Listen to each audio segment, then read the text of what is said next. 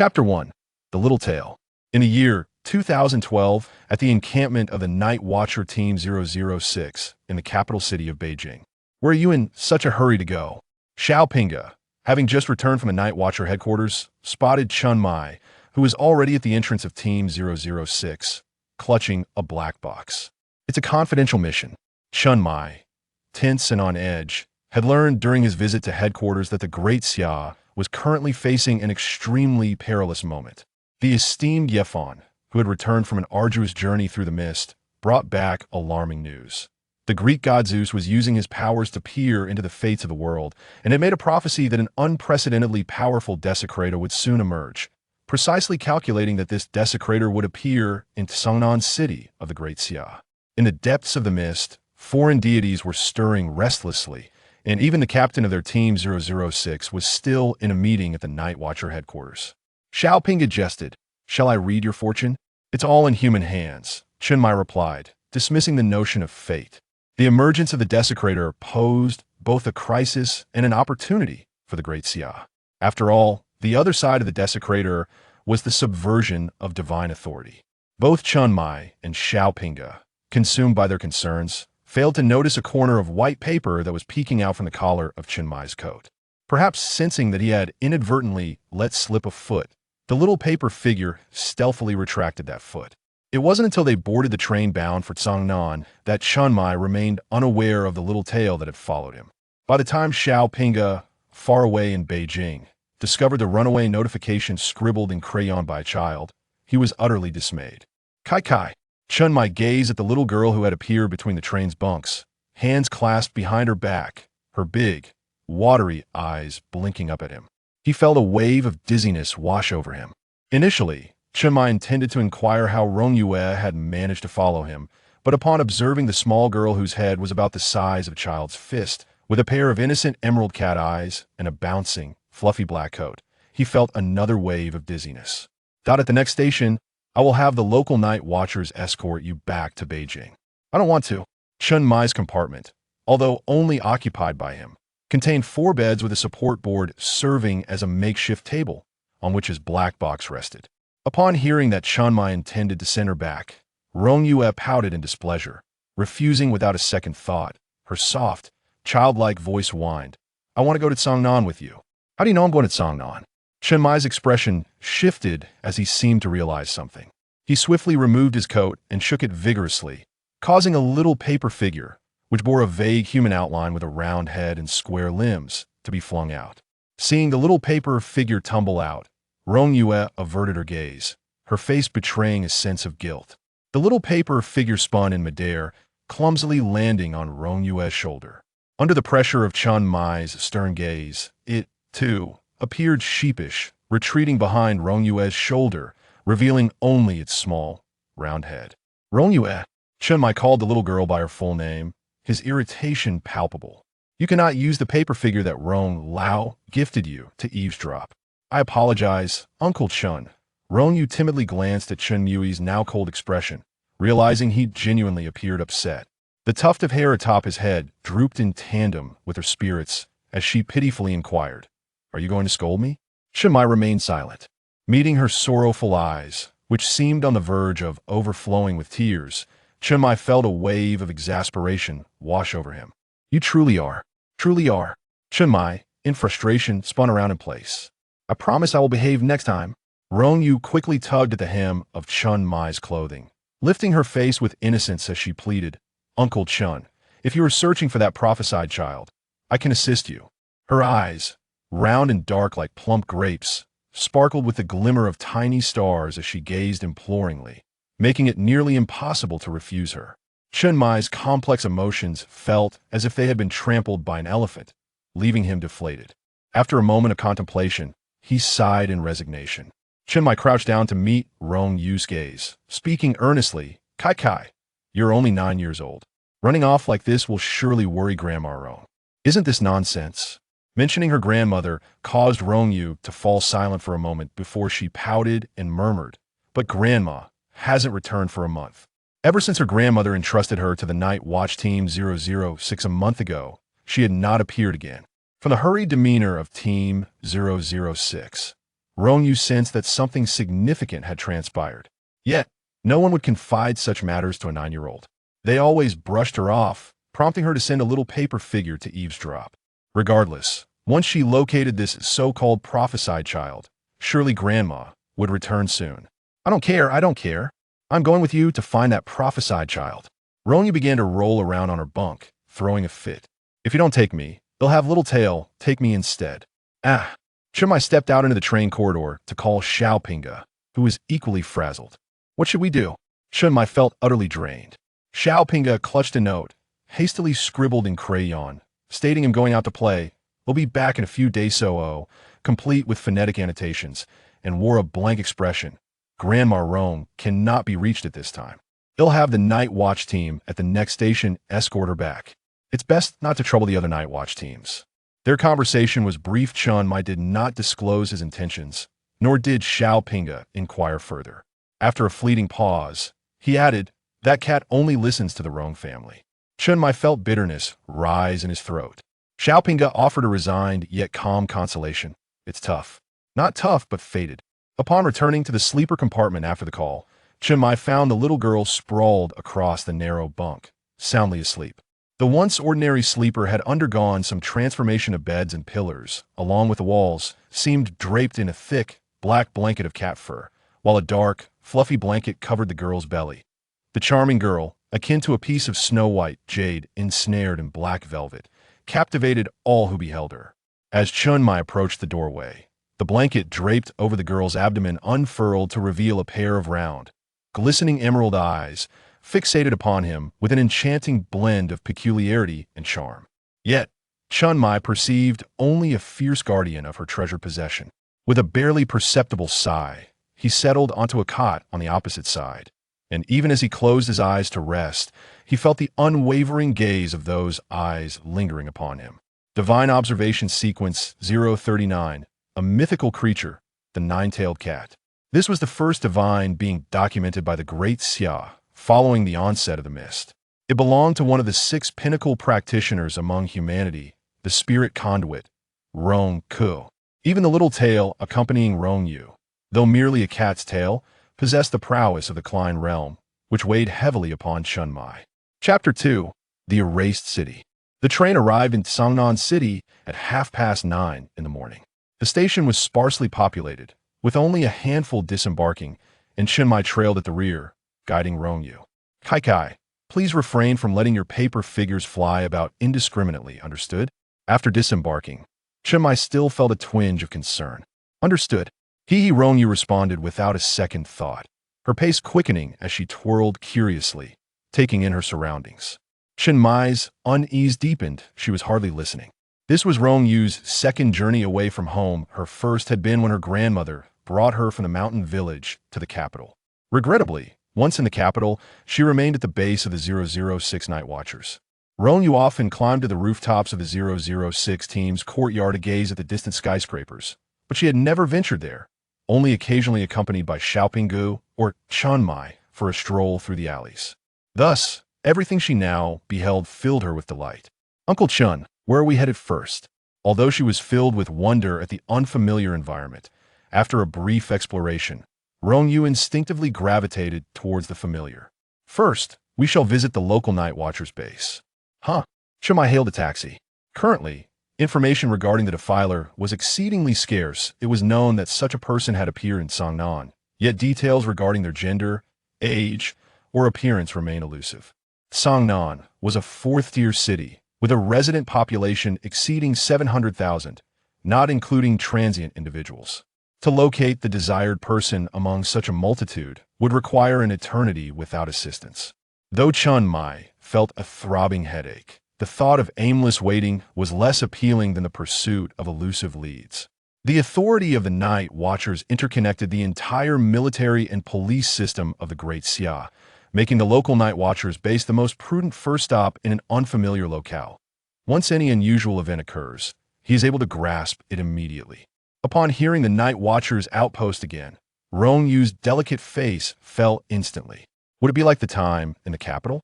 Rong Yue quickly clung to Chunmai's arm, emphasizing, Uncle Chun, I want to accompany you. He mustn't think of leaving her at some night watcher team outpost again.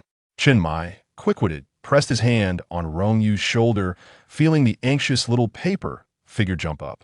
He swiftly glanced at the driver, noticing that the other party was oblivious, and said nonchalantly, "I am indeed going there to handle some matters. But aren't we supposed to be searching for someone?" Rong Yue was puzzled. Shouldn't searching involve traversing numerous places and meeting many people? Otherwise, what kind of search would it be? "You will understand once we arrive," Chen Mai replied succinctly. He had intended to pat Rong Yue on the head, but the innocent black pom-pom atop her head mirrored his thoughts, causing his intention to dissipate. Rong Yue, showing some obedience, refrained from pressing further out of irritation. She followed Chen Mai to the Cangnan Night Watchers team. The base of Team 136 was a modest bookstore located on the street, featuring a small reading corner by the window for visitors to linger and read. Rong Yue was set down in this corner while Chen Mai ascended to discuss matters with the team leader. He soon brought out a pile of case files to review, even delegating the task of procuring lunch to a member of Team 136. This was far from the outing she had envisioned. The little one felt utterly deceived. Jiangya, the only female member of Team 136, approached with 2 children's books for her to peruse. However, Rong Yue knew very few characters and, with her mind wholly focused on going out to play, had little interest in the books. She leaned against the glass window, gazing outside, feeling like a caged little bird from morning till afternoon. Jiangya's heart melted at the sight, her voice instinctively softening. "Is little Kai feeling bored?"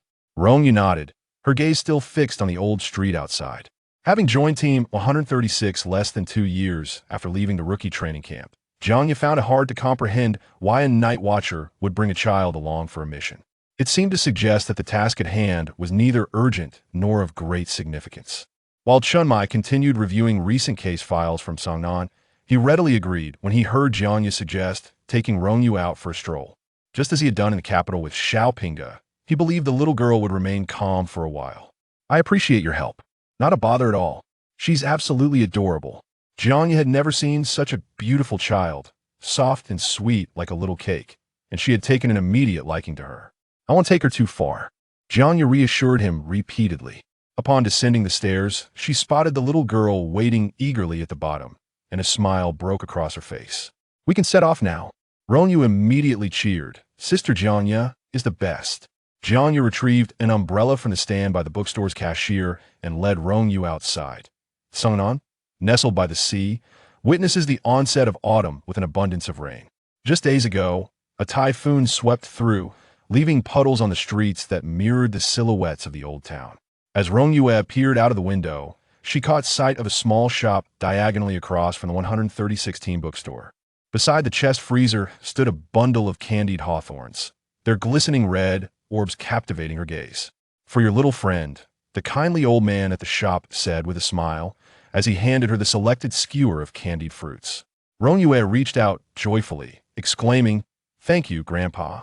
At that moment, the small plush black tuft atop Rong Yue's head seemed to sense something, suddenly bristling in alarm towards the tranquil sky.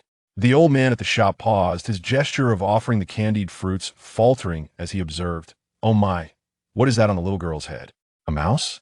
Before he could voice his inquiry, everything around them seemed to hit the pause button. Tick-tock-what began as a single droplet of rain transformed into a torrential downpour in an instant. In the next moment, the clouds surged and gathered, dark and oppressive like spilled ink, as the air crackled with the roar of thunder. The surrounding darkness appeared to threaten to engulf all in its path.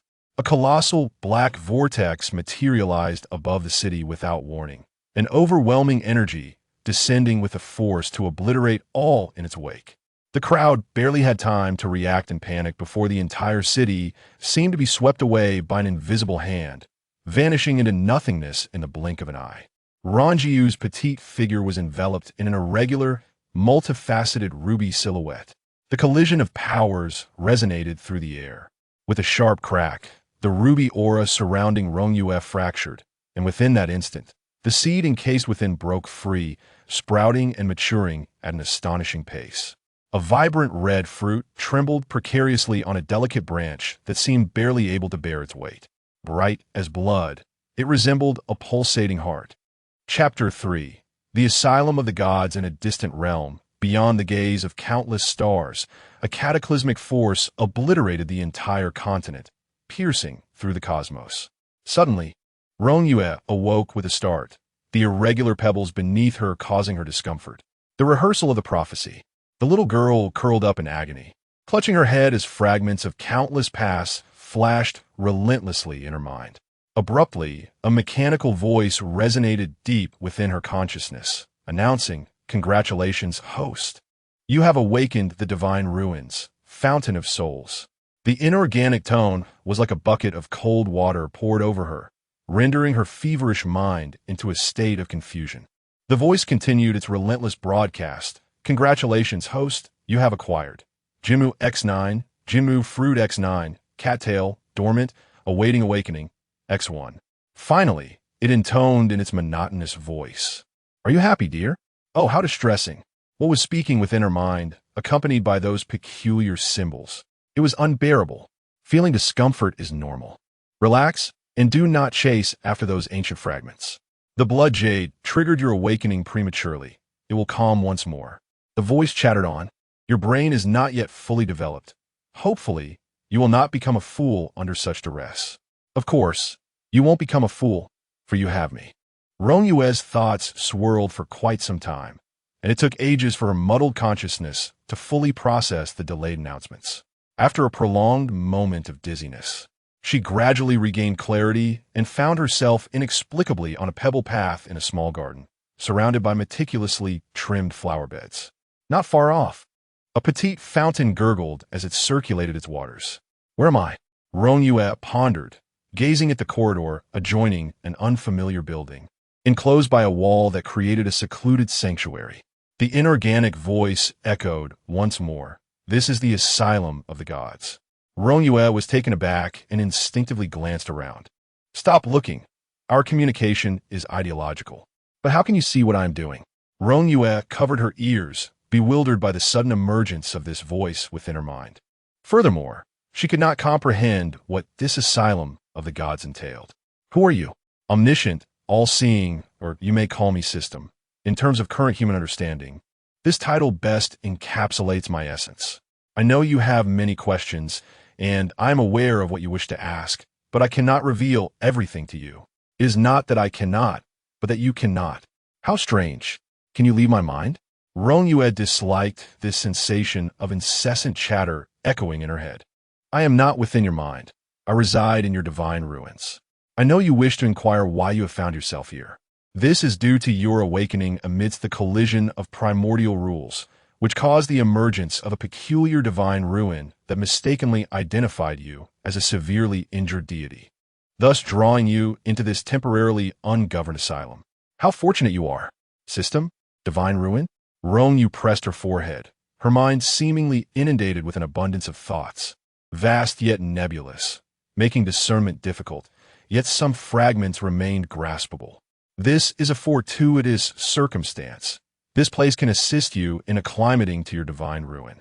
A calamity was narrowly averted. Rong Yue instinctively inquired, what calamity? The moment she spoke, her mind involuntarily recalled the last vivid image of that crimson fruit. Do you wish to know? Then allow me to take refuge within that cat's tail, the one in the flower bed. The cat's tail? Rong Yue located the small black tail that had fallen in the flower bed, shaking it gently, a tiny tail. It resembled an ordinary tuft of fur. Growing anxious, she sought assistance from the incessantly chattering voice that had identified itself as the system since her awakening. Why has the little tail ceased to respond? Is it dead? The system replied, of course not. It is merely its essence that has been sealed. Sealed? This is unfortunate news. Brace yourself. The system's warning was succinct.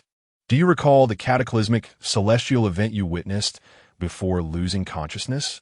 That transpired because a deity unleashed the supremely potent divine ruin of Shiva's wrath, erasing everything within the borders of Cangnan City from existence. The reason you are here is that you collided head-on with the erasure rule. The elder Rong Yue, who nurtured you, and your cat were present on the front lines against the deity that invaded Daxia and invoked Shiva's wrath. The elder sacrificed herself to protect the current commander of the Daxia Night Watch, Wang Qing, while your cat was sealed alongside the invading outer god. Rong Yue, clutching the black fur ball, felt as though struck by lightning. My grandmother and my cat? The system's mechanical voice at that moment sounded cold and unfeeling. The cat's tail is a remnant left after the nine-lived cat ascended to divinity, imbued with a thread of its divine essence connecting the tail to its true form. Now that its essence is sealed, this connection has naturally been severed. I must leave this place. Rong Yue wiped away her tears, determined to find her grandmother and her cat. You cannot exit at this moment. Ignoring the system's words, Rong Yue stuffed the fur ball into her bag, tugging at the little paper figurine within, pulling out a series of them. The paper figures received their orders and immediately scattered to search for an exit. You need not waste your effort. This asylum is not of the present world. Even if you scale the walls, it would be futile. Rong Yue, undeterred, climbed the walls with the collective support of the paper figures, only to discover herself once more at the foot of the very wall she had just ascended. You see, I told you, you cannot escape. Stubbornness surged within her. She switched locations multiple times, scaling walls only to return to her starting point.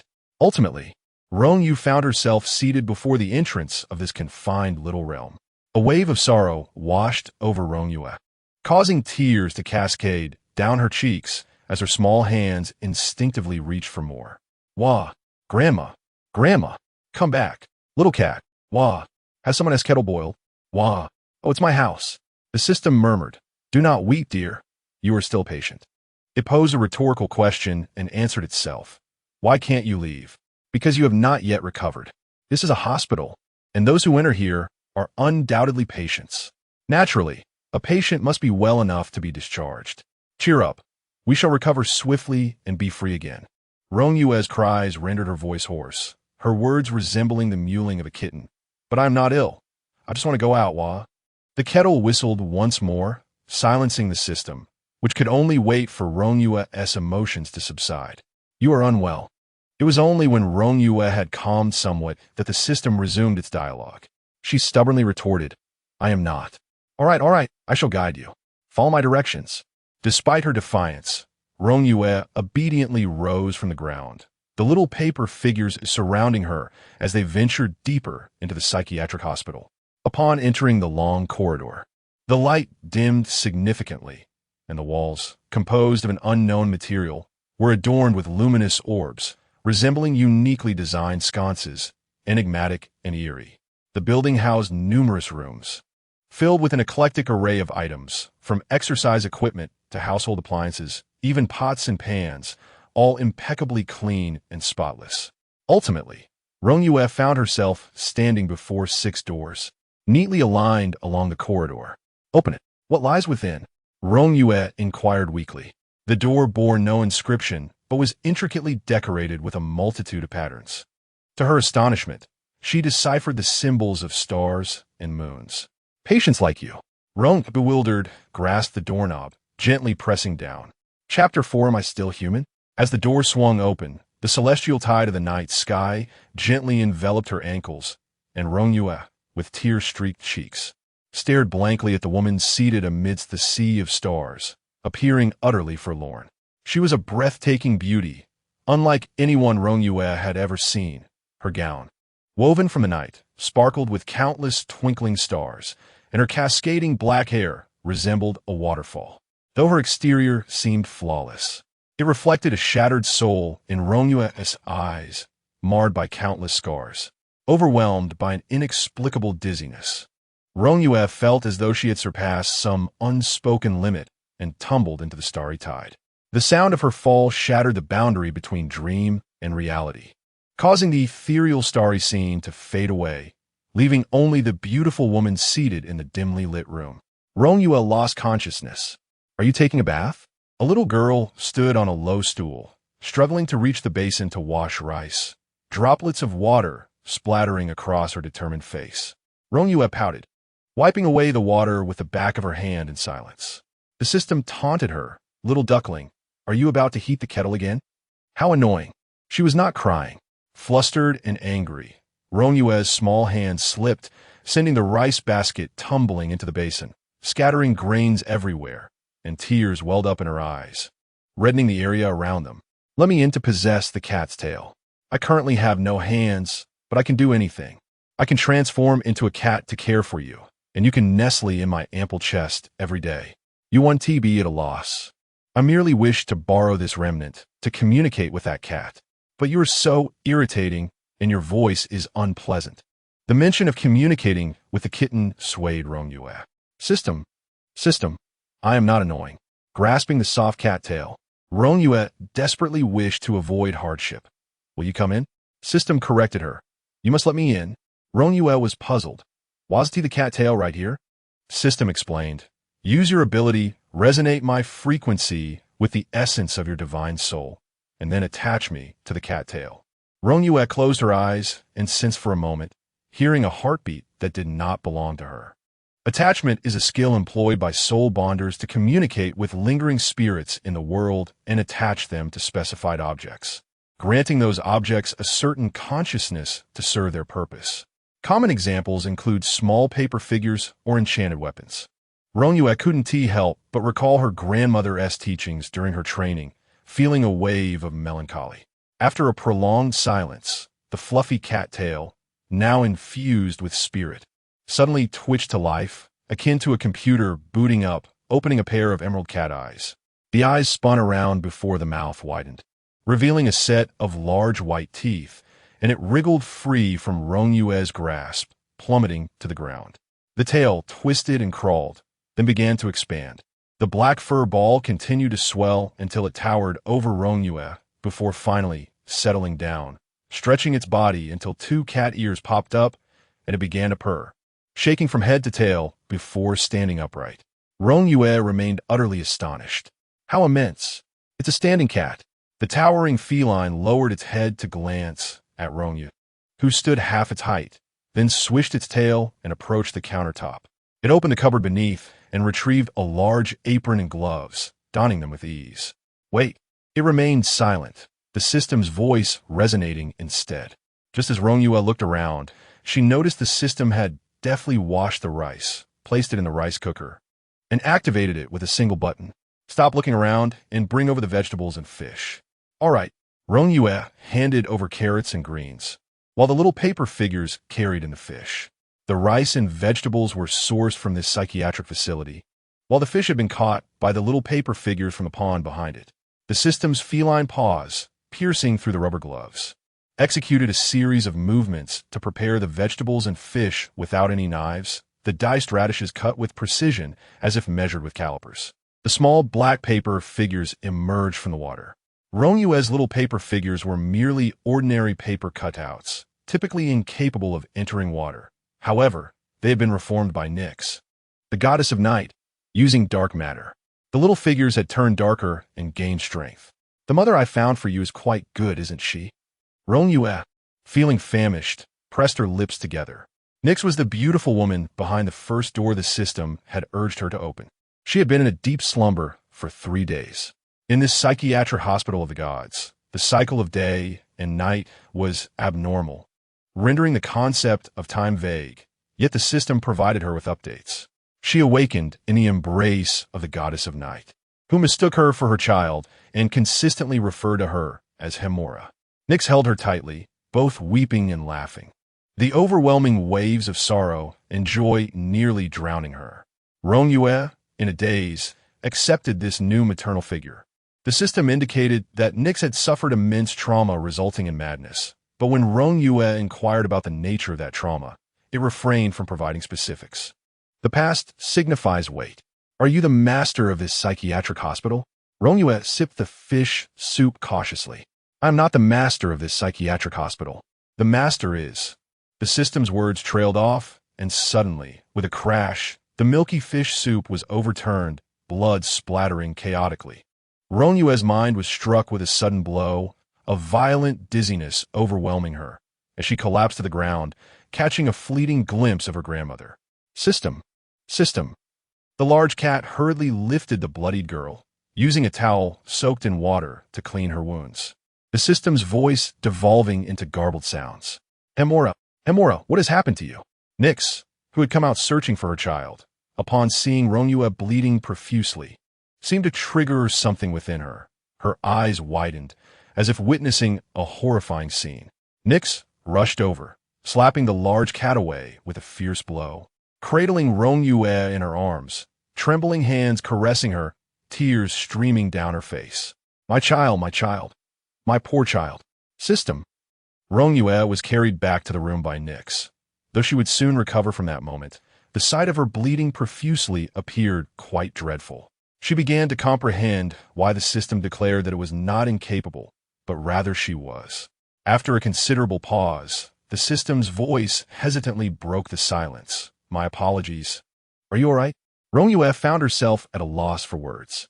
Having finally managed to soothe Nyx, she quietly slipped out after he fell asleep to rendezvous with the elusive system cat in the garden. Standing in front of the second-floor window, a slender woman lingered as the night enveloped the mental institution. Rong Yue remained oblivious, mistaking the darkness for a mere transition to nightfall. The system cat, adorned with metaphorical daggers embedded in its back, rummaged through its mouth, producing an assortment of snacks, potato chips, jelly, chocolates, and half a pack of cookies, as well as plastic toys, cotton dolls, gaudy marbles, stones scavenged from the roadside, and sparkling gem-like accessories. The remnants of the nine-lived cat had been transmuted into the embryonic form of a dwelling, cluttered with the belongings of a young girl, which the system could access after its embodiment, and it began to organize them with a hint of compulsive disorder. System, am I no longer human? Chapter 5, The Knocking Door. Rong Yue. The system is truly irksome. Rong Yue rested her chin on her hand, at a loss for words. The system, oblivious to the reason for her renewed discontent, noted that she was perpetually unhappy, despite its omniscience, capable of perceiving every event in the world. It could not fully comprehend the intricacies of the human heart, particularly that of a child. Well, the logic of a child's mind is often underdeveloped. The system cat continued to rummage through its belly, this time retrieving an assortment of daily necessities. Holding a set of little yellow duck cups and a toothbrush, it inquired, having just eaten, do you wish to brush your teeth? Rong Yue, somewhat perplexed, brushed her teeth, and only upon finishing did she realize, have I really gone days without brushing? Nyx used energy to clean you, so you still smell delightful. Fret not. The system reassured her, sitting cross-legged on the grass. Rong Yue gazed at the imposing walls of the mental institution. Am I truly unable to go outside? The system remained silent. Children's energy recuperates remarkably swiftly. If you wish to climb the wall and play, by all means, it replied. But that was not her intention. She merely wished to step outside. But I am not ill. Rong Yue protested, resting her elbow on her knee, her expression one of profound despair. Oh, my dear, you are indeed unwell. No one suddenly sleeps for 3 days, nor does a healthy person slumber for 18 hours in a single day. The system remarked solemnly. You have just awakened your divine heritage. If not for this mental institution, the hallucinations and auditory delusions arising from the knowledge within your divine realm would have surely torched your fragile little brain. The system addressed Rong Yue's initial query. To be precise, you are the original human, a descendant of Enhua. The system cat gently patted Rong Yue's small head, its plush paw giving a thumbs up. Your lineage was painstakingly crafted by your mother, Enhua. You possess your own cycle of reincarnation, and you are merely the 9th generation. By lineage, you are the ancestor of this modern gathering of little beings. Rong Yue, she felt the system was far more unwell than herself. With a heavy heart, she lowered her gaze, pondering her mother. Instinctively, she glanced towards the direction of the hospital, towards Nyx's room. Her recollection of her mother was confined to a black and white photograph of a beautiful woman. Her grandmother had told her that her mother had passed away before her birth. After awakening in the mental institution, her mind had been flooded with a plethora of knowledge that did not belong to her. They loomed like icebergs beneath a tranquil sea, silently majestic yet undeniably present. The system cat remarked, You have summoned the blood jade of Enhua. Rong Yue, uncertain yet obedient, cupped her hands together, and a spectral, irregular ruby began to materialize between her small palms. The gemstone, however, was marred by noticeable cracks, yet it still allowed Rong Yue to discern 9 small saplings encircling within. In her ancestral memory, They were originally 9 seeds. Do you see the fissures upon the blood jade? Once these cracks have fully restored, you shall be free to leave this institution. In an instant filled with anticipation, Rong Yue's eyes widened in surprise as she eagerly confirmed, "Really?" "Indeed," came the reply. Rong Yue immediately embraced the ethereal gem with utmost seriousness. However, within 5 minutes, she inquired, "Why isn't it making any sound at all? Are you deceiving me?" The system responded with a simple. It decided to employ its most potent tactic to deal with mischievous children. Your mother is looking for you. Despite lacking any blood relation, Rong Yue felt a sudden sense of restraint. After all, she still had to sleep in Nike's room that night, as she was, after all, a child unable to sleep independently. Just as she was about to leave, a dull thud echoed through the air. Bang! Something heavy struck the door, and the resounding noise reverberated throughout the psychiatric hospital. Both Rong Yue and the system cat turned their gazes towards the direction of the hospital's entrance. Someone was knocking. Realizing this, Rong Yue swiftly dashed to the front door of the psychiatric hospital. There was indeed someone outside. Soon, a second knock resounded. Rong Yue called out loudly, "Is anyone out there? Who is knocking?" A youthful voice from within the psychiatric hospital clearly responded, startling the little boy outside, who then grew excited. "Who are you? Where's this place? What do you mean? You're the one knocking. Why are you asking me?" Rong Yue was momentarily taken aback. Rong Yue. A good person." The system interjected. "Impressive. Huh? A good person?" Lin Xie felt a tinge of anxiety. I'm also a good person." Ever since he had seen the angel on the moon and accidentally fell from the roof, his eyes had not been able to fully open again. It wasn't that he couldn't see at all, but rather that his vision was significantly constrained, altering the way he perceived the world. Strangely, he could open his eyes in dreams and clearly see the imposing, ancient door before him. He could even discern the characters beside the door. Yet regrettably, he only recognized the 4 characters that read Psychiatric Hospital. This recognition was due to the various marked items in his current surroundings, as he had heard others pronounce those words, Sunshine Psychiatric Hospital. This was not his first encounter with the Grand Door, yet on every previous occasion, he had never dared to knock. This was the first time he mustered the courage to do so. "What is your name?" Rong Yue, having grown up in the mountains, was unafraid of anything.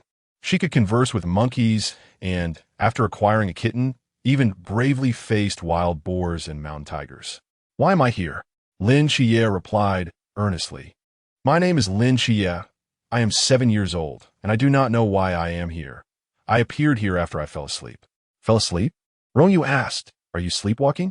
Lin Xie weakly replied, "I don't know."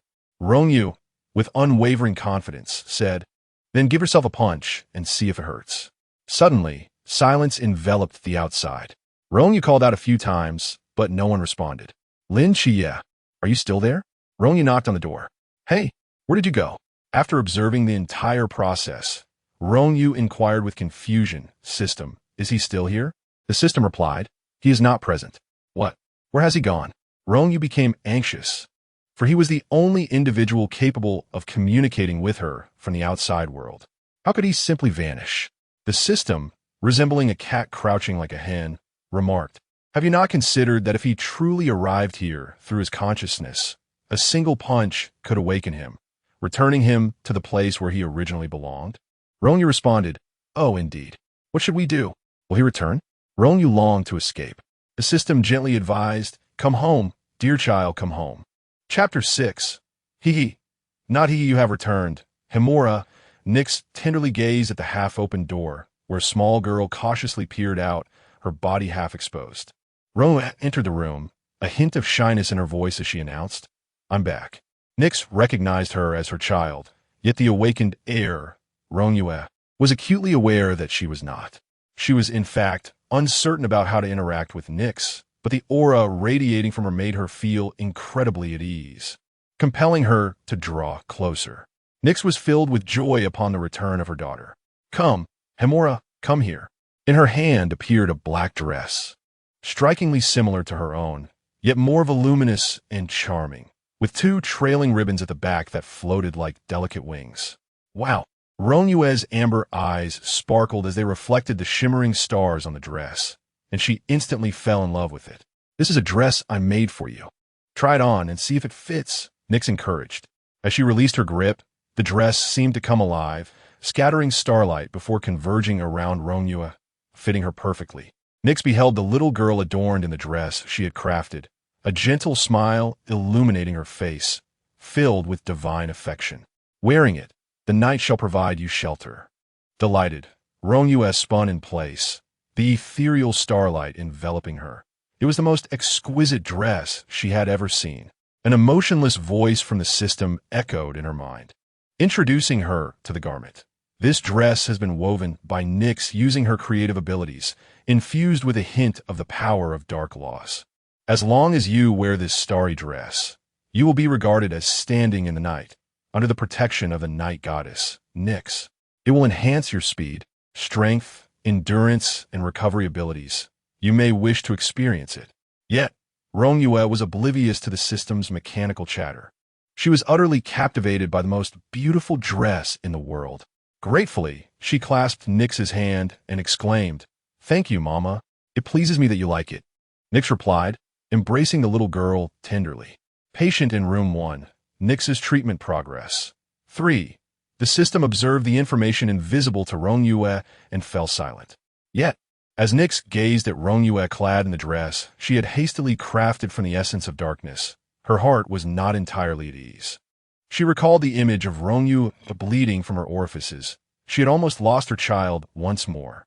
Nyx's emotions spiraled into sorrow, tears cascading down her cheeks like pearls strung loose, as she caressed Rong Yue's small face. "Hemora, your siblings, they have been gone for quite a while. Where could they be?" Rong Yue was taken aback by the sudden outpouring of tears, left at a loss for words. Clumsily, she attempted to comfort her. Don't be sad, Mama. They might just be lost track of time while playing." She reminisced about how she too had often lost track of time while playing in the mountains, prompting her grandmother to search for her with a feather duster in hand. But this time, no one would come looking for them. "System, how can I assist Nyx? I wish to help her." After accepting Nyx's kindness, Rong Yue found it increasingly difficult to disregard the scars that marred Nyx's soul. Perhaps it was precisely because she could discern the deep wounds etched upon Nyx's spirit that she felt a profound empathy towards her. Rong Yue inquired about solutions from the system. "Has she not regarded you as her child? Accompany her as though you were her offspring." Rong Yue listened intently, yet the system fell silent. "Is that all? Nyx suffers from a mental illness, stemming from profound trauma inflicted upon her soul. She requires a child to accompany her." Rong Yue comprehended the implication, but a question lingered in her mind. "Why is there no mention of Nyx in the memories of divine inheritance that I possess?" The divine realm awakened within Rong Yue is known as the Fountain of Souls. It is a genuine and complete domain of divine essence, woven by the goddess Nuwa, characterized by inheritance, bequeathing her only daughter of the same origin. Later, Nuwa attained sainthood by molding clay to create humanity, at which point the Tao of creation manifested. The heavens and the earth were irrevocably separated, and the laws of reincarnation took shape. Nuwa then sent her daughter to the mortal realm as her earthly representative. All the spiritual power of Nuwa's descendants would eventually return to the Fountain of Souls, to be inherited by the next generation, accumulating through the ages. Another purpose of this fountain is to serve as a repository of memory. Each generation of Nuwa's descendants, upon the return of their consciousness to the Fountain of Souls, brings with them the wisdom and knowledge they have amassed throughout their lives, passing it on to the next. Now, with but a single thought, if it exists within her past memories, she would access the relevant information. These deities were born after the sages departed. By then, your predecessors had already integrated into the mortal realm. The system guided Rong Yue to the library of the mental institution, where she retrieved several tomes concerning mythology from shelves. After the sages departed, some heavenly laws reverted to chaos, giving rise to new mythological civilizations. However, the onset of the fog precipitated a rapid spread of madness and pollution, nearly causing the collapse of all mythological systems. This mental institution emerged at a certain time, preserving the untainted embers of these mythologies. Each room represents a distinct mythological system. This is also the reason you were drawn to this institution. You are the last remnant of the primordial mythology. And this figure is Merlin, the legendary sorcerer who assisted King Arthur in his ascension, the sole being to reach the source of calamity in Welsh mythology. He is adept in all forms of magic, mastering transformation and possessing the ability to foresee the future, embodying the collective yearning of the Britons for the unknown and wielding one of the fundamental rules of wisdom. He is a deity of magic and intellect. He can foresee the future. As the system's narration unfolded, Rong Yue stood at the threshold of the second patient room, her hand gently pressing down on the doorknob. Inside, a silver-haired youth wearing a wide-brimmed wizard's hat lifted his gaze slightly, looking towards the door as it creaked open. The surrounding environment underwent an imperceptible distortion, revealing a brightly lit, ancient treehouse library before Rong Yue's eyes. "Hello." Rong Yue, the adorable girl, gently tapped on the door and looked at the young man clad in a mage's robe behind the desk. "Big brother, may I come in?" "Of course, my dear lady," Merlin replied, though he appeared rather lethargic. Upon seeing Rong Yue, his demeanor seemed to worsen, yet he maintained his courtesy. What is the matter with him? Rong Yue pondered in her mind, communicating with the system. This legendary sorcerer resembled a desiccated fish, devoid of any spirit or vitality. Without hesitation, the system divulged Merlin's predicament. He lost a wager to a 12-year-old girl involving his prophetic crystal ball, one of his most cherished magical artifacts. By the way, your mother's bracelet and the ring belonging to the neighbor were also lost to that little girl.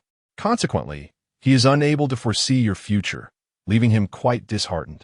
What? He cannot see my future? Does that mean he has no idea when I might be able to leave? Rong Yue, thrilled at the prospect of Merlin's prophetic abilities, rushed in, only to hear him mutter in response. Chapter 7. Listening yet unable to comprehend, departing yet unable to leave. Rong Yue puffed up her cheeks, arriving here because the system had just informed her that Merlin, the god of magic and wisdom, possessed the ability to foresee the future. She yearned for this legendary sorcerer to assist her in discerning when she might escape from this place. Merlin, having encountered setbacks in his prowess of foresight, regarded the young girl before him for a moment. He found himself unable to glimpse this child's future.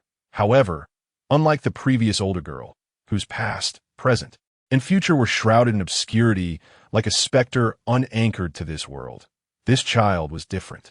He could trace her past, and, astonishingly, she had emerged from an egg. He could even faintly perceive a fragment of her destiny, reaching further back to a girl with a human body and serpentine tail, encircled by boundless flames. Those flames did not harm her in the slightest, yet they formed an insurmountable barrier, obstructing his gaze as he sought to delve deeper into Rong Yue's past. Merlin yearned to uncover the causality of that girl, to touch the flames for just a moment. Suddenly, a pair of cold eyes opened. Merlin realized that these were not mere flames, but rather a palpable intent to kill. Only the power of the laws could counteract the power of the laws. He withdrew his probing gaze and focused solely on the girl before him. "Your name is Rong Yue." Rong Yue was taken aback. How could he know her name? Before she could inquire, she was astonished by the scene unfolding before her eyes. Reflected in her pupils, Merlin's figure began to distort and elongate. His inky hair cascaded down, replacing his original silver locks, and his deep-set Western features twisted into the exquisite visage of a delicate Eastern maiden, with a snow-white serpentine tail coiling beneath the deep blue robe. This legendary sorcerer had transformed into a girl with a human body and a serpent's tail.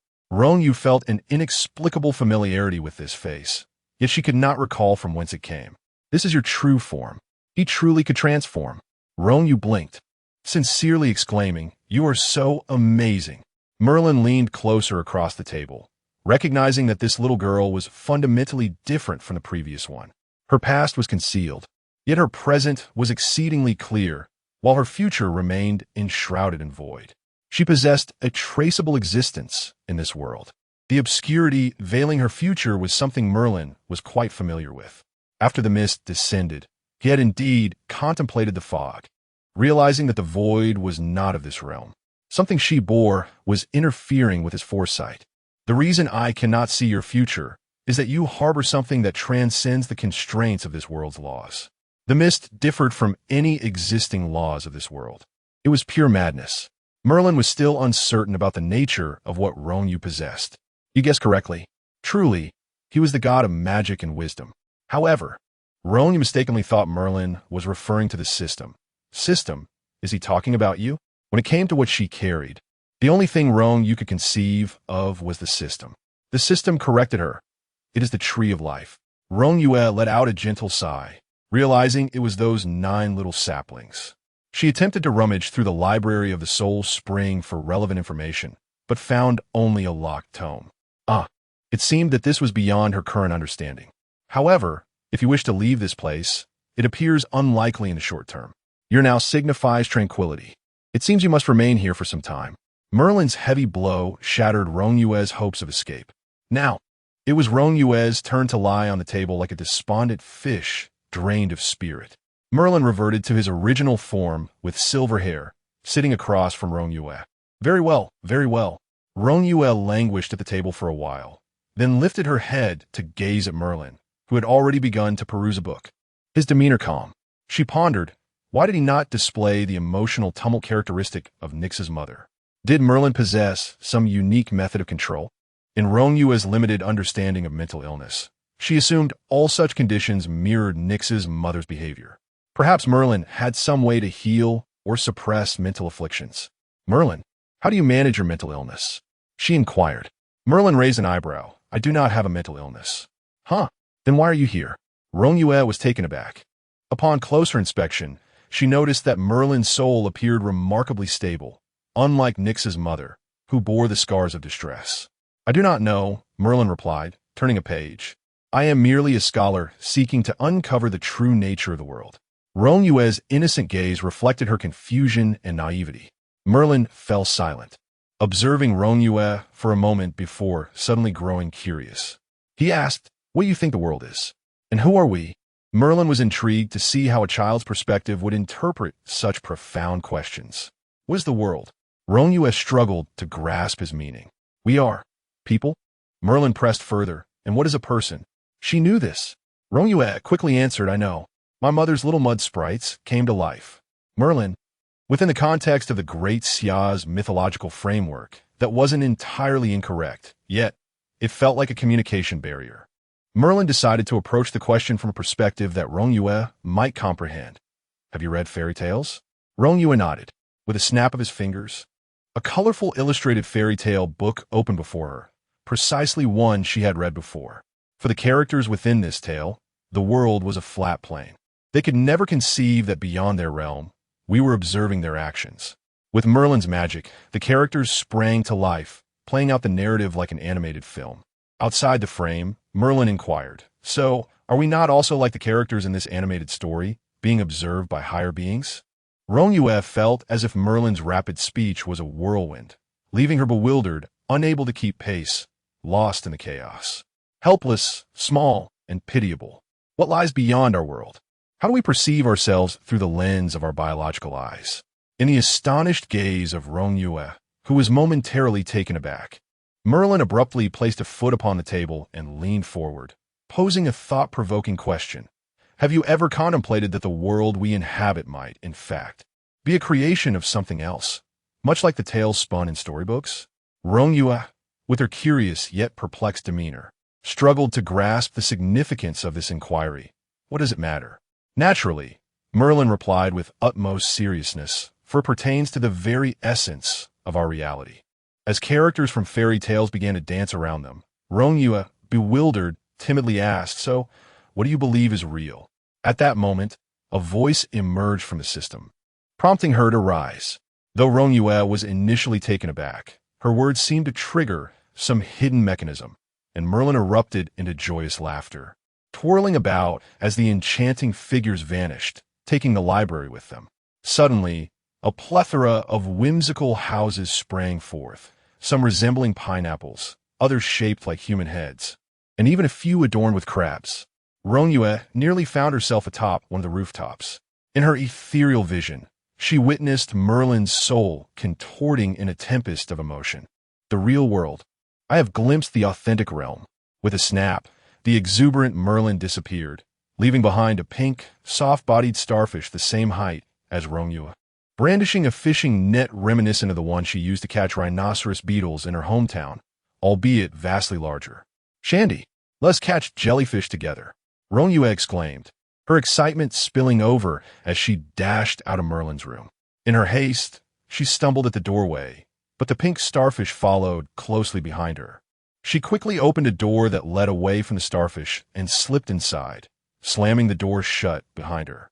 Turning around, she found herself face to face with a startled young man with golden hair, their eyes locked in a moment of shared surprise. Chapter 8. Professional alignment. Are you here to place a bet as well? The blonde youth stammered, clutching his harp tightly. With a mixture of pitiful determination, he declared, "I have nothing left to wager. This harp is absolutely not up for grabs." "No, big brother." Rong Yue pointed shakily toward the door. "There's a pink starfish monster outside." "What?" Bulaki exclaimed in alarm, hastily moving to the door and naively opening it, just in time to come face to face with the returning pink starfish, Merlin version. "Oh!" Bulaki emitted a scream that echoed through the air. The pink starfish's eyes lit up as it seized his flowing golden locks with a force that was astonishing. "It's you, octopus brother." "It's not me. It's not me," Bulaki cried, exerting all his strength in resistance. However, the pink starfish possessed an unexpected might. Seeing him being dragged away, Rong Yue immediately wrapped her arms around his waist, aiding him in his struggle. Just as Bulaki managed to wrest his hair back, he slammed the door shut, causing both him and Rong Yue to tumble to the ground. Rong Yue saw stars. Winky face, she found herself in close proximity to Bulaki, clearly noticing the anomaly within his soul. "Big brother, why is there a sister inside you?" "What sister?" Bulaki, still shaken, thought to himself how perilous it was outside. There really is a pink starfish monster. Mistaking Rong Yue's comment as a call for him, he emphasized, "Though I am exceptionally handsome, I am indeed male." Rong Yue pointed at Bulaki's heart. "But you possess two souls within you." Here, this must be her heart. Bulaki's soul shimmered in a soft, golden hue, typical of divine beings. Yet the area around his heart radiated a gentle emerald, housing another soul. It struck him like a bolt from the blue. Before he could inquire further, Rong Yue's hand swept past his heart. Though there was no physical contact, at that moment, Bulaki distinctly felt a soul-shattering tremor, as if his heart were being tugged. Rong Yue raised her hand to form a gesture, summoning a small white paper figure from her bag, which floated mid-air. She infused the recently captured essence into the paper figure. Command. The paper figure trembled violently as if caught in a tempest before settling down. Rong Yue produced a black outline pen, adorning the figure with two small black dots for eyes and a triangular mouth. "All right, big sister, you may speak now." The little paper figure blinked its inky eyes and opened and closed its mouth, yet no sound emerged, as if it were acclimatizing to its sudden corporeal form. Eventually, it fell into silence, merely floating quietly in the air. Rong Yue waited patiently, but no voice came from the paper figure. How could this be? Was her spell ineffective? Surely not. Puzzled, she circled the paper figure, attempting the spell once more, but it remained utterly still. Didn't he make any mistakes? Why can't it speak? The system cat, having shrunk somewhat in size, perched upon a tree in the courtyard, observing the pink starfish that frolicked madly across the yard, attempting to capture non-existent jellyfish with a net, swaying left and right. Just then, a large Merlin starfish descended upon its head, prompting the cat to retaliate with an unstoppable feline punch. Though the nine-lived cat, after attaining divinity, had shed its mortal tail and possessed only the strength of a Klein peak, it was still no match for a god of complete magic and wisdom. However, the Merlin in its current form lacked divine power. Under the weight of the cat-sized jackfruit punch, the pink starfish traced a graceful parabola through the air. "Man, your technique is sound. It is she who chooses silence." In Bracky's room, Rong Yue heard the system's notification, belatedly realizing the atmosphere was awry. Bracky, initially tangled in his golden hair due to Merlin's antics, stared blankly at the small paper figure, tears unexpectedly streaming down his face. He choked out the name. The paper figure remained silent.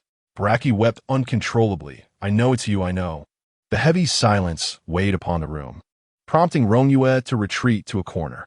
A soft feminine sigh echoed. I'm sorry, Bracky, for making you feel this sorrow. No, it's me. Bracky seemed to recall something, his expression marred by despair, his divine power beginning to waver. At that time, I fell asleep. When I awoke, you were gone. My heart, your heart, so it was. He laughed amidst his tears, a poignant blend of grief and self-mockery. It is not meant to be like this.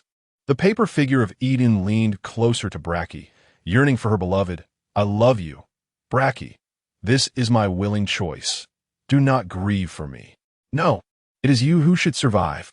Bracky, in despair, embraced the paper figure, wishing to rip out his heart and return it to Eden. What are they doing? Rong Yue's brow furrowed. This is your area of expertise. How am I to live on in solitude with your heart? I would rather follow you into oblivion, Bracky lamented, his divine energy beginning to show signs of collapse. Rong Yue, though confused, was deeply shaken. She timidly interrupted Bracky. This sister is not dead. Just recreate her body, and it will suffice, right? Under Bracky's frantic gaze, Rong Yue's voice dwindled, her body pressed against the wall. The soul endures. It is merely the body that is lost.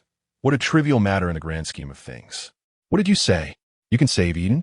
Bracky's eyes suddenly sparkled with clarity, and in an instant, he was before Rong Yue. She shook her head. I cannot do it yet, but I know how. Bracky's emotions fluctuated from despair to hope in the blink of an eye, pulling Rong Yue closer, even as a bubble of mucus formed at his nose. Ha ha ha! Rong Yue burst into laughter. The paper figure of Eden approached Bracky, possessing knowledge that surpassed his own and lacking the optimism that he harbored. Within Bracky's current form beats the heart that she has safeguarded from the mists of time, wielding the power of youth. If her resurrection necessitates the extraction of her heart, how can Bracky possibly endure? If her existence must be traded for Bracky's demise, she cannot acquiesce. Eagerly, Bracky implores, what is the solution? I am willing to sacrifice my life if it is within my means. No, I willingly exchange my existence for yours. Bracky, do not speak to me in such a manner. The mere thought of losing Bracky shatters Eden's heart. Then let us create something to house the elder sister's spirit. After all, you both share a single heart. As long as you do not stray too far apart, you can, share life and death together. In Rong Yue's view, the dilemma faced by Bracky and Eden is rather simple. Since a single body cannot harbor two distinct souls simultaneously, when Bracky is awake, Eden must inevitably slumber. Thus, would it not suffice to separate one consciousness? Spirit-bound individuals are inherently destined for the art of spirit possession. She mastered the ability to possess little paper figures by the age of 3. How proud she is! Chapter 9. The hope of revival. Rong Yue had not yet lowered her hands resting on her hips when a small paper figure, residing with Eden, suddenly burst forth with blue spiritual flames, incinerating itself in midair. Then, Bracky exclaimed, startled. Without a moment's hesitation, he reached out to grasp it, only to clutch a handful of ashes. In a flurry of anxiety, he turned to Rong Yue, who quickly reassured him. Sister, Eden is safe. She resides within your heart. Rong Yue explained to Bracky, I am a spirit contract practitioner, naturally skilled in spiritual arts, adept at communicating with the ethereal energies of the universe, imbuing various entities with spirit. She summoned a circle of small paper figures, resembling gingerbread men, albeit with round heads and square limbs. Each figure bore painted eyes and mouths. Their expressions varied, yet vividly animated, possessing a semblance of spiritual awareness. The little paper figures curiously approached Bracky. Unable to speak, they surrounded him, climbing up and down. And even one tenderly tidied his hair with its square paper hands. Bracky gazed in astonishment at the scene before him. He perceived that the abilities demonstrated by this young girl had breached the boundaries of all known rules, touching upon the most enigmatic authority of the soul. Yet, she appeared to be an ordinary person, devoid of any discernible spiritual energy emanating from her. Spiritual arts? Bracky had never heard of such a thing. However, Eastern deities were the most ancient and mysterious of all, as recorded in their divine history. By the time Asgard was born, the Eastern Celestial Court had already existed. It was only natural for her to possess knowledge unknown to him. As long as she could save Eden, that was all that mattered. What is attached to the little paper figures is merely a fragment of Sister Eden's spiritual essence that I extracted from you, Rong Yue revealed, producing a blank paper figure, untouched by spirit. Though my paper figures are crafted from century-old purple bamboo, containing a divine essence, even a mere fragment is quite a challenge to sustain. 10 minutes is the absolute limit, hence the figure's self-destruction. Sister Eden's consciousness resides within her heart. As long as your heart continues to beat, she shall remain unharmed. Upon hearing this, Blocky placed his hand over his heart, feeling a tumult of pain and joy. Pain for the sacrifice his beloved made to save him, yet joy for the chance to rescue her. Blocky, the god of poetry and music in Norse mythology, is the ninth son of the chief god Odin. Eden, the goddess of youth, is Blocky's wife and the custodian of the eternal garden in Asgard. While her rank is not high, her existence in Asgard is exceptionally unique, as her authority over youth is intertwined with the golden apple tree in the eternal garden, which bestows everlasting youth upon the gods. Through the system's exposition, Rong Yue had come to understand the existence of myriad mythological systems in the world, such as the Greek mythology of Nyx, the Welsh or English mythologies featuring Merlin, the nearby Indian mythology, Japanese mythology, and so forth. Rong Yue replicated her summoning technique once more, bringing Eden forth and likewise explaining the situation to her. After considerable effort, Eden recounted the events involving herself and Bragi. A century ago, a mysterious mist suddenly engulfed Asgard. This mist, whose origin remained unknown, initially led to the demise of lesser deities, while even the mightiest gods experienced a swift decline in their powers, ultimately succumbing to a fate visible to the naked eye. Some powerful malevolent deities, unwilling to dissipate, resorted to slaughtering their own followers, sacrificing souls to preserve their existence.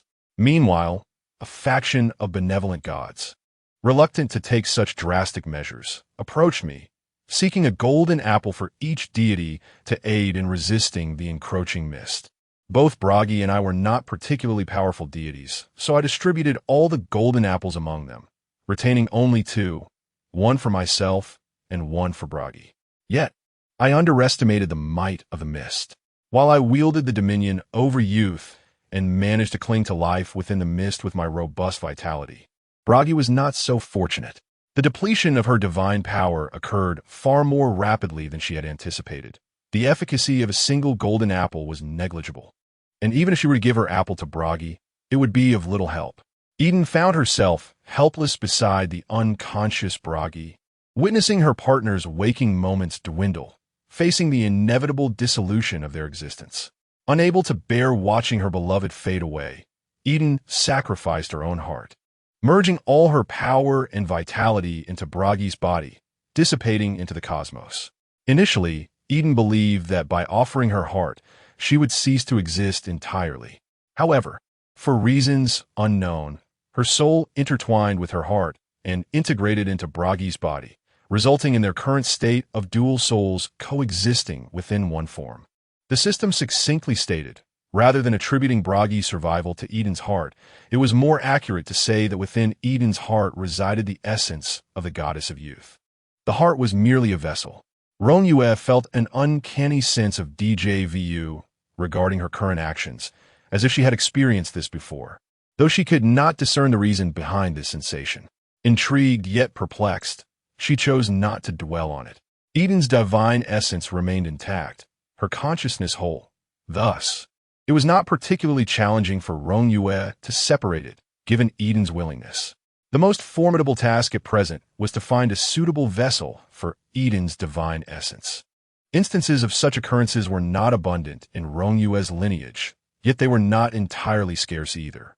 Among the most renowned was the god of slaughter, who, after the destruction of his corporeal form, reformed within a lotus. However, this lotus was no ordinary one. It was an innate treasure born from the primordial chaos. One of the most precious artifacts of the Jade Void Palace, the 7-colored lotus. It is crucial to understand that a vessel capable of hosting a divine essence could never be mundane, and the compatibility between the vessel and the divine essence was paramount, as the grade of the vessel would significantly impact the essence's future cultivation. Once the laws of the cosmos were clarified, the spiritual energy was subsequently divided among the various divine realms. In other words, the good resources had long been apportioned. In the spiritually depleted mortal realm, aside from exceptional beings like the nine-lived cat, which ascended through unique spiritual paths, even the hope of becoming a spirit was a distant dream. The birth of spiritual treasures was nearly impossible, and acquiring an elixir could take centuries of waiting. Rong Yue revealed her method to Eden. I can extract your soul and attach it to another vessel capable of housing your essence, but at present, I lack a suitable artifact. Blaji's gaze flickered to his instrument. A spark of excitement ignited within him as he inquired, "Could my loot suffice?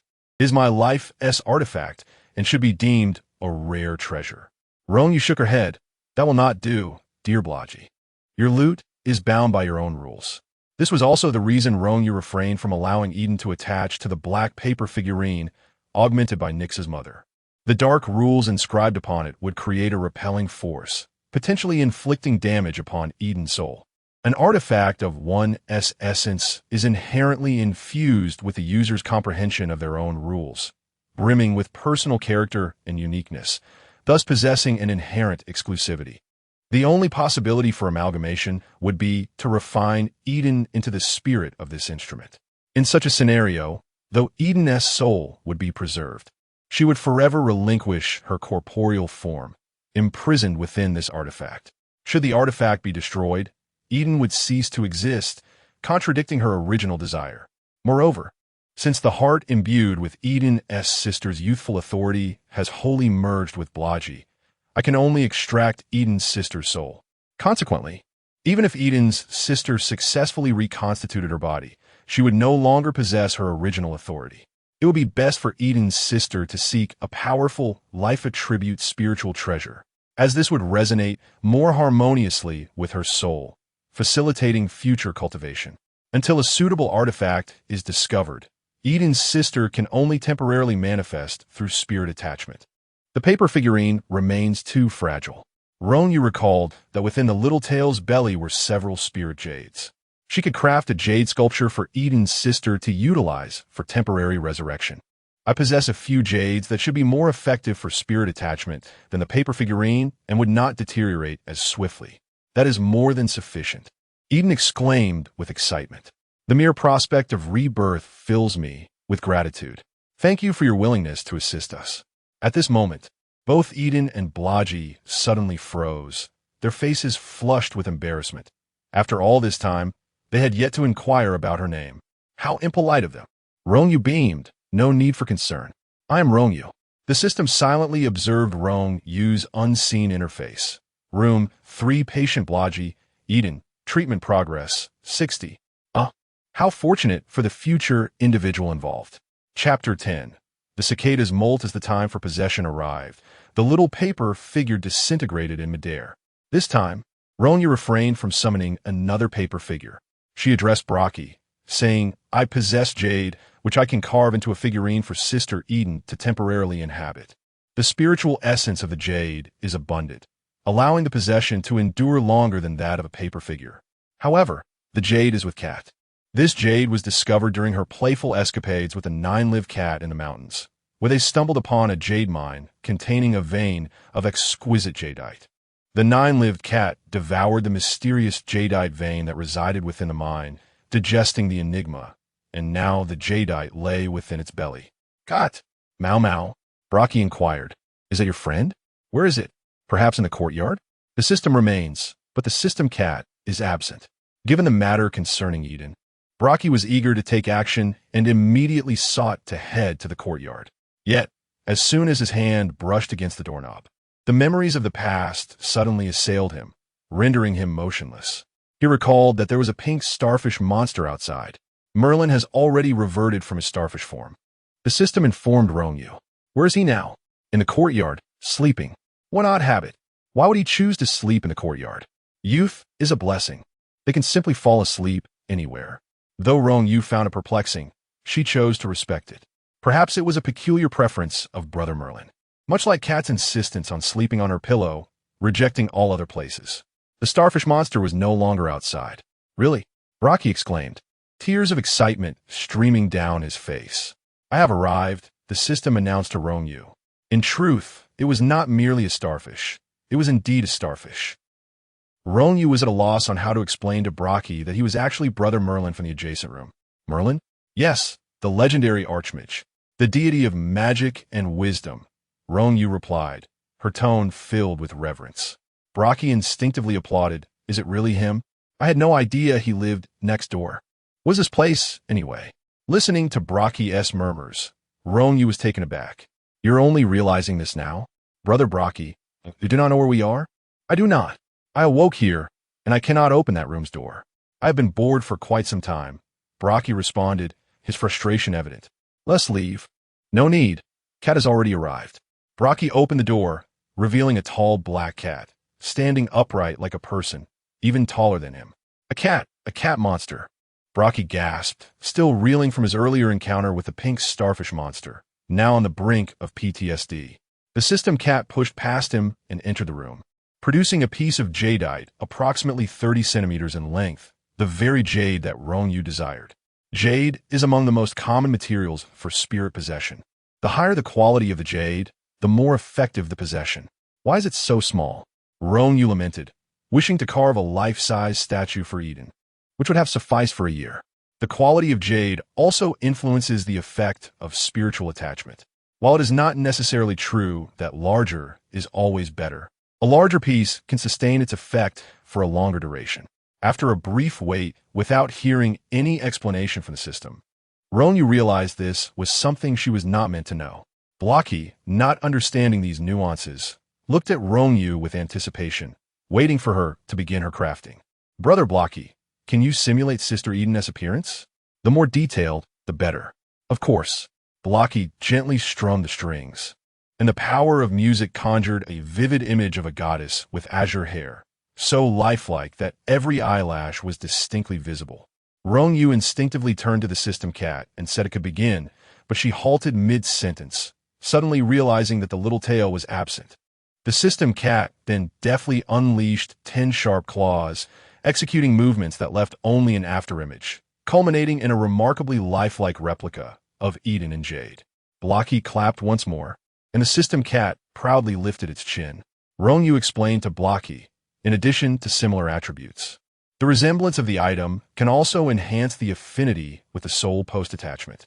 She replicated the process, allowing Eden to attach to the jade statue. This statue should last for more than a month. 48 days, the system provided an impressively precise figure. Wonderful, Eden. Blocky was overwhelmed with joy, consumed by elation.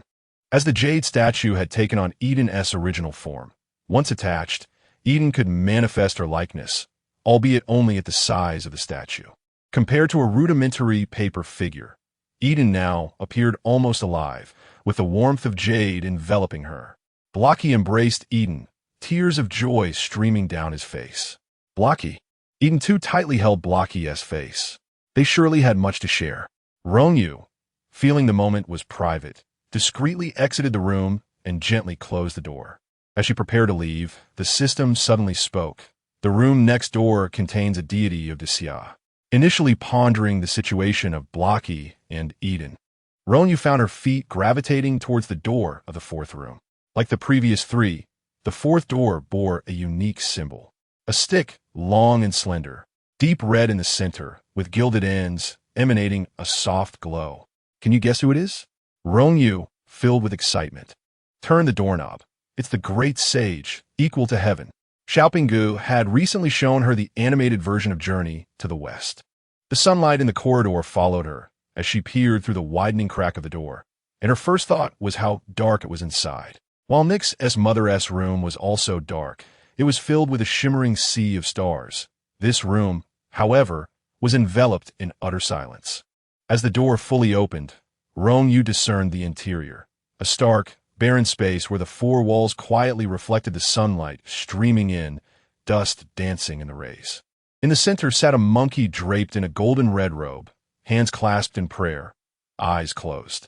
The moment Rong Yue yearned to advance, her steps abruptly halted, the initial excitement transforming into trepidation. Though the ape remained as still as a stone statue, its soul seethed with a violent intensity, seemingly engulfed in profound anguish, presenting a stark dichotomy to its placid exterior. It was conscious, yet appeared to immerse itself in boundless suffering through a meditative state of resignation. "Perhaps we should take our leave?" Rong Yue faltered, embodying a typical blend of naivety and playfulness. She sensed the ape's unwelcoming demeanor, as though it disdained anyone encroaching upon its domain. However, the system cat did not respond to her plea. Instead, it retrieved something from its mouth. Upon closer inspection, Rong Yue discerned two cicada exuvii. Unlike the ordinary white exuvii, those in the cat's grasp radiated a soft golden hue, with a delicate halo shimmering around them, exuding an ethereal aura reminiscent of Buddhist light, evoking a sense of tranquility merely by gazing upon them. More significantly, this luminous essence seemed to resonate with the divine light enveloping Sun Wukong. In the next moment, an overwhelming and formidable pressure pervaded the space, as the ape, previously seated in the center of the room, had unknowingly opened its eyes. Those eyes glimmered with a resplendent golden hue, akin to twin suns blazing fiercely.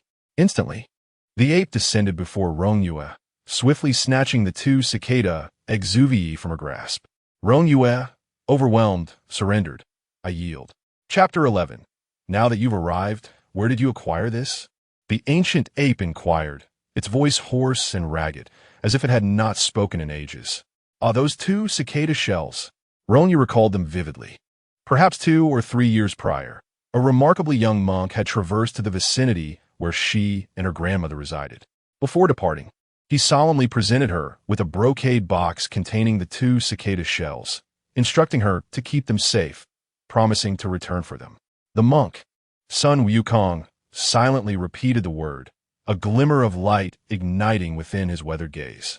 Indeed, he was strikingly handsome, fair-skinned, and a gentle older brother who had even gifted her with sugar paintings. Rarely did outsiders visit the village where Rong Yue lived, and she held fond memories of the monk. He had regaled her with numerous tales from beyond their realm, sharing stories of his 3 delightful disciples who had traveled with him, encountering many adventures. Tragically, 2 of his disciples had met with misfortune, their souls dissipating. He had preserved the remnants of their spiritual essence within these cicada shells. Rong Yue understood that within these shells lay 2 dormant essences, for the monk had sought their assistance as spirit contract bearers. At that time, she had attempted to communicate with the essences, but their presence was too faint, rendering her efforts futile. Her grandmother had advised that only by gathering all the scattered essences from the world could they hope to awaken them. The monk entrusted them with such a significant responsibility because the cicada shell's capacity to harbor spiritual essence was limited, while spirit contract bearers possessed unique methods of nurturing it, at least ensuring the preservation of the remaining essence. Upon hearing Rong Yue's words, Sun Wukong directed his gaze towards the young girl for the first time, his eyes shimmering with radiant golden light, revealing her true form, a human upper body with a serpent's tail. "You are a descendant of Niue?" "Indeed, I am a descendant of Niue." No wonder he entrusted this to you. He actually found you." Sun Wukong murmured words that Rong Yue could not comprehend, yet it seemed he recognized the monk from long ago. "Do you know that monk?" "Of course I know him."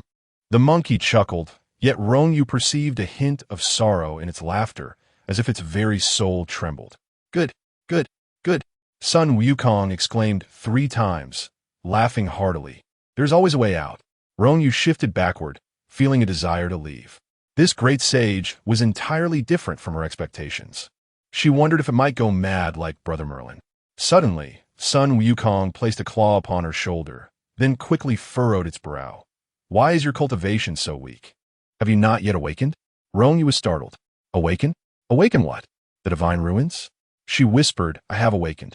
Yet Sun Wukong's frown deepened, forming a tight crease between his brows, as if he could crush a fly with it.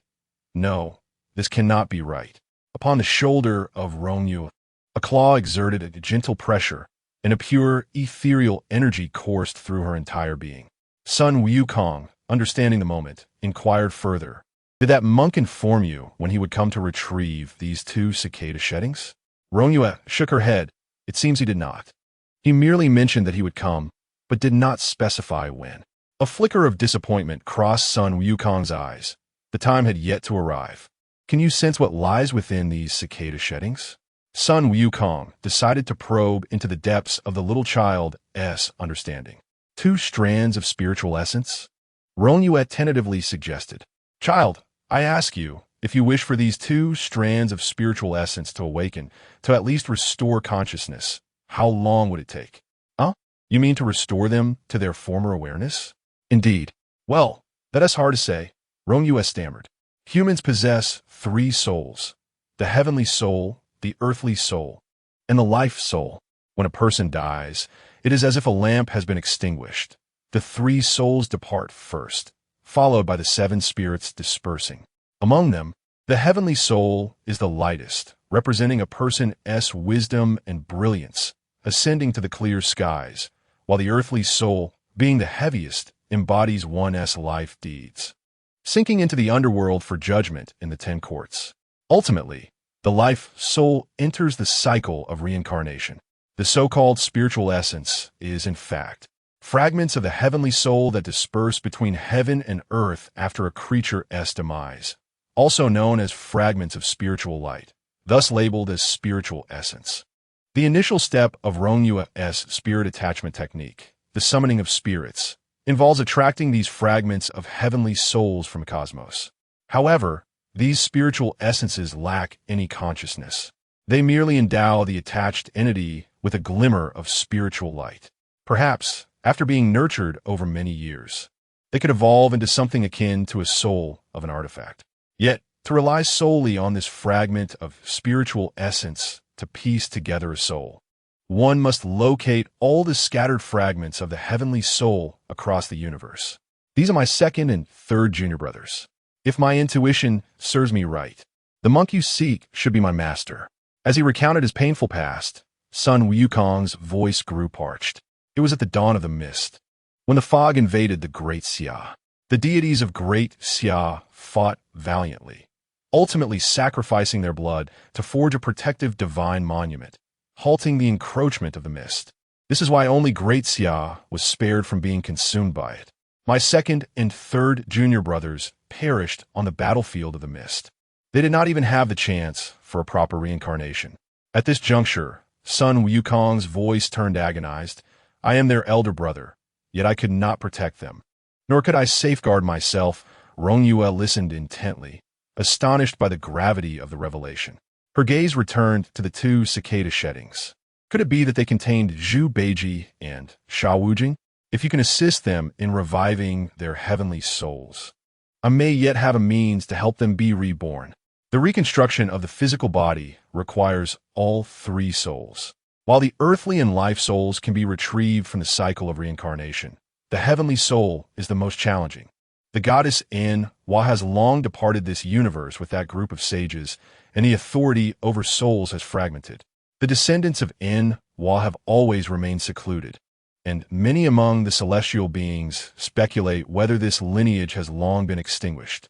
Unexpectedly, the master not only survived, but also left a glimmer of resurrection possibility for Beiji and Shadi, and even discovered the descendants of Nuwa, the golden cicada.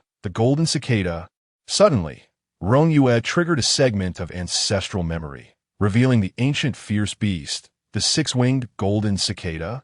Originally, the golden cicada was an ancient fierce beast, the 6-winged golden cicada, which, after being tamed by Buddha, reincarnated as a human.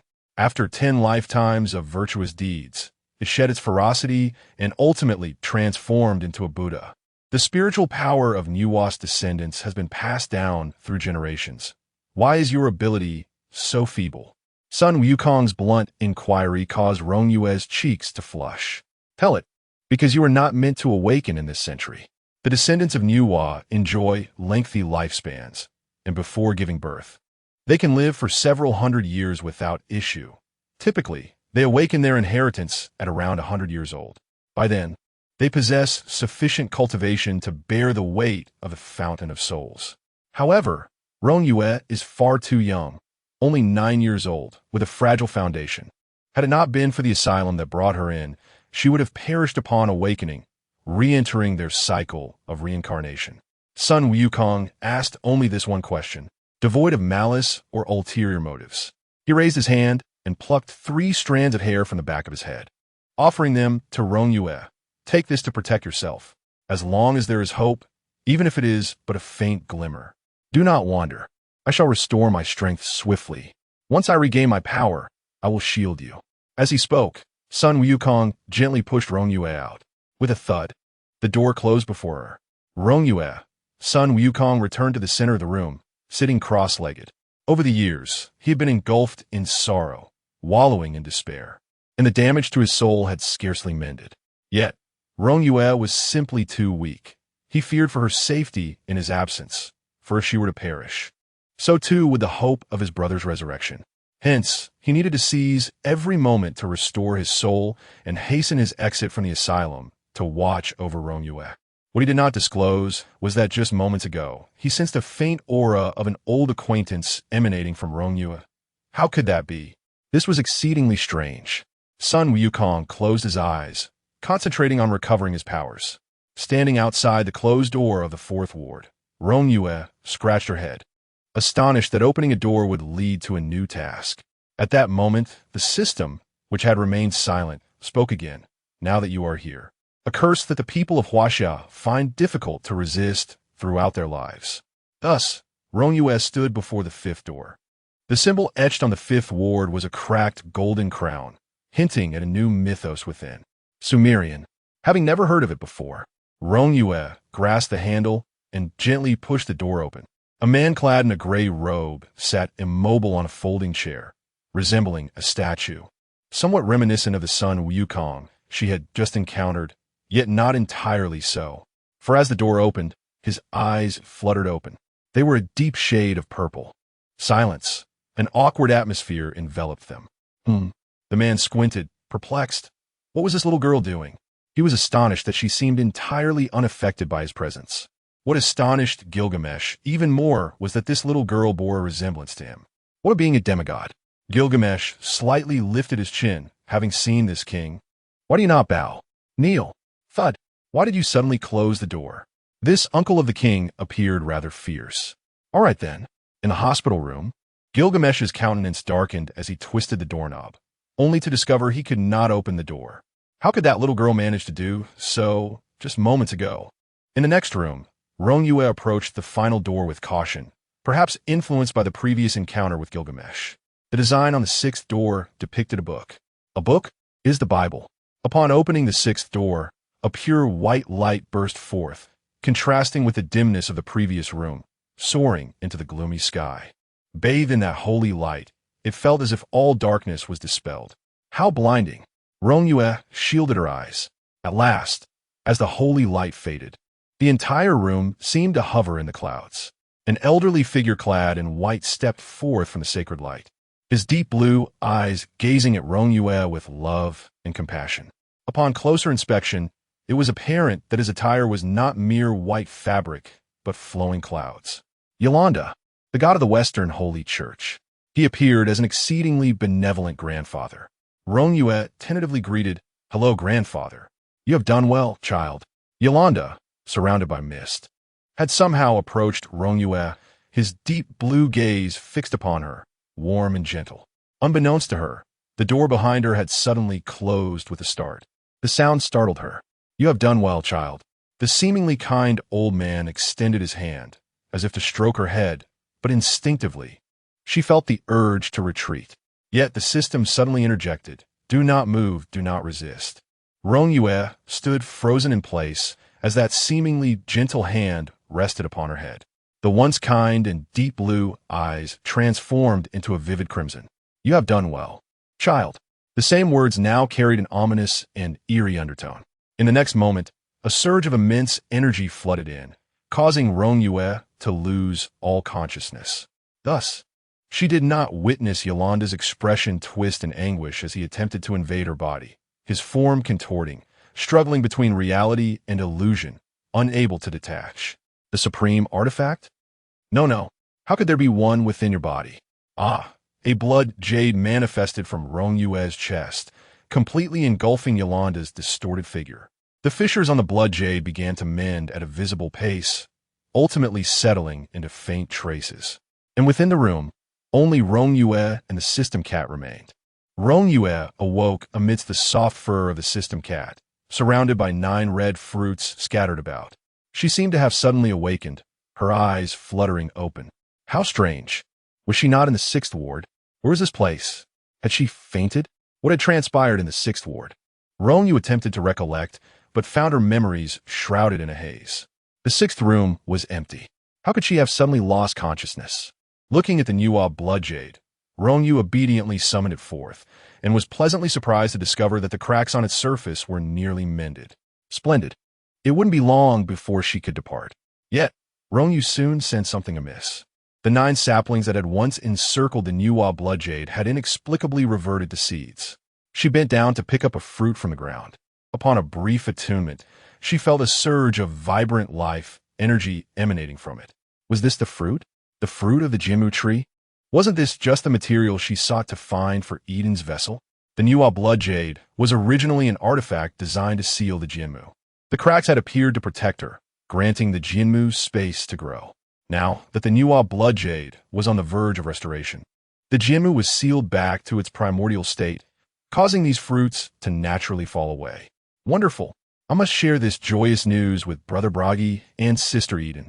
They had been troubled over what to find as a vessel for Eden. Was this not a fortuitous windfall? With a heart full of delight, Rong Yue dashed back into the mental institution, knocking eagerly on the door of Bragi and Eden's room.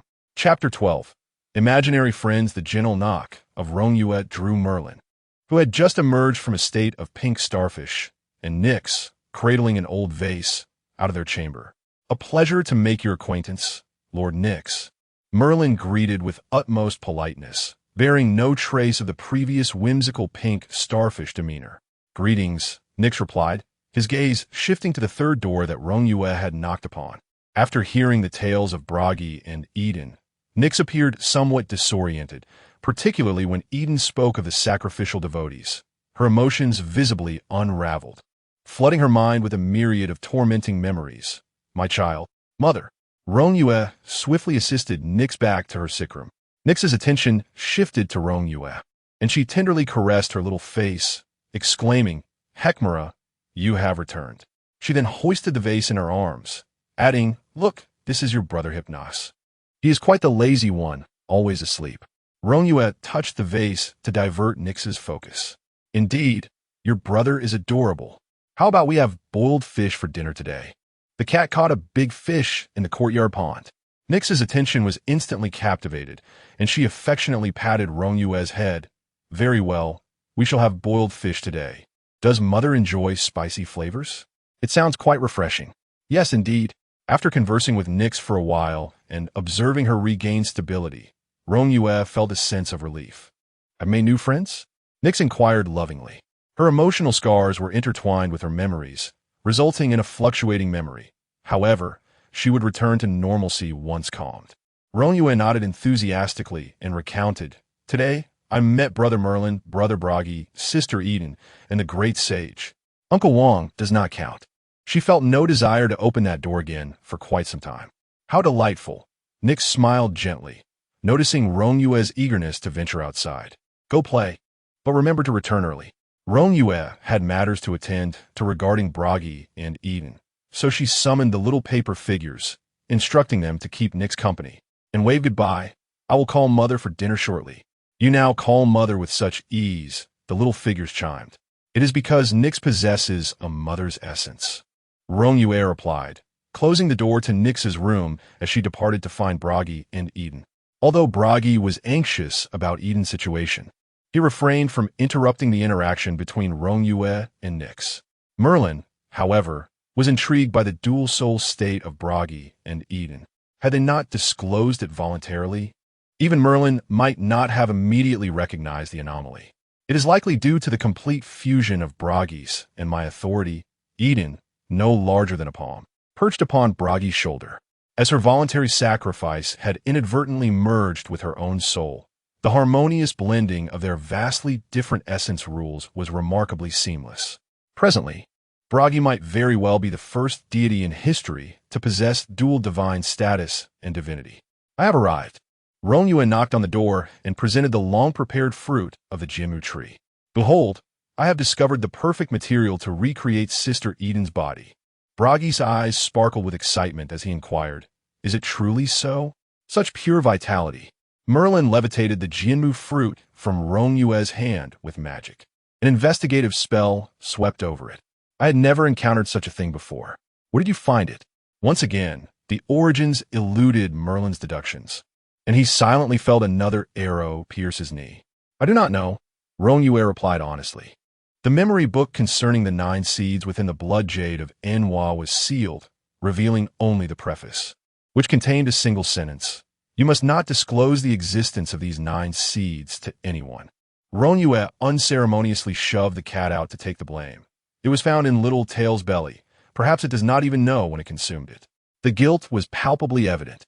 Merlin feigned ignorance, refraining from further inquiries, focusing solely on the fruit itself. Beyond its overwhelming vitality, it seemed to harbor a law of life. Merlin was utterly astonished. A law is a divine standard. The prerequisite for ascension to divinity is the comprehension of one's own law. This fruit possessed a natural law of life. Even an ordinary person consuming this fruit might achieve immortality. A law of life? The jade statue embodying Eden approached the fruit, placing its small hands gently upon it, closing its eyes to sense it intently. After a while, she opened her eyes, a fleeting look of astonishment crossing her gaze. This is a law of immortality. So, this is likely the source of the fruit's immense vitality. Immortality? Bragi queried, somewhat perplexed. Are the gods not inherently immortal? Not quite. Eden shook her head, explaining to Bragi. Immortality is quite special within the law of life. It is a gift law. Our divine lineage is naturally favored by the essence of life, inherently bestowed with gifts, yet not all races receive such inherent blessings. This fruit, once consumed, will grant immortality to mortals. It evokes a sense of kinship within me. It is benevolent and selfless. That is truly wonderful. Bragi genuinely rejoiced for Eden and felt fortunate to have encountered Rong Yue. Tell Bragi to let a drop of his heart's blood fall upon this fruit. Rong Yue, initially lost in the joy of aiding Eden, was startled by the system's inorganic voice, prompting a mental dialogue. Why is that? The system responded succinctly. His heart possesses all the authority of the goddess of youth. By nourishing this fruit with his heart's blood, the original law of the goddess of youth can be directly fused with the law within, replacing it. Thus, Bragi and Eden may connect their authorities directly, allowing Eden to avoid starting her cultivation anew and completely heal her divine soul. Such an operation exists. After confirming the process with the system, Rong Yue reiterated the system's words as a reminder. Eden furrowed her brows and contemplated. Bragi's survival now hinges upon my heart. It was the immense vitality emanating from his heart that enabled Bragi to endure the encroaching mists. Eden feared this might adversely affect him. It won't. Rong Yue replied with unwavering certainty, adhering to the system's teachings. After all, it was originally Eden's sister's heart. This method merely established a connection between the two. In simpler terms, Eden's sister and brother Bragi still shared a single heart, yet Eden's sister could now possess a new corporeal form, effectively creating an external vessel capable of permanently housing her soul. The advantage was that Eden's sister would not need to undergo the arduous process of cultivation anew. However, the drawback was that if she strayed too far from Brother Bragi, she would be unable to wield her authority. This method was indeed unprecedented in Eden's experience. Merlin's eyes sparkled with intrigue as he attempted to deduce its implications, yet he refrained from disclosing his conclusions, allowing the process to unfold. I will not part with Eden. Bragi thought this approach splendid. It meant that Eden could return to her former self, and their bond would be even more profound than before. Eden expressed her concern, but the heart's blood must be continuously offered for 49 days. This method required Brockie to draw forth his heart's blood for 49 consecutive days to nourish the fruit of the tree of life, even for a deity. Extracting heart's blood was no trivial task. Nonetheless, Brockie readily acquiesced, willing to undertake any endeavor that would perfect Eden's resurrection. At the critical moment, Brockie's hand trembled as he held the dagger. During the bloodletting, Eden needed to return to the heart, merging a fragment of her divine essence with the heart's blood into the fruit. Thus, she was already inside the heart at that moment. Brockie looked to Rong Yue and Merlin for assistance. I can't bring myself to do it. Rong Yue covered her face. I can't. It's too gruesome. Ultimately, Merlin took on the responsibility, but instead of wielding a blade, he utilized magic to extract Brockie's heart's blood. Hail to magic!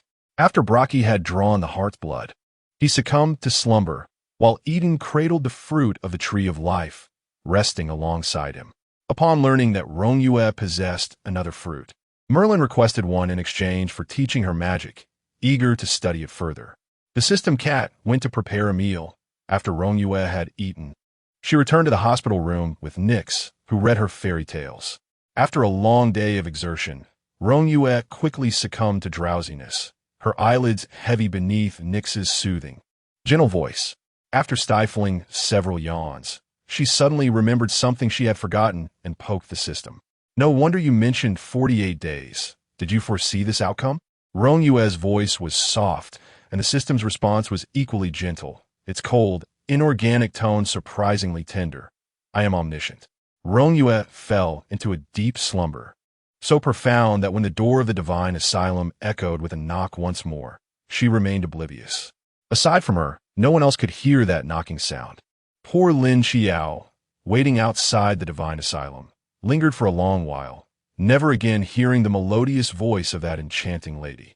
He attempted to convey everything to the doctor, recounting a dream he had about a place where, after knocking on the door, a little girl spoke to him. Consequently, the doctor prescribed him even more medication.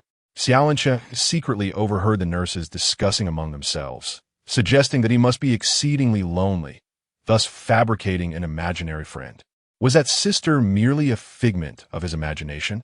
Xiaolinche held steadfastly to his belief in her existence, perceiving her as real as the psychiatric hospital itself. Yet, he was unable to provide any proof. In reality, he could find no evidence to substantiate the existence of either the hospital or that sister. The medications prescribed to him were bitter and unpalatable, which he detested, but the nurse would watch him until he finished. Each time he complied, his head would grow heavy and void of spirit. Perhaps as a result of this, he had not dreamt for several consecutive days. They all claimed that his condition had worsened. Previously diagnosed with delusions, he now exhibited signs of schizophrenia. Obediently, Xiaolinche took his medication for a week, complying with various inquiries and treatments. However, once the doctors and nurses let their guard down, he discreetly disposed of all the pills. Thus, he was able to dream once more, returning to that grandeur. After knocking, Xiaolinche called out loudly, "Is anyone there?" Silence enveloped him. Anxiously, he awaited a response, and after a while, he mustered the courage to ask again, "Is anyone there? Is it Lin Xie?" A crisp, girlish voice echoed from beyond the door once more. "It's me," Xiaolinche exclaimed with fervor, realizing he was indeed not dreaming, nor had he lost his sanity. However, their previous parting had been so hasty that he hadn't inquired about her name. Fearing another abrupt departure, uncertain of when he might return, he hurriedly asked, "Could you tell me your name?" "Of course," Rong Yue replied, rushing to the door as soon as she heard the knocking, slightly breathless. "My name is Rong Yue. I'm 9 years old, older than you, so you should call me sister." Rong Yue. Xiaolinche committed this to memory and sweetly addressed her, "Sister Xiaoye?" Rong Yue responded with delight, her tone becoming more affectionate towards him. "By the way, Chia, why haven't you appeared for so many days?" Xiaolinche, feeling somewhat despondent, replied, "I don't know, perhaps it's because I took those medications." "Medications? Are you ill?" Rong Yue inquired with concern, leaning against the door of the psychiatric hospital. Xiaolinche sat down, hugging his knees in helplessness. "I don't know. They all say I have a mental illness. In Xiaolanqi's limited understanding, mental illness equated to madness. Another mental illness? Rong Yue wrinkled her nose in question. Do you often hug objects and mistake them for people? Xiaolanqi pondered for a moment. Not really. Then do you suddenly transform into a pink starfish and run around? Rong Yue's voice softened slightly. Neither. Xiaolanqi was perplexed by the line of questioning. Do you feel as though another person resides within your own body? No. Dr. Rong Yue promptly declared. Then what do you consider yourself? A mental patient. You are capable of treating others, Xiaolanqi clarified. My eyes suddenly became unable to open. They claim it is due to psychological and mental reasons. Did it occur suddenly? Rong Yue inquired. Had anything transpired before your eyes became unresponsive? Xiaolan hesitated for a moment, ultimately deciding to speak the truth. That day, I was on the rooftop observing the stars through a telescope. Then I saw an angel on the moon. It was also gazing at me, and then I fell from the rooftop. When I regained consciousness, I found myself in the hospital, and since then, my eyes have remained shut. He had recounted this narrative to many, yet it seemed to serve as evidence of his mental instability. An angel? What is an angel? Rong Yue had never encountered one. Well, it's a person with wings, I suppose. Xiaolan was unsure how to convey the concept to Rong Yue. You do not know what an angel is? Rong Yue candidly admitted, I do not. She then asked, do you believe what you saw was real? Xiaolan fell into silence once more. Rong Yue seemed to sense his inner turmoil and earnestly said, do not overthink it. If you believe it to be true, then it is indeed true. Chapter 13, Demigods, or Kobayashi Nanaya felt a pang in his nose, sensing that he had discovered a place to confide. I truly believe I am not ill. I have indeed seen that golden angel, and he has seen me. Kobayashi Nanaya began to choke up with grievance, having explained himself to the doctors, yet no one seemed willing to believe his words. They merely prescribed him bitter medications, subjected him to treatments he detested, and engaged in endless inquiries. He yearned to leave the hospital, to think of his aunt, his cousin Xiao Jin, and the little black dog they had just brought home. Rong Yue, upon hearing Kobayashi Nanaya's cries, grew anxious and asked the system, what should we do? She felt trapped, unable to even play with him. How do you know he is telling the truth?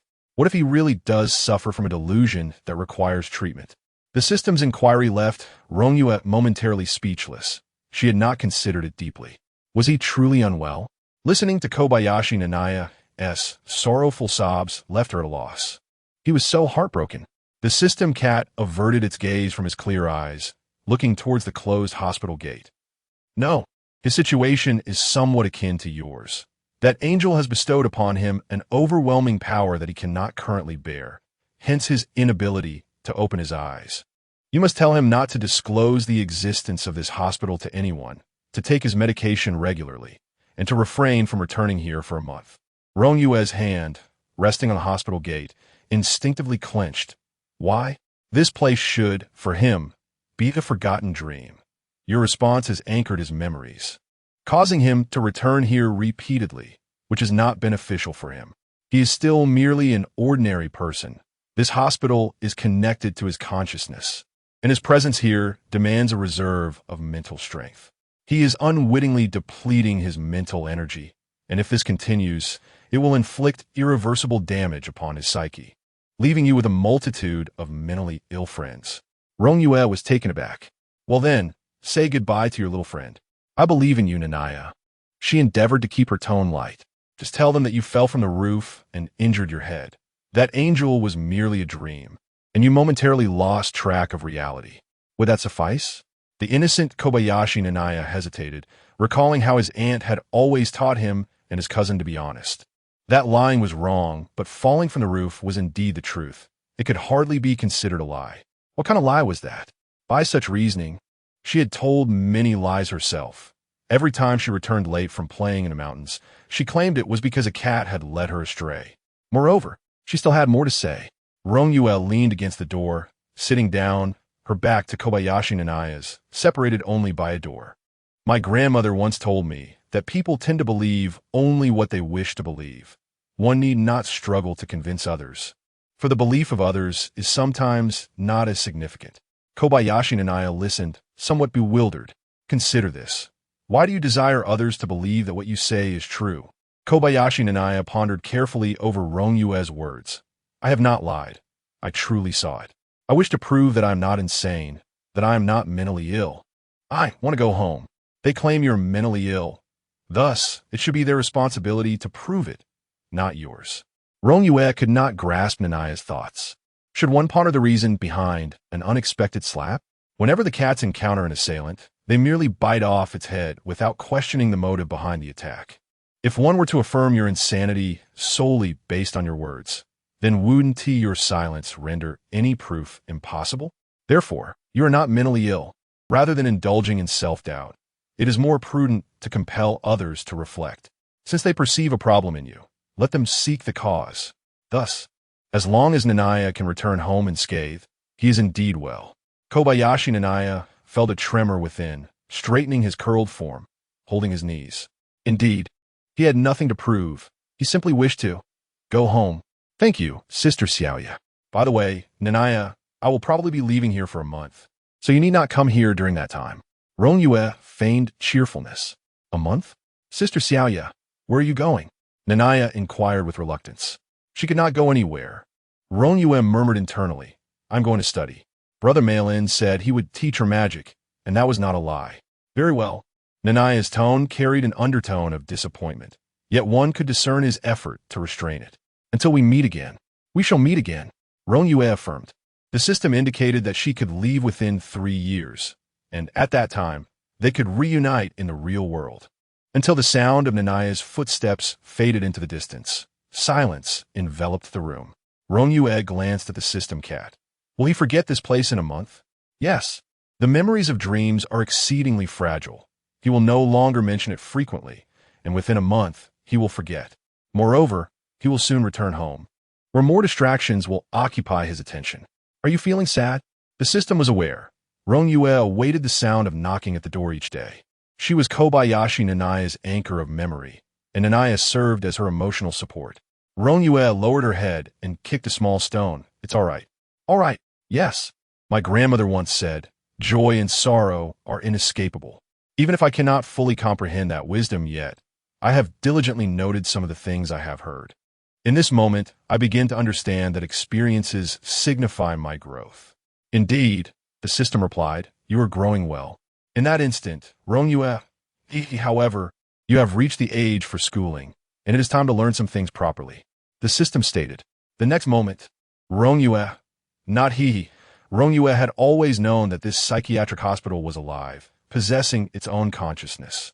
The system had long since revealed this to her. From the endless varieties of fish in the pond to the ingredients that would automatically refresh when stocks ran low, including the trees that the system's cat used to sharpen its claws but would restore themselves daily. All of these hinted at a deeper truth. It was only when a new bookshelf, encompassing all educational materials from kindergarten to high school, appeared in the library that Rong Yue first wished that this mental institution might not be quite so astute. She was such a bright and cheerful little girl, until she encountered the challenges of learning. Due to the daily need to nourish the Jinmu fruit with her own lifeblood, Balaki was perpetually in a weakened state, his complexion pale and spending a significant portion of each day in a dormant state to recuperate. On this particular day, he felt a rare urge to venture outside. As he stepped out of his room, he unexpectedly encountered Rong Yue, who appeared even paler than he, murmuring something to herself as she drifted ghost-like down the corridor. What's the matter? Balaki inquired with concern. Rong Yue, with tears in her eyes, lamented, mathematics is truly so difficult. Although the Fountain of Souls had imparted much knowledge, it lacked modern mathematics. Is it really that challenging? Let me give it a try. Half an hour later, as Balaki sat at the table solving equations alongside Rong Yue, he found himself sinking into a profound sense of isolation, his pallor deepening. He genuinely wished to assist Rong Yue, but he had done his utmost. Thus, when Merlin entered, he discovered Balaki huddled in a corner, withdrawn and brooding. Meanwhile, Rong Yue was engaged in a mental arithmetic exercise, the system demanding she complete 100 basic addition, subtraction, multiplication, and division problems within 7 minutes, allowing a maximum of 2 errors. Should she exceed the time limit or err more than twice, she would need to start anew. She had already filled in 21 sheets. 21. You have exceeded the time limit, the system's cat yawned, stretching, yet its words were cold and unyielding. Rewrite. Oh no. If I had known, I would have boasted. Rong Yue cried as she continued to write.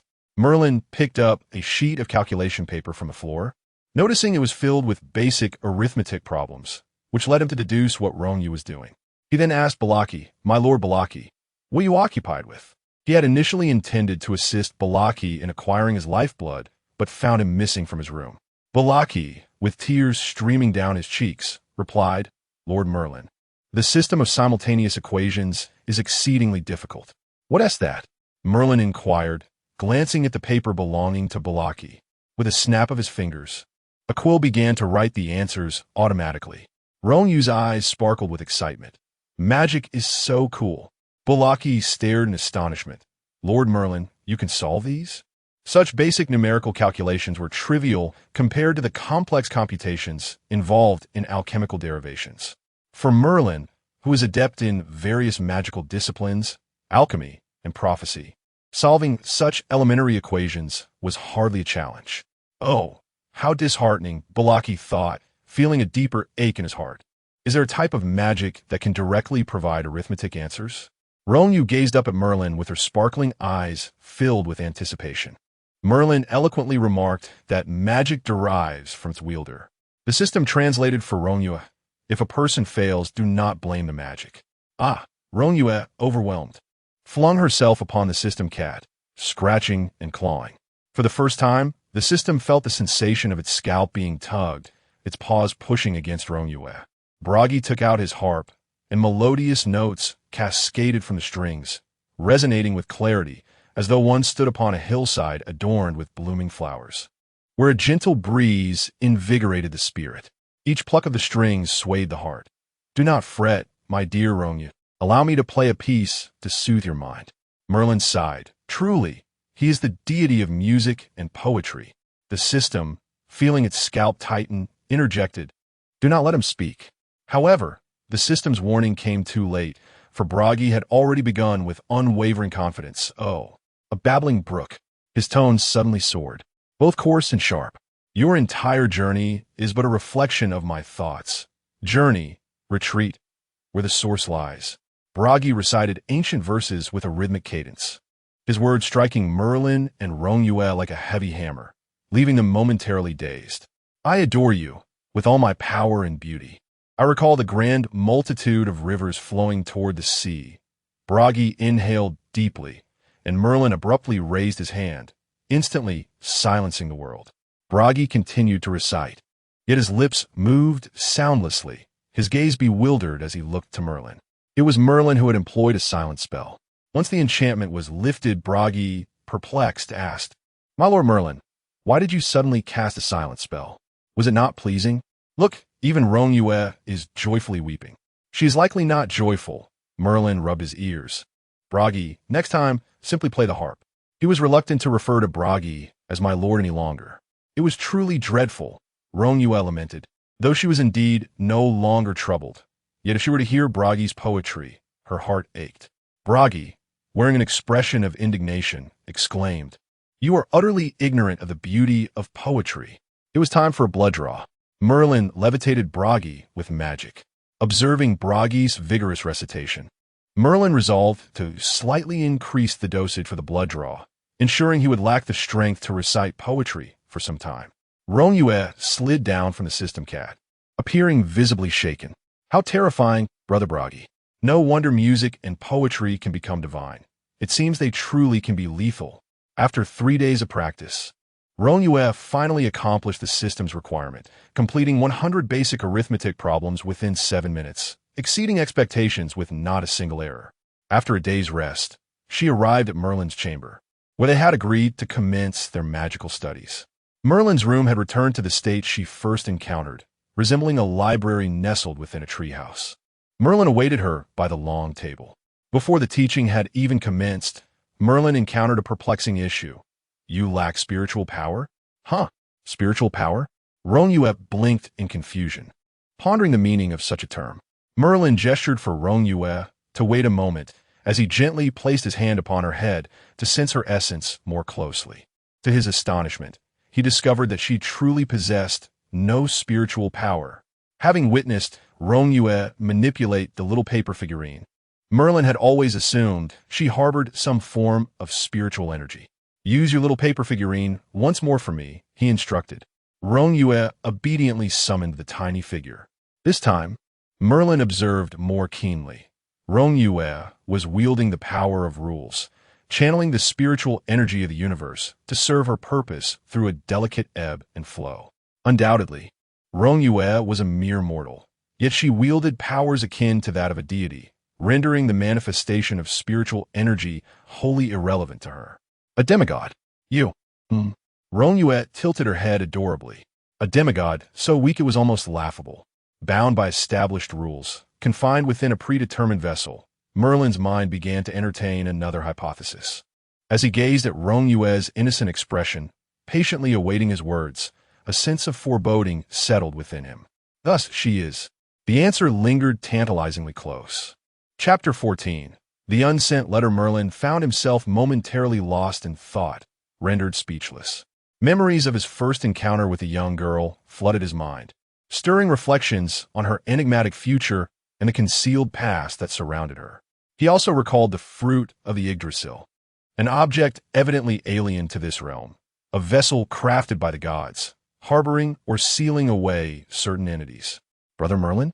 Rong Yue, growing increasingly perplexed by his silence, tilted her head and gently called out to him. Accompanying her to class, the system cat had shrunk considerably and was now perched upon her shoulder, its round, emerald eyes fixed curiously upon the legendary archmage before them. "Fear not," Merlin replied softly. "I was merely contemplating your lack of magical aptitude. Consequently, most forms of sorcery may not be suited for your study. In mythological tales, there exist mortals who ascend to divinity through their understanding of the rules. However, this differs significantly from those who are born as deities. Innately divine beings originate from the very essence of rules and authority. Take Nyx, for instance. She emerged from the primordial darkness, wielding multiple powers as a birthright, effortlessly commanding the dark rules rather than acquiring them through understanding.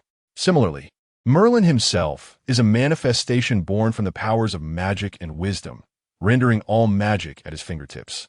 The same could be said for Bragi, the god of music and poetry, and Idun, the goddess of youth. As a demigod, Rong Yue, despite her human form, bore no significant difference from these deities. She possessed her own authority, albeit currently able to harness only a limited fraction of her potential. The powers among gods cannot transcend their inherent boundaries, as each deity's might is merely a fragment of their respective dominion. Be it the dark goddess's magic, Merlin's power, Bragi's musical essence, Idun's vitality, or Rong Yue's spiritual energy.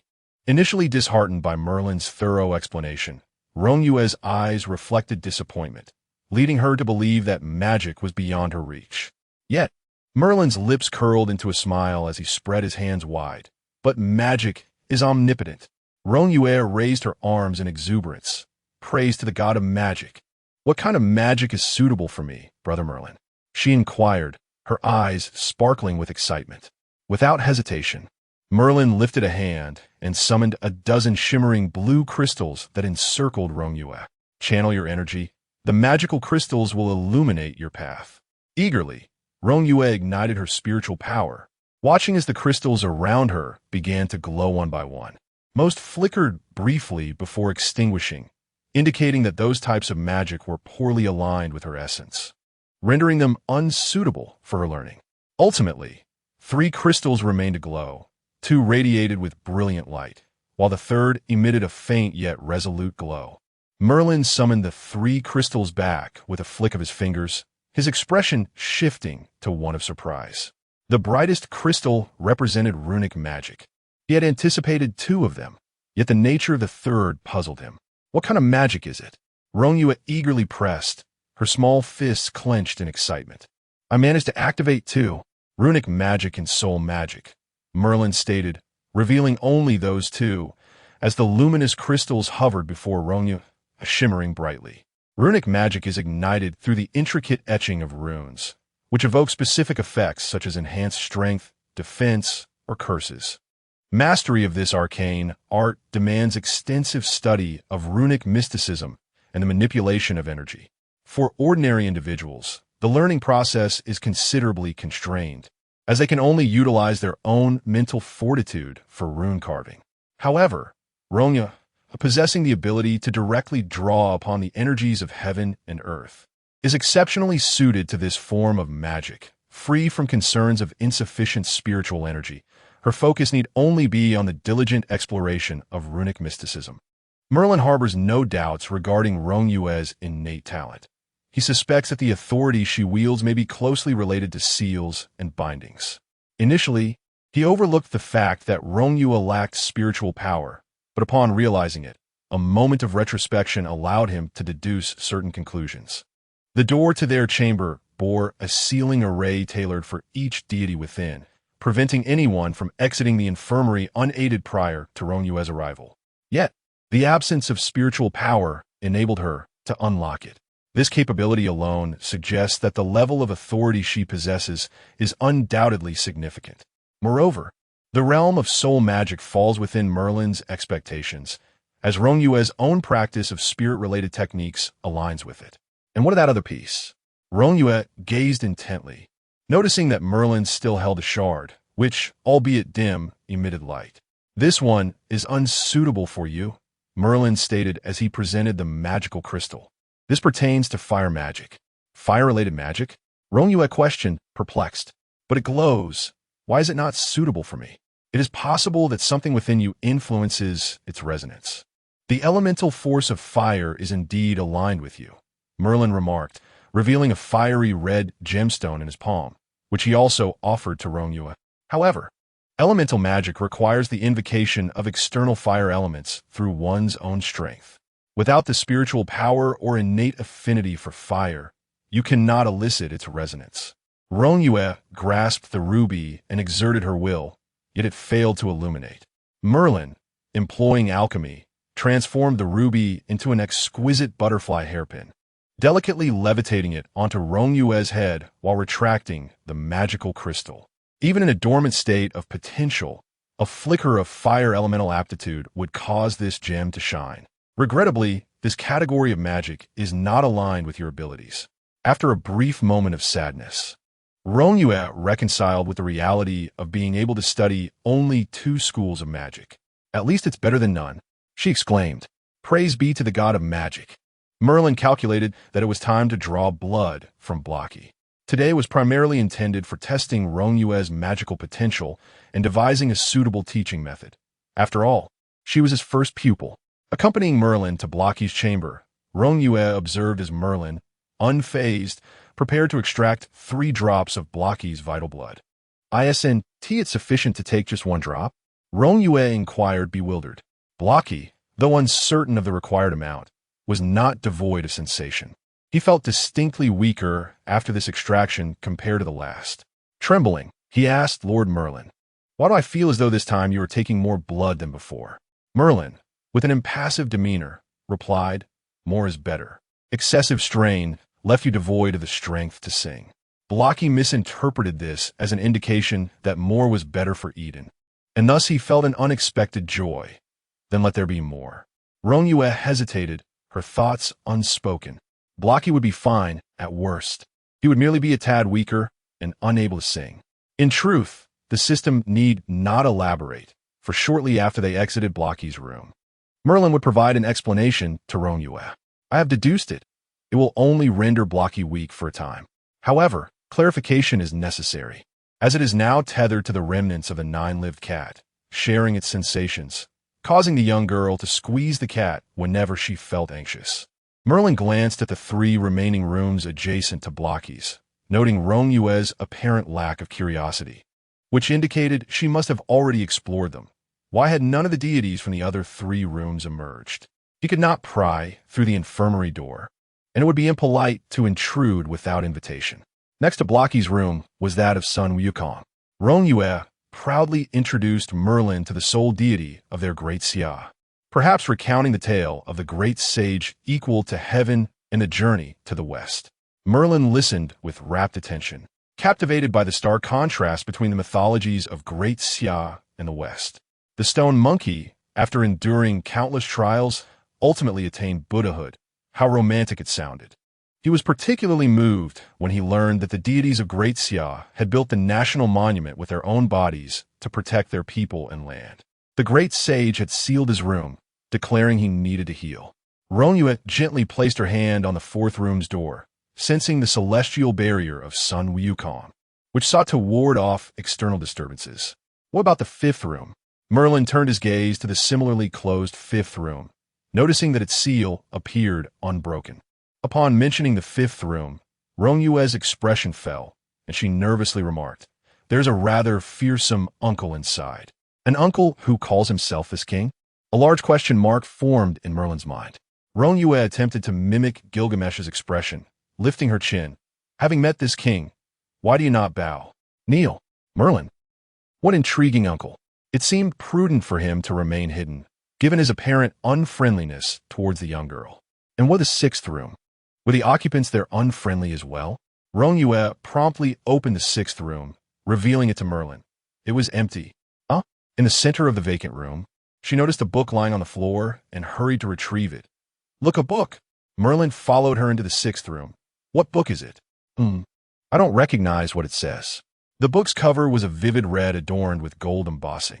While she recognized some letters when separated, the combined title perplexed her. Thus, Rong Yue handed the book to Merlin.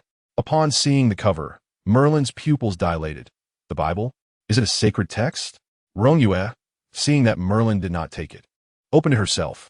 Goodness, it was densely packed with text, none of which she comprehended. Rong Yue's small face scrunched in confusion. Merlin, astonished that Rong Yue could even open the book, remarked, "You can open it?" Rong Yue was perplexed. "Why can't I open it?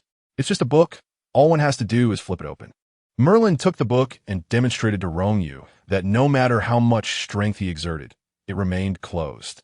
"Oh!" Rong Yue gasped in astonishment. Merlin moved the book farther away and unleashed several powerful spells upon it. The force of the magic sent Rong Yue's hair flying back. Yet the book remained unscathed amidst the violent onslaught. She gasped in disbelief. "What kind of book is this? If I am not mistaken, it must be the Bible, the supreme artifact of the highest deity Heroine from Hebrew mythology."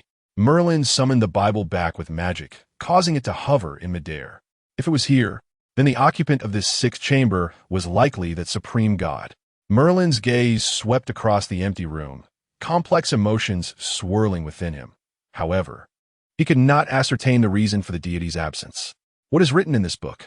I cannot comprehend it," Rong Yue remarked, finding the characters to be reminiscent of Pinyin, yet not quite. Merlin handed the Bible to Rong Yue. It is in Hebrew, Aramaic, and Greek. "Would you like to have it?" Rong Yue accepted the book. "You may keep it," Merlin said, not wishing to part with such a supreme artifact. After all, it was the young girl who had opened the door and found the book, and only she could unlock its mysteries. Rong Yue nodded and brought the book to the system cat, which opened its mouth, larger than the book itself, and swallowed it whole, without even the motion of swallowing. Merlin was not surprised, knowing this was Rong Yue's storage artifact. Runic magic involves many Hebrew terms. "I can teach you Hebrew and Aramaic," Merlin gently reminded her. "And you may ask Lord Nyx to teach you Greek." Rong Yue, struck by a delightful thought, nodded eagerly. Meanwhile, when Rong Yue approached Nyx to inquire about Greek, Nyx was equally pleased, harboring no doubts about why Hemora could not speak Greek. Deities impart their wisdom in written form to their followers, and Nyx assumed Rong Yue simply had not diligently studied the Greek script. With patience, Nyx began teaching her from the most fundamental fairy tales and poems. Thus began Rong Yue's evenings of learning Greek from Nyx, and her afternoons studying runic mysticism with Merlin. Mornings were spent practicing calligraphy in the psychiatric hospital library, completing elementary language and mathematics exercises, and receiving supplementary lessons on other mythological systems from a system. By the way, system, didn't you mention you could communicate with a cat? I suddenly recalled you saying you could connect with the cat after possessing the remains. How is it? Is it doing well? So much had transpired that Rong Yue had forgotten to inquire about this matter. "We must exit from here," This psychiatric hospital isolates all divine consciousness. However, it is gravely injured and remains in a sealed slumber. Though it is a deity born of incense, which makes it more formidable than ordinary gods. It was confronted by one of the supreme gods of Greece, akin to Nyx's mother, the earth goddess Gaia. A supreme god, just like Nyx's mother? She is also considered one of Nyx's adversaries. Rong Yue tightened her grip on the pen, feeling the weight of danger in the air. She knew she had to strive harder. Are you writing another letter to Lin Xie? Indeed. Rong Yue prepared a diary. For although the system indicated that Lin Xie would completely forget this place and her existence, within a month of his departure, they were already friends. Upon realizing that Lin Xie would eventually arrive here in reality, Rong Yue resolved to document some of her experiences in this diary, as a token of apology for her unseen friend. After all, despite her good intentions, she had deceived this friend who wholeheartedly believed in her. She wished to leave behind evidence proving that he was right from the very beginning. On the pristine pages, her youthful handwriting danced across the surface to Lin Xie. My name is Rong Yue, and I am 9 years old. I am your friend from when you were 7. Chapter 15. The downpour that should have come 3 years ago in stark contrast to her lackluster aptitude for mathematics. Rong Yue exhibited an extraordinary gift for linguistics. Within merely a month, she had adeptly engaged in most daily conversations with Nyx using Greek and had independently read simple fairy tales and poetry. Furthermore, she delved into basic studies of sigil magic in both Hebrew and Aramaic with Merlin, even managing to grasp some Latin and modern English. Her enthusiasm for learning the arcane arts was unparalleled, filling her with an exuberant sense of confidence. However, when Merlin officially commenced teaching her the fundamentals of magical sigil literature, the intricacies of runic arcana swiftly dashed her confidence from its lofty heights to the ground below. As her studies advanced, the complexity of the arcane calculations increased, and each sigil encapsulated a wealth of esoteric knowledge, leaving Rong Yue in a state of disarray. Remarkably, she refrained from uttering a single complaint, which surprised Merlin. This was a child who had previously wept over arithmetic and had been reluctant to engage in mathematics. Despite their relatively brief acquaintance, Merlin had gleaned some insights into Rong Yue's character. She was not the type to endure hardship easily, somewhat spoiled. She would rather concoct whimsical excuses to avoid challenges than force herself to persevere. This disposition was likely shaped by her age, her sheltered upbringing, and the meticulous care of her doting cat. Merlin found no fault in her temperament. However, transformations often arise from underlying reasons. While Rong Yue was adrift in the vast ocean of knowledge, shedding tears over her studies, Bragi lay bedridden, weakened by the increased dosage of heart's blood that Merlin had prescribed. Deities possess long lifespans and are largely indifferent to the passage of time. By the time Bragi regained some semblance of awareness, he realized he had not seen Rong Yue for quite some time. After a session of drawing heart's blood, Bragi, ever resilient, inquired of Merlin, "My lord Merlin, why have so many days passed without the presence of young Lady Rong Yue?" "She is currently immersed in her studies of sigil literature," Merlin replied. "Indeed, young Lady Rong Yue is truly an eager learner," Bragi mused, reflecting on how she had wept so profusely on that fateful day. He sincerely admired her tenacity in the realm of learning, then returned to his tranquil repose. The torment of mathematics had thoroughly dissuaded the god of music and poetry from pursuing that discipline any further. As Bragi counted the days in anticipation, the 49th day of drawing heart's blood finally arrived. Following this session, they would recreate Eden's body. Rong Yue and her system cat accompanied Merlin to Bragi's chamber. After the statue embodying Eden had shattered the previous day, Eden had fully returned to Bragi's heart. During this time, through the fusion of Bragi's heart's blood and the fruit of the world tree, the essence of youth had entirely supplanted the original principles of immortality, etching Eden's unique mark upon it. The system cat once again showcased its impeccable sculpting skills, flawlessly replicating Eden's original form from the fruit of the world tree. Rong Yue joined her hands in a series of intricate seals, invoking the spirit drawing technique. Bragi felt a tremor in his soul, as if he were momentarily detaching from his corporeal form. In the realm of his spirit, he beheld Eden's soul, which had similarly transcended the confines of the physical body. Eden smiled at him. In but a fleeting moment, Brockie returned to his flesh, collapsing heavily to the ground. Yet he did not forget to carefully press the fruit of the tree of life against his heart. Rong Yue's complexion paled instantaneously. Despite the perfect synchronization between Brockie and Eden, the effort to summon a complete divine soul was no less burdensome than moving mountains for Rong Yue. Fortunately, she had previously instructed Brockie to place the fruit of the tree of life upon his chest. With a strenuous effort, she managed to tether Eden's spirit to the carved fruit, collapsing onto the system cat in a disheveled manner. "Huzzah! We succeeded!"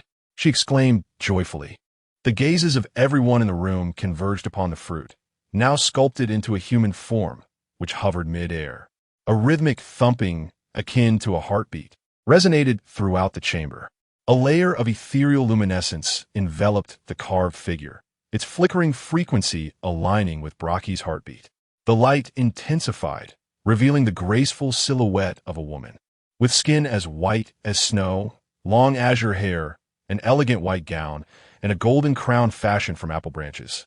The goddess of youth slowly opened her magnificent golden eyes, reminiscent of shining golden apples. Two streams of clear tears cascaded down Brockie's ocean blue eyes. He, already possessing an exquisite visage that encapsulated the romantic fantasies of youthful minstrels, appeared even more fragile due to the weakness from 49 days of bloodletting. "Eden," he called out with deep affection. "Brockie." Eden reciprocated, excitedly leaping into Brockie's embrace, and the two held each other tightly. The mere sight of them evoked a profound sense of happiness. Rong Yue, the system cat, and Merlin discreetly exited Brockie's room. The trio returned to Merlin's ward, where Nyx was still crafting a delicate dress for Rong Yue. Upon their return, she smiled gently. "You're back." "Yes, mother, we've returned," Rong Yue said as she resumed studying at the desk beside Nyx. Merlin couldn't help but feel a sense of admiration for Rong Yue's diligence. To celebrate Eden's revival, the group set up a long table in the courtyard that evening. Merlin adorned the area with magical decorations. Nyx illuminated the starry sky, and the system cat prepared a grand feast. As Brockie remained too weak to recite poetry, he instead played a lively tune on his lute to celebrate the joyous occasion of rebirth, and everyone gathered together to raise their glasses and cheer. Brockie and Eden sincerely expressed their gratitude to Rong Yue, with Brockie tearfully saying, "I truly do not know how to convey my appreciation to you, Lady Rong Yue. No words or gestures could ever suffice in my eyes. Whatever you desire, I shall strive with all my might to fulfill." Eden echoed his sentiments. This left Rong Yue feeling somewhat bashful. "I am also delighted to assist you both. Are we not friends?" She did not ponder too much. She simply offered assistance as she could. Back in her village, everyone acted similarly. When a family faced difficulties, others would lend a hand, within their means. Mei Lin noticed Rong Yue's flushed face and, sensing her discomfort, sought to lighten the atmosphere. "Then let us indulge in merriment tonight." "Excellent," Eden replied with a smile. Observing as Brockie and Mei Lin engaged in a spirited drinking contest, the harp playing a joyful melody on its own. Nyx piled food high in Rong Yue's bowl, while the system cat observed from the side, unable to intervene. "Hermora, do eat more. You've been studying hard lately and have lost weight." Rong Yue, savoring her meal, felt compelled to explain, "That is because I have grown taller. Indeed, we must prepare new clothes for you. Children grow so quickly," Nyx remarked, sparking Eden's interest as they began discussing the design of little skirts. Eden mentioned that she could coax plants to produce more fabric and dyes for Rong Yue. Mei Lin, overhearing, expressed concern for Rong Yue. "But has something happened? You seem to be pushing yourself to improve lately." Rong Yue clutched her bowl, reluctant to lie. "Because I have only 3 years. I need to learn much more." 3 years? Everyone paused in surprise. "Yes, I will be discharged after 3 years," Rong Yue stated earnestly, looking at them all. After most of the cracks in the Nuwa bloodjade were mended, the system had informed her of her precise discharge date. Indeed, Rong Yue, like the white-haired girl, understood why she was here. All 3 deities present had once lost artifacts to the white-haired girl. "So, you are aware of why you have come here?" Until this moment, Mei Lin had never inquired about the reasons of other patients in the hospital. Reflecting on herself, Mei Lin too was uncertain why she had suddenly appeared in this hospital, while Nix, Bragi, Eden, and even the unseen patient in the 5th ward, Sun Wukong, were each grappling with their own issues, their presence tied to their individual circumstances. I do know, Rong Yue admitted, drawing everyone's attention. After a moment's contemplation, she felt there was nothing to conceal. The deities here, aside from the unknown entity in the 5th ward, had treated her kindly and seemed to harbor no animosity towards the Great Xia. Thus, she decided to recount her story from the beginning. My grandmother and I originally lived in a village nestled in the mountains along the Great Xia border. About 3 months ago, someone came to speak with my grandmother. Not long after, she brought me to the capital. However, upon our arrival, she left me at a base of an organization called the Night Watchers. And then she went off with the essence of a cat, leaving me to my own devices. I found it quite dull there and initially intended to use a paper doll to inquire about my grandmother's whereabouts, only to overhear news of foreign gods attacking Great Xia. They were searching for someone, and I thought perhaps I could lend a hand, so I had little tail guide me here with Uncle Chun to Cangnan. On the day we arrived in Cangnan, the entire city was devastated by the assault of the outer gods. I sustained injuries and fell into unconsciousness, awakening later in this hospital. The system's feline companion bared its teeth, only to receive a slap from Nix. I use a cut. My grandmother sacrificed herself in the battle against the outer gods, and the cat was sealed away with that entity. I resolved to rescue the cat once I could venture outside.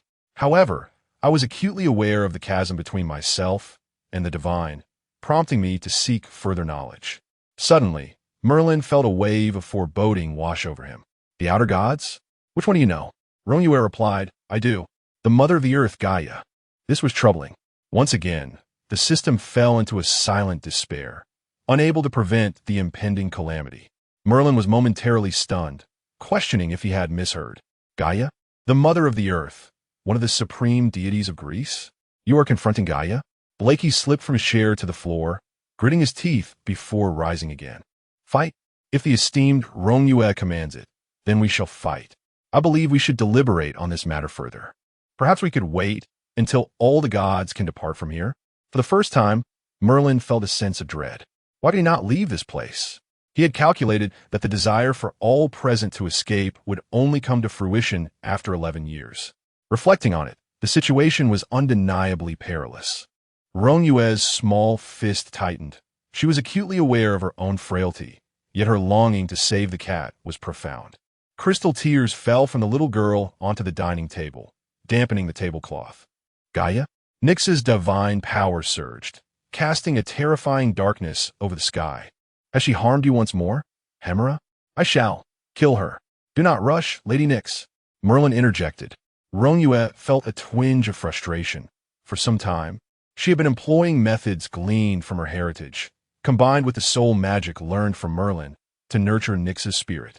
With the child's companionship, Nix's focus shifted from seeking the child to caring for and educating her, and it had been a while since she had relapsed. Rong Yue was unaware that Gaia could provoke such a reaction in Nix. She anxiously embraced Nix, saying, Do not worry, mother. Yet Nix held Rong Yue tightly in return, declaring, No, Hemera, mother will not allow them to harm you again. Nix was engulfed in a haze of memories, weeping with a deep-seated hatred. Yet she did not spiral into chaos as she typically would. The system glanced at Nix's healing progress. 51. Suddenly, the gods felt the urgency of time pressing upon them. Merlin began to understand why the deity in the 4th room had sequestered himself, engrossed in intense study. What to do? Only 3 years remained. Several deities attempted to bestow their divine realms upon Rong Yue, seeking to make her their proxy. Regrettably, as a demigod, Rong Yue had already established her own rules and authority. She too was a deity, unable to serve as a proxy for any god. Thus, Merlin was compelled to implement rigorous teaching methods. Previously, he believed that the children's learning was arduous. Hardship? What hardship? The legendary Archmage had commenced research on how to directly instill wisdom into the minds of others. Braki and Eden earnestly advised Lord Rong Yue, You must take care of yourself while outside. Do you understand? We shall hasten to restore ourselves and seek you out. A deity does not perish so easily. If sealed, it merely succumbs to slumber. Therefore, do not fret. Lord Cat is surely unharmed. Wait a moment. Cat. The gaze of the deities converged upon the system cat. System cat. As the system cat perceived the intentions of the gods, it realized it was too late to flee. It found itself ensnared in place by Merlin's magical binding, watching as the three gods approached. For the first time, it emitted a delicate mewl. Meow, Merlin remarked. This cat possesses the strength of a Klein realm. Is that so?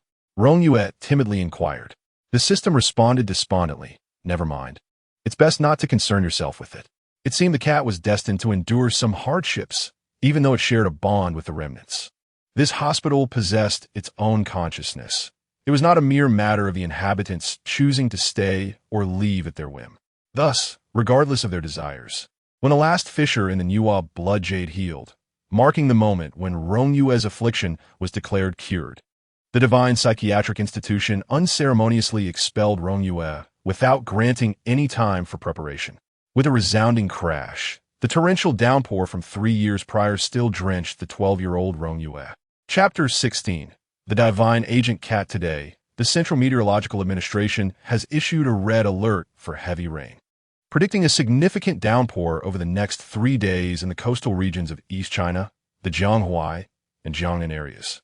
Some locales may experience torrential rain, accompanied by intense short-term precipitation, thunderstorms, and strong winds indicative of severe convective weather. During the peak of this local deluge, rainfall is expected to reach 220 millimeters, marking the highest level recorded for this time of year.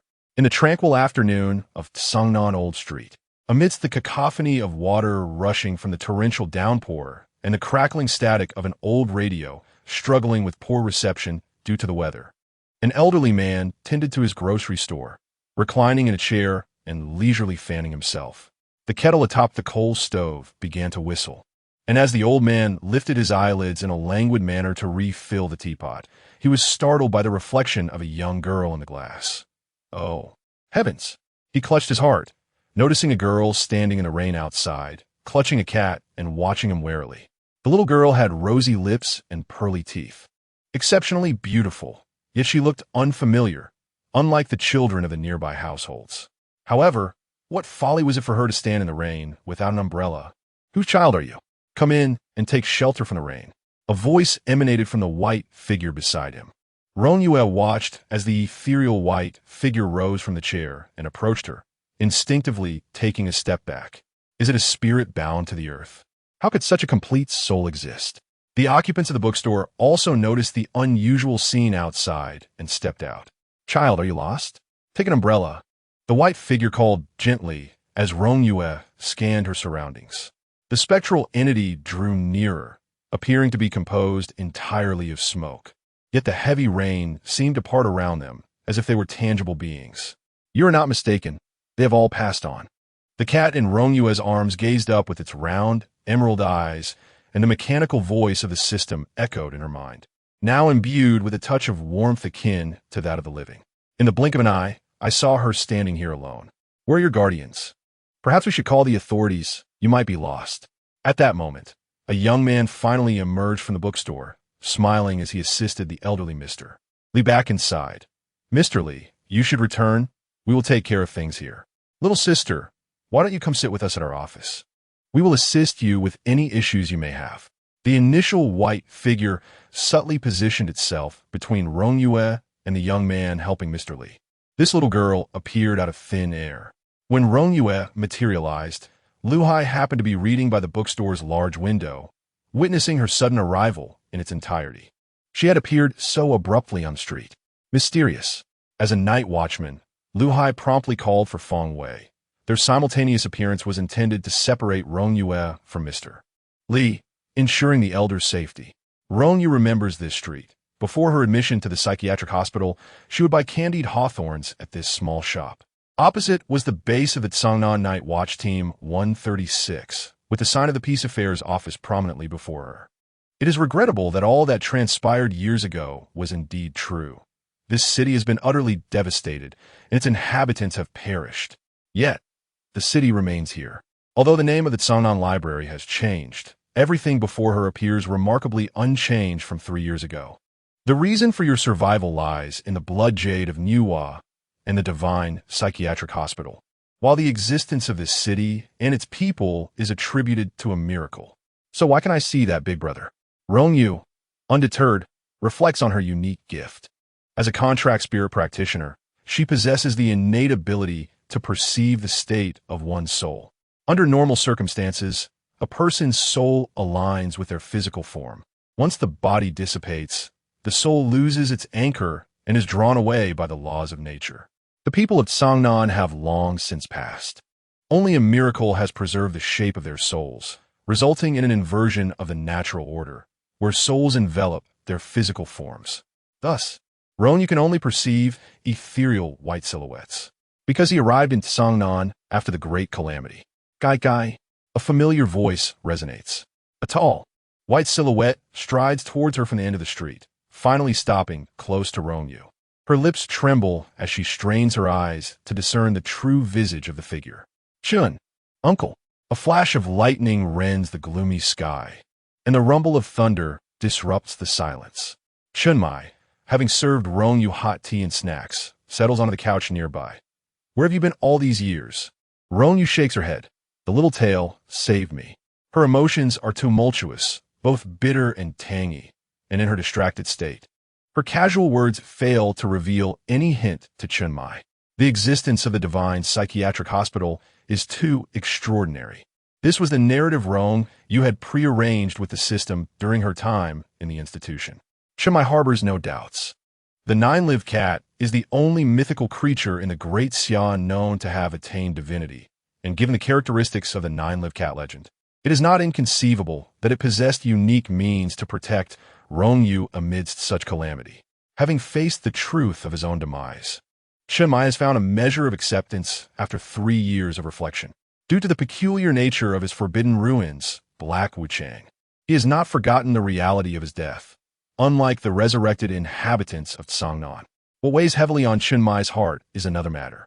During the battle against Gaia in the East Sea, despite Gaia's inexplicable fall from the pinnacle of divinity before the mist, she remains a powerful deity standing at the zenith of the main gods. Even if her power has waned after traversing the mist, she is still beyond the reach of mere mortals. Even with the assistance of the near-main god-level mythical creature, the nine-lived cat, the invading deities are not limited to the singular main god, Gaia. In the midst of the divine battlefield, Chunmai remained oblivious to the specifics of the events unfolding. He was only aware that Commander Wang Qing of the Night Watch had initially intended to sacrifice himself with the Thunder Treasure Staff to seal Gaia. However, it was Rong Yue's grandmother, the venerable Rong Ku, who stepped forward and wielded the Thunder Treasure Staff. With the help of the Nine Lives cat entangling Gaia, they ultimately succeeded in sealing the entity. In its final moments, Gaia retaliated and ensnared the Nine Lives cat, resulting in its own sealing as well. Kai, your grandmother.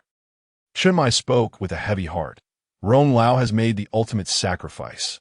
Rong Yue's small hand, resting on her knee, clenched tightly as she softly replied. I'm aware. Grandmother sacrificed herself to protect Great Xia. Chunmai opened his mouth as if to say something, but his gaze fell upon the little tail licking its paws, and he suddenly realized. Indeed, the little tail belonged to the Nine Lives cat. Rong Yue could not possibly be unaware of the events concerning the Nine Lives cat. Suddenly, a voice resonated in Rong Yue's mind, the divine relic, Shiva's grudge, which led to the catastrophe of Cangnan, is now within Chunmai's possession. After Gaia was sealed, the divine relic, Shiva's grudge, fell into the hands of the Night Watch.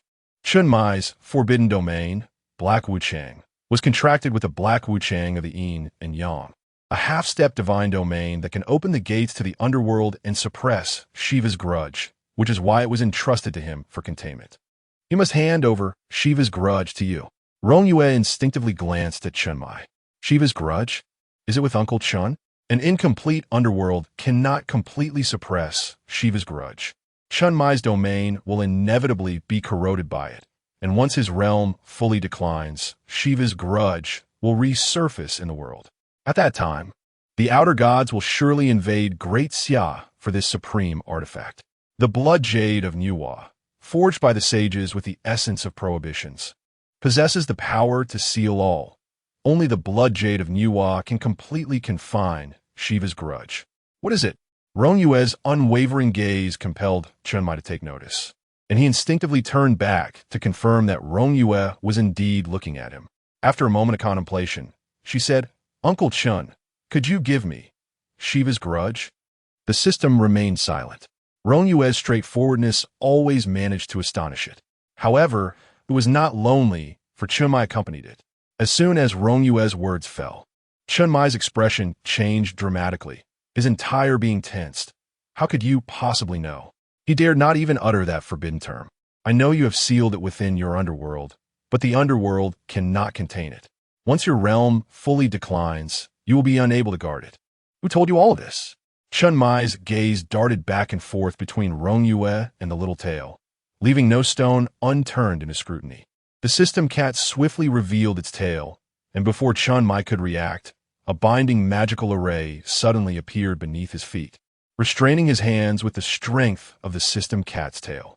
The suppression of his realm left him with no chance to resist.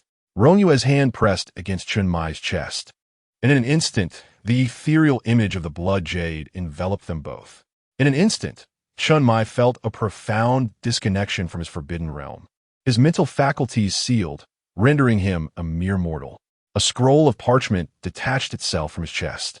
At that moment, the wrath of Shiva appeared as an ordinary piece of parchment, neatly rolled up. The ethereal image of the blood jade began to coalesce slowly, ultimately vanishing along with the scroll. Though it felt lengthy, it transpired in mere seconds. As the binding magic dissipated and the system cat released Chen Mai, the members of Team 136 burst through the door. Captain, they had just sensed the overwhelming power of the Forbidden Realm. Chen Mai, sitting dazed on the sofa, was momentarily disoriented. How was it possible that the wrath of Shiva had been removed without releasing any aura? What would happen now that it had been taken? What had just transpired? Had an unprecedented divine realm emerged? Rong Yue, adopting the same poised posture as the system cat, left the members of Team 136 bewildered.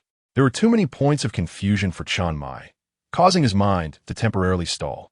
Ultimately, he selected the least alarming explanation and, with a blank expression, informed the members, "It's nothing, nothing at all. It's as if I have hypnotized myself. A new divine agent has emerged. A cat." The members of Team 136 responded with incredulity. Oh, agent of what?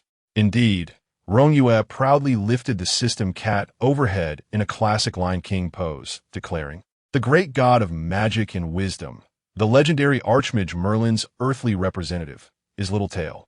The system cat curled its tail to conceal its more sensitive areas. A gesture of social embarrassment. This was indeed the solution devised by the deities.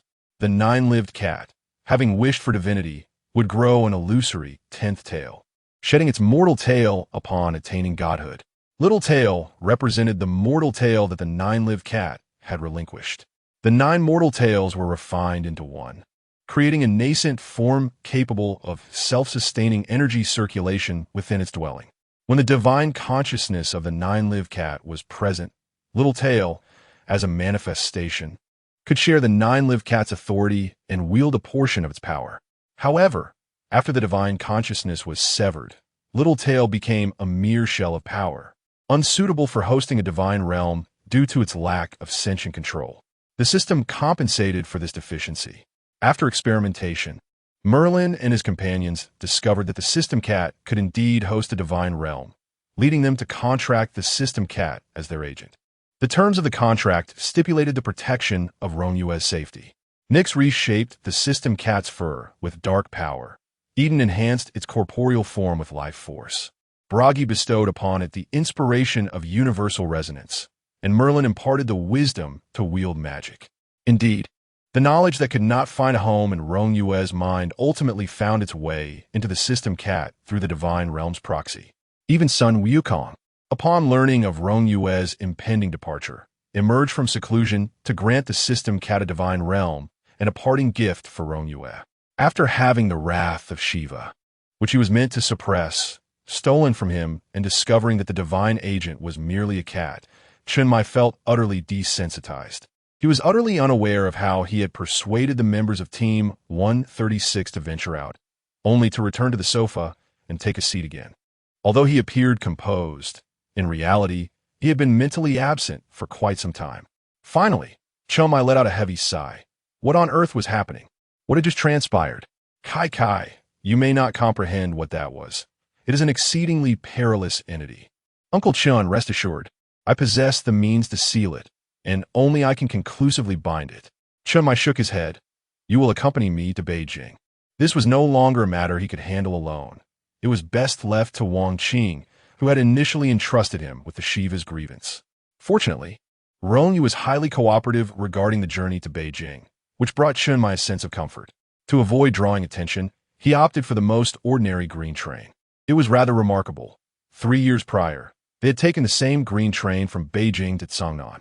Now, 3 years later, they were again boarding the same train, this time on the journey back to the capital. In the sleeper compartment, Rong Yue was fast asleep, cradling the system cat.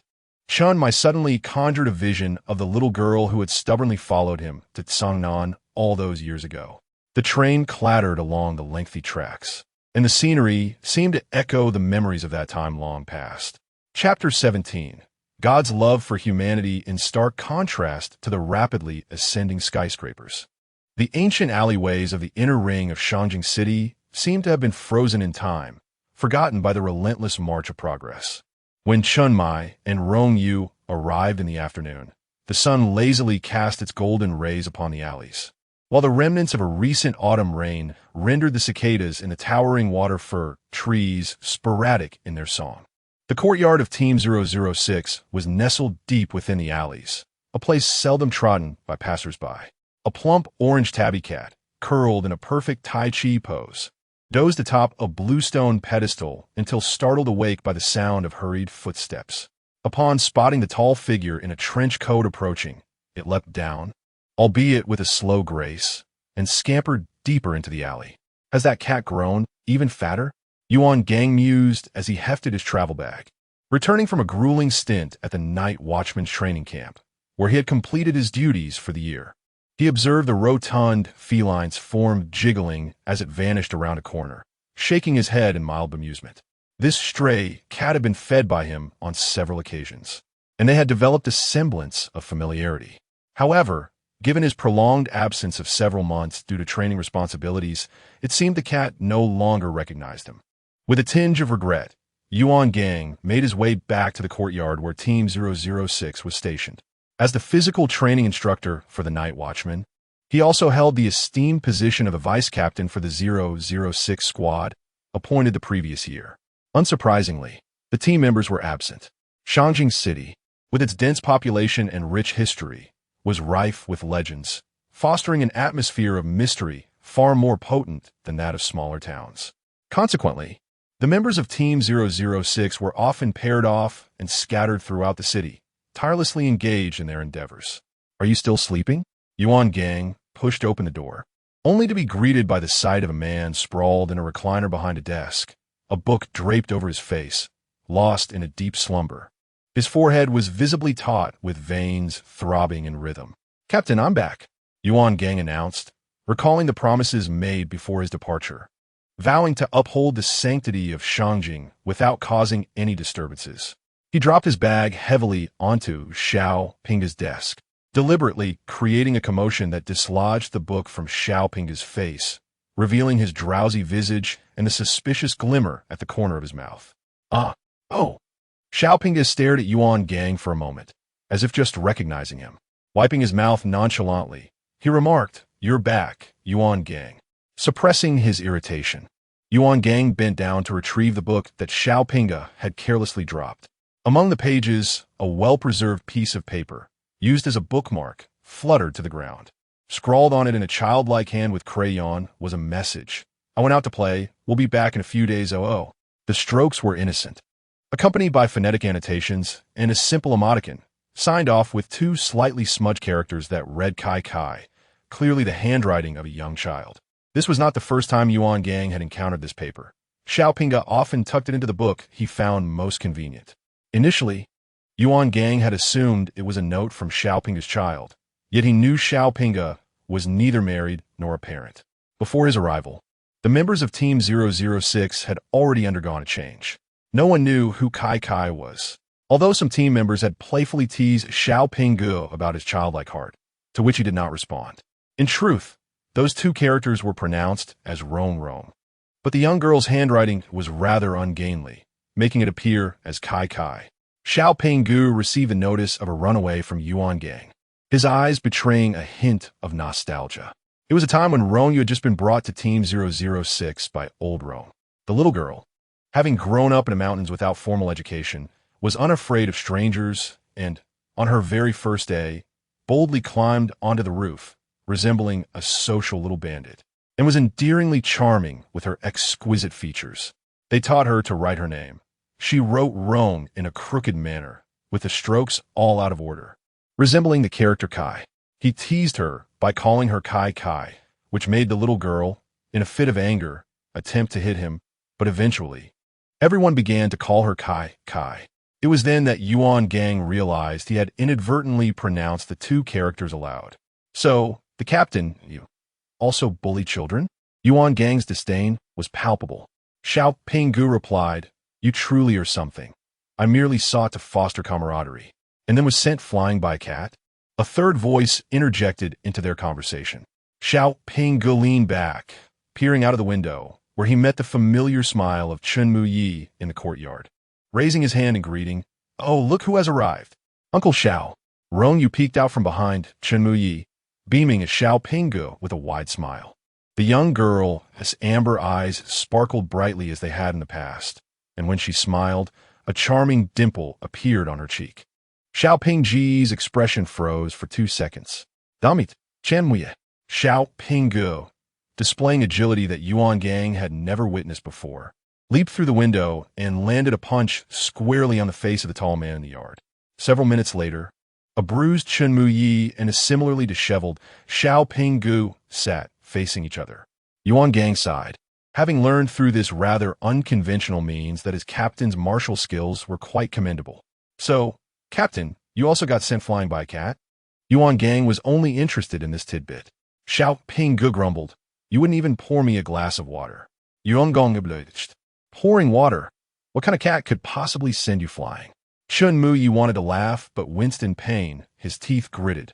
Xiaopinga was truly formidable. After all, it was just 2 instances where he had been caught off guard when looking for Cangnan. Such a petty spirit. Yet, he had not gone easy on him either. "You were right in front of me," Xiaopinga retorted. "You wouldn't have fared better." Yuan Gang followed Xiaoping's gaze to the small kitten cradled in the girl's arms. He had not noticed it before. Wow, that cat was pitch black. Its fur was a glossy jet black without a single imperfection, and its round, emerald green eyes were also fixed on him. Puffed. Yuan Gang covered his mouth, unable to contain his laughter as he envisioned Xiaopinga being knocked over by such a tiny kitten. 1 minute later, Yuan Gang, struck by the playful kitten, let out a cry as he became embedded in the wall of the 006 squad's courtyard. Rong Yue, shielding her eyes with her fingers spread apart, slightly turned her face away, unable to bear the sight, while Xiaopinga teased Yuan Gang to compete with the system cat. "Uncle Xiao, you are too wicked." "Who is more wicked, you little rascal?" Xiaopinga said through gritted teeth, affectionately ruffling Rong Yue's hair. No sooner had the news of old Rong's sacrifice for Daxia arrived than news of Rong Yue's disappearance in Cangnan followed. At that moment, the 006 squad felt as if the sky had fallen. Such a significant orphan, lost before they could even take her in. Had it not been for the divination performed by the esteemed Master Jin Chuan of Jihuan Mountain, who predicted that Rong Yue's vitality remained, Commander Wang Qing would have undoubtedly punished them severely. Over the years, Xiaopinga had delved into the study of divination, while he could not discern specific locations. The omens consistently indicated auspiciousness. Nevertheless, he often regretted that had he been more resolute back then, Rong Yue's strong-willed nature would have compelled her to return. They had also been tempted by the prospect of harnessing Rong Yue's and the Little Tail's powers. Surely, they must have endured considerable hardship over the years. opening Ye's hunt. When it landed on Rong Yue's head, transformed into a gentle pat. With tear-filled eyes, Rong Yue expressed her gratitude. Uncle Xiao understands me. I have faced many challenges in my studies. It has truly been so arduous. Shuopinggu, perplexed, glanced at Chen Mai, who shook his head, indicating he was equally bewildered by Rong Yue's words. By the way, how did you return to the capital? Last year I sought you several times. Yet you stubbornly refused to accompany me back. The mention of this irked Shuopinggu. Well, I didn't return to the capital, but I have a matter of great importance to discuss with the commander, Chen Mai replied. Shuopinggu adopted a more serious demeanor. What is it? The agent of the god of magic and wisdom from England, the legendary sorcerer Merlin, has manifested. Merlin? Shuopinggu exclaimed in astonishment. It seems we have yet to observe this deity, have we? When did he ever set foot in Daxia? Although tales of Merlin existed within the lore of Daxia, concrete observations regarding deities from the mythos of the British Isles had yet to be documented. Chen Mai shook his head, as he too was unaware. Who is it? Shuopinggu's gaze fell first upon Rong Yue, for only Chen Mai and Rong Yue had come. If it wasn't Chen Mai, it could only be Rong Yue. It is the little tale. Chen Mai met Shuopinggu's incredulous expression with an air of helplessness, as if to substantiate Chen Mai's words. The system cat conjured a formidable magical array beneath its feet, unleashing an overwhelming aura that did not conceal its divine essence. Yuan Gang, freshly dislodged from the wall, looked bewildered. Is this a beaver? Oh, what fine wine cough! Wang Qing, who had been half drunk, suddenly choked as she fixed her gaze on a certain direction outside the window. In the next moment, the door to her office swung open forcefully, revealing the newly appointed Commander Yi Fan, whose expression was grave. Commander, a new divine agent has appeared, and they are with Shuopinggu. What did you just call me? Wang Qing cast a sideways glance, and although she did not appear intoxicated, there was an unmistakable air of unruliness about her. Yi Fan gritted his teeth and said, Sister Wang, that's more like it. If you miscall me again, beware of my whip, she retorted with a lazy wave of her hand, standing up while pointing at Yi Fan. And now, you're the commander-in-chief. In the Battle of Donghai, Wang Qing sustained severe injuries.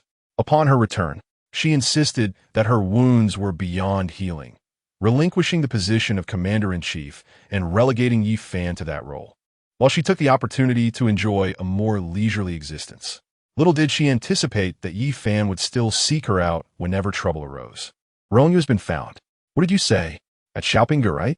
Wang Qing, no longer inebriated, straightened up with renewed vigor. Ever since the monk Jin Chanchi from Jiuhua, a mountain foretold that Rong Yue was alive, Wang Qing had never ceased her search for her whereabouts. The last wish of Elder Rong was for Rong Yue to remain uninvolved in disputes, even without Elder Rong's dying wish. The Night Watchmen had always adhered to their established rules, which dictated that the descendants of Night Watchmen could not join their ranks. Although Elder Rong had not joined the Night Watchmen and had long lived in seclusion, she had not hesitated to sacrifice herself in a moment of crisis, ultimately giving her life for the greater good of the Great Xia, thus becoming a great Night Watchman. Yes, Yi Fan quickly affirmed, they're already on their way. He feared that if he hesitated even for a second, Wang Qing would leap out the window. Wang Qing closed the window, her elegant willow-like brows knitting together. She has become a divine agent? This complicates matters, for divine agents are exceedingly unique. As night fell in the secret conference room of the Night Watchman's headquarters, Wang Qing clasped her hands before her nose, wishing for the first time that her mouth could possess prophetic powers. This was even more troubling than the fact that Rong Yue had become a divine agent. In the small conference room, Wang Qing, Yi Fan, and Chen Mai remained silent, each wearing an increasingly grave expression. Ultimately, the current commander-in-chief, Yi Fan, bore the weight of it all, speaking in a somber tone. Are you saying that the agent of Merlin is that cat? Chen Mai nodded. The curse of Shiva no longer rests upon you, he confirmed. Yi Fan, summoning every bit of strength, pointed towards Rong Yue. It is upon her. Chen Mai stiffly nodded in agreement. Can it still be retrieved? Yi Fan asked quickly. Chen Mai fell silent. Rong Yue contemplated seriously, tilting her head. Besides me? In truth, that forbidden item would be far safer in the hands of the young benefactor Rong. After the prophecy was made, the monk Zhan had taken a helicopter from Jua Mountain to arrive late. Master, Yi Fan immediately stood up. Upon assuming the role of commander-in-chief of the Night Watchman, Yi Fan had also learned secrets known only to the commander-in-chief, such as the fact that the Great Xia was not devoid of deities. Rong Yue recognized the newcomer at once. It was the young monk who had previously visited their village. The master of the great sage? Zhanshen's eyes lit up as he smiled and nodded, bowing respectfully to Rong Yue. The bloodline of Niwa has not perished. It is indeed a boon for humanity. Could it be that she is the reincarnation of the goddess Niwa? Wang Qing's eyes sparkled with excitement. Not at all. The sages have long departed from this world and are nowhere to be found. Wang Qing gritted her teeth. You old fool. Day after day you are of no assistance. Yet here you are playing the riddle master. Would you kindly vacate the Night Watch headquarters? The master Jinchuan's lips twitched. Wang Qing remained as merciless as ever. I believe it would be more appropriate for young Master Rong to address this matter. He gently tapped his staff, and golden Buddhist light enveloped the room, forming a barrier. He looked kindly at Rong Yue. Young master, please. All eyes turned to Rong Yue. She raised her hands, and between them, the ethereal image of the Niwa blood jade appeared. I am a descendant of Niwa, one of the lineage entrusted with protection by the Qiling people. The previous generation of Niwa's descendants nurtured the Rong family of Qiling, with the last Qiling, Rong Ku, raising this generation of Niwa's descendants. My lineage was created from the essence of my mother, Niwa, and bestowed with the divine artifact fountain of souls in the sacred ruins, reincarnating through generations. Tasked with safeguarding the divine artifact, the Niwa blood jade, granted to us by our mother. Only my lineage can wield the Niwa blood jade, possessing the power to seal all. Rong Yue clasped her hands, placing them on her lap. I can completely seal Shiva's grudge without sacrificing Uncle Chun. Chun Mai looked at Rong Yue, his throat dry, but he had already. I wish to save Uncle Chun and the people of Cangnan. This was the true purpose of Rong Yue's journey to the capital. One person's strength is insufficient. Chapter 18. The wizard seeks the Bible. The beautiful sister and the seemingly serious uncle remain silent. Rong Yue assumed they were skeptical. Thus she elucidated. I have observed the situation of Uncle Chun and the people of Cangnan, although I am unaware of who has employed what sorcery to bind their souls. Their spirits remain remarkably intact. As long as sufficient materials are procured to create physical vessels for their souls to inhabit, they can be saved. Wang Qing fixed her gaze intently on Rong Yue, inquiring, why do you wish to undertake such endeavors? Yi Fan, having regained his composure from the shock, was about to intervene upon hearing Wang Qing's sudden question, but he met the silent disapproval of his master, the Grand Master Zhan Shen. Chun Mai sought to speak on behalf of Rong Yue, but was halted by Wang Qing's raised hand. Chun Mai, your emotional bond with him is understandable. I can see why you wish to save him. However, the people of Cangnan are not related to you. The act of rescuing a loved one, a few strangers, and an entire city of countless souls are fundamentally disparate concepts. Rong Yue initially expected Wang Qing to inquire about the materials she needed, the preparations to be made, or the methods to be employed, but she did not anticipate this line of questioning. She hesitated. Indeed, she had not considered the rationale behind her desire to save them. I haven't thought about it. Why do I want to save them? Rong Yue scratched the chin of the system cat, who responded with a contented squint, its instinct aligning more closely with that of a feline since assuming its corporeal form. Reflecting on the events of the past few days, she recalled a casual conversation with the system regarding the situation in Cangnan, where her inherited memories contained relevant knowledge, and the system had provided a detailed plan. So, why not act on it? Because they could be saved? The beautiful sister, I don't quite grasp your meaning. Rong Yue's eyes glimmered with innocence as she mentally probed the system. System, what does she mean by that? Does she doubt my words? How can I earn her trust? The system replied, it is omniscient, not a worm in a person's belly. I truly. Wang Qing swayed as she stood, her head bowed, the shadows cast by her stray locks obscuring her eyes momentarily. Yi Fan's attention was drawn to her, sensing something unusual about Wang Qing. You. Let go of me, she whispered. What? Rong Yue was startled as the system cat nudged her arm. The little black kitten darted through the gap created by Wang Qing's sudden movement, while Rong Yue found herself enveloped in an enthusiastic embrace from Wang Qing, who exclaimed, "Oh my!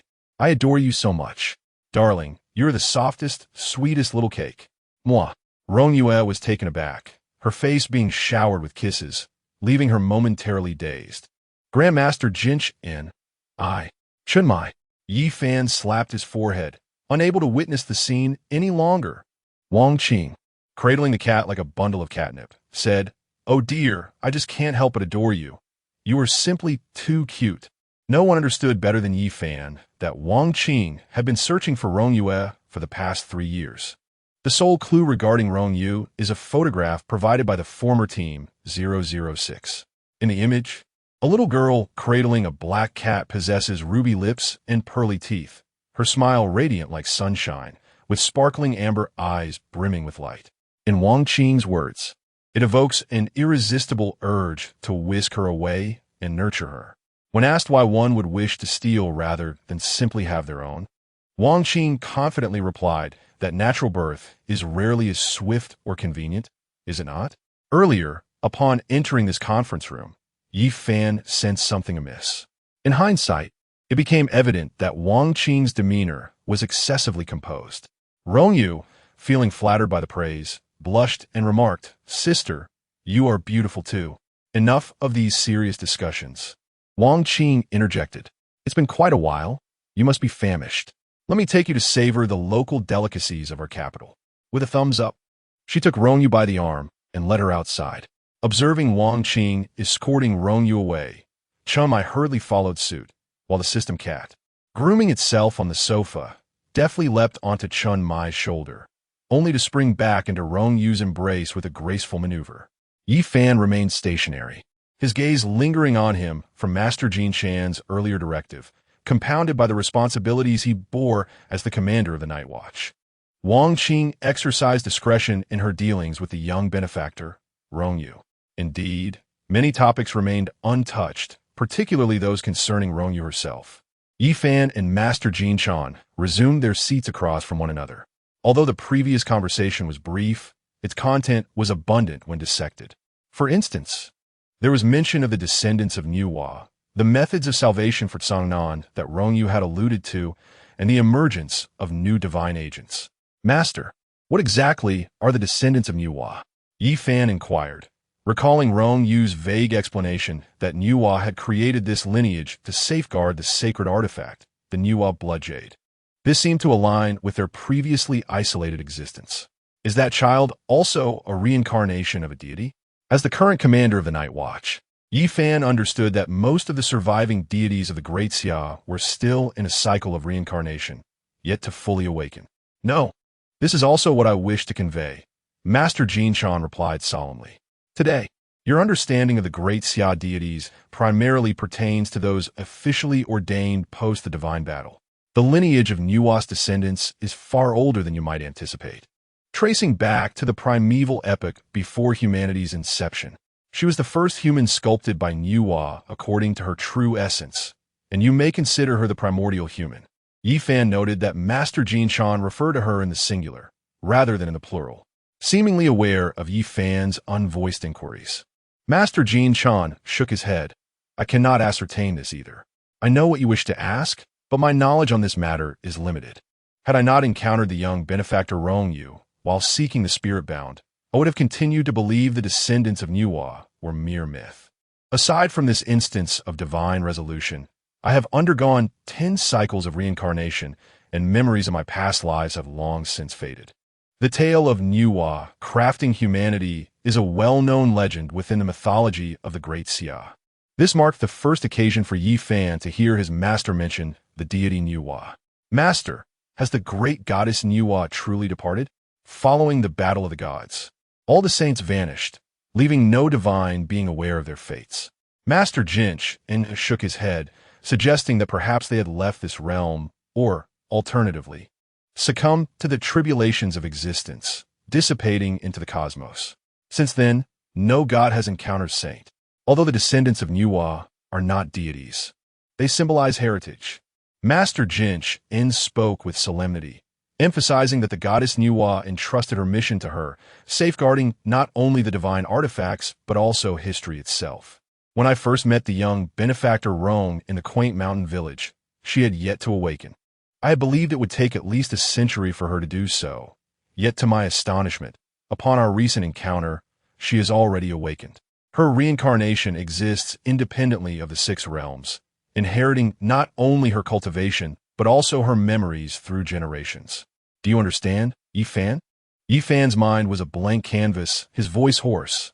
I understand. The old monk had conveyed all he wished to express. Master Zhan Shen revealed a gratified smile. Alone in the office, Yi Fan lingered for an extended period. Meanwhile, in a nearby KFC, Wang Qing relished a meal with Rong Yue, while Chun Mai, vexed, pondered whether this was indeed what Wang Qing referred to as a culinary highlight of the capital. Children shouldn't consume junk food. His words were abruptly halted as Wang Qing's foot firmly pressed down on his, compelling him to silence. Rong Yue blinked innocently. This was her inaugural experience with fried chicken and fries, and she, resembling a little hamster, eagerly stuffed her cheeks with anything that piqued her interest. A voice echoed in her mind. Isn't my cooking far superior to this? Rong Yue's pace of eating remained undeterred, and she showered compliments upon the system's culinary creations. Your meals are exceptionally delicious. Dining is my happiest time of the day. If I could feast on your cooking every day, it would surely be the most blissful experience in the world. I believe if you prepared this dish, it would undoubtedly surpass what this establishment offers.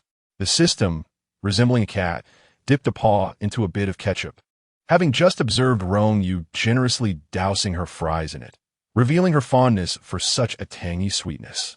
Noticing Wang Qing's hand inching closer, the system's feline form bared its teeth in warning. Wang Qing retracted her hand, which had intended to grasp the little cat by the nape of its neck. The miracles of Cangnan had beckoned everyone back, with the exception of Rong Yue. During the search, Wang Qing had become quite familiar with various aspects of Rong Yue's life, including her previous existence in a secluded mountain village with Rong Lao, devoid of formal education. The 006 team from the capital had been among the few individuals she had encountered, including the small cat placed beside Rong Yue by the Nine Lives cat. Wang Qing had indeed seen the Nine Lives cat, which shunned the limelight and remained aloof even from Rong Lao.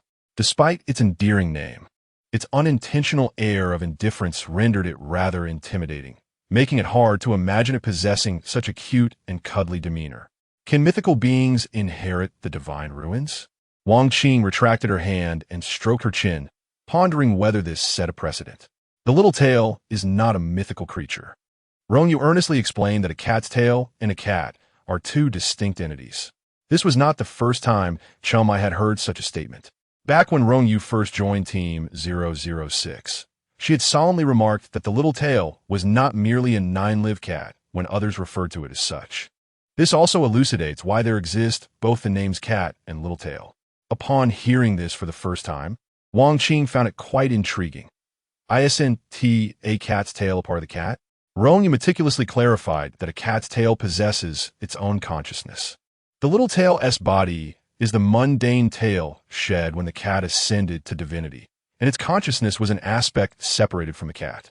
Certainly, the current little tail should be sealed away alongside the equally unfortunate cat. It should not be in the Klein realm now, right? Wang Qing nodded in understanding as she took a bite of the Orleans chicken wing. How did you, Chu, meet that? Chu, legendary sorcerer. Chu, did he, Chu, have any demands of you? Chun Mai silently clenched his fist. Darn it, don't speak while eating and set a bad example for the children. Generally speaking, a deity as appointed agent is either a seeker or a doer. Wang Qing could scarcely fathom the notion of Merlin, the god of magic and wisdom, selecting a cat as his agent. What could the deity possibly be contemplating? Well, he instructed us to find a book. What kind of book? The Bible. This was also the excuse they had concocted in advance. Regardless, over the past 3 years of Rong Yue's disappearance, everything about the asylum of the gods that could not be disclosed required a relatively reasonable explanation. This explanation was that the little tail inadvertently led her into the mist, where they encountered Merlin. Wang Qing paused. The sorcerer seeks the Bible? Is this a beaver? Wang Qing shook her head, admitting that having such a cat by Rong Yue's side certainly alleviated many concerns. After satisfying her hunger, Wang Qing turned to the matter at hand. What materials are needed to save the people of Cangnan? Yellow earth, high-purity jade, the essence of union, 9 heaven soil, and the soul-reviving incense. Rong Yue listed 5 items in one breath. Huh? Is it truly made from mud? Wang Qing had thought that the creation of man from clay was merely a myth. Indeed, Rong Yue gulped her cola. Hiss. Do the yellow earth and jade have any specific requirements? It can't be just any dirt, can it? It is preferable to use soil from Cangnan, ideally from near water, and the soil should be fertile. After all, 1S environment nurtures 1S people, as they say. Rong Yue spoke with precision. Wang Qing and Chunmai leaned back in unison. Remarkable. Is it indeed used this way? Higher purity in jade enhances spiritual energy, making it more suitable for formations. While Wang Qing could grasp the significance of yellow earth and jade, what on earth is this 9 heaven soil? Is the essence of union as she imagines? And what of this soul-reviving incense? Surely it isn't that legendary elixir capable of resurrecting the dead. Is it? The celestial soil of the 9 heavens bestows upon the lust the gift of growth, while the essence of union grants fertility. The fragrant incense of soul return serves as a guide, leading spirits back to their homeland. Rong Yue meticulously elucidated, further stating that there is no need for concern regarding the 9 heavens soil, for she knows its whereabouts. Presently, I am at the mid-level of an earth immortal. Once I ascend to the heavenly immortal realm, I shall access the palace of Queen Hua through my mother's temple on earth to retrieve the 9 heaven soil. Rong Yue calculated the time on her fingers and provided Wang Qing with an approximate figure. 5 years. Rong Yue nodded vigorously, affirming, indeed, it is 5 years. Regardless of circumstances, one must allow oneself some respite. 5 years? That is even shorter than she had anticipated. Wang Qing recalled that 3 years prior, when she sought assistance at Zhihuan Mountain, those old geezers had proclaimed that the deity of Daxia would require at least 10 years to be ready for battle against divine-level threats, let alone 5 years. If it means saving tens of thousands in Cangnan, any length of time is warranted. Initially, she had planned to devise a strategy after the resurgence of the Daxia deity, but with newfound hope, it seemed illogical not to pursue it. After clarifying the necessary inquiries, arranging for Rong Yue's next destination became a source of distress for Yifan. Chunmai returned to Cangnan, as the prophecy foretold that the desecrator would appear there, making him the most suitable guardian for that region. However, Rong Yue's presence there would be inappropriate. Moreover, the Night Watcher headquarters is not a cohesive entity, and it would not be prudent to keep Rong Yue stationed here for an extended period. Her identity as the last descendant of the Rong family and the inheritor of the contract spirit is already conspicuous. If any discerning individuals were to uncover her unique attributes, it could lead to significant complications. Additionally, considering Rong Yue's youth, Yifan feared she might not receive adequate care and could stray from her path. Observing Yifan's troubled demeanor, Wang Qing grinned, suggesting that there exists a readily available location. Chapter 19. Social anxiety should associate with social anxiety. Are you referring to yourself?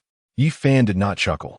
In recent days, Wang Qing has been wandering about the capital with Rong Yue, indulging in delightful culinary experiences, completely oblivious to the balding figure of the troubled man back at the headquarters of the Night Watchers. If it weren't for his relentless calls today, this individual would still be lost in blissful ignorance. Yifan harbored grave doubts about Wang Qing's intentions, fearing that by entrusting Rong Yue to her care, he might as well be placing his head on the line each day. What do you mean? Wang Qing sensed the skepticism, her elegantly arched eyebrows rising in response. Yifan quickly amended his statement. I merely meant that having Rong Yue with us would attract too much attention, which is not ideal. Wang Qing let out a soft hum, her lips curling into a smile. Of course, it is not me. How could I possibly direct my whip at the fragrant tinder and sweet maple syrup cake? She could hardly bear the thought. What is that? Wang Qing shook her silver flask, feigning a distraction. Call me sister, and I shall reveal it to you. Sister Wang. Before Yi Fan could extract an answer from Wang Qing's lips, the intercom in the office began to ring insistently. Yi Fan answered, and the voice of the orderly on the other end spoke rapidly. Report, Commander. Wang Lao has sustained an injury and is hospitalized. What?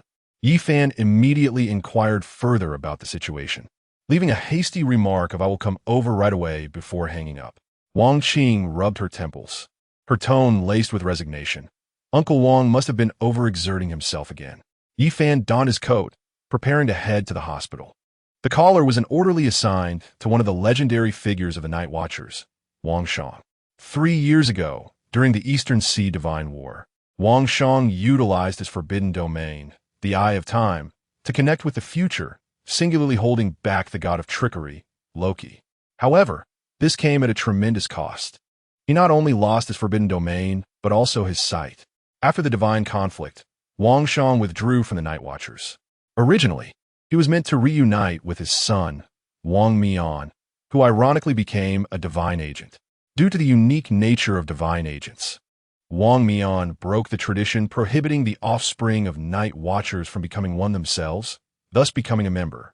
Moreover, earlier this year, he spearheaded the formation of the Special Night Watchers Team 004, known as the Mask. Consequently, the headquarters assigned Wang Shang a villa near the Night Watchers base, along with guards dedicated to ensuring his safety and an orderly to attend to his needs. Bring Kai Kai along. Yi Fan began to echo Chun Mai and Xiaopinga in calling for Kai Kai. What is the matter? Although Yi Fan remained silent, Wang Qing also intended to bring Rong Yue, yet their intentions were evidently divergent. Yi Fan hesitated briefly. It pertains to Uncle Shang's blindness. Upon hearing this, Wang Qing's beautiful eyes flickered with a trace of regret, quickly replaced by a surge of indignation towards the foreign gods. During the Eastern Sea battle, Rong Lao perished. The 9 Lives cat fell into a sealed state, and Wang Qing was gravely injured. Yi Fan had found the equally gravely wounded and unconscious Wang Shang aboard Wang Shang's boat. At that time, Wang Shang lay with his eyes tightly shut, bleeding profusely. Yet upon awakening in the hospital, he never mentioned the cause of his blindness. Wang Shang's forbidden ruins, known as the Eye of Temporal Sequence, marked the first instance in human history to delve into the realm of time. The precise effects of this artifact remain elusive, even to Wang Shang himself, though its most apparent capability is the ability to glimpse into the future. Yi Fan recalls conversations with Uncle Shang, during which he mentioned that utilizing the Eye of Temporal Sequence to foresee the future and subsequently altering the present could, in a sense, be construed as tampering with history. Yet, whether such alterations are feasible and what the potential costs of success may entail remains shrouded in mystery. Even to him, it was only after Wang Shang lost his sight that they grasped the true cost. As Yi Fan reached for his coat, he reminisced about a recent dialogue with Master Zhanshen. The mission of the descendants of Niuhua extends beyond safeguarding the artifacts left by her. It also encompasses the preservation of the history that has been handed down. Uncle Shang's forbidden ruins are indeed the first of their kind in the historical records known to them. But what of the histories yet undiscovered? Uncle Shang devoted his life to observation, yet after sacrificing everything, he was met with an outcome he could no longer witness.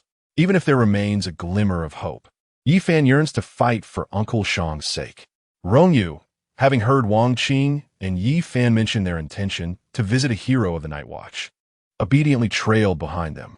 Yi Fan recounted the events that transpired in the East Sea years prior. Lost the Forbidden Ruins? Rong Yue blinked, puzzled. Isn't the Forbidden Ruins a manifestation of the power of rules?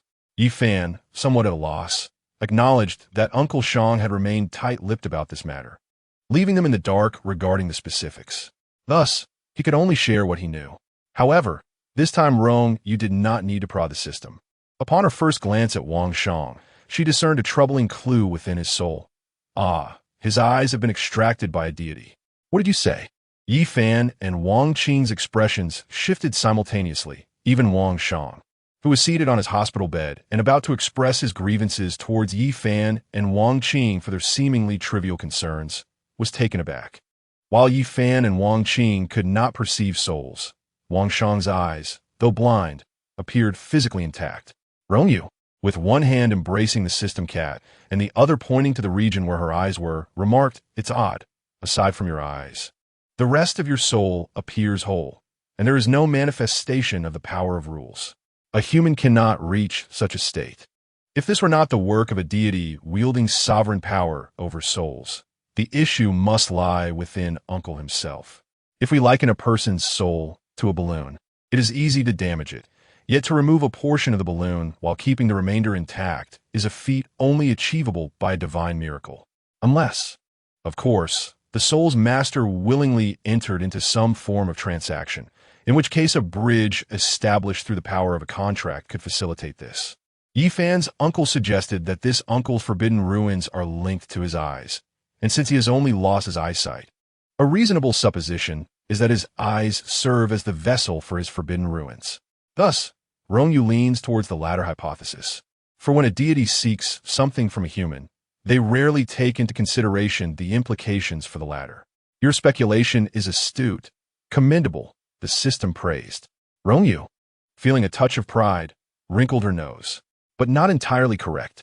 The honey dates from Rong Yue had not yet been consumed when she was struck by a sudden realization. With unwavering determination, she continued to savor the dates, pondering, what is amiss?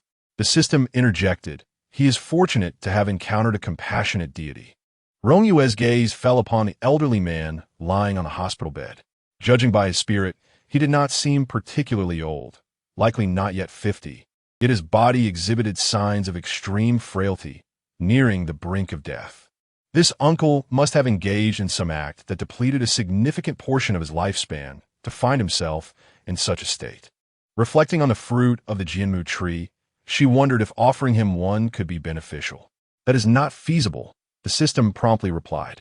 Confused, Rong Yue recalled her sister Yiding's words, which spoke of the fruit containing the principles of longevity. Foolish child, use your brain, the system retorted. That tiny fruit can house a deity's soul. Even a mortal consuming it may instantly ascend to immortality. However, mortals remain mortals not solely due to their physical forms, but because their souls are inherently mortal. A mortal soul cannot endure the erosion of countless years. When the time comes, it will not be the mortals consuming the fruit, but rather the fruit that will consume the mortals. Rong Yue was taken aback by the system's vivid depiction. Without needing to glance up, the system sensed her expression. It articulated more bluntly, if that fruit were truly as marvelous as you believe, why would your mother, Niuhua, go to such lengths to seal them all away? That made sense. Kai. Yefan noticed Rong Yue's distraction and called out anxiously. The young girl's stillness and shifting expressions caused him considerable unease. In his condition, seeking some celestial or earthly treasures may help prolong his life, but there is nothing to be done about his eyesight unless we can recover his soul fragments. Rong Yue regained her focus and recounted the system's observations in her own words. Disappointment flickered in Yefan's eyes, while Wang Shang appeared indifferent, seemingly at peace with his fate. Come now, you two are making a fuss over nothing. It was merely a fall, and he's not dead. Wang Shang finally voiced the thoughts he had initially withheld. However, being blind, he was puzzled by the presence of a young girl accompanying Yefan and Wang Qing, her voice still carrying the innocence of youth. She must be a child. She is Rong Yue, the granddaughter of Elder Rong. Is the granddaughter of Elder Rong here? Wang Shang exclaimed with joy. Wonderful. Rong Yue respectfully greeted him. Hello, Uncle Wang. Wang Qing and Yefan exchanged a few more words with Wang Shang, when suddenly, Wang Qing said, Kai, could you please help me buy a bottle of water? Oh, certainly, Rong Yue replied. Accepting the 10 yuan, Wang Qing handed her before heading out of the hospital room towards the small shop downstairs. What is the matter? Wang Shang inquired. Please inform him about Rong Yue's situation first, Wang Qing instructed Yefan. Yefan paused momentarily, then proceeded to share with Wang Shang the details of Rong Yue's condition, including their conversation with Master Zhan Shen following that day. Upon hearing this, Wang Shang was also taken aback. I had no idea that spirit contract holders kept such secrets. How old is she? He asked eagerly. 12 years old, Yefan replied. At the tender ages of 12, 9, and 19, Wang Shang slapped his thigh in realization. Could it be that the other star from back then was her? Before the loss of the Eye of Time, Wang Shang had glimpsed through the river of time, witnessing the emergence of two new stars in the future, one rising 4 years hence, and the other a decade later. The moment of their ascendance did not coincide with their births, but rather marked the day when the gears of their destinies began to turn. Yifan swiftly grasped Wang Shang's implication. Back then, Uncle Shang had only barely perceived the star that would rise in 4 years, and subsequently sent him to Shijin City to find a certain youth. Wang Qing merely inquired, "Do you really think so, Uncle Shang?" It was highly probable. Rong Yue meandered around the small garden downstairs before ascending, as the system had indicated that they might have matters of adult significance to discuss. As she reached the upper floor, she coincidentally encountered Wang Shang bidding farewell. His demeanor towards her had shifted, brimming with an unusual excitement. Once outside the hospital, Yifan could not resist inquiring about the details from Rong Yue. With honesty, Rong Yue relayed Wang Shang's condition to the two, including the impending exhaustion of his life force. The phrase heavenly materials and earthly treasures danced through Wang Qing's mind, instantly conjuring images of the legendary peaches of immortality from myth, renowned for their life-extending properties. Peaches of immortality? That seemed unlikely. Rong Yue was aware that the minimum maturation period for such peaches spanned 3,000 years. These spiritual fruits, nurtured by the essence of heaven and earth, would rapidly lose their potency if not consumed promptly upon ripening, with no means of preservation available. Typically, they would be harvested as they neared maturity. The ordinary peaches, in contrast, were merely fruits, hence the periodic peach banquets. After all, not consuming them would be wasteful. In Rong Yue's inherited memories, the peach tree had originally been transplanted by the Queen Mother of the West from the Southern Pole, merely because she found the blossoming peach flowers beautiful, not for the purpose of extending life. Her profound yet accessible analysis left Wang Qing and Yi Fan in contemplative silence, suddenly questioning the credibility of the legendary peaches. Had they been overly optimistic? Was there truly no remedy?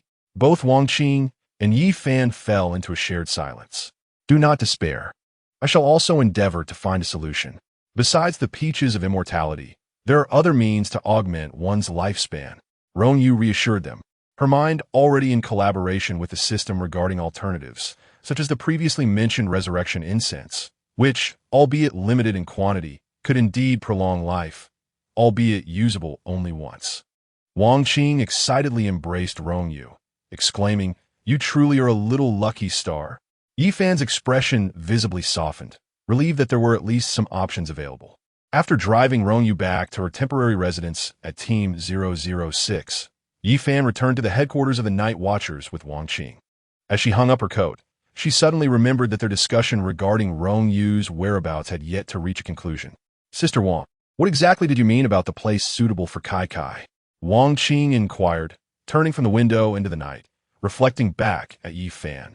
"Do you recall the decree Master Jin Chan delivered to Zhou Ping back in the day?" In Yifan's mind, the image of Master Jin Chan's sorrowful expression suddenly emerged. This child is the sword of supreme goodness in the mortal realm. If he can navigate the trials of the mundane world, he shall undoubtedly uphold the fate of existence. Alas, he is destined to encounter a calamity. Even if the sound of his sword resonates throughout the universe, it will merely be a fleeting moment, unable to escape the fate of destruction and demise. At that moment, Yifan resolved to protect Xiao Zhouping throughout his growth, guiding him through his tribulations. What do you think of two stars placed together? Their concern merely lies in the potential exploitation of Rong Yue by those with ulterior motives, wishing to provide her with a relatively free environment for growth. In my opinion, Shijin City would be an excellent destination. Yifan recalled Zhou Ping's heart. As brilliant as glass, his strength is sufficient, and he would never harbor ill intentions. Wang Qing remarked, "I remember that child has a bit of social anxiety, correct?" "Huh." Yifan pondered for a moment and agreed. "It seems so." Wang Qing's bright smile revealed her gleaming white teeth. "That's perfect. Our Kai Kai is also socially anxious." She narrowed her eyes with a smile. "Those with social anxiety should indeed be together." Yifan responded with a startled expression. Chapter 20. The intrusive encounter in the eastern direction of the Great Xia. Along the coast, lies the site of the divine battle. The moon hangs high in the sky. From the void, a black paw emerges, as if tearing down a curtain that mirrors the surrounding scenery. A large, ebony cat, bearing a girl cloaked in darkness, materializes upon the desolate beach. Is this the place? Rong Yue lifted the hood of her cloak. This was an untouched stretch of sand, strewn with scattered rocks. The solitary moon serving as the sole source of illumination, its luminous glow shattering upon the dark sea into myriad silver scales. Accompanied by the relentless whispers of the wind and the crashing waves that tirelessly caressed the coastline. Having obtained the address of their new destination from Wang Qing and Yi Fan, Rong Yue did not require anyone to escort her, as she was accompanied by the system cat. They had matters to attend to beforehand. Yi Fan did not inquire too deeply. He merely equipped Rong Yue with a mobile phone, storing the contact information for himself, Wang Qing, Xiao Pinggu, Qinmu Yi, and the captain of the night watch in Shijin City. He also prepared various essentials, instructing her to call him once she settled in Shijin City. It was not that no one coveted the system cat. A divine proxy cat of the Klein realm held immeasurable value. Yet, what sense could one make with a cat? Appealing to emotions? Should the cat take offense, they would find themselves ensnared within the walls of despair. Many silently lamented the legendary sorcerer from myth, questioning why, with so many worthy candidates, one would choose a cat as a proxy. Little did they know, the system cat could not be separated from Rong Yue. For the system dwelled within the divine ruins of Rong Yue, merely manipulating the remnants of the nine-lived cat through a binding spell. Perched upon the back of the system cat, Rong Yue closed her eyes and began to form seals with her hands. A gentle flow of spiritual energy radiated from her being. In resonance with her, scattered specks of glowing light emerged from the beach, the surrounding trees, and the depths of the sea, rising continuously. From the distant abyss, the song of a whale echoed. Within the mist, a colossal, spectral white whale leaped, only to collide with an invisible barrier, gazing longingly at the fragments of spiritual essence beyond the mists of the great Xia. Rong Yue opened her eyes. Ahead lay the path. The system cat instinctively sought to dig a pit in the sand, but restrained itself, merely nudging the ground with its hind paw before leading Rong Yue to a relatively open area, where it lowered her gently to the ground. Stay here, Rong Yue instructed. As she stepped onto the beach, a startled little crab buried itself in the sand, leaving only a small mound. Intrigued, Rong Yue unearthed the mound, managing to capture the tiny crab for amusement before being distracted by the allure of a seashell buried in the sand, discarding the crab. It was her first visit to the seaside, and everything appeared novel and enchanting. The system cat arrived at the singularity that Rong Yue had just discovered. The Thunder Treasure staff had sealed Gaia and the nine-lived cat within a dimensional space. Unless the seal was lifted, they remained inaccessible. Fortunately, the remnants operated by the system were inherently part of the nine-lived cat, allowing for the opening of a fleeting singularity passage through which neither Gaia nor the nine-lived cat could traverse. The system merely hoped for the nine-lived cat to muster some spirit, though it once informed Rong Yue that merely unsealing the prison would liberate the nine-lives cat. This was merely an objective truth. Upon breaking the seal, Gaia would also emerge. Currently, they possess no means to contend with a deity at the pinnacle of divinity. However, merely sealing them away does not ensure safety. Gaia and the nine-lives cat are likely sealed together as a consequence of Gaia's awareness of the precarious situation. She would undoubtedly not relinquish the opportunity to siphon the nine-lives cat's power from within the seal. The nine-lives cat stands no chance against Gaia, and the longer the delay, the more detrimental it becomes for the nine-lives cat. Boom! An invisible wave of energy dissipated the radiant essence of Ling Yun like a fading dream. Rong Yue raised her hand to shield herself, only to witness the system cat appearing as though it had been struck by lightning, its entire form transformed into a chaotic bundle, its two emerald eyes wide with a mixture of pity and absurdity. What happened? Rong Yue discarded the conch shell in her hand and rushed over. The system cat remained frozen for a moment before shaking off its stupor. That old hag is cunning, it remarked, still attempting to leave a beacon through the singularity. However, cats are indeed crafty creatures, The 9 Lives cat displayed far more spirit than the system anticipated, promptly biting down on the beacon. The system cat retrieved a shard of vibrant green crystal, no larger than Rong Yue's pinky nail, from its mouth.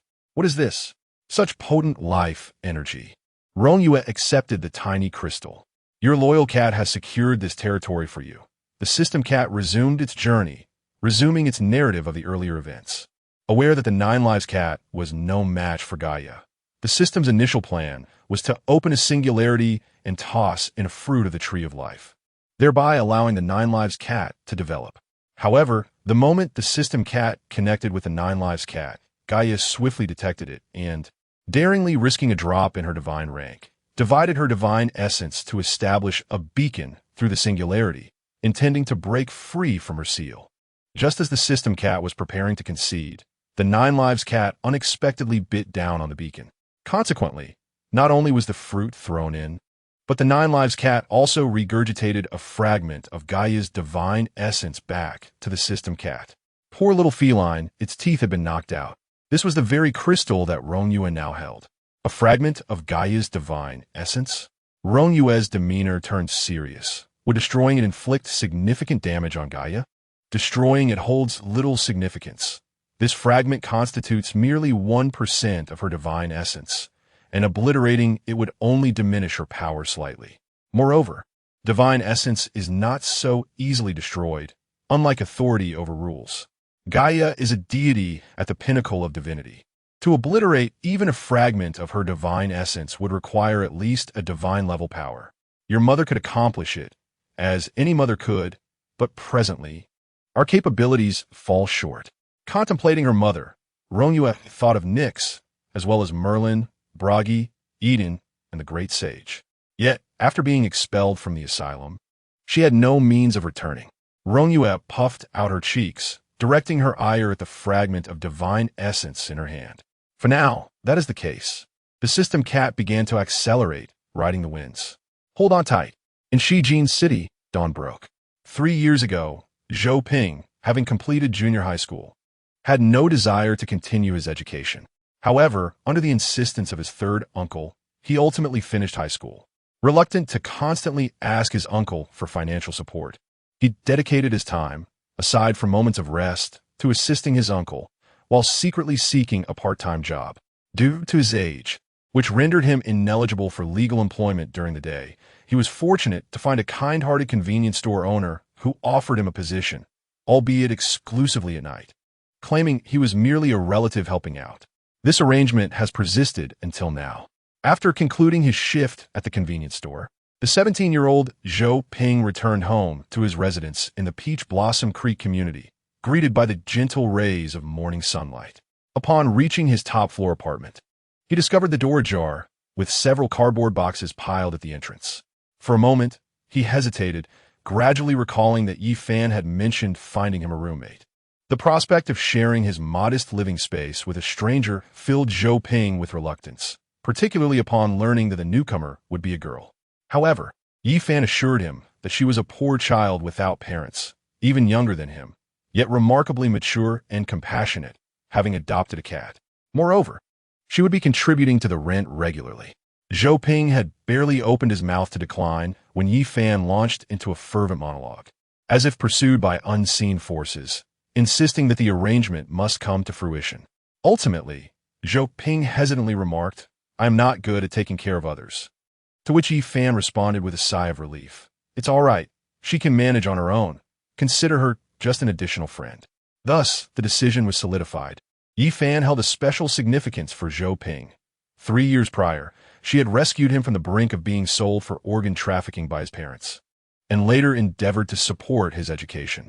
However, having endured relentless bullying at school, Zhou Ping had lost all hope for academic life, opting instead to drop out and work.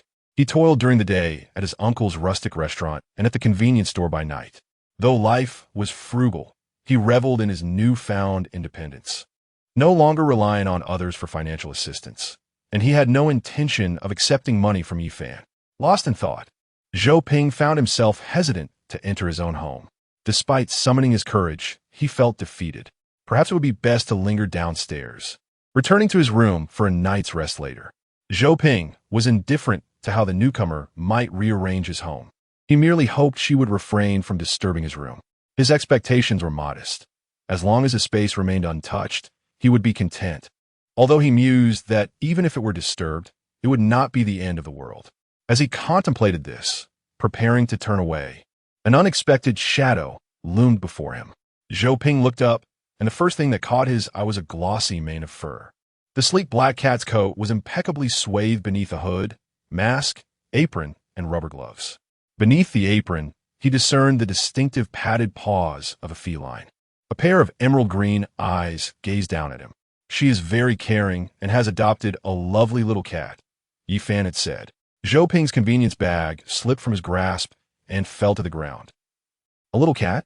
He stood at the foot of the stairs, the height difference between the steps rendering the cat above him astonishingly larger. A 2-meter kitten, perhaps? The system cat let out a huff. Zhou Ping widened his eyes in disbelief. Did that cat just huff? Rong Yue pushed aside the system cat blocking the doorway and leaned out, spotting the young boy on the stairs sporting a broad smile. You must be Zhou Ping, the brother Uncle Yi Fan spoke of? Zhou Ping found himself at an impasse on the staircase, feeling as though his feet were glued to the ground, utterly at a loss. Gulme. I tidied up the house a bit. Your timing is perfect. The system cat huffed again. Did you do the cleaning? Rong Yue took Zhou Ping's hand and led him inside. The young girl exuded a delightful fragrance, rich yet not overpowering, a scent that enveloped him as she drew near. Zhou Ping could not quite place the aroma, but he found it exceedingly pleasant. The musty odor characteristic of the narrow, old-fashioned corridor seemed to dissipate, leaving a sense of joy in its wake. Realizing what he was doing, Zhou Ping felt as if he had been scalded when he was tugged by her soft hand. Instinctively, he withdrew his hand, his face aflame like a ripe tomato, stammering through incomplete sentences under Rong Yue's puzzled gaze, desperately wanting to flee. My hands are a bit dirty. What was he even saying? Zhou Ping felt as though his ability to articulate had slipped from his control. Then how about this? Rong Yue gently grasped the sleeve of Zhou Ping's shirt, guiding him into her home. Were it not for the fact that he had traversed this path for over a decade, Zhou Ping would have doubted he had entered the wrong house. Upon stepping inside, the old, worn ceramic tile floor vanished, replaced by pristine wooden flooring. The once moldy walls had been freshly painted and adorned with warm, light-colored wallpaper. The furniture, though unchanged, gleamed with cleanliness, and lovely green plants graced the cabinets, while the balcony boasted a rack overflowing with blooming flowers. Morning sunlight streamed in from the balcony, casting a warm glow. Zhou Ping found himself momentarily rooted to the spot. Such a cozy place. Was this truly his home? Before he could dwell on it too long, Rong Yue had already ushered him into the living room. There, half-unpacked boxes and an array of trinkets lay scattered, all purchased by Rong Yue during her shopping excursions with Wang Qing in the capital. This is a gift for you, Rong Yue declared, pulling out a box and revealing a complete collection of martial arts novels. Before Zhou Ping could voice his panicked refusal, she unearthed another box, eagerly extracting one item after another. This is a keychain I won at the claw machine. This is a cultural bookmark I bought at the Forbidden City. And this is a dyed fan. With each item she handed him, she recounted its story, even presenting a beautifully crafted, unopened sword mint for artistic collection. It turned out that after Yi Fan had mentioned Zhou Ping, Rong Yue had begun preparing gifts for a new friend. Zhou Ping found himself unable to interject, quickly accumulating a collection of items in his arms. Finally, he met the sparkling, expectant gaze of the young girl. Is there anything you like? After inquiring about Zhou Ping's preferences and purchasing a martial arts novel, Rong Yue, knowing she would come to Zhou Ping's place, consciously wished to leave him a gift while out enjoying herself. In truth, she did not need to prepare so many things for him. Zhou Ping thought this. Yet faced with those hopeful eyes, he found himself unable to utter a word of refusal. No one had ever looked at him with such anticipation, as though his opinions were of utmost significance. However, he was so nervous that he could not articulate anything, and Zhou Ping worried she would surely be disappointed in him. Do you like it? That's wonderful. Rong Yue cheerfully took the items from Zhou Ping's hands and happily guided him toward the kitchen. The system cat set the prepared sandwiches and milk on the dining table, 2 servings. You just returned, and you haven't had breakfast, right? Having washed her hands, Rong Yu pressed Zhou Ping down beside the table adorned with a light green and white tablecloth. The microwave at home is broken. May I replace it with a white one? Huh? Zhou Ping emitted an unintelligible sound, as a piece of sandwich had already been stuffed into his mouth. Is it delicious? Its bacon, and a special sauce crafted by Little Tail, is exquisite. Indeed, it was remarkably delightful. For reasons unknown, Zhou Ping, upon taking a bite of the sandwich, readily acknowledged its excellence, nodding in agreement that it was the best sandwich he had ever tasted. Rong Yu gazed at Zhou Ping for a moment, revealing a knowing smile. Well then, can we change the sofa? I would prefer one with flowers. Would you dislike that? Zhou Ping shook his head. He was indifferent to such matters and acquiesced. All right. The new cat entering their home was at least aware of the need to feign decorum for a while. Yet, this little fellow showed no pretense whatsoever. The system cat watched in dismay as Zhou Ping was led around in circles, unwittingly agreeing to transform their home entirely into a style favored by Rong Yu. Hey, my friend, have you ever encountered a friendship that feels like a home invasion? Chapter 21. Today, let us praise the god of magic. A cup of milk and a generously sized sandwich alleviated Zhou Ping's ravenous hunger that had tormented him throughout the night. Originally, he had purchased some 5-cent rice balls from a nearby morning market, intending to bring them back for breakfast. However, the curious Rong Yu, having never tasted rice balls before, stuffed one into her mouth. How sweet it was! The glutinous texture was quite novel. Although it was not to her liking, Rong Yu consumed the entire morsel. Half an hour after finishing breakfast, Zhou Ping returned to his room, wrapped himself in a blanket, and succumbed to a sense of unreality. Despite having worked a night shift at the convenience store, his condition was far from optimal. Yet, when Rong Yu spoke to him, he felt a lightness in his body. The girl's voice was like ice cubes falling into a summer's white porcelain plum soup, resonating with a crispness that was purely delightful. Her buoyant emotions swept away the languor of summer heat, effortlessly infecting those around her. It was the first time someone had conversed with him at such length. Zhou Ping drifted into a deep slumber, enveloped by a gentle, calming fragrance wafting through the crack of the door. Rong Yu, with her delicate lantern incense burner, squatted at the entrance of Zhou Ping's room. She gently waved a silk fan, sending soothing incense into the room. "He is asleep," she murmured, returning the small incense burner to the shelf nearby. She seated herself at the table, resting her cheek on her hand, pondering aloud to the system. Why can't Zhou Ping sleep after breakfast? He seems so tired. If he is sleepy, he should just go to bed. It was a bit cruel to have dragged him downstairs for a stroll in the community. By the time they returned to his room, his eyes were barely open. Humans should not lie down immediately after eating. When lying flat, gastric acid can easily reflux into the esophagus, disrupting sleep. Additionally, during slumber, the body's functions slow down, leading to potential indigestion. It is generally advisable for humans to wait at least 30 minutes after eating before reclining, the system explained. Rong Yu's life had always been quite regular, devoid of such concerns. Hence, the system had never shared this information with her before. Where had he gone? And why was he so late returning? Rong Yu fiddled with the smartphone that Wang Qing had bought for her. She had recently learned how to use it, and the myriad of video applications was quite entertaining. After Zhou Ping retreated to his room, the little paper figures emerged from their cardboard box and began sorting through Rong Yu's various trinkets, transporting them to her room. Rong Yu and the system cat had arrived around 11 o'clock the previous night, finding the key left on the doorstep to gain entry. Upon stepping inside, they were astonished at the utter emptiness of the place, as if a thief had come and gone, leaving nothing behind.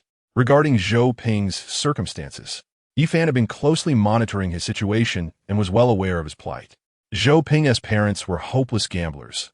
Years ago, they had sold everything of value in their home, and there had even been a time when they nearly sold Zhou Ping himself.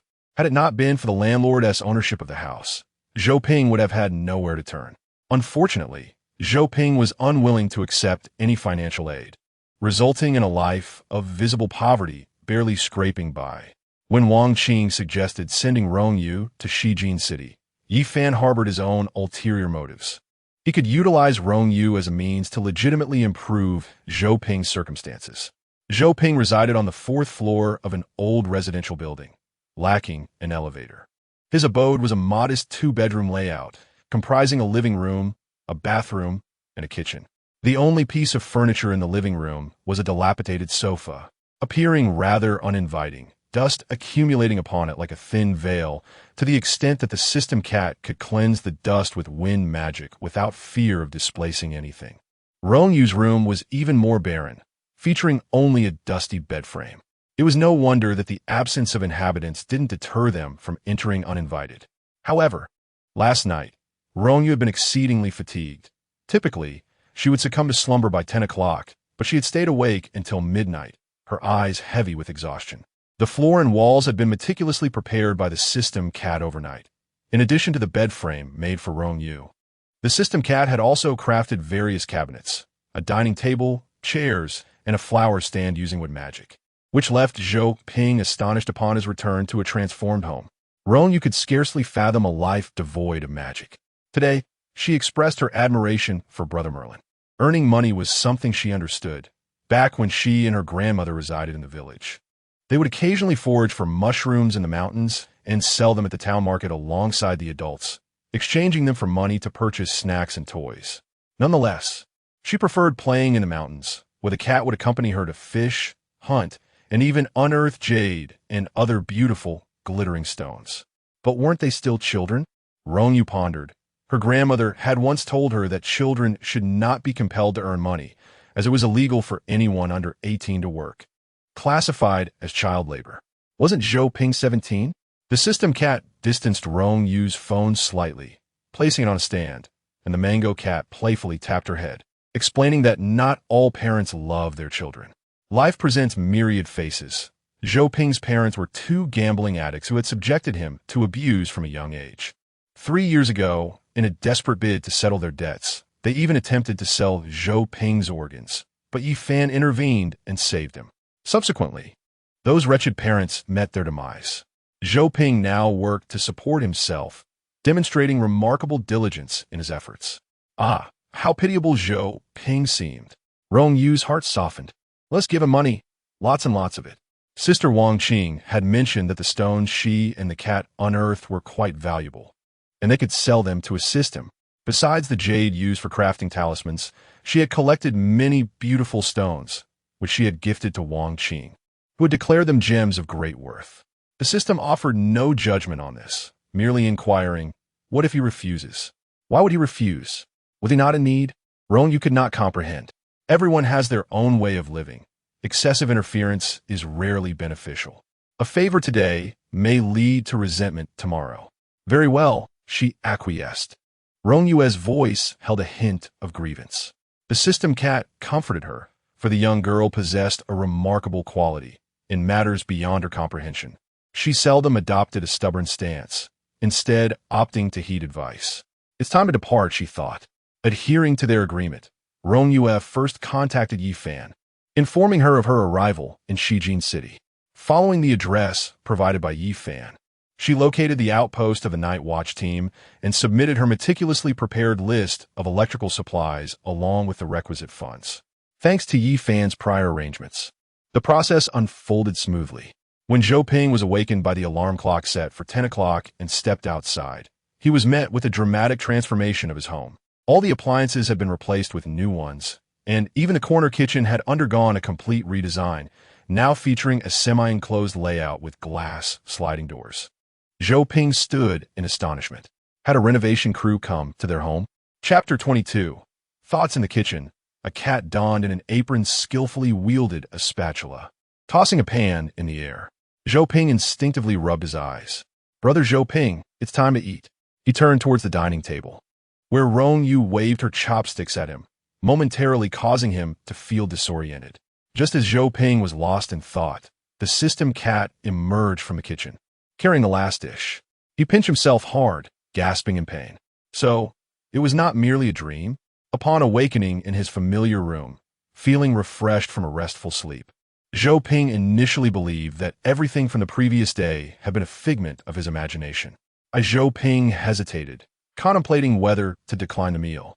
The system cat had already placed his bowl down, its vertical pupils fixed on him, seemingly urging him to finish his sentence. "Come on, the little tail cooks delicious food," Rong Yue exclaimed, scooping soup from her bowl. Today, the system cat had prepared her favorite dish, a delicate silver fish soup, and she intended to devour 3 large bowls of it. Zhou Ping walked to the dining table, moving in unison with his limbs, stealing glances at the cat. Unable to resist another look, the system cat twitched its whiskers and shrank its size, leaping onto the stool. A cat demon. Why do you keep staring at the little tail?" Rong Yue inquired. Her overly casual demeanor plunged Zhou Ping into self-doubt.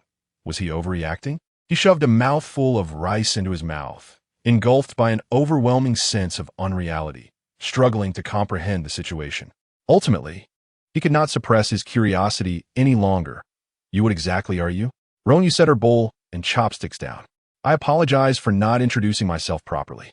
My name is Rong Yue, but you may call me Kai Kai. I am a contract spirit wielder, and this is my companion, Little Tail." Uncle Yi Fan mentioned that you had encountered the mysterious and those with special powers before. Zhou Ping paused, recalling the spider from 3 years ago and the divine presence of Yi Fan. "Are you also one of those with special powers?" "Yes," Rong Yue confirmed, finding this understanding convenient.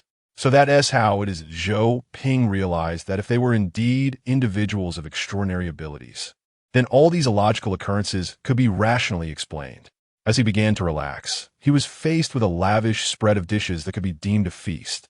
Suddenly, it struck him that all the newly acquired items in the house must have cost money, and he froze. He did not possess sufficient funds to cover this. "Why aren't you eating?" Rong Yue observed him merely pushing around the rice. Zhou Ping replied honestly, "I don't have any money." Fortunately, he did not spend much time in this home, only there to sleep. He had no objection to giving most of the house to Rong Yue. Rong Yue fell silent. Zhou Ping noticed her eyes glistening with tears, resembling a sorrowful fried egg, and he was taken aback, stammering, "What's wrong? You dislike us?" He certainly did not. The more anxious he became, the less articulate he was. No, not at all. He did not harbor any dislike towards Rong Yue. In fact, the young girl was quite endearing, far more likable than himself. "You do dislike us." Rong Yue pressed her lips together, as if she had suffered an immense grievance. "I do not dislike you. You are all wonderful," she murmured. Zhou Ping, feeling like he was sitting on pins and needles, was at a loss for words on how to console her. "But you are unwilling to be friends with us," the little girl lamented, her eyes glistening with tears. "Friends?" Zhou Ping paused, taken aback, and fell into silence. After a moment, he spoke softly. "I would like that. We are friends." "You are lying." Zhou Ping's life had been a desolate landscape, and he had quietly accepted all that life had thrown at him, pain and hurt alike, simply living each day in tranquility. Therefore, moments of awkwardness, like the one he was experiencing now, were rare for him. His face flushed crimson as he insisted, "I am not lying. You are truly wonderful, and I like you very much." Inadvertently revealing his true feelings, Zhou Ping felt as if he had transformed into a thoroughly cooked shrimp. "But you refuse to eat the meals made by the little tail," Rong Yue exclaimed with fervor. Zhou Ping hastily picked up his chopsticks. "Is it delicious?" she asked, watching as he sampled the potatoes, then directing him to try the beef brisket.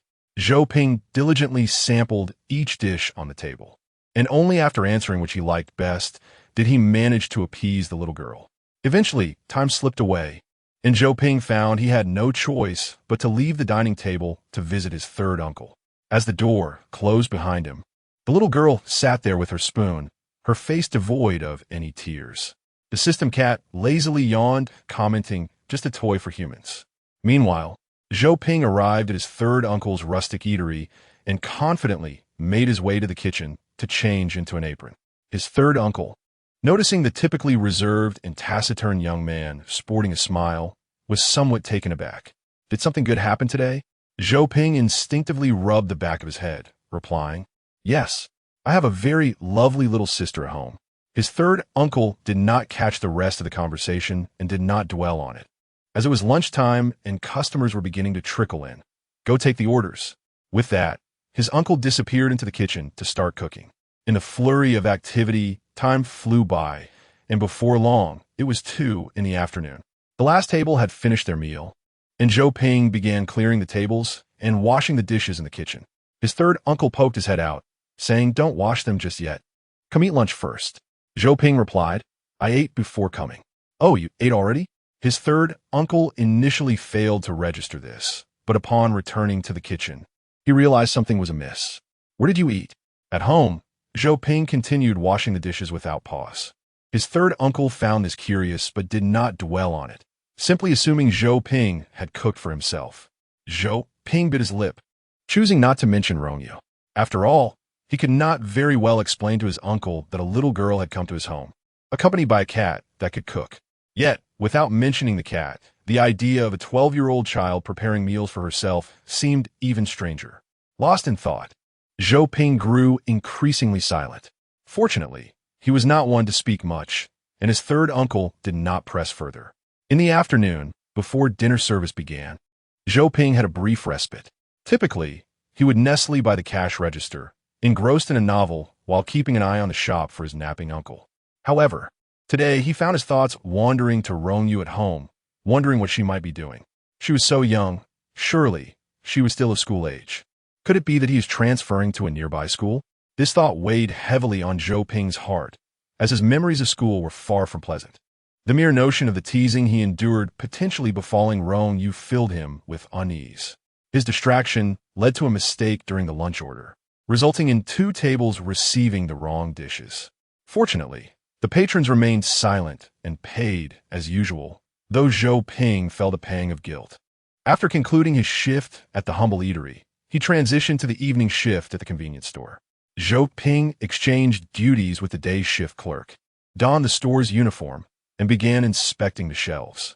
Just as he was about to leave, the store manager lightly tapped his shoulder and gestured towards the door, saying, "Hey, Zhou Ping, is someone outside looking for you?" Chapter 23. Deliberation, is it time to eat yet? Rong Yue inquired, her bright eyes fixed on the cup of instant noodles pressed beneath a book as she sat at the small long bar by the floor-to-ceiling window of the convenience store. "It should be." Before Zhou Ping could finish his sentence, Rong Yue eagerly lifted the novel that was weighing down the cup, revealing the steaming aroma of the noodles.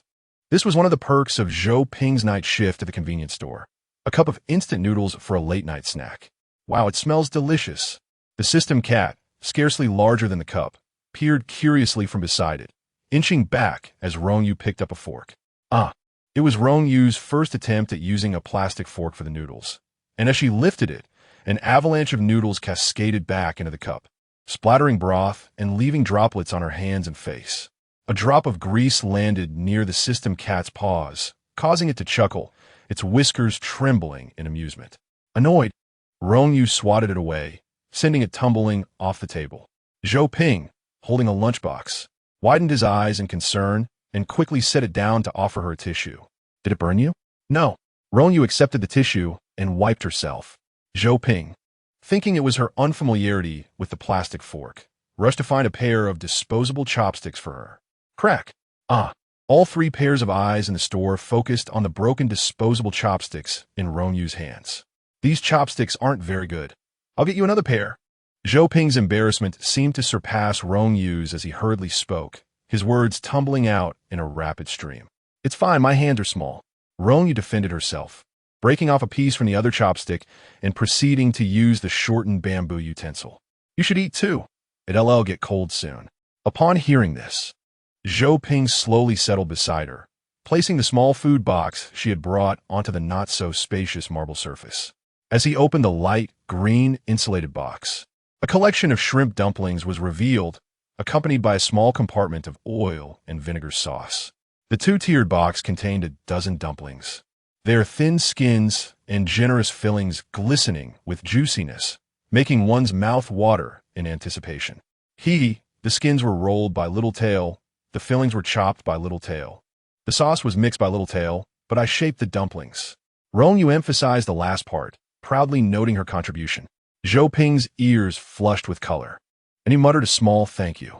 When he spotted the girl standing outside the convenience store, he felt a mix of joy and bewilderment, especially upon realizing that Rong Yue had come to deliver him a late-night snack.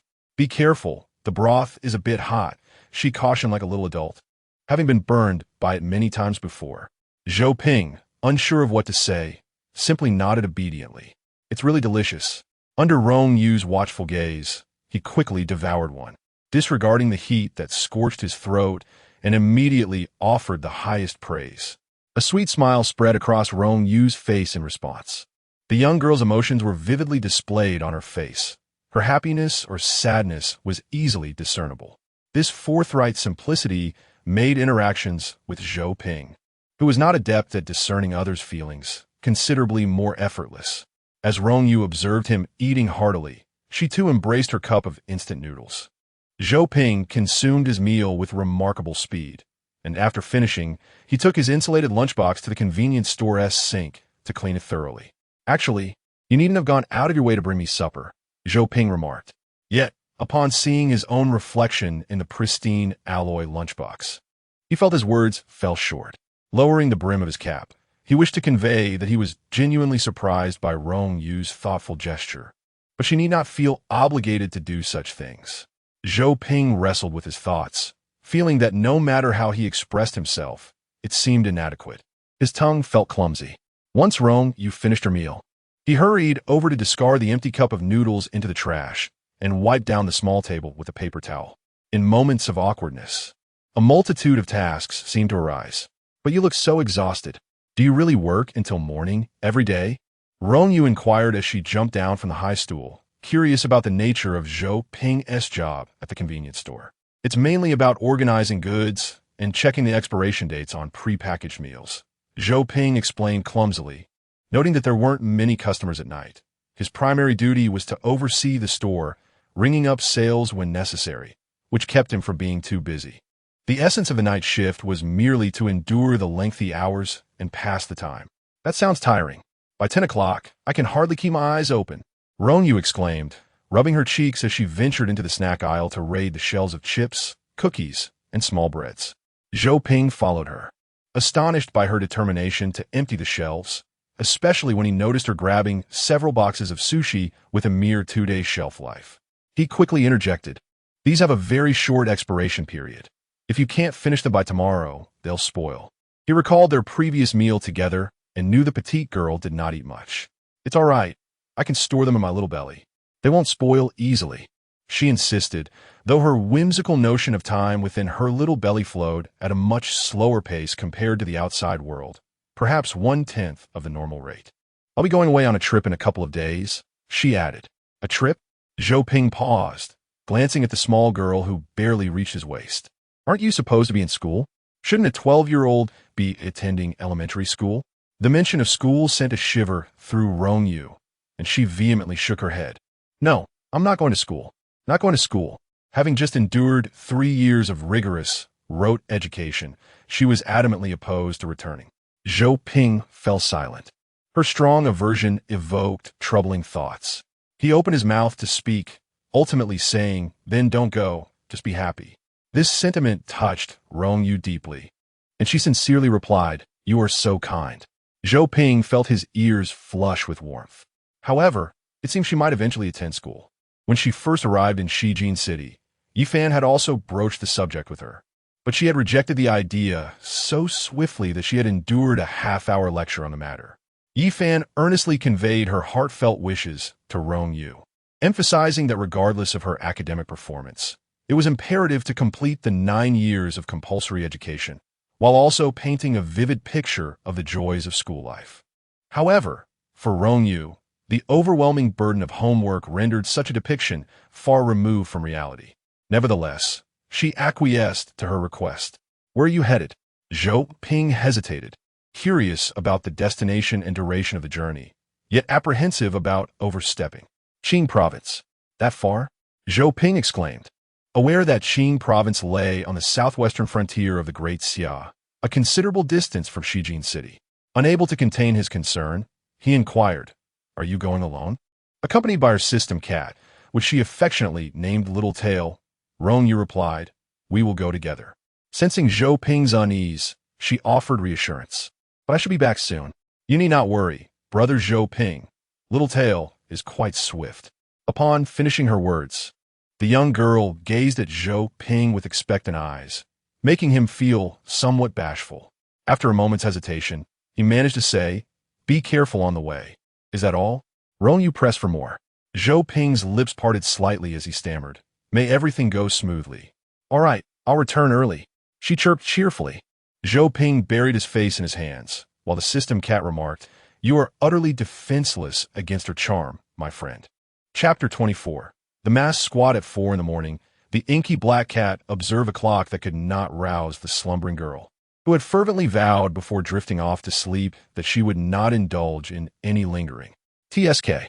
The system cat, in its Pro-Max version, stealthily climbed onto the small mound of blankets, a heavy weight upon her. Awake! Awake! Awake! Rong Yue scrambled out from a mound of cat fur, using her hands and feet to extricate herself, vigorously patting the cat on her body. The system cat remained unfazed, experiencing Rong Yue's struggles akin to that of a little tortoise until she was fully alert. "I'm up," Rong Yue exclaimed in frustration, annoyed that the obstinate system cat always pressed down on her. Only when she was undeniably awake did the system cat leisurely sway its tail and descend to fetch warm milk for Rong Yue. With her hair resembling a bird's nest, she rose to freshen up. After breakfast, having prepared a meal for Zhou Ping, Rong Yue and the system cat ventured into the dim morning light. Lust jade, the essence of union, the soul-reviving incense, and the soil of the 9 heavens were the essential keys to reviving the lost souls of Cangnan, all indispensable. The first 2, after learning of the plan, allowed Yi Fan and Wang Qing to secretly employ the power of the Night Watchers to assist, while the latter 3 relied solely on Rong Yue herself. To prevent any leaks regarding the plan, only Wang Qing, Yi Fan, Master Zhan Shen, and Shen Mai were privy to the Cangnan scheme among the current Night Watchers. Lust was the least urgent, yet the extraction and mobilization of jade required substantial funding to amass the vast quantities necessary for deploying the 9 turns returning origin array across all of Cangnan, a scale of operation that would inevitably draw attention from the Night Watchers. Thus, Wang Qing and Yi Fan did not rush to gather jade. They needed sufficient justification to support their actions. Meanwhile, Rong Yue required time to grow. Initially, Rong Yue intended to focus solely on her cultivation and engraving jade talismans. However, the renowned human pinnacle of the Daxia Night Watchers, Wang Shang, had exhausted his lifespan due to excessive use of the forbidden ruins, leaving him a mere flicker of a candle in the wind. Hence, locating the soul-reviving incense to prolong his life had become the most urgent task at hand. Wearing a wind-blocking magical emblem, Rong Yue drowsily lay atop the system cat, 2 clouds hovering beside her as if to prevent her from falling. The remnants of the 9 lives cat had been successively enhanced by the goddess of night and the goddess of youth, moving gracefully through the night like a specter, soaring towards the southwestern direction of Daxia, Qing Province, Shurxian. "Captain Wang Mian, Captain Zaxi, you have returned." De Hua, the sole member of the Shurxian Night Watchers 313 squad, greeted the special team and his captain with a somewhat imperfect Mandarin as they walked against the wind. Wang Mian nodded in acknowledgement and turned to Zaxi, saying, "We will handle the subsequent matters." Zaxi grasped Wang Mian's hand tightly, deeply appreciative. "Then we entrust this to you, Captain Wang Mian." Wang Mian pushed open the wooden door of the low, humble dwelling, the headquarters of the 313 squad of Night Watchers. They had received a message from the Night Watchers headquarters 2 days prior, indicating that a mysterious entity from the Sea Realm had appeared in the vicinity of Shurxian, far surpassing the capabilities of the local Night Watchers. This year, having successfully completed all assessment tasks, I became a member of the renowned Special Team 004. Tasked with the eradication of the enigmatic masked squad operating within the borders of our great Daxia. Even Zaxi was taken aback by the swift arrival of the special team, which filled him with profound emotion.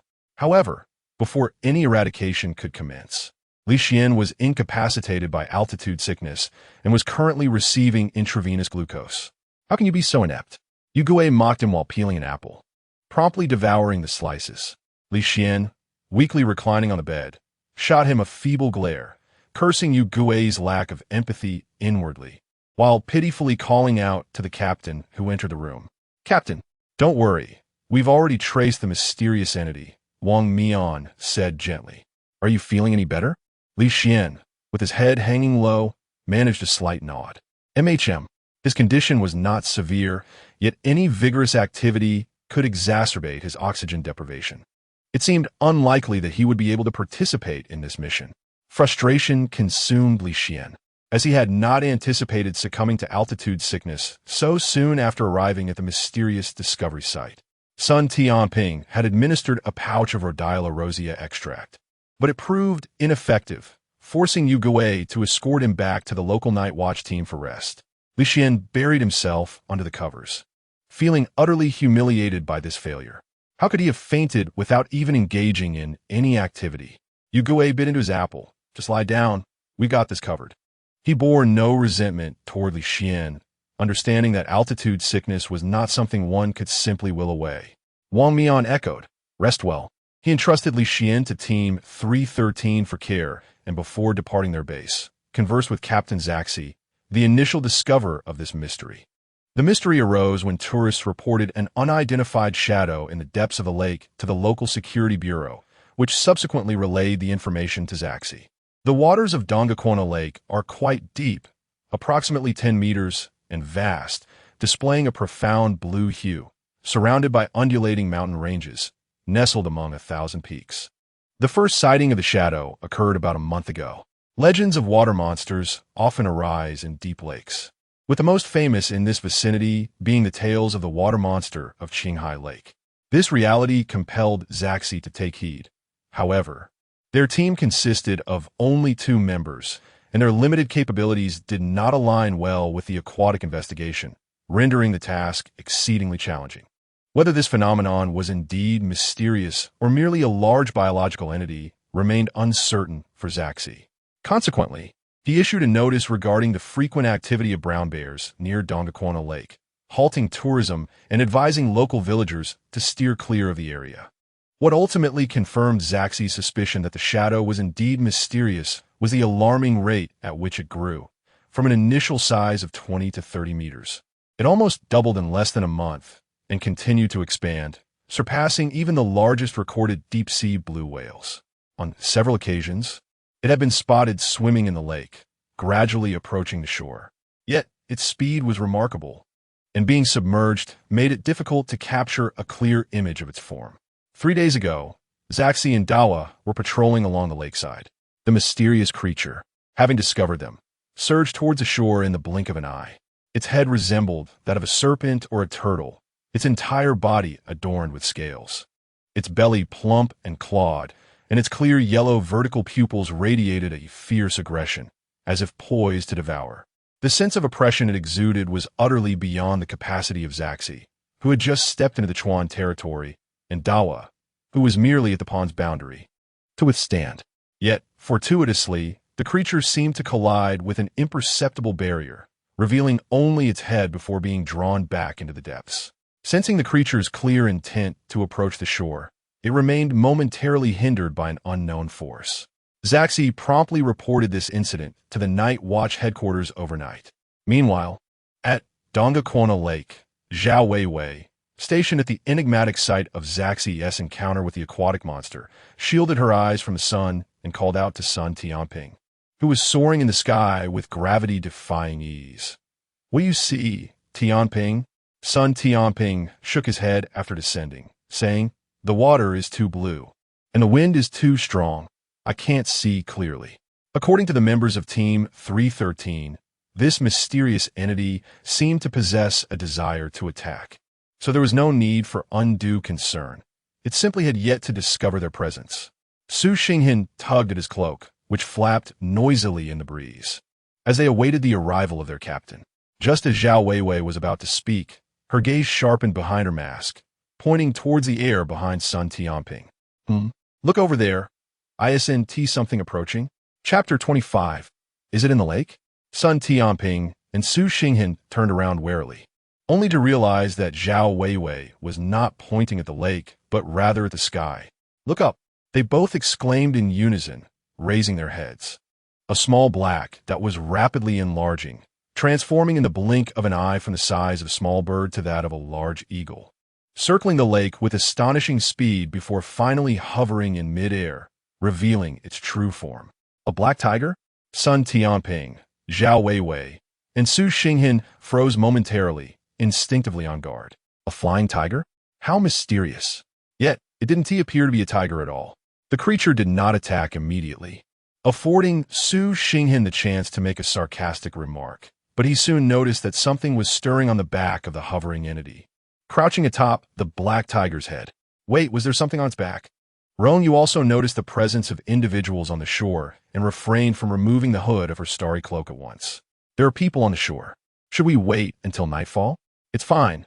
They're the night watchers, the system cat casually remarked, casting a glance at the three figures on the shore as it began to descend. Huh, but why are their cloaks gray? Rong Yue pondered. Having spent time at both Team 006 and the Night Watcher headquarters, she recalled that the standard cloaks of the Night Watchers were typically red. The system cat provided some insight. Night Watchers numbered 001, 005 belonged to a special team, comprised of the most gifted individuals among them, tasked with unique operations. Their cloak colors differ from the ordinary Night Watchers.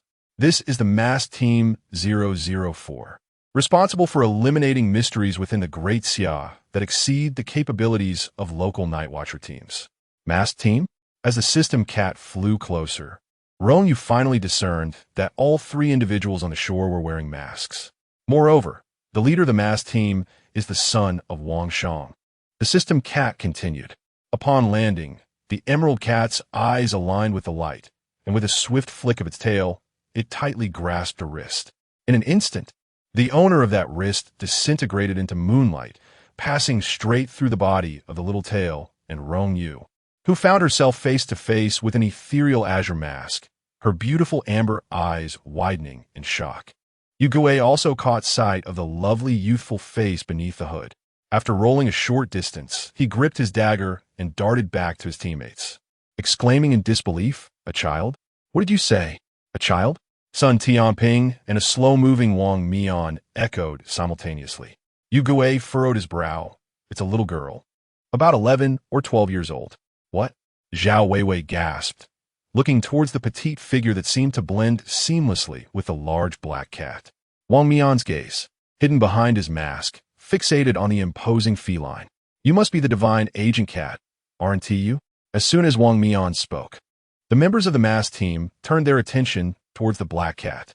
The divine agent cat had gained considerable fame in the capital city recently, being the first non-human divine agent in history, capturing the attention of many upon its appearance.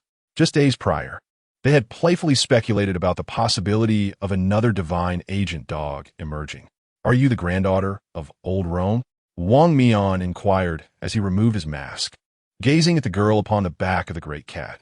The little girl was entirely enveloped in a black starry cloak, rendering her form indistinct. The voluminous hood obscured most of her face, revealing only a glimpse of her smooth, snowy chin.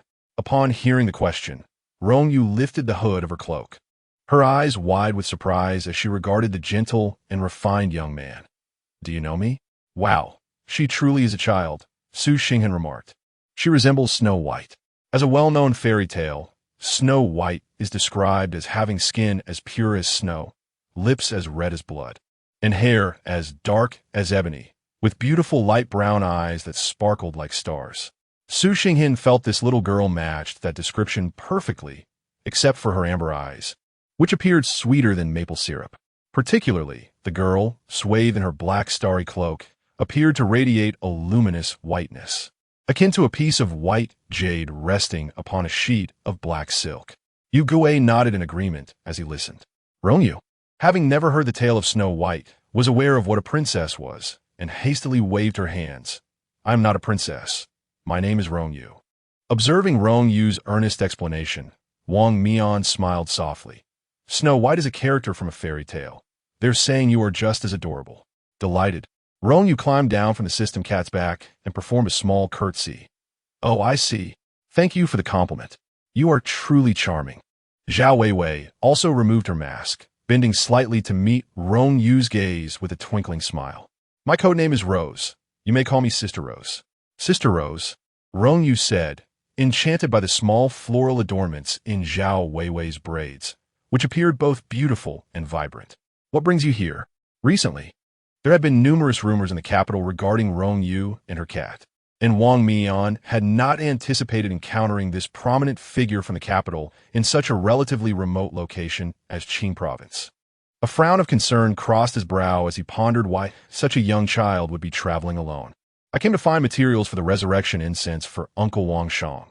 Rong Yue replied candidly, having been informed by the system that Wang Mian was Wang Shang's son. The members of the masked team exchanged surprised glances, astonished. Wang Shang? Isn't he the captain's father? Wang Mian's expression momentarily blanked, overwhelmed with a multitude of thoughts. Yet he found himself at a loss for words. What? Uncle Wang Shang has overdrawn too much of his lifespan. He needs the resurrection incense to prolong his life, or he will perish, Rong Yue explained, puzzled by Wang Mian's apparent ignorance of the situation.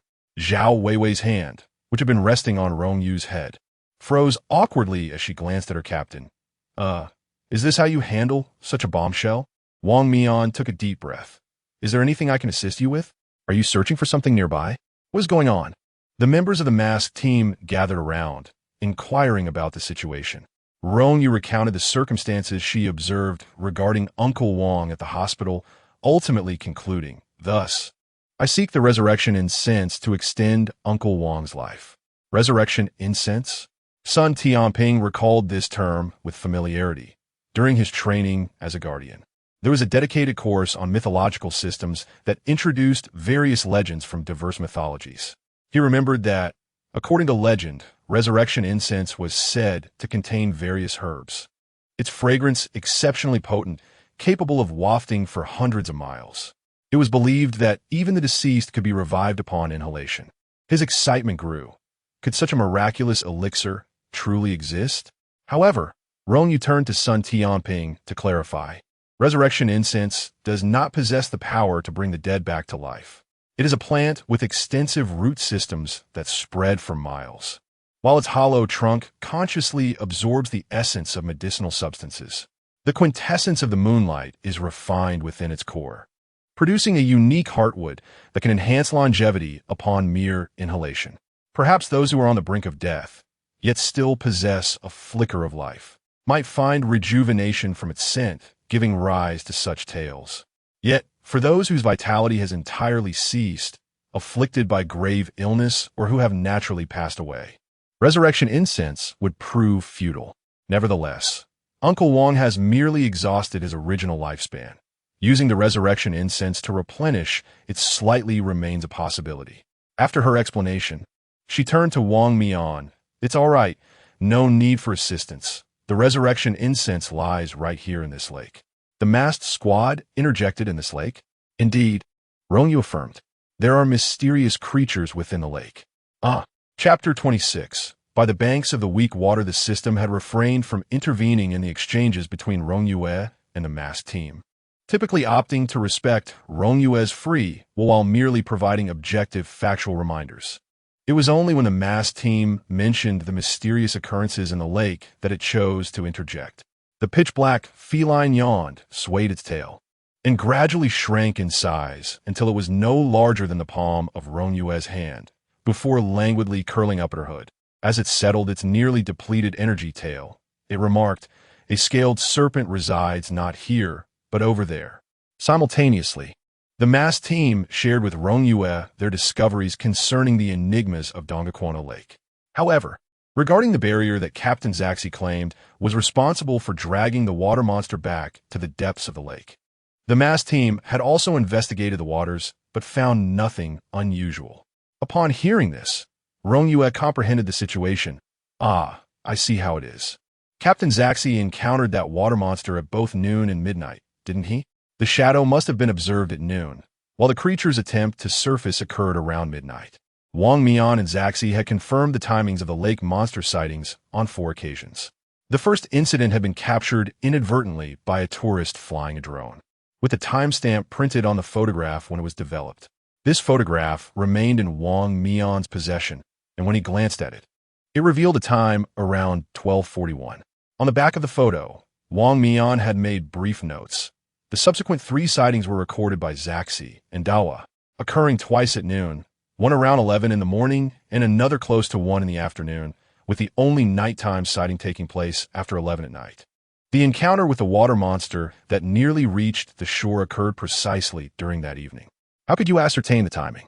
Is there something significant about it? Sun Tianping observed that Rong Yue's method of timekeeping appeared to be based on the traditional Chinese 12-hour system, whereas most individuals typically employed the 24-hour format for expressing time. Well, that's a long story, but since it's still early, there should be ample time to elaborate, Rong Yue replied, retrieving a branch to draw a large circle in the dirt, placing a sizable stone within it. The members of the mass team instinctively refrained from forming a circle, instead standing in a staggered formation opposite Rong Yue, with Wang Mian, Yu Guwei, and Sun Tianping standing, while Zhao Weiwei and Su Xingyan crouched. Rong Yue pointed to the outer circle with the branch and then to the stone within. This represents the primordial chaos at the dawn of creation, which you may also interpret as the state of our universe before the myths and history began. This stone signifies the primordial world following the creation by the great deity Pangu. Su Xingyan hesitated to speak. Although they were starting from the very beginning, this beginning was rather overwhelming, wasn't it? Yet, her reservations dissipated swiftly as Rong Yue's next statement left everyone utterly bewildered. In the primordial era, there existed 9 supercontinents, separated by vast oceans and wildernesses. However, following the battle of the investiture of the gods, one of the sages, the master of heaven, in a fit of rage, struck it with a palm, shattering it. The mass team, I thought we were discussing history. Such a vast leap? So suddenly? Regardless of their astonishment, Rong Yue removed the large stone and replaced it with a multitude of smaller ones. Subsequently, fragments of the primordial continent were refined into a variety of planets, claimed by the empowered, while some returned to chaos, giving birth to stars and a new mythological system, and others transformed into drifting weeds in the cosmos.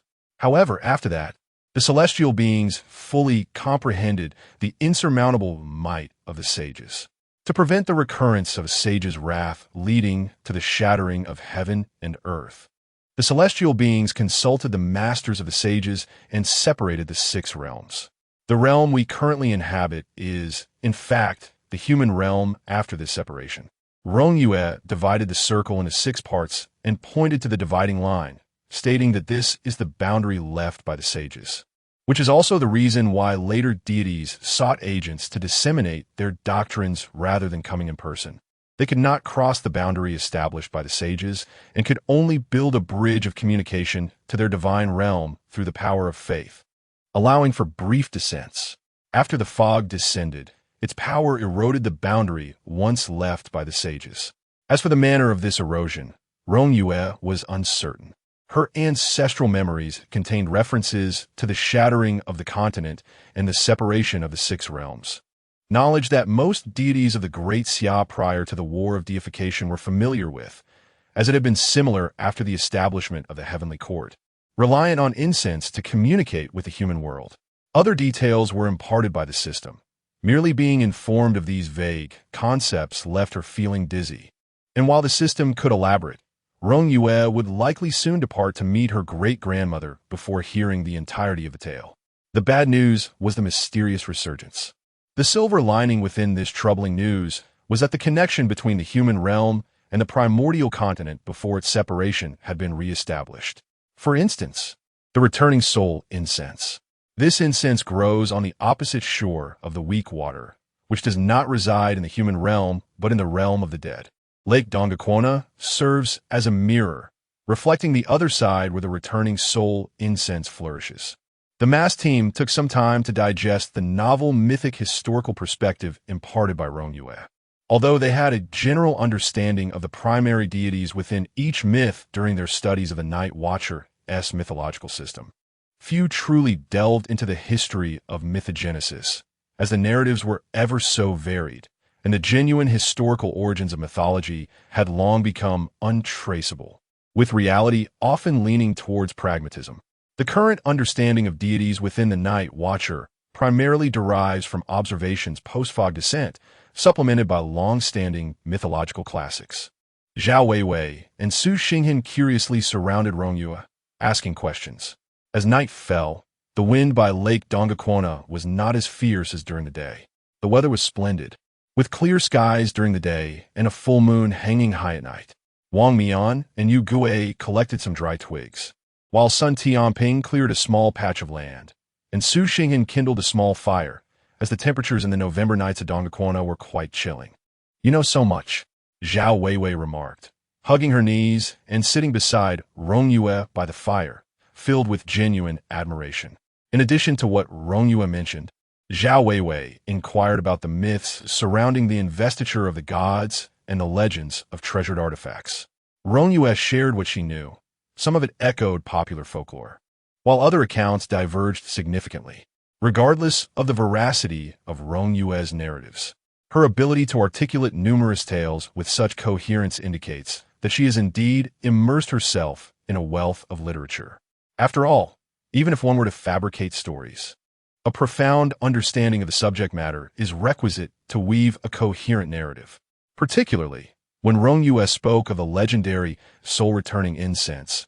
It conveyed an air of familiarity, as if she had genuinely encountered it. No matter how others perceived it, Zhao Weiwei was convinced. As the moon reached its zenith, the system cat nestled within Rong Yue's hood peeked out, saying, "I have arrived." Chapter 27. The Scaled Serpent. A chilling aura swept across the surface of the lake like a biting wind. The faces of the masked squad changed dramatically. This presence, an entity of the infinite realm, the squad's captain, Wang Mian, had reached the pinnacle of the sea realm, and aside from Li Xian, who was in the mid-stage of the sea realm, the rest had only just crossed the threshold into this realm. Rong Yue, lacking spiritual energy, could not perceive any mental force. The masked squad donned their masks once more, obscuring their expressions from her view.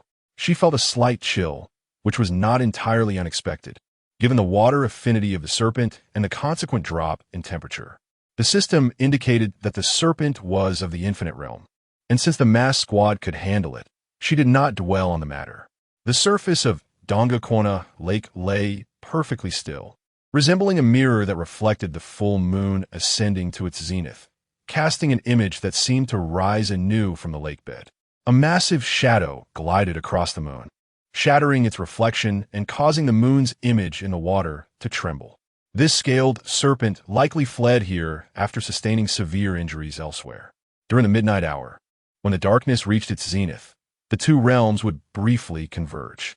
The dying serpent, engulfed by the aura of death, was drawn into the otherworldly realm, only to be revived by the scent of the resurrection incense.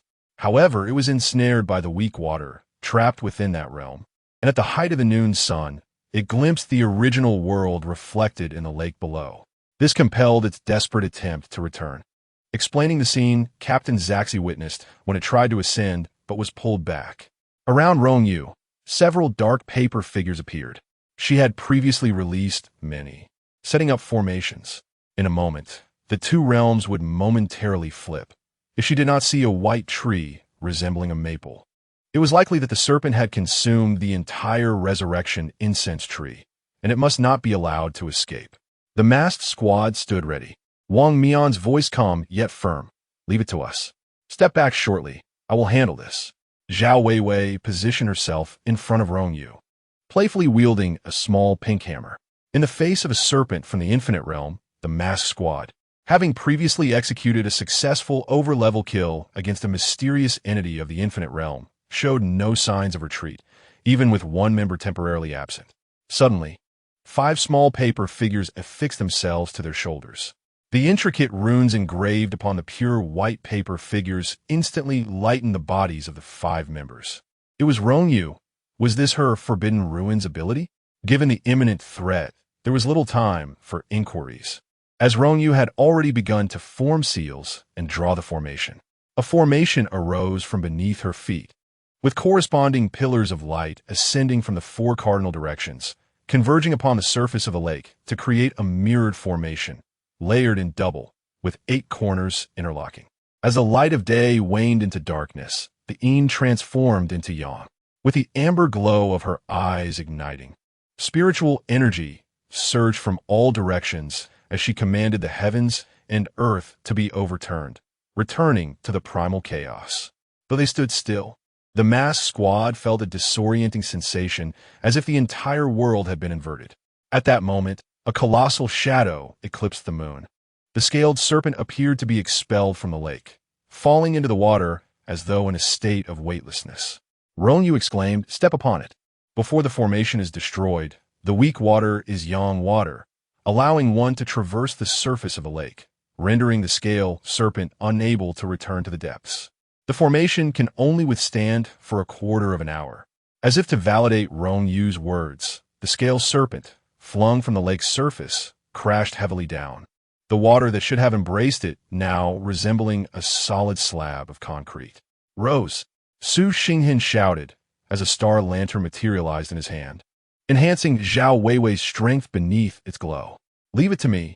With Li Xian absent, Zhao Weiwei did not hesitate to stride onto the water surface, sprinting towards the scale serpent's side. With all her might, she swung the small hammer, which suddenly expanded 100-fold, sweeping with tremendous force. Sun Tianping soared through the air, gesturing with his thumb, gravity transfer. The scale serpent, less agile out of the water, was unable to reposition itself in time to bite Zhao Weiwei, and instead, it took a direct hit from the hammer. Although a hastily summoned water shield mitigated much of the damage, the abrupt shift in gravitational direction sent it sliding uncontrollably towards the shore. Possessing considerable intelligence for a being of the infinite realm, the scale serpent quickly discerned the human's intent to push it ashore. Instinctively, it manipulated the water to ensnare itself, resisting the pull of gravity, while letting out a thunderous roar. 8 water serpents surged skyward from the lake. Although it could not dive back into the water, it still wielded control over it. Notably, the creatures sensed a powerful energy on the shore, identical to the force preventing its descent into the water. With fierce, clear yellow vertical pupils, the scale serpent fixated on Rong Yue's direction. Among the 8 water serpents, surged towards her, for if it could return to the depths, its power would ascend to new heights. A tall figure adorned with a mask bearing the character for King stepped forth, appearing like a flash to intercept the 4 water serpents. Drawing forth a blade, Rong Yue maintained the formation, slightly parting her lips. She did not witness the drawing or sheathing of the blade. Instead, a dazzling light enveloped the scene, shredding the water serpents and piercing through the momentary curtain of rain, striking the scale serpent with deep, varying wounds. Cleaving through its tough scales, the scale serpent roared in rage, its long tail sweeping fiercely. This time, Rong Yue observed as Wang Mian drew his blade, stepping upon the serpent's tail to ascend its back, aiming for its vulnerable eyes. The scale serpent unleashed a water projectile from its mouth, but in the next moment, it howled in agony as a spectral figure, akin to moonlight, pierced the wound just inflicted by Wang Mian, effortlessly slashing along the flesh. Though the scale serpent's armor was formidable, the flesh beneath was not. Angrily, it sought to ensnare Yu Gui, yet Yu Gui had already fragmented her form with the moonlight. While Zhao Weiwei's hammer was poised above its head, before Zhao Weiwei's hammer could descend, Sun Tianping's gravity control took effect. Gravity doubled. The scale serpent, its eyes glinting with malice, tilted its head to confront Zhao Weiwei, emitting a sound akin to a dragon's roar. The sharp sonic wave sent Zhao Weiwei and Su Xinghen reeling. Simultaneously, the lake's surface churned violently, a small water vortex coiling around it, steadily growing in strength. "This is bad. It's its forbidden abyss." Waves surged upon the water surface, pushing Zhao Weiwei and Su Xinghen away, while Wang Mian and Yu Gui struggled to approach. Even Sun Tianping, suspended in midair, found himself momentarily obstructed by the swirling waters. The atmosphere became momentarily tense. If the formation could not be dismantled before the battle was transferred to land, allowing the serpent to return to the water, the situation would be utterly unfavorable. The system cat climbed atop Rong Yue's head, poised to act, when it suddenly turned to gaze in a particular direction. Wang Mian cast a fleeting glance across the empty lake, devoid of the white maple tree mentioned by Rong Yue, and felt a sinking sensation in his heart. It appeared that the soul-returning fragrant tree had already been devoured by the serpent. Thus, the only means to obtain the soul-returning fragrance was to capture the serpent. With a steely resolve, Wang Mian raised his hand, knife in grip, just as a deep purple vortex unfurled at the center of the water tornado created by the serpent. Li Xian's somewhat feeble voice resonated. Spatial transition. Chapter 28. The alchemy of Titian, a purplish vortex, akin to that beneath the scaled serpent, unfurled at a distance from Rong Yue's side. The serpent, caught unawares, tumbled from the whirlpool and crashed amidst the rocks. Li Xian, his pallor evident, sat upon the off-road motorcycle that Zaxi had just halted, chuckling, "Am I late?" Just in time. Yuegue's figure wavered, transforming into an ethereal specter beneath the moonlight. Suddenly, a small paper figure adhered to his shoulder, affixing itself to his mask. The scene before Yuegue's eyes morphed into a black and white ink wash, with crimson lines emerging from the serpent's body, beckoning him like beacons, inviting him to sever the path here. With an instinctual flourish, Yuegue unleashed a strike. The serpent let out a wretched howl, its eyes bleeding profusely. Yuegue, surprised, glanced at the short sword in his hand, then back at the serpent, puzzled. What sorcery was this? Such force from a single stroke? He had witnessed the formidable defense of the serpent's scales. Even Wang Mian's strikes required a concentrated assault to breach its armor, though the defenses around its eyes were inevitably weaker. Yuegue's precise control of distance suggested that in ordinary circumstances, that blow could have rendered one of the serpent's eyes blind. As the small paper figure burned to ash, Yuegue's vision returned to normal. Yet the serpent's wounds ceased to bleed, rendering it even more frenzied as it thrashed like a trapped beast among the rocks. Zhao Weiwei's massive hammer struck first, while Li Xian deftly opened the devouring vortex once more, adjusting Zhao Weiwei's assault to hover directly above the serpent. With a snap of his fingers, Su Xinghen directed a beam of starlight from his star lantern onto Zhao Weiwei's hammer, augmenting its might exponentially.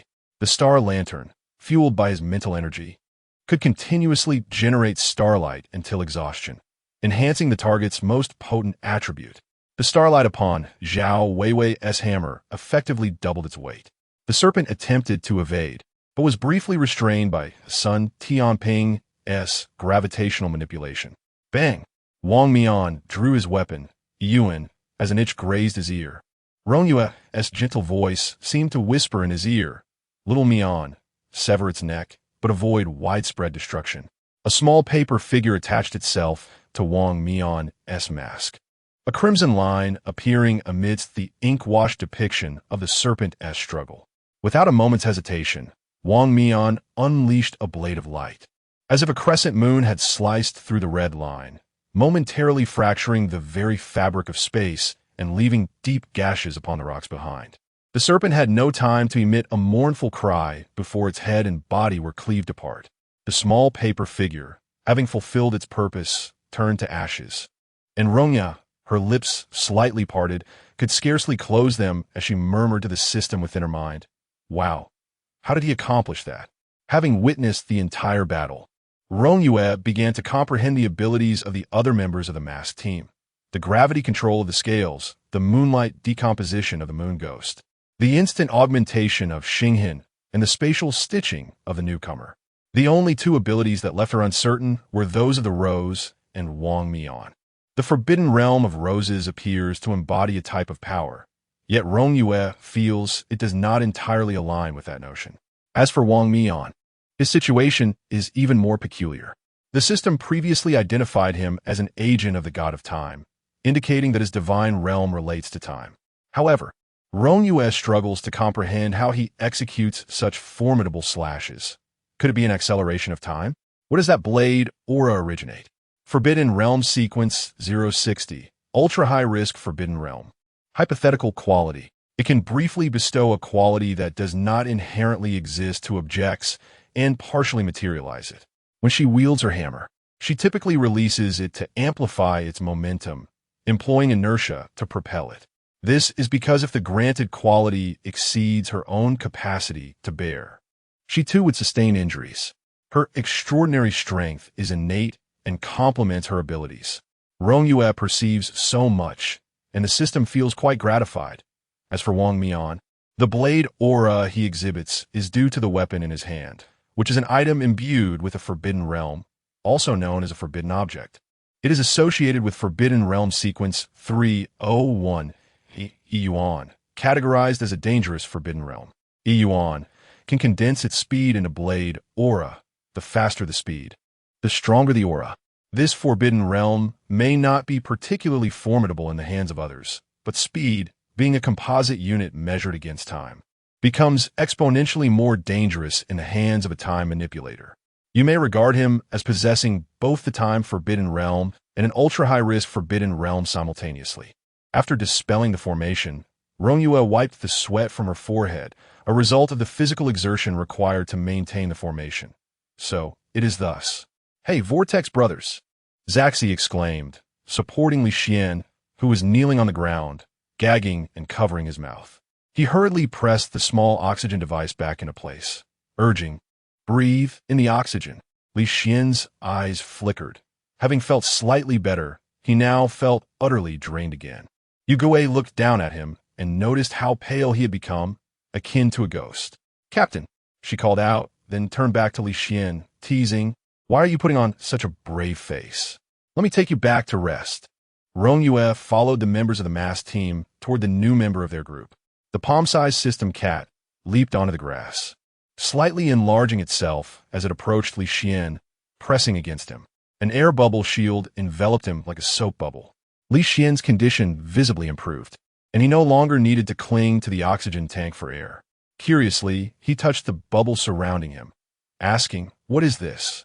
"It's magic," Rong Yue explained on behalf of the silent system cat. Its little tail belonged to the divine cat of magic, and this was air magic. The altitude sickness primarily results from the reduced partial pressure of oxygen in high-altitude areas, directly affecting blood oxygenation and leading to a state of hypoxia due to insufficient oxygen supply. This bubble simulates a suitable air environment, ensuring that he will not experience altitude sickness while inside. Li Xian's eyes brightened, and he raised his thumb in genuine admiration, exclaiming, "Magic is truly impressive." "Susingen estanist," echoed this sentiment with a thumbs up. "Truly remarkable. Ah, so adorable." Zhao Weiwei could not resist, scooping up the cat for a delightful cuddle and stroke. However, the system cat was as slippery as an eel, evading capture effortlessly. Before Zhao Weiwei could fully appreciate its sleek, glistening fur, it darted back into Rong Yue's hood, peering out cautiously at Zhao Weiwei, clearly ready to flee again at the slightest approach. Zhao Weiwei discerned the cat's bravado veiling its timidity and scooped both the human and the feline into her embrace. "Oh, don't be shy. Let your big sister shower you with affection." "Oh dear." Sister rose. Rong Yue was caught off guard as she was enveloped in a soft, fragrant cocoon within the cloak. Her cheeks flushed as she dared only to flail her arms weakly in a desperate struggle. "Help me." The audacity of Sister Rose's words left even the members of the masked team in shock, prompting them to hastily signal Wang Mian to step forward. Wang Mian. Chapter 29. Fragments of the past. Wang Mian wished to intervene, yet found himself at a loss as to how to act directly, feeling disoriented about where to place his hands. "Calm down, Rose. Let's first deal with the scale serpent, shall we?" Yes, we must address the scale serpent." Rong Yue chimed in, as if Wang Mian's words were a divine call to salvation. Sister Rose's arms felt as impenetrable as a fortress. Rong Yue exclaimed, "Oh." Zhao Weiwei reluctantly released Rong Yue and the system cat, casting a slightly resentful glance at her captain. Wang Mian turned his face away, pretending not to notice.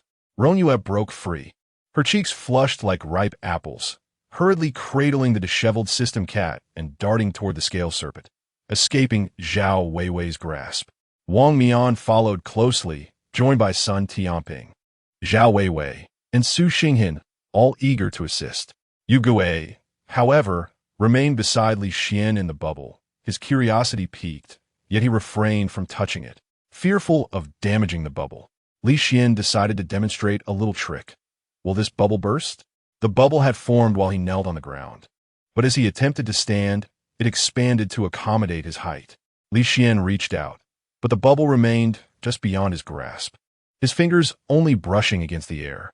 Nevertheless, He sensed that if he were to employ the words of the forbidden ruins, the bubble would surely burst in an instant. Yet, it seemed that unless he deliberately sought to break it, it would remain intact. Li Xian cautiously moved a bit. Yu Gui, reassured by his words, also reached out to touch it, but his eyes seemed to glide over the bubble without any tangible sensation. If one were to describe it, it felt akin to brushing against a wisp of wind. Let us go. We should take a look too.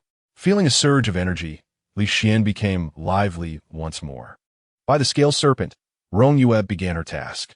Wang Mian, concerned, inquired, "We have yet to locate the soul-returning fragrance tree.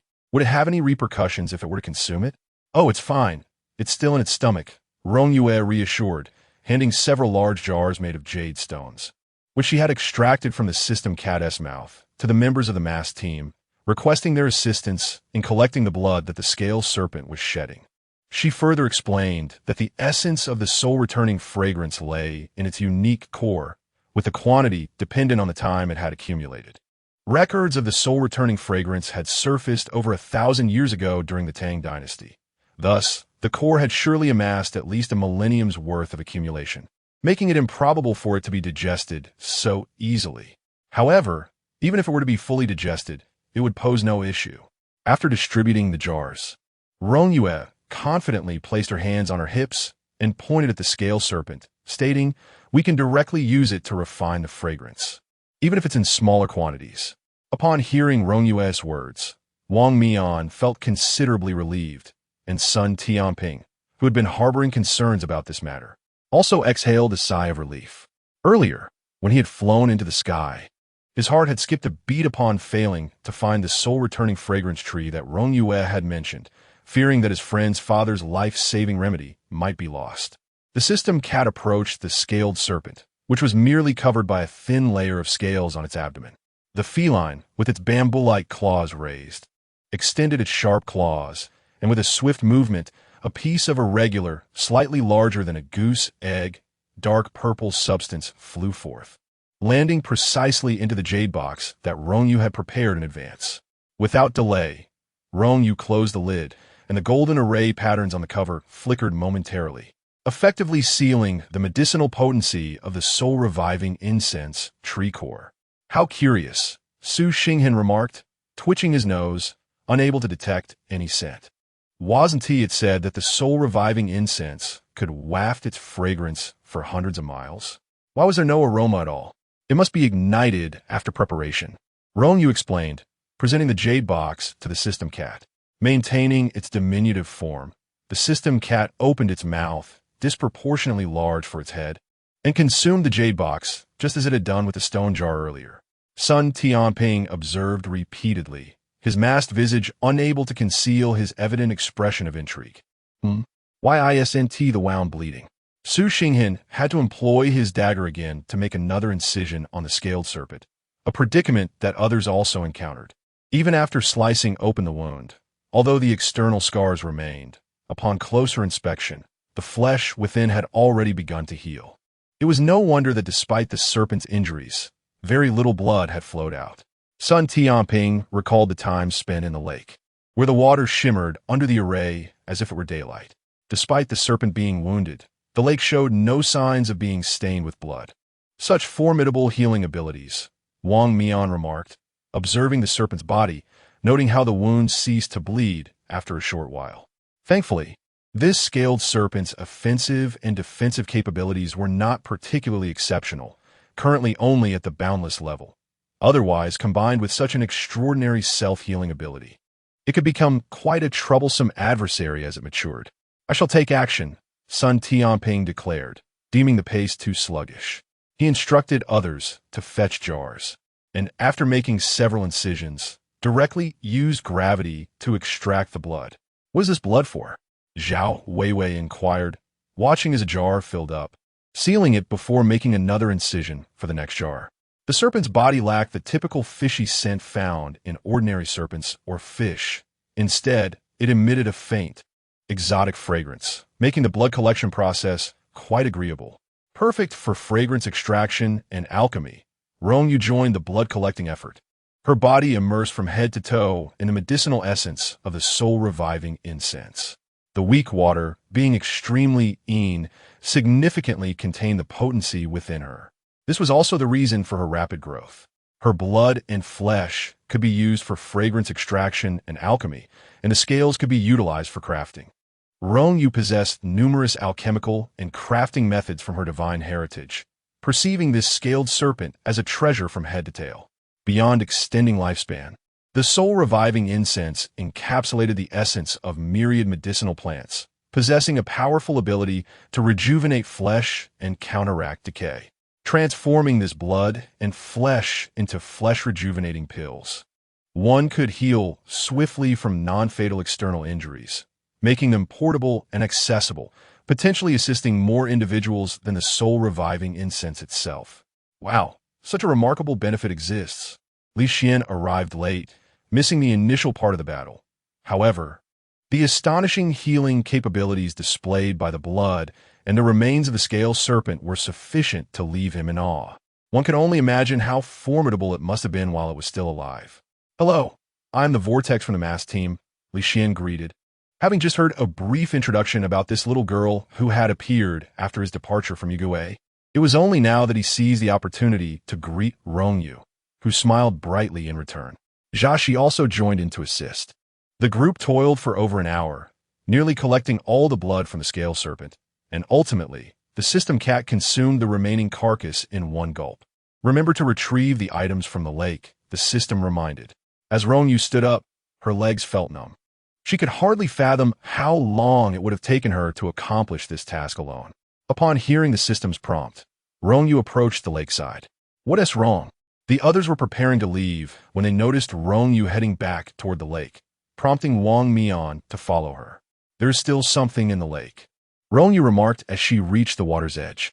With a firm grip, she conjured a sphere of water, and after imbuing it with spirit, a lively water sprite dove from her palm into the depths, swiftly making its way to the center of the lake.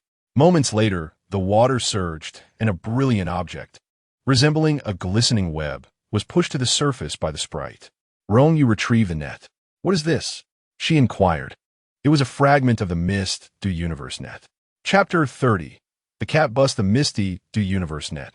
In the grand tapestry of the myths of the Great Xia, stands as one of the few named innate spiritual treasures. On the battlefield of the conferred gods, Princess Longji once wielded this treasure to vanquish countless fire crows ignited by Luo Xian's flames.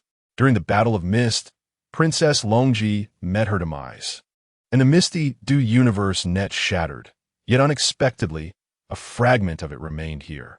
The system sighed. Rong Yue, intrigued, inquired, "Didn't you claim to know everything? Why didn't you mention this before we arrived?"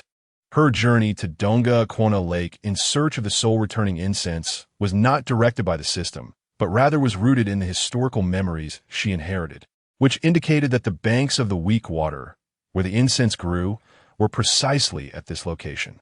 Just moments ago, as she employed the yin-yang conversion formation to temporarily reveal the banks of weak water, the system had suddenly alerted her to the presence of a fragment of the Misty du Universe net within the water.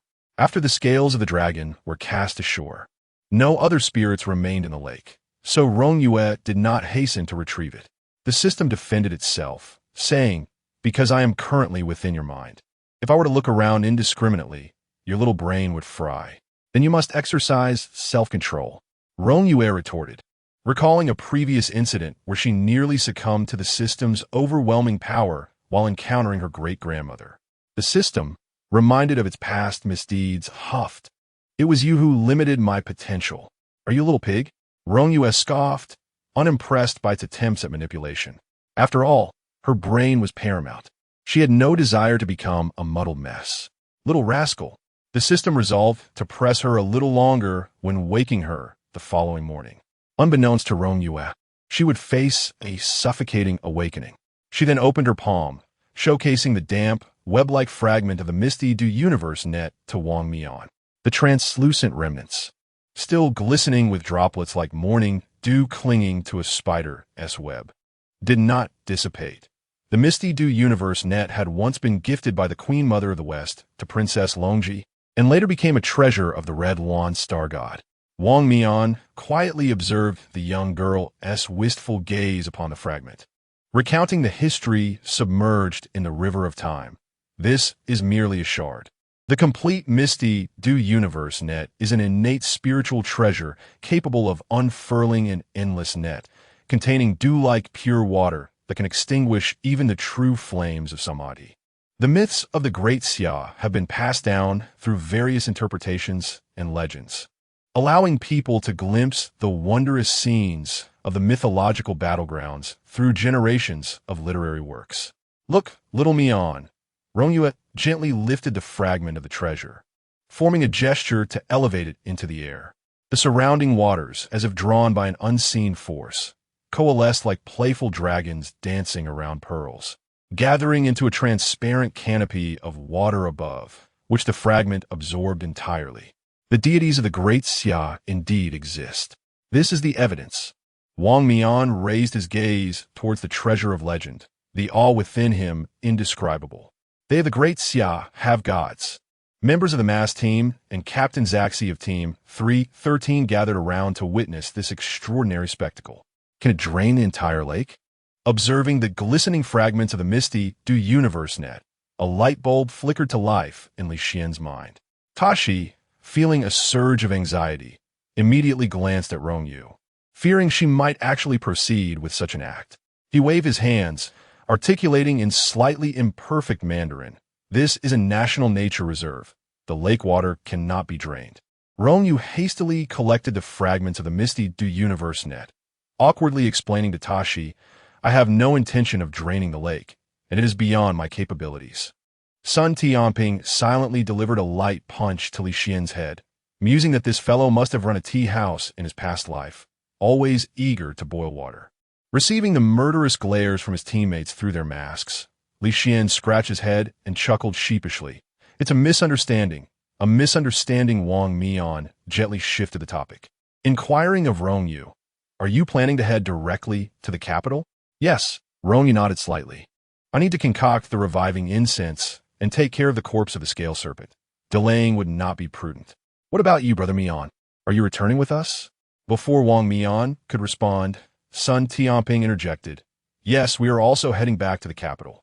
Su Xinghan quickly chimed in, "Indeed, our mission in Qing province was to resolve the mystery, and now that it is complete, little sister Rong Yue, will you accompany us? We can conveniently access the nearby military airport." "Exactly," Zhao Weiwei exclaimed, pulling Rong Yue closer. "We're all headed in the same direction." Wang Mian gazed helplessly at his teammates, touched by their words, knowing they said this to ease his mind. As someone who had always been kept in the dark, he found it less troubling not to know. Now that he was aware, he felt compelled to return at least once. Even if he successfully acquired the reviving incense, his heart would remain restless unless he could see it for himself. "Oh, there's no need for such trouble," Rong Yue said, her words slightly muffled as Zhao Weiwei nuzzled against her cheek. "We can depart right away."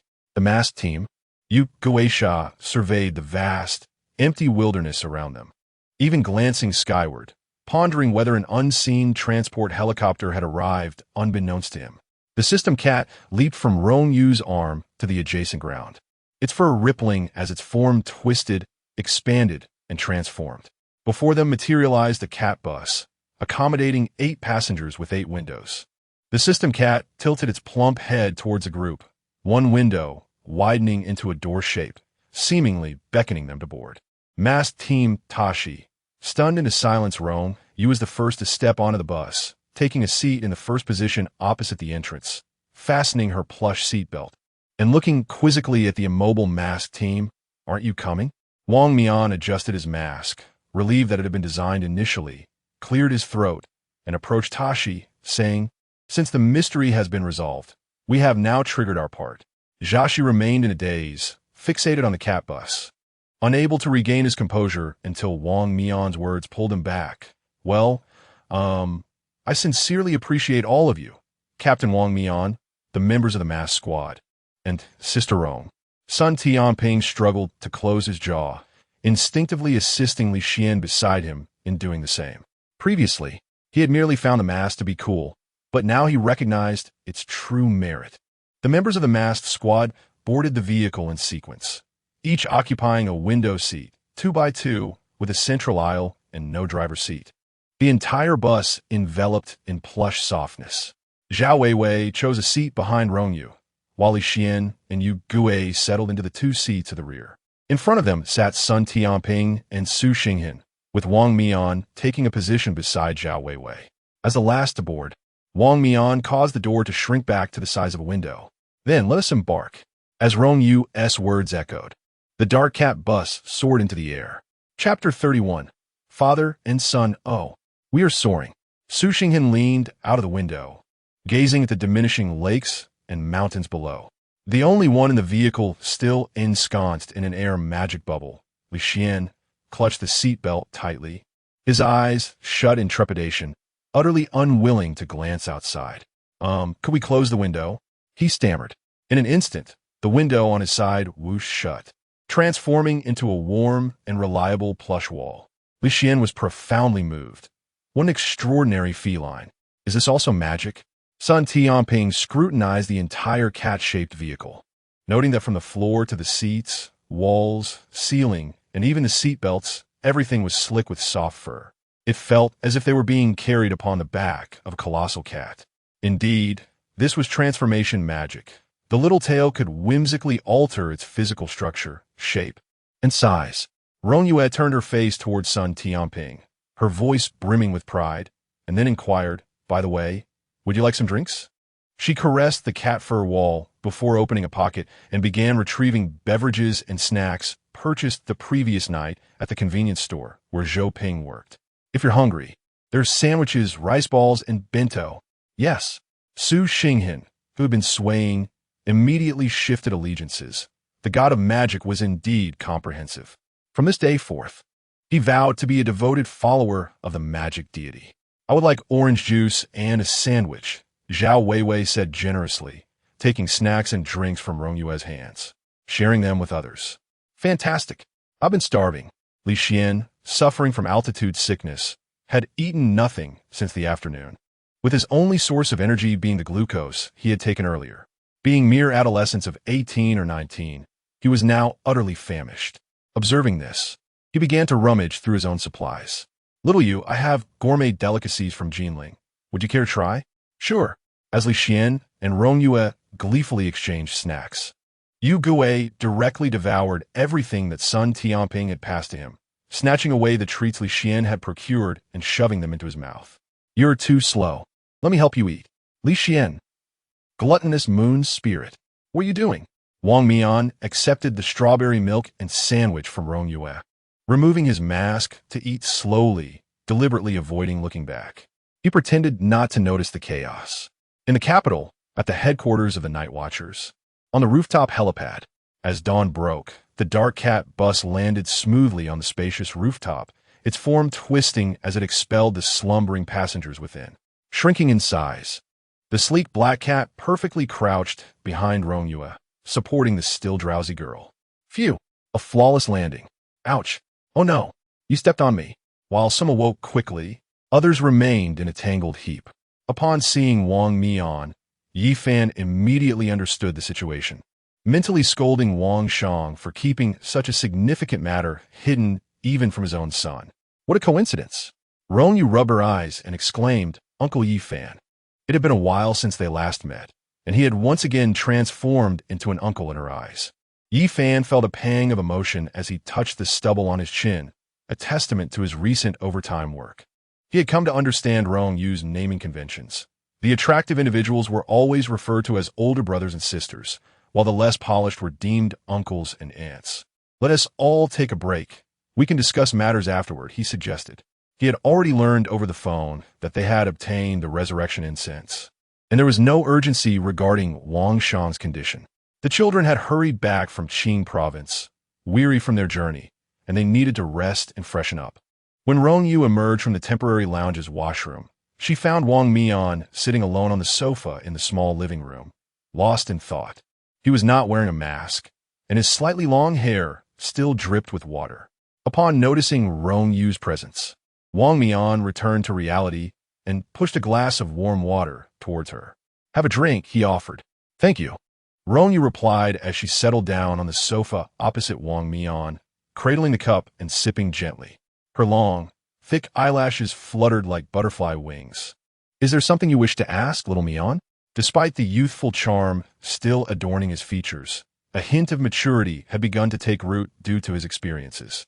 Yet, as he contemplated his inquiry, Wang Mian felt a twinge of embarrassment. It's about my father. It was peculiar to seek information about his own father while remaining utterly uninformed. He felt inadequate as a son. I want to know about his condition. Rong Yue set down her cup. As for Uncle Wang Shang's current state, he probably has about 6 months left to live. 6 months. Wang Mian clenched his fists, overwhelmed by the realization that time was so limited. Rong Yue did not shy away from the truth. She sensed that Wang Mian preferred transparency. Uncle Wang Shang's life force is severely depleted. Even with the resurrection incense, it can only extend his life by roughly 10 years. Furthermore, the incense can only be used once per individual. As for Uncle Wang Shang's eyes, unless his spiritual deficiency can be remedied, there are no other treatments available. At the villa on the outskirts of Beijing, the attendant noticed Wang Mian at the entrance, but he merely shook his head, silencing any words.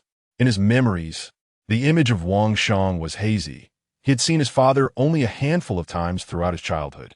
Before becoming a night watcher, he had thought of his father as merely a soldier, until the arrival of Kronos transformed him into a divine agent. He learned that his father had once been the pinnacle of humanity, standing against the invasion of outer gods with nothing but the strength of his human form. In his recollections, Wang Shang's figure was always tall and imposing. Understanding his father allowed Wang Mian to feel as though he was becoming him, traversing the path of vanquishing the enigmatic. He chased after, striving to draw nearer to that magnificent silhouette. At 44, he was in the prime of life. Wang Mian gazed at the elderly man in the villa's garden, watering the flowers. The old man's frame was so stooped and his hair so white that he appeared to have aged 2 decades since their last encounter. Wang Mian said nothing, simply watching as the blind man finished watering the flowers, departing as quietly as he had come. He did not notice that after he turned to leave, the elderly man sitting in the house revealed a smile while perched on the sofa. At the entrance of the villa community, Yifan leaned against the off-road vehicle and exhaled a puff of smoke. Why didn't you go in to take a look? Upon seeing Yifan, Wang Mian paused for a moment, the corners of his lips curling ever so slightly. It's not the right time. Yifan chuckled softly and extinguished the cigarette, but, get in, you rascal. What? Wang Mian settled into the passenger seat. Nothing, Yifan replied, pressing down on the accelerator. A week later, in the villa community, after using the resurrection incense, Wang Shang could distinctly feel a significant improvement in his spirit. Old Wang, your hair has returned to its original color, the attendant exclaimed excitedly. Outside, a youthful voice rang out, Dad, I'm back. Chapter 32. I manipulated the threads of time. The concoction of the resurrection incense consumed an entire week. The core of the resurrection tree, reminiscent of a goose egg in size, was infused with a plethora of precious Chinese herbs, ultimately yielding a mere 7 finished products, each no larger than a mulberry. Rong Yue had previously established a fragrant lock array in the villa district, while Yifan personally delivered one of the incenses to Wang Shang. The ignition of the resurrection incense would emit an alluring fragrance, extending far and wide. Though the claim of permeating 100 miles may be an exaggeration, enveloping a substantial portion of Shangjing City was certainly within its capacity. When rare treasures emerge, they invariably attract marauders, akin to sharks drawn by the scent of blood. Shangjing City, as one of the most bustling hub cities of the Great Xia, has existed for an extensive duration. Given its dense and diverse population, the genesis of the mysterious occurs at a pace that far surpasses other cities. It is solely due to the unique order established by its administrators that the mysteries of Shangjing have entered a state of silence, maintaining the present tranquility and harmony. The resurrection incense must not become that drop of water in boiling oil. During this period, the masked team remained industrious. Wang Mian only managed a fleeting visit to see Wang Shang on the day he arrived in Shangjing before hastily departing with the team, only to return last night. Weary from travel, Yifan begrudgingly granted them a 2-day reprieve, and the mass team promptly invaded the villa where Rong Yue was temporarily staying. Rong Yue sat on the sofa like an obedient, oversized doll, while Zhao Weiwei, wielding a comb, divided her long hair into sections to braid.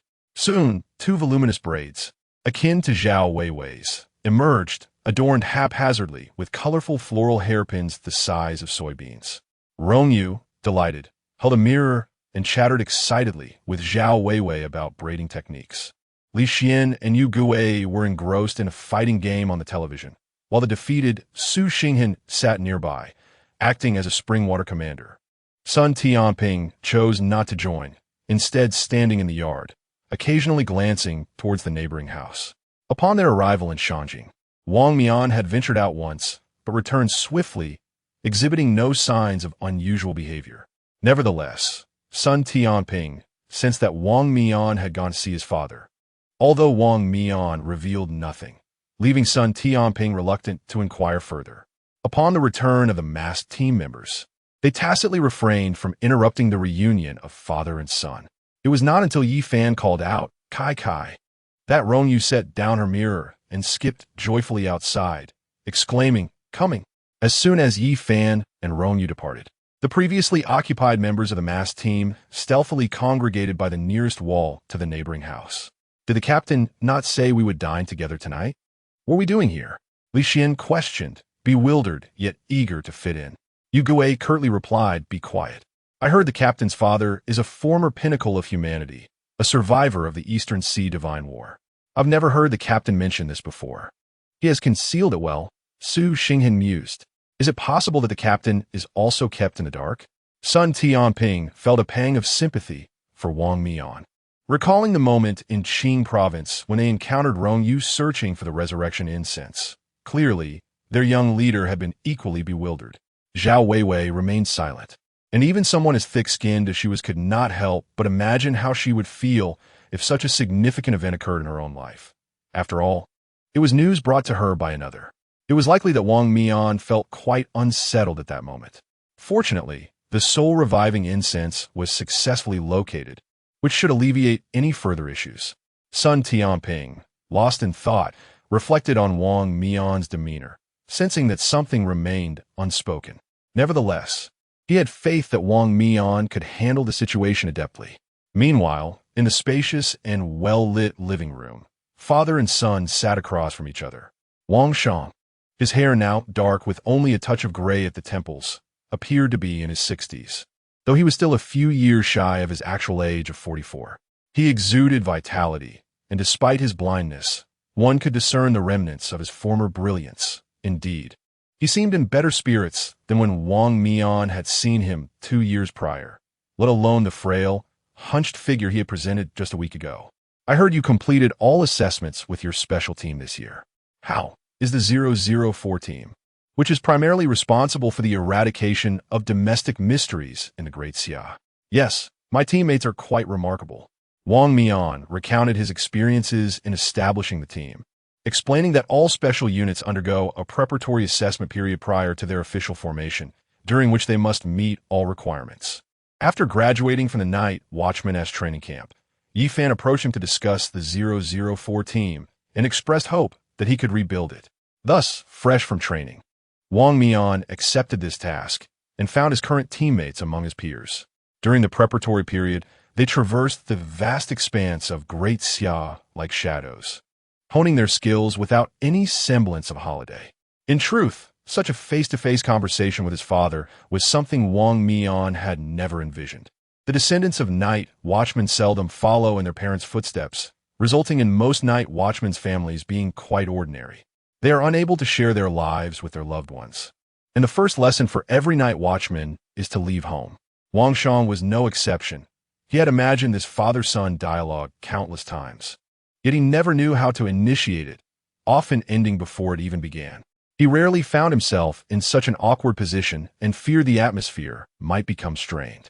However, from a very first utterance, the conversation flowed smoothly and naturally. This was his child, and he yearned to understand everything about him, to share in his exhilarating experiences. Wang Shang still vividly recalls the moment he believed Kronos revealed Wang Mian's death to him as a means of coercion. It had shaken him to his core as a father. Wang Shang inquired about numerous topics, and Wang Mian responded thoughtfully, even sharing amusing anecdotes. Their exchange continued until a pot of tea had been consumed, at which point Yi Fan entered with Rong Yue, marking a temporary pause in their father-son dialogue. Uncle Shang, what exactly transpired back then? Why have you aged so significantly? Back in those days, although Yi Fan had shamelessly followed the armed transport aircraft, he was ordered by Wang Qing not to participate. At that time, Wang Qing, Rong Lao, and a 9 Lives cat were confronting the deity Gaia on the battlefield, while Wang Shang and several other human paragons worked together to thwart the lesser deities who had accompanied Gaia. In that war, apart from the harrowing toll of one death, one serious injury, and one sealed fate on the front lines, several of humanity's pinnacle beings also fell on the battlefield of the demigods. For these years, Wang Shang has remained silent about the events that transpired on his side. His physical condition has deteriorated significantly, and Yi Fan has refrained from pressing him for answers. However, this time, Wang Shang ought to speak. Wang Mian cast a worried glance at his father, wanting to say something yet unsure of what to express. He unconsciously glanced at the young girl, Rong Yue, sitting beside him. Her expression was calm, her eyes slightly downcast, appearing somewhat absent-minded. Indeed, the only family she had was lost in that battle. Wang Shang's gaze, devoid of brilliance, fell upon a point of emptiness. After a prolonged silence, he finally sighed and said, I have altered the thread of time. Chapter 33. The Sword of the Future. Yi Fan was taken aback. Had the threads of time been altered? Wang Shang began to speak slowly. Yi Fan, you must have heard Wang Qing mention the divine war of the Eastern Sea. It was not only Gaia who came as the primary deity. There was also the god of Asgard, Loki, who stealthily followed in Gaia's shadow. Indeed, because of this, Wang Qing had cursed Loki for 3 consecutive days, while bedridden from injuries sustained during that time. Before the divine conflict commenced, Wang Qing sought the assistance of Master Jin Chan at Jiuhua Mountain. Although Master Jin Chan was unable to intervene directly, he personally sought out the reclusive descendant of the spirit guardians, Rong Yue. Rong Yue brought with her the mythical creature known as the 9 Lives cat, a being of semi-divine caliber. Not only that, her own combat prowess was astonishing, establishing her as the pinnacle of humanity at that time. Although the divine war arrived a day earlier than prophesied, catching them off guard, the gods traversing the mists had also expended considerable divine power.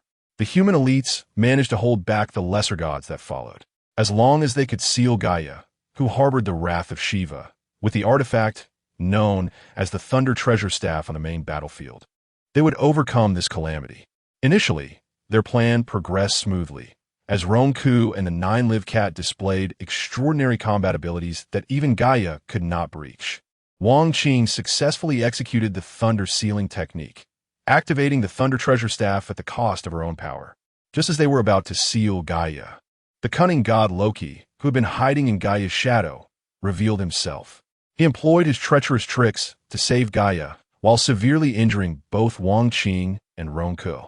Even Gaia was unaware that Loki was concealed within his shadow. However, in her wounded state, Wang Qing could not reactivate the Thunder Treasure Staff. She was left with no choice but to consume the secret medicine that could cost her life. It was Rong Yue who prevented her from doing so, and it was because of this that Rong Yue later took Wang Qing's place in sealing Gaia with the Thunder Treasure Staff. I have lived for over a century. My life is but a fading ember. To perish here is a form of solace. Yet you are still young, with boundless potential ahead of you. Even in the final moments of her life, Rong Yue did not burden Wang Qing with a mission that was not hers. When news of Rong Yue's disappearance in Cangnan reached them, Wang Qing, still unhealed, personally journeyed to Cangnan, searching for 3 long years. Wang Shang spoke softly. In addition to the primary and lesser gods who came, there was also a supreme deity. What?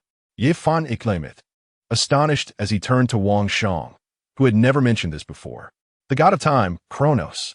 Wang Yan's heart trembled as memories of the divine figure from 3 years ago, walking through the rain, flooded his mind. Kronos. He was indeed the deity he represented. How could this be possible? Yi Fan found it hard to believe. Kronos. The the supreme god of Olympus. If he had also arrived, how could they possibly stand a chance? Uncle Shang, did you encounter that supreme deity? Indeed, Wang Shang quickly replied. However, although he shares Greek origins with Gaia, he did not come to aid her. Rather, he assisted us. Only then did Wang Yan's anxious heart begin to settle. Wang Shang lowered his head, contemplating whether to shield his face with his hands, yet ultimately, he merely fixed his vacant gaze upon his palm. Yi Fan, do you remember? Before the divine war began, I sent you to Shijin City to find that child. I once sought hope for the great Xia amidst the endless river of time. I beheld those 2 stars and thought of Zhou Ping, my disciple. A gentle smile graced Wang Shang's lips. The star of 10 years hence seemed too distant for me to perceive, yet that of 4 years. Yi Fan's expression grew serious. Could it be regarding Uncle Shang's lifespan? Although Wang Shang possessed the pinnacle of human mental fortitude, his own forbidden ruins lacked combat capabilities. This was an unprecedented forbidden ruin in the annals of Great Xia's history, absent from the existing sequence of forbidden ruins. Despite his limited combat prowess, Wang Shang was the foremost authority on the development of forbidden ruins in the contemporary era. The former commander-in-chief of the Great Xia Night Watch, Wang Qing, and the current commander-in-chief, Yi Fan, were both nurtured under his guidance. I intended to assist Zhou Ping in rising to prominence ahead of time to fend off the god's invasion of Great Xia. Thus, I employed the Eye of Temporal Sequence. However, it later became evident that the Eye of Temporal Sequence could not alter history. What we were engaged in was merely a part of history, an already established fact. Yi Fan hesitated, glancing at Rong Yue, yet remained silent. Wang Shang continued, but I did not leave. Yi Fan's countenance shifted. You did not leave? Indeed, Wang Shang replied calmly. So you were here all along. Yi Fan finally understood the reason behind Wang Shang's significant loss of lifespan. Through the Eye of Temporal Sequence, Wang Shang had directed his focus to 4 years hence. But the cost of maintaining that gaze in that era was his vision and lifespan. Yi Fan's face turned ashen. It was evident that Uncle Shang's affection for talent had led him astray. He had nurtured Zhou Ping in that era. Every moment spent there, even every second, required a sacrifice from his own lifespan. This was not a simple matter of one-for-one exchange. It was Kronos who aided us. Wang Shang promptly shifted the topic, stating that while the gaze could not alter history, the fearless marauder could. Wang Mian regained his focus. The divine ruin of the god of time was the temporal marauder. At that time, Kronos appeared on my boat, and Wang Shang recounted the divine war of the Eastern Sea. He revealed that the laws of time were among the most profound and unique of all laws, even among deities. Few possessed the qualification to wield even a fragment of the law of time. My eyes, fragments of time's power lost to the mortal realm, had never been grasped by any deity of this world. He did not simply extract my eyes. Rather, he struck a bargain with me. Though he did not directly intervene to assist us against Gaia, he utilized his authority to connect with the future, bearing the weight of causality. This allowed humanity to wield a sword from the future, traversing the river of time to thwart Loki. The marauder altered history. Yi Fan sat on the sofa, lost in contemplation for a long while. Could this be the reason I was able to contact Zhou Ping last week? At this moment, Wang Shang furrowed his brows. So you managed to reach Zhou Ping? Yi Fan scratched his head. Indeed. Although you mentioned that once we attempt to deviate from the historical trajectory, we would encounter a myriad of unforeseen factors. That child is simply too unfortunate. He has endured abuse from his parents and bullying from his classmates, and he nearly lost his life. I dealt with those despicable parents. After things settled down, I visited him again. He had dropped out of school, and I intended to support him in continuing his education, but he declined my assistance. Wang Shang remained silent for a long while. Moreover, now Kai is staying with him. Yi Fan refrained from disclosing his speculation that Wang Qing might be the star that would emerge a decade later. Wang Shang, after a moment of astonishment, broke into a smile that could not be better. Chapter 34. Living History. Who is Zhou Ping? This name has been repeatedly mentioned, seemingly connected to the divine battle in Donghai 3 years ago. Yet Wang Mian had never heard of it before. He is destined to be one of the brightest stars illuminating the future of humanity. Wang Shang recounted how his gaze once inadvertently traversed the river of time, glimpsing a fragment of the future. Within that timeline, he witnessed the fierce battle of the gods, the emergence of malevolent forces, and the relentless struggle of humanity to rescue Daxia, culminating in a fierce combat across the expanse of time. Among the stars, two shone particularly brightly, and Zhou Ping was one of them. Wang Shang's tone was tinged with excitement. He was the most promising candidate for divinity among humankind. Divinity? Rong Yue grasped her braid, puzzled. But the ascending ladder was long broken. It is impossible for present-day humans to attain divinity. Wang Mian looked at Rong Yue in astonishment. What ascending ladder? It is the path for mortals to become saints. Rong Yue scratched her head, slightly distressed, as the little figures in her mind and the locked books in the library exchanged glances. The books about the ascending ladder only allowed her to peruse the preface. She knew that once it was broken, mortals could no longer attain holiness in the flesh. As for why the ladder was severed, she could not yet discern. Thus, she began to explain to Wang Mian what the ascending ladder entailed. At the dawn of creation, humanity did not yet exist. However, other chaotic beings, which later came to be perceived as immortals and deities, were already present. Humans emerged later, mere clay molded from the earth. It was through the teachings of the sages that the art of cultivation was mastered, leading to the flourishing of humanity. Yet they remained shackled by the confines of their mortal forms, unable to ascend to divinity. Therefore, the sages bestowed the ascending ladder. Those who could endure tribulations and traverse it would achieve sanctity in their physical forms. Even so, the number of those who could attain such a feat was exceedingly rare. Later, as calamities arrived, the battle for divinity commenced, and the allocation of divine ranks was thoroughly established. After the heavenly court was established, the sages vanished, and the ascending ladder fell into disrepair. Not to mention achieving sanctity, it became utterly impossible for mortals to ascend to divinity. Rong Yue contemplated briefly and offered a concise explanation. In simple terms, attaining divinity requires the comprehension of laws. Regardless of the type of law, it is an insurmountable burden for the human body. The moment of understanding leads to physical disintegration and immediate transformation into the Tao. After articulating this, Rong Yue reassured herself, nodding in affirmation. Indeed, that is correct. Wang Mian was momentarily taken aback, and even Wang Shang was profoundly shaken. How do you know these things? I just know, Rong Yue replied, not feeling the need to justify her knowledge. But Master Jin Xuan, Yifan began, but then paused. Rong Yue shook her head. They are either reincarnated beings or not human at all. Yifan was taken aback. He had initially hoped for Zhou Ping's rapid growth, but this very growth might also serve as a harbinger of doom.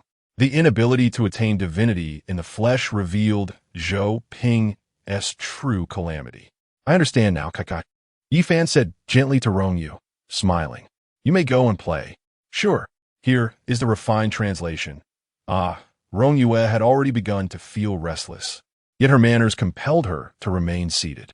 When Yifan spoke, she joyfully departed, bidding farewell to her little brother Mian, Uncle Yifan, and Uncle Wang. It was only after Rong Yue had run off that Wang Shang began to sense something amiss. Yifan, who exactly is that child? She is a descendant of Enhua. Yifan revealed Rong Yue's identity openly, affirming that what she claimed was likely the truth, with no reason to deceive us. Wang Mian instinctively leaned back, his astonishment still evident on his face. So, does that mean she is akin to a living history book? In a sense, Yifan acknowledged Wang Mian's assertion, rubbing her temples. However, Rong Yue's abilities had not fully awakened, and currently, only I, my master, and the commander were privy to detailed knowledge of her identity. Yifan still habitually referred to the commander when mentioning Wang Qing. Wang Mian touched the tip of his nose, pondering the gravity of the revelation he had inadvertently stumbled upon.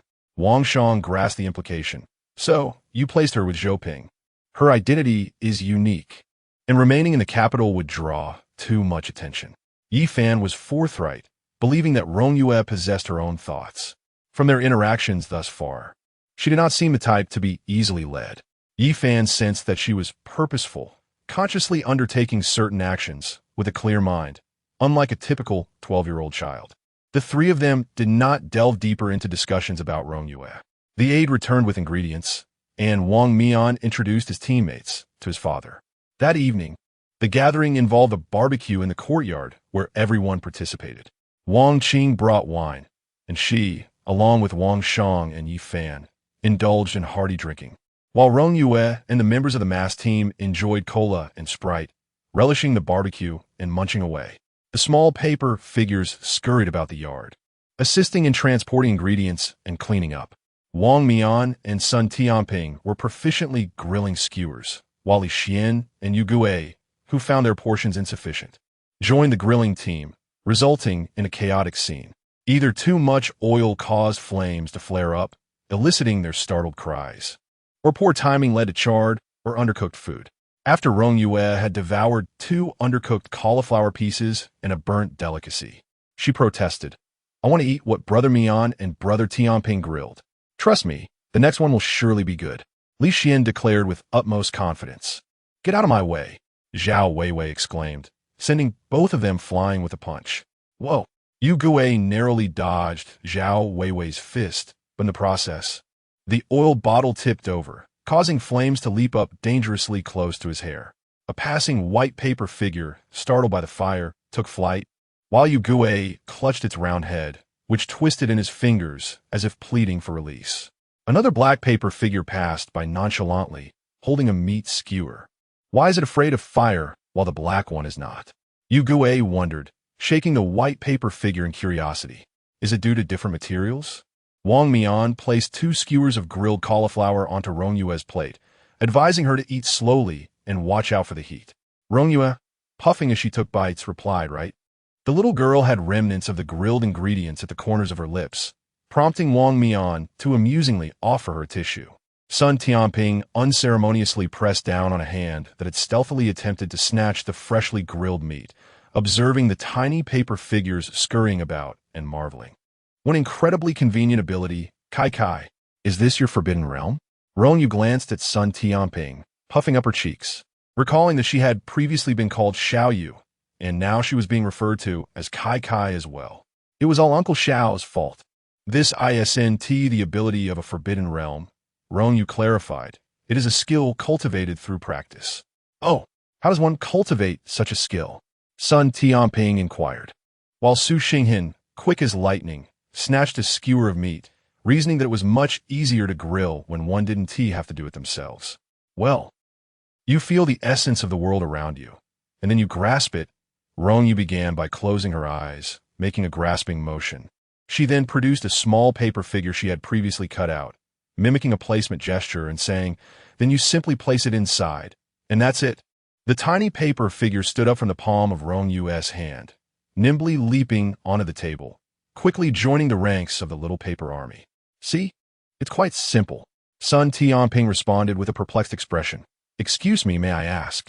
Chapter 35. Alchemy. Amused by the rare sight of Sun Tianping completely at a loss, Zhao Weiwei gave Rong Yue a thumbs up, commending the display. "Quite simple," she remarked.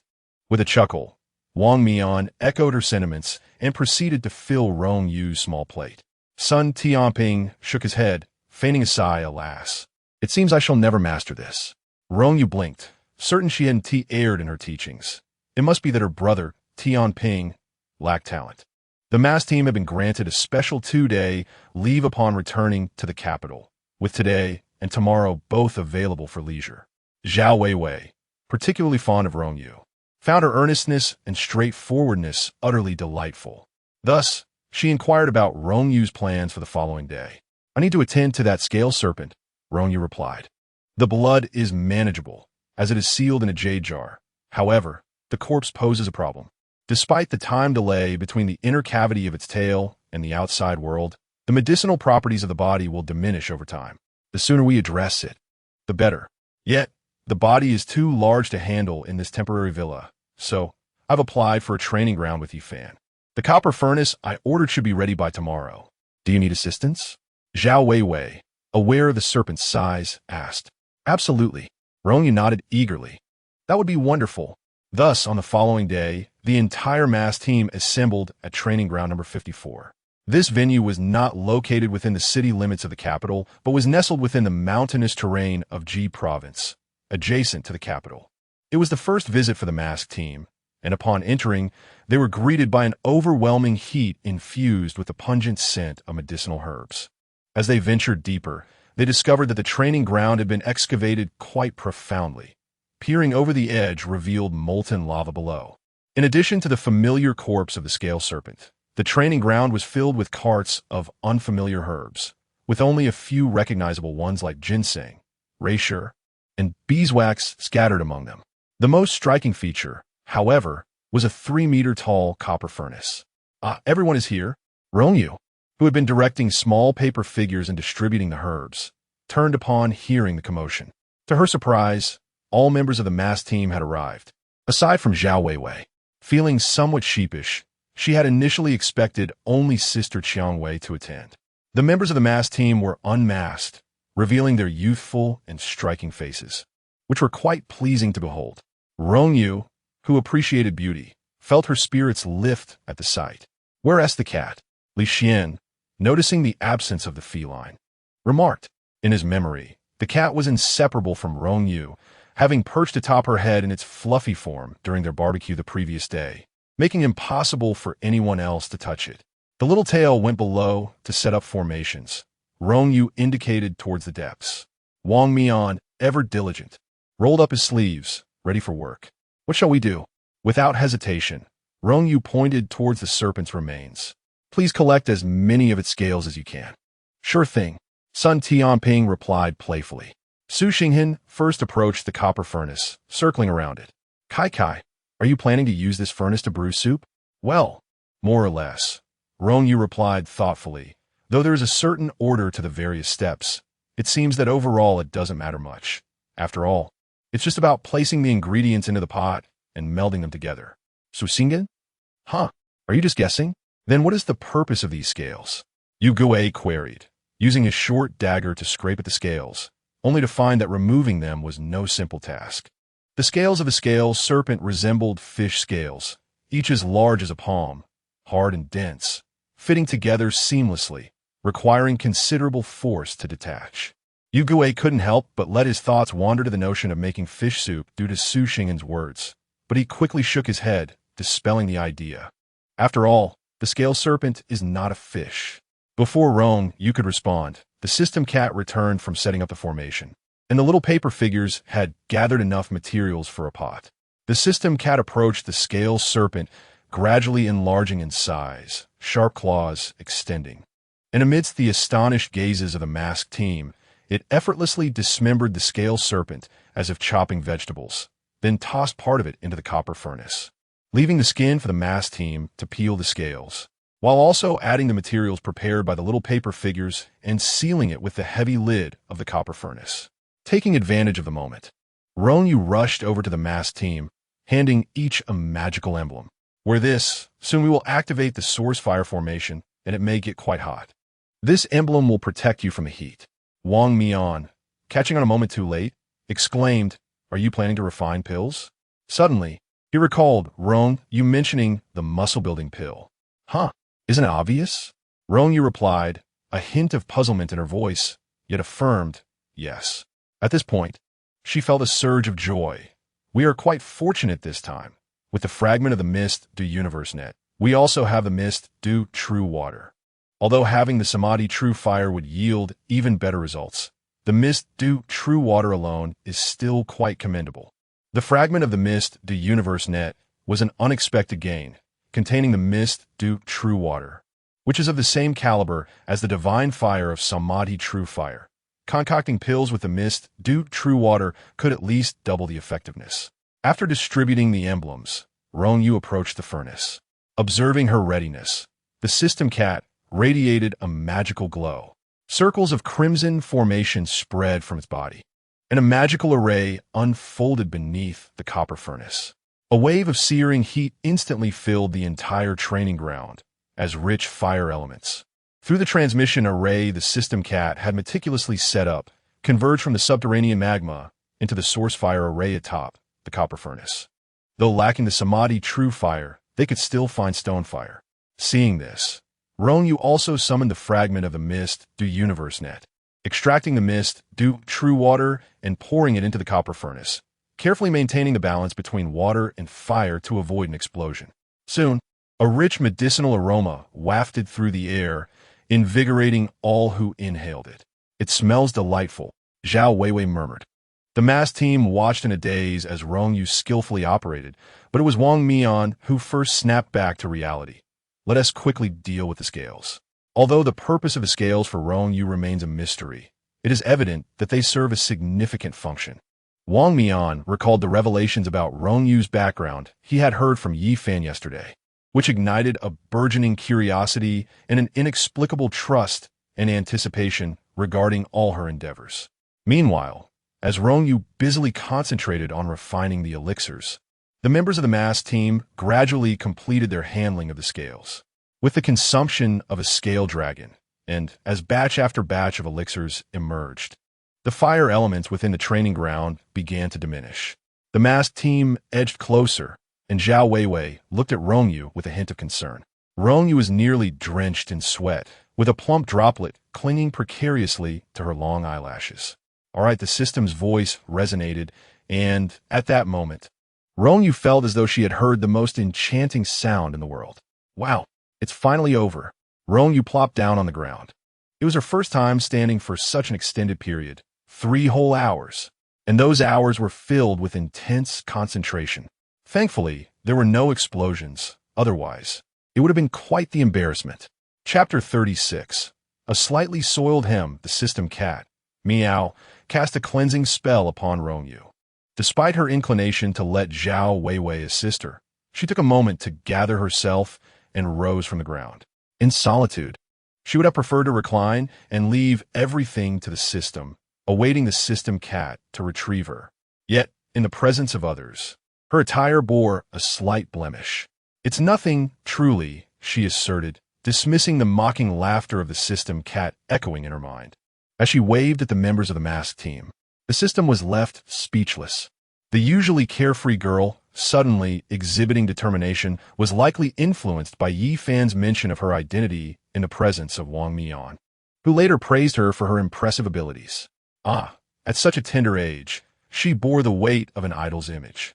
It was no wonder that, when Zhao Weiwei expressed her intention to join, she refrained from extending an invitation to the other members of the masked team.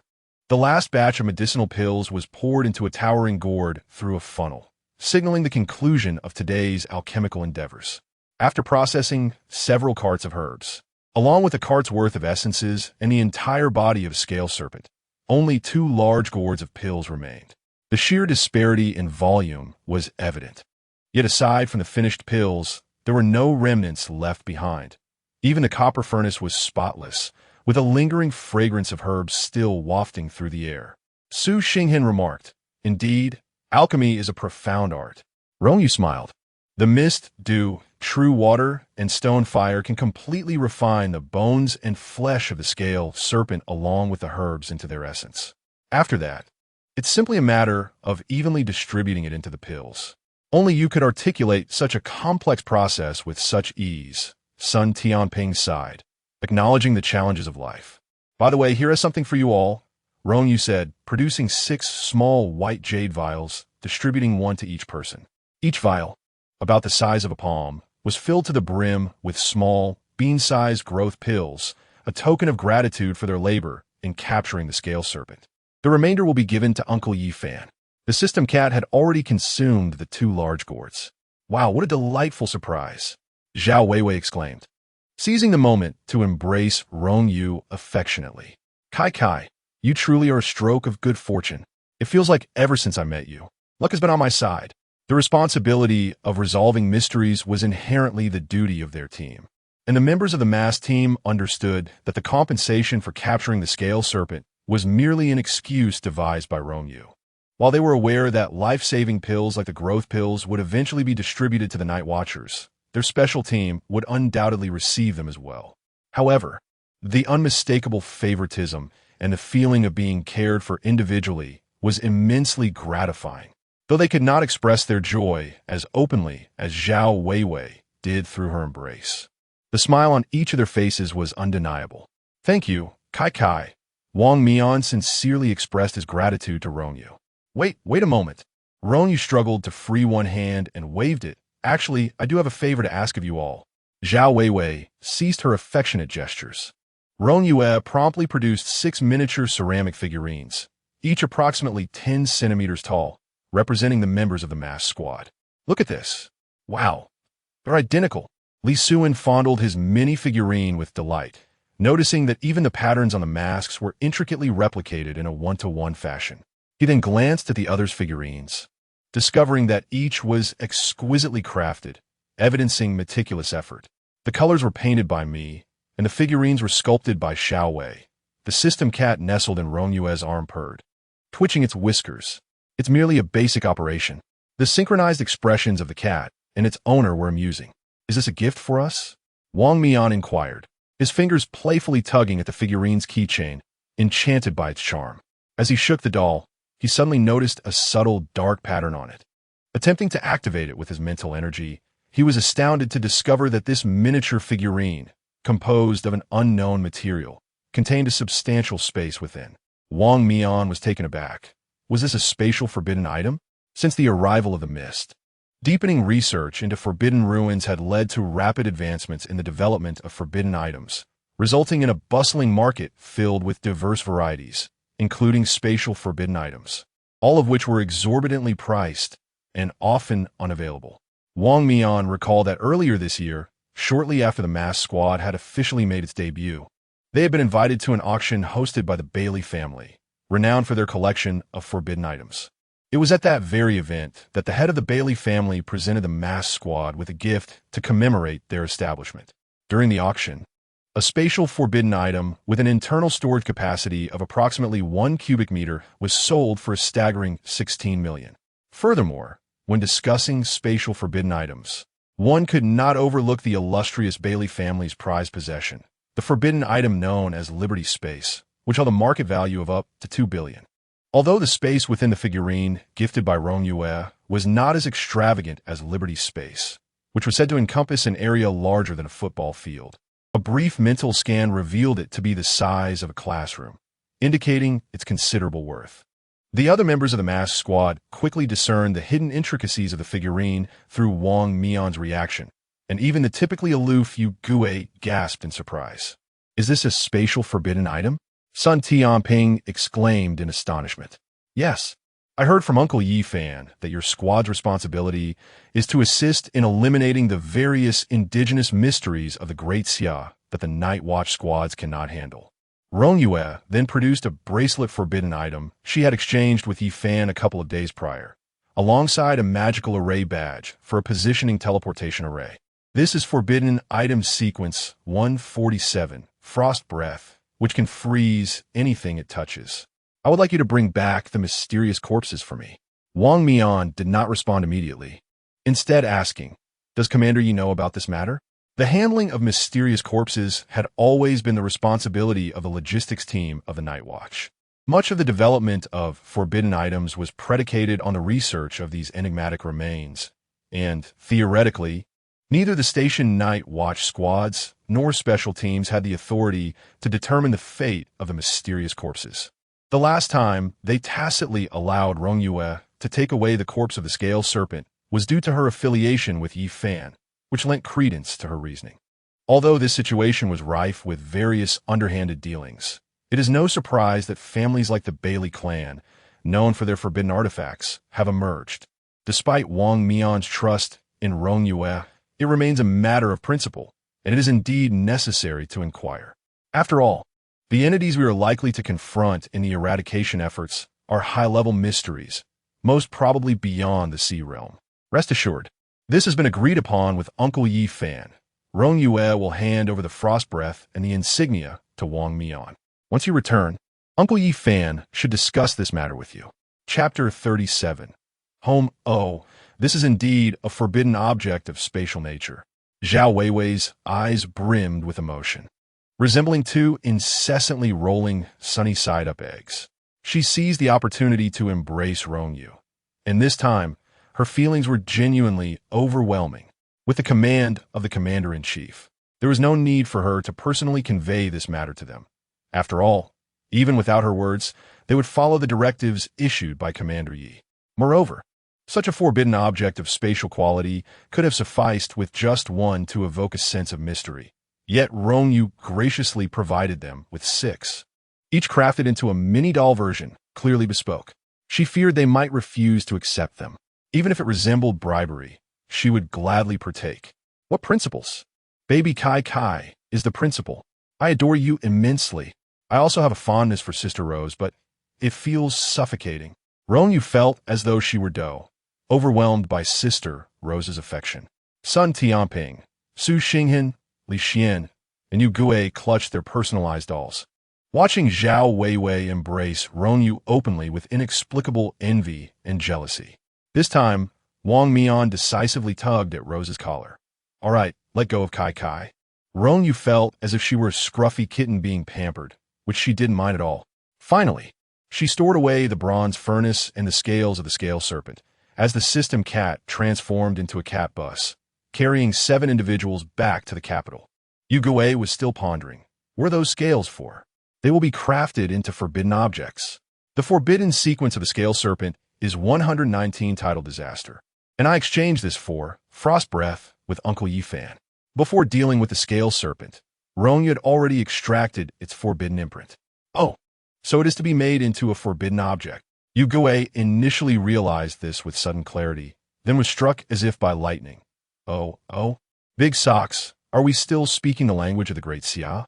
The forbidden imprint is originally inscribed upon the physical body, once the scale serpent is deceased. Wouldn't it be sufficient to remove it and engrave it onto an object? Rong Yue blinked her eyes. Hasn't tea crafting always been this way? The masked squad. Wait a moment. Sun Tianping gestured for a pause. What did you just say to remove? The forbidden imprint. Yes. Aren't your forbidden objects created in such a manner? Rong Yue pointed at Wang Mian. Little Mian Ji Yuan. This time, Rong Yue was perplexed, as they were all utilizing forbidden objects. Don't you know? Wang Mian gently shook his head. The development and research of forbidden objects have always been confidential. I see. Rong Yue nodded, noticing everyone's curiosity and thus did not shy away from the topic. She tugged at her seatbelt, turned around, and leaned against the back of the seat, eager to educate them. What do you perceive the forbidden imprint to be? Li Xian raised his hand. Superpowers? Children born after the mist descended have a minuscule probability of awakening extraordinary abilities, and these powers are referred to as forbidden imprints. The mass squad, with the exception of Wang Mian, nodded. They had all discovered their extraordinary strengths at a slightly older age, soon after which the night watchman came knocking at their doors. It is not entirely incorrect to say this. Rong Yue raised a finger. Yet the essence of the forbidden ruins is fundamentally a type of restriction that can be inherited through bloodlines. Upon reflection, Rong Yue amended her statement, noting that it should now be referred to as the human gene pool. Before the 6 realms were completely segregated, the ancestors of humanity, guided by the celestial beings, comprehended the forces of the laws and embarked upon the path of cultivation. Although human cultivators are constrained by their mortal forms, unable to escape the cycle of birth, aging, illness, and death, the process of cultivation inherently serves as a means of refining oneself. All the rules and transformative powers they comprehend will ultimately be inscribed within their bloodlines, or more precisely, their genes. Additionally, there exist other races, either innate or acquired, that possess various transformative powers of rules, through intermarriage with humans. Some of these powers have also integrated into the human gene pool. As humanity proliferated, this gene pool grew increasingly vast and intricate. Moreover, this phenomenon did not arise solely after the advent of the mists. Rong Yue furrowed her brow at the mention of the mists, explaining that one could envision the human gene pool as a colossal lottery pool, where the power of the mists has, to a certain extent, enhanced humanity, thereby increasing the probability of individuals receiving rewards and consequently leading to a greater number of individuals possessing the forbidden ruins. In contrast, the divine ruins are bestowed directly by deities upon their agents. Thus, the forbidden ruins do not vanish with the death of a human or mysterious entity, unless the body is utterly destroyed. Shifting back to the topic of the forbidden objects, Rong Yue elucidated that, theoretically, as long as one fully comprehends this restriction, even the most formidable forbidden ruins can be replicated. However, this requires an exhaustive understanding of the rule's power that constitutes the forbidden ruins, which is exceedingly challenging. Yet, if one merely seeks to utilize such restrictions, they can achieve this through direct separation and ritual refinement. This explains why crafting involves seeking out gifted exotic beasts or rare materials. Mastery does not come easily. Although Rong Yue has not mastered the art, she knows how to locate those restrictions and how to refine them. Brutally effective. The masked team exchanged glances, realizing yet another secret had to be safeguarded. The system cat returned several individuals to the capital, where Rong Yue entrusted 2 large gourds filled with flesh-replenishing pills to Yi Fan, while the ritual refinement of the forbidden object, Tide Calamity, would require a few more days. Yi Fan also happened to mention to the masked team the task of collecting mysterious corpses. The decision to assign this task to the masked team stemmed from Yi Fan's considerations. The Night Watcher system is intricate, having entangled various factions since its inception. The Night Watcher teams in different cities possess their own agendas and are not entirely united. Collecting the mysterious corpses through the Night Watchers would inevitably attract considerable attention, making it difficult for Rong Yue to maintain her identity, which was not Yi Fan's desired outcome. Conversely, the masked team, established by Wang Mian, the son of Uncle Shang, is deemed entirely trustworthy by Yi Fan, and as they grow, their assistance will only become more potent. Most importantly, Kai shares a close relationship with them, a factor that Yi Fan has duly considered. Kai, will you be staying in the capital afterwards? The holiday of the masked squad is drawing to a close, and Zhao Weiwei, filled with reluctance, inquires about Rong Yue's whereabouts. She truly wishes to entice Rong Yue to join the masked squad, yet Rong Yue is merely 12 years old. Child labor is simply too harsh. Alas, I must return to Shijin City. For the time being, I shall reside there. Reflecting on this, she realizes that she has been away from Shijin City for many days. She wonders how Brother Zhou Ping is faring. Rong Yue pokes the rose doll that Zhao Weiwei has hung at her waist. Sister Rose, do not be saddened. We exchanged contact information, did we not? Whenever we have the time, we can always reach out to each other. All right. Zhao Weiwei finally embraces Rong Yue, releases her, and together with the masked squad, boards the armed transport aircraft that will take them to their mission site. Wait for me, and I shall prepare some local delicacies for you. Chapter 38.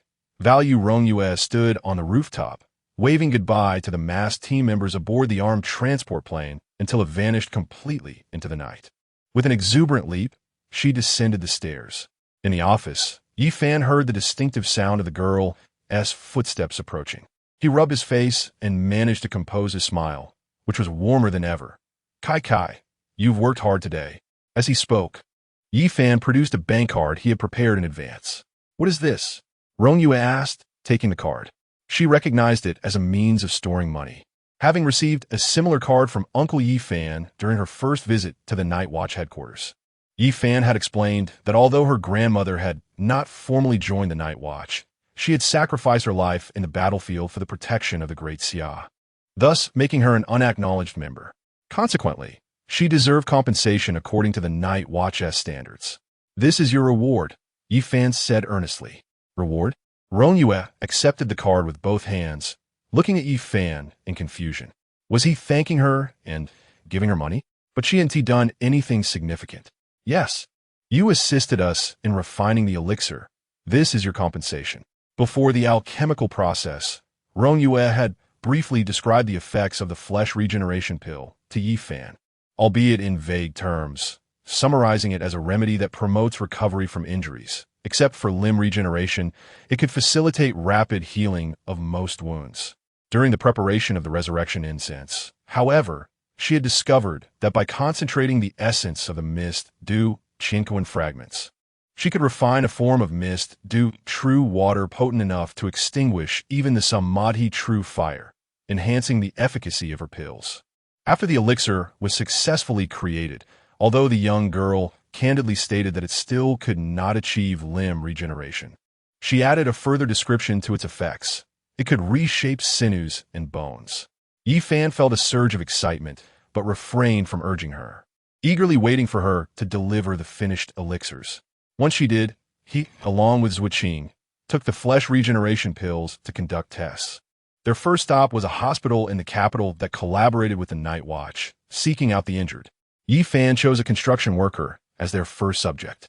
The worker had suffered a serious fall on the job the previous day, with steel rebar piercing through his body, yet miraculously survived until reaching the hospital. After a night of emergency care, all the rebar had been removed, but the prognosis remained grim, with spinal injuries that could result in high-level paralysis even if he survived. Yi Fan communicated with the hospital staff and the family, securing their consent. However, upon seeing the injured man, he couldn't help but frown at the severity of his condition. The patient was connected to numerous tubes, unconscious, and lacking the ability to swallow. Initially, Yi Fan worried that the man might not even be able to ingest the pill, but the flesh regeneration pill proved to be more effective than he had anticipated. It not only dissolved instantly, but also showed remarkable results swiftly. The injured individual regained consciousness within mere minutes, initially gazing vacantly at Yi Fan in the ward, seemingly unable to comprehend his surroundings. Gradually, he became fully alert and, after a short while, struggled to rise, mumbling about an unbearable itch on his body. The startled doctors and nurses assisted in unwrapping part of the bandages to examine his wounds, only to be astonished to find that the injuries had healed significantly, leaving behind only nascent scar tissue. The prior concern regarding his spinal issues appeared to have no adverse effects on him whatsoever. Following a comprehensive examination, the medical team discovered that his most pressing condition was, in fact, excessive blood loss, resulting in profound physical weakness. This initial case had far exceeded Yi Fan's expectations. Having reviewed the CT reports of the patient, he was astounded to learn that the restructuring of bones and muscles, as articulated by Rong Yue, encompassed neural connections as well. Yi Fan's heart raced, and even Left Qing's eyes glistened with tears. Did this mean that their comrades, who had been forced to step back due to long-standing physical ailments, might also have the opportunity for recovery? Fortunately, they had not blindly interpreted the terminology at face value. With this precedent established, the hospital was naturally more cooperative in selecting the second patient. Yi Fan chose a high school girl who had been admitted 7 days prior. While cycling home, she had been struck on the head by a falling tailgate from an improperly secured truck, resulting in a comminuted skull fracture. Despite emergency intervention, she remained in a coma in the ICU. According to the attending physician's assessment, there was a substantial likelihood of her becoming a vegetable. Yi Fan selected her as the second experimental subject due to the nature of her head injury. The brain is the most intricate part of the human body. If even this could fall within the scope of restructuring, the significance of the regenerative elixir would be utterly transformed. When the girl opened her eyes and regained consciousness, all the medical staff erupted in cheers. The elderly grasped Yi Fan's hand tightly, fearful of losing him, refusing to let go. Several chief physicians instinctively surrounded Yi Fan, ushering him to the room of the third patient. The chosen third individual was a young boy who had undergone amputation due to a car accident. An elderly man, while riding with the child, had violated traffic laws and was caught in the blind spot of a dump truck, resulting in his immediate death and severe injuries to the child, who lost his right leg due to crushing. With the precedent established, all attention, aside from the boy's injuries, was focused on the amputated right limb, with hopes for a miracle. Regrettably, while the young girl had spoken with a nuanced understanding, she had clearly stated that limb regeneration was impossible, which was indeed the truth. Yi Fan ultimately retained one regenerative elixir for academic research purposes and then departed the hospital to a specialized rehabilitation center for the night watchman to conduct the second phase of testing. This phase aimed to determine whether the elixir could counteract damage caused by the mysterious affliction. The results of the second test were exceedingly promising. Aside from its inability to neutralize toxins, the elixir proved effective even in cases of severe flesh wounds. including those at the brink of decay. However, if the area that needs to be revived is excessively large, it will inevitably deplete one's life potential to a certain extent. Fortunately, this depletion is not irreversible. It can still be replenished through subsequent nurturing. This implies that if the instantaneous consumption surpasses the current limits of life potential, one will still face the peril of death. Yifan spoke with a faint smile, feeling as though he were bullying a child. The card contained merely 1 million. Yet if Rong Yue were to sell the 2 large gourds of growth elixirs he had given him, it would be no exaggeration to say that 100 billion would be easily attainable. You may not comprehend the significance of this elixir to us. Yifan did not adopt a casual attitude simply because Rong Yue was child. On the contrary, he solemnly promised that we have yet to devise a proper plan for the usage and procurement of the growth elixirs, and once a comprehensive strategy is established, every single contribution will be shared equally with you. Uncle Yifan, how could you think this way? Rong Yue looked at Yifan with confusion, providing him with a surprisingly unexpected answer. Of course, I understand how vital this elixir is to you. Otherwise, why would I give it to you? Chapter 39. A blind man. This is something I have painstakingly forged. How could I possibly be unaware of its worth? The little girl cradling the cat chuckled. The rare resurrection incense and such a scale serpent. There's likely only one in existence within this realm. However, what use do I have for so many healing concoctions? I do not run a hospital. The night watchmen, who bravely confront the mysteries of the world, face a higher probability of injury. With such a pill, their chances of survival would undoubtedly increase. I believe the contributions of the night watchman are irreplaceable and immensely valuable. Otherwise, my grandmother would not have sacrificed her life for it. You all deserve this. Yifan, feeling somewhat awkward, lowered his head and wiped his nose. You child. Wow. Are you crying, Uncle Yifan? Rong Yue, along with the system cat, bent down to peer at him. Did you really shed tears? No. Yifan turned away.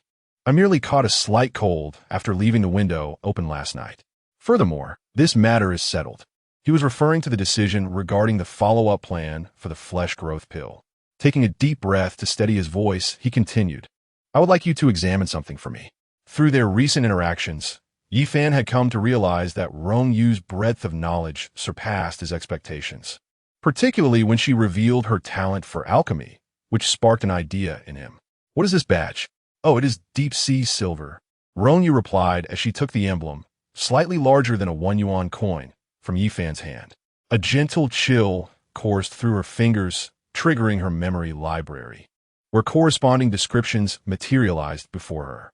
This type of or retains medicinal properties effectively and is often utilized in the crafting of concealed weapons. The front of the emblem displayed 2 crossed straight blades, their surfaces emanating a soft blue luminescence, a distinctive characteristic of deep-sea silver. Behind the blades lay a meticulously crafted night sky adorned with stars. Beneath the crossed blades were inscribed 2 small characters. Yifan. Press here, and a needle will spring forth. Yifan retrieved the badge to demonstrate it to Rong Yue. This is the emblem of the Night Watchman, symbolizing their fierce struggle for survival. It is coated with a secret potion known as Ghostly Spirit Inducer. Once introduced into the body, this potion ignites all of a person's latent potential within a short span of time. For those who possess a forbidden abyss, the power derived from it will experience a significant enhancement. For those lacking a forbidden abyss, the Ghostly Spirit Inducer will forcibly stimulate the body, awakening hidden, forbidden abyss abilities that have never manifested. Are you familiar with this type of potion? Yifan inquired. It sounds somewhat akin to the resurrection pill. Rong Yue did not take the badge again, but directly queried the system, which provided her with a formula. She surmised that Uncle Yifan was inquiring whether there exists a pill that could safely stimulate a person's forbidden abyss. Indeed, Yifan affirmed. Discussing the composition of the Night Watchman, he explained that not all members are possessors of the forbidden abyss. A significant portion comprises seasoned special combat personnel. Without a doubt, the Forbidden Ruins are a remarkable asset. If the number of individuals mastering the Forbidden Ruins increases, then the Great Xia will enhance its chances when confronted with the enigmatic. However, such mastery is currently absent. Rong Yue provided a definitive answer, yet denied access. Is it a matter of materials? Indeed. Rong Yue illustrated that during the process of human reproduction, the inherited information is intricate, leading to varied manifestations. The term spirit summoning, as mentioned by Uncle Yi Fan, seems to imply a rather crude method of awakening latent potential, purging all convoluted information at once, leaving only the strongest, or transforming into the most potent fuel. This could explain the phenomenon where individuals lacking access to the forbidden ruins might still acquire its benefits, or those who possess it experience significant enhancement. Yet, such an approach could lead to a rapid downfall. The spirit restoration pill I previously mentioned could achieve the effect you desire, Uncle Yi Fan. Upon consuming the pill, one would enter a state akin to Zhuangzi's butterfly dream, embarking on a journey through one's life essence and facing trials. If one successfully navigates these trials, enlightenment follows, albeit the insights gained will vary from person to person. It can be perceived as an opportunity to trace one's origins. Regrettably, Rong Yue shook her head.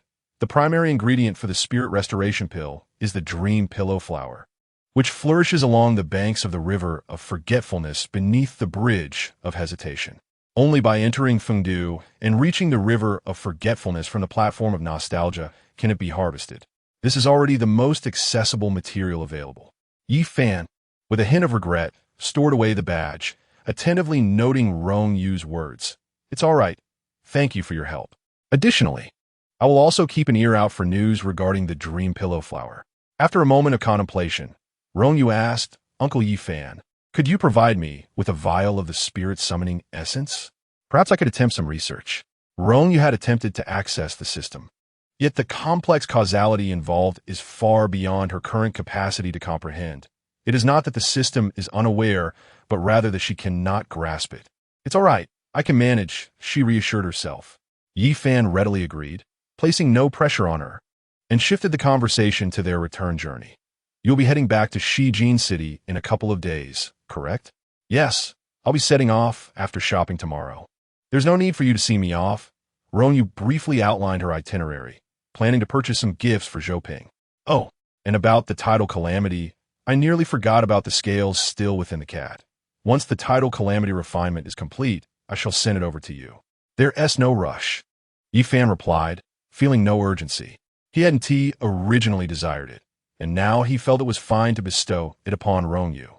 Such a treasure ought to be well protected. However, the thought of leaving Rong Yue unaccompanied began to stir anxiety within him.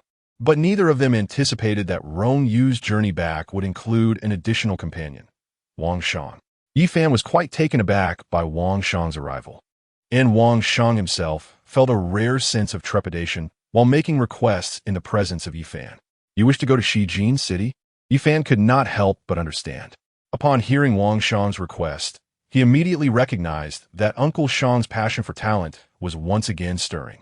Particularly, there existed a remarkable teacher-student bond between Uncle Shang and Zhou Ping for years hence.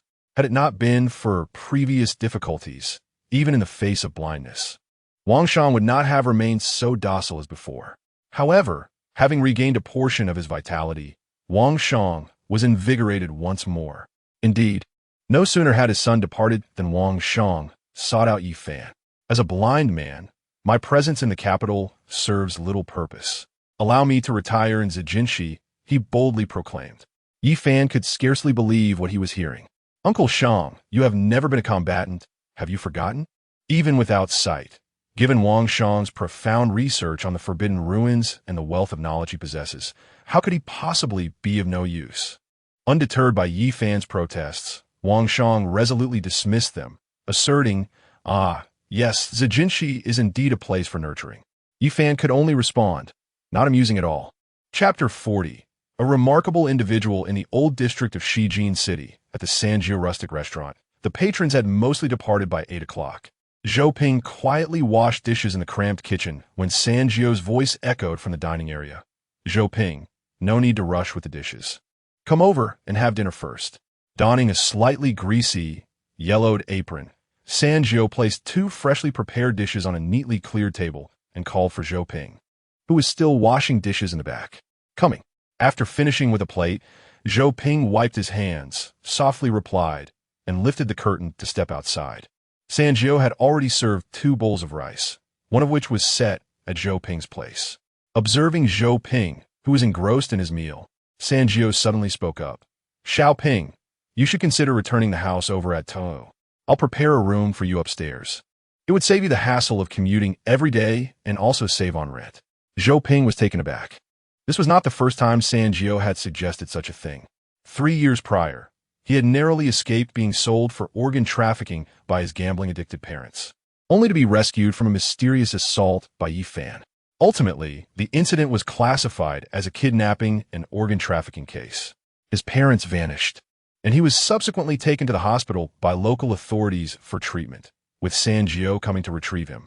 When Sanjiu saw him, bandaged from head to toe and informed by doctors that he had nearly lost his sight, he erupted in rage, cursing Zhou Ping's parents for their depravity. Once Zhou Ping was discharged, Sanjiu brought him back to the rustic restaurant, caring for him, preparing a room, and daily expressing his frustration with a copper ladle in hand, declaring that if his parents dared to show their faces, he would break their legs. Zhou Ping resided in the restaurant for approximately 6 months.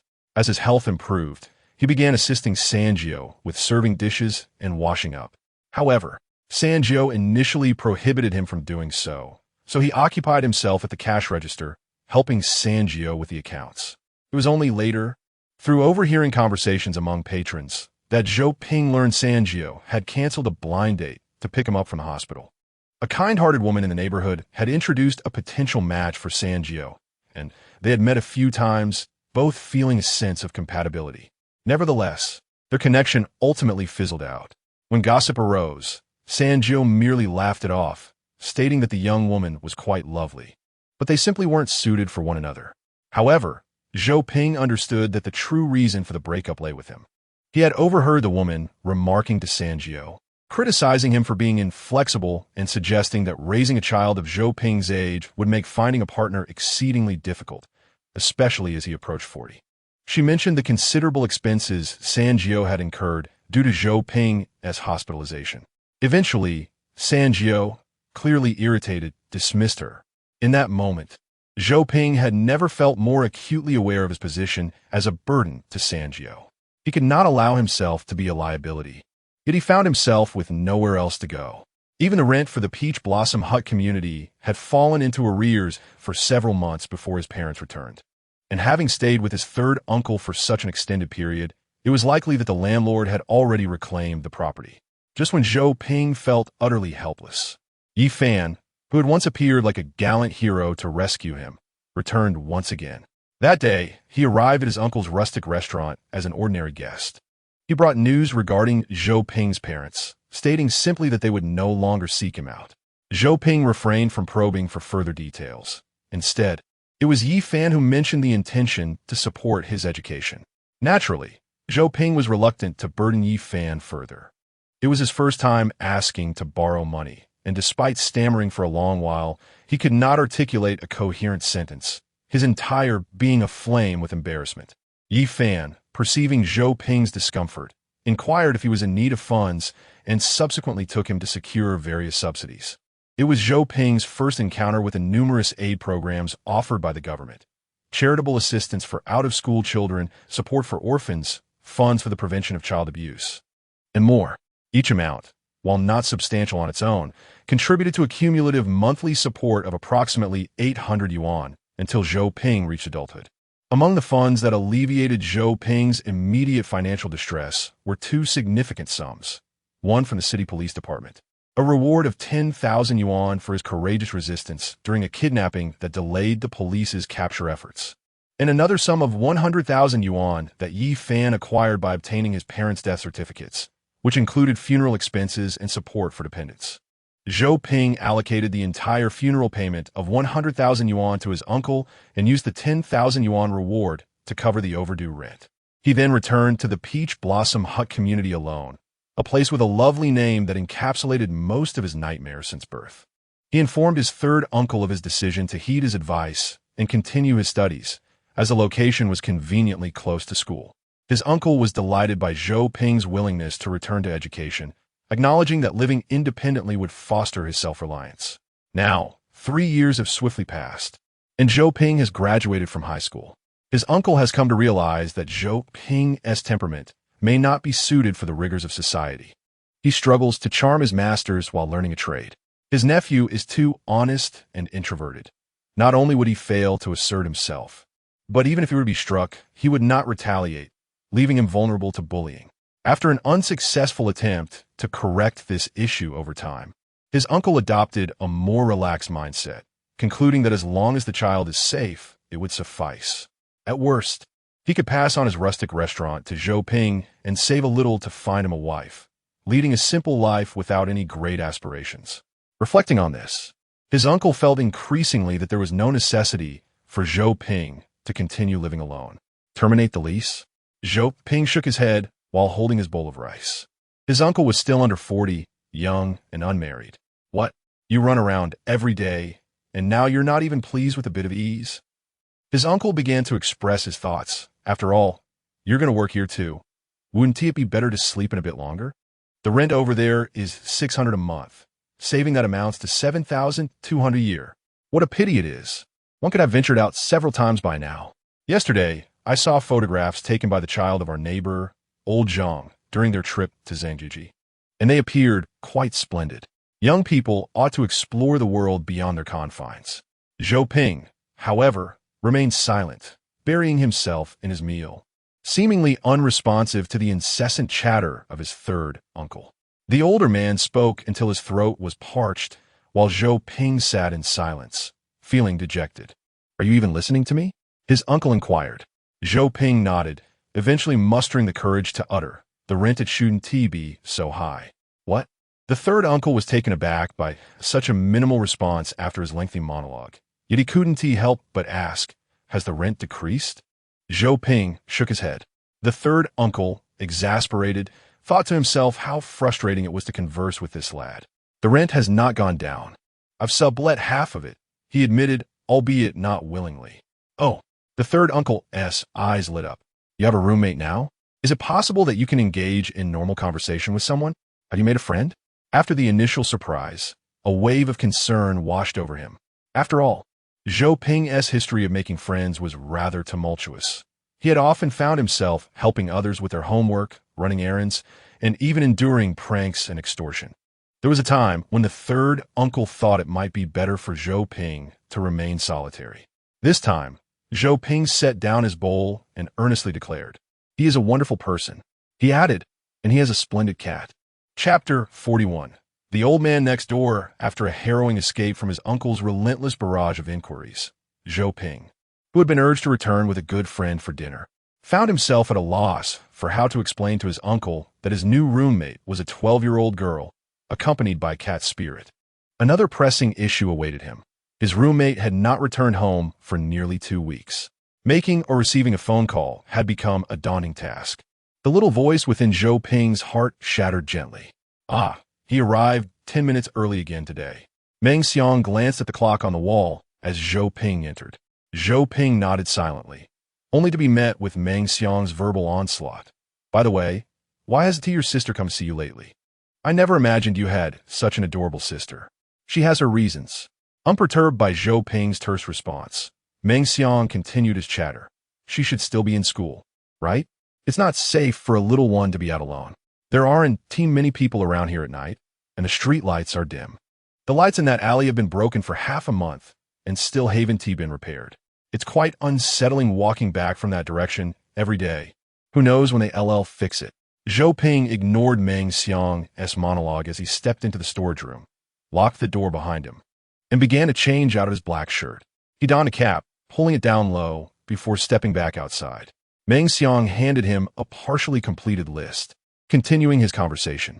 If one were to inquire about Meng Xiang's greatest satisfaction from inheriting his father's convenient business, it would undoubtedly be Zhou Ping, an eager night shift worker, nimble and efficient, with modest salary expectations. Finish the remaining items on the list, and remember to stock the warehouse, Meng Xiang instructed. Zhou Ping took the list and set to work. The tasks were manageable, and he completed them within an hour. Upon reaching the cash register, Zhou Ping did not pick up a novel as usual. Instead, he retrieved his phone. Over the past 2 weeks, he had summoned the courage countless times to call, but had only mustered a terse text to inquire about Rong Yue and her well-being. Seeing the notification icon, which was usually empty of even spam messages, now displayed a bright red one. Zhou Ping's hand acted faster than his mind as he tapped it open. "I'll be home tomorrow morning, big brother Zhou Ping. No need to buy breakfast. I'll bring delicious food," was Rong Yue's reply. Zhou Ping's ears flushed with warmth. Someone had actually replied to him. How should he respond? He typed in the dialog box, deleted it, typed again, and deleted once more. After several iterations, he accidentally sent, "No need to trouble yourself, Zhou Ping." As he stared at the screen, the 4 words of his own reply seemed to scream insensitivity. His fingers trembled as he typed, and a tempest of self-reproach and rejected remedies surged through his mind. With his hands braced against the counter, Zhou Ping bent his back, burying his head in the crook of his arm. He silently pleaded for salvation. The abrupt chime of a text message startled Zhou Ping, causing him to shudder momentarily before lifting his gaze. I've already bought them. They're delicious crab, rose soup dumplings, so prepare for my generous feeding. As Zhou Ping's fingertips glided over the screen, the words devoid of warmth. He couldn't shake the impression that the carefree, cheerful tone of a young girl echoed in his ears. As dawn broke, Zhou Ping proceeded through the morning market, his pace unwavering as he entered the Tao Hua Wu community. Upon ascending the staircase of his building, he paused slightly upon hearing the sound of heavy objects being moved, a noise that seemed to originate from his own floor. Before he reached the top, he spotted an elderly man with black hair, though his temples were already grayed, standing with his back to him at the stairwell. Both their door and that of the opposite apartment stood ajar, with 2 robust young men busily arranging furniture in the neighboring unit. It appeared someone had moved in across from them. Zhou Ping was taken aback. He was not one to venture out often, yet he was aware that the apartment across the hall had long been vacant. Shijin City was a small place, and such old residential buildings lacked elevators, making them unpopular among renters. The residents here were primarily locals. Seemingly alerted by his approach, the elderly man turned around, and Zhou Ping met his gaze. He noticed that although the man's eyes appeared normal, they lacked focus. He was blind. "Zhou Ping, you're back," Rong Yue exclaimed, popping her head out from inside the apartment. Upon seeing him, she joyfully rushed out, tugging him along to partake in the crab roast soup dumplings. "This is Uncle Wang, our new neighbor," she said, introducing Wang Shang to Zhou Ping. "And this is Zhou Ping, your new neighbor." Zhou Ping, feeling slightly awkward, managed a polite hello. Wang Shang, suppressing his eagerness to converse, recognized that Zhou Ping did not know him and was not his disciple. "Greetings, young friend." For reasons unknown, this manner of greeting unexpectedly stirred a sense of familiarity within Zhou Ping, reminiscent of the wise hermits found in novels. However, Zhou Ping was not one to engage in small talk. Their exchange ended abruptly, leaving an uncomfortable silence. Fortunately, Rong Yue interjected, urging, "The dumplings will get cold. Uncle Wang, let us all have breakfast together, along with Uncle Xia and Uncle Fong." As Zhou Ping was drawn back into his own home, he was greeted by a lavish spread for breakfast, with 4 or 5 tiers of crab roast soup dumplings alone.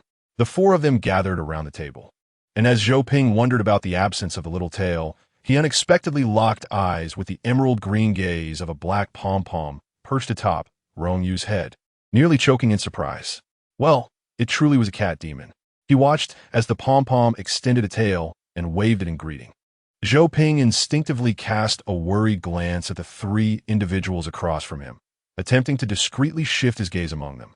If anyone noticed, it would be quite awkward, wouldn't it? Yet, the 2 individuals with normal vision seemed oblivious to the fluffy creature that had landed on the floor, continuing their breakfast unaffected. Zhou Ping could not help but begin to question his own perception. Was he truly overreacting? After finishing breakfast, the 3 individuals across the street departed, prompting Zhou Ping to hesitantly inquire of Rong Yue, "Do you know them?" "Yes," Rong Yue nodded affirmatively.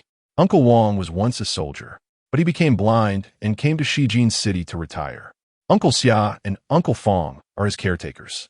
"Oh," Zhou Ping nodded in acknowledgement, signifying his understanding.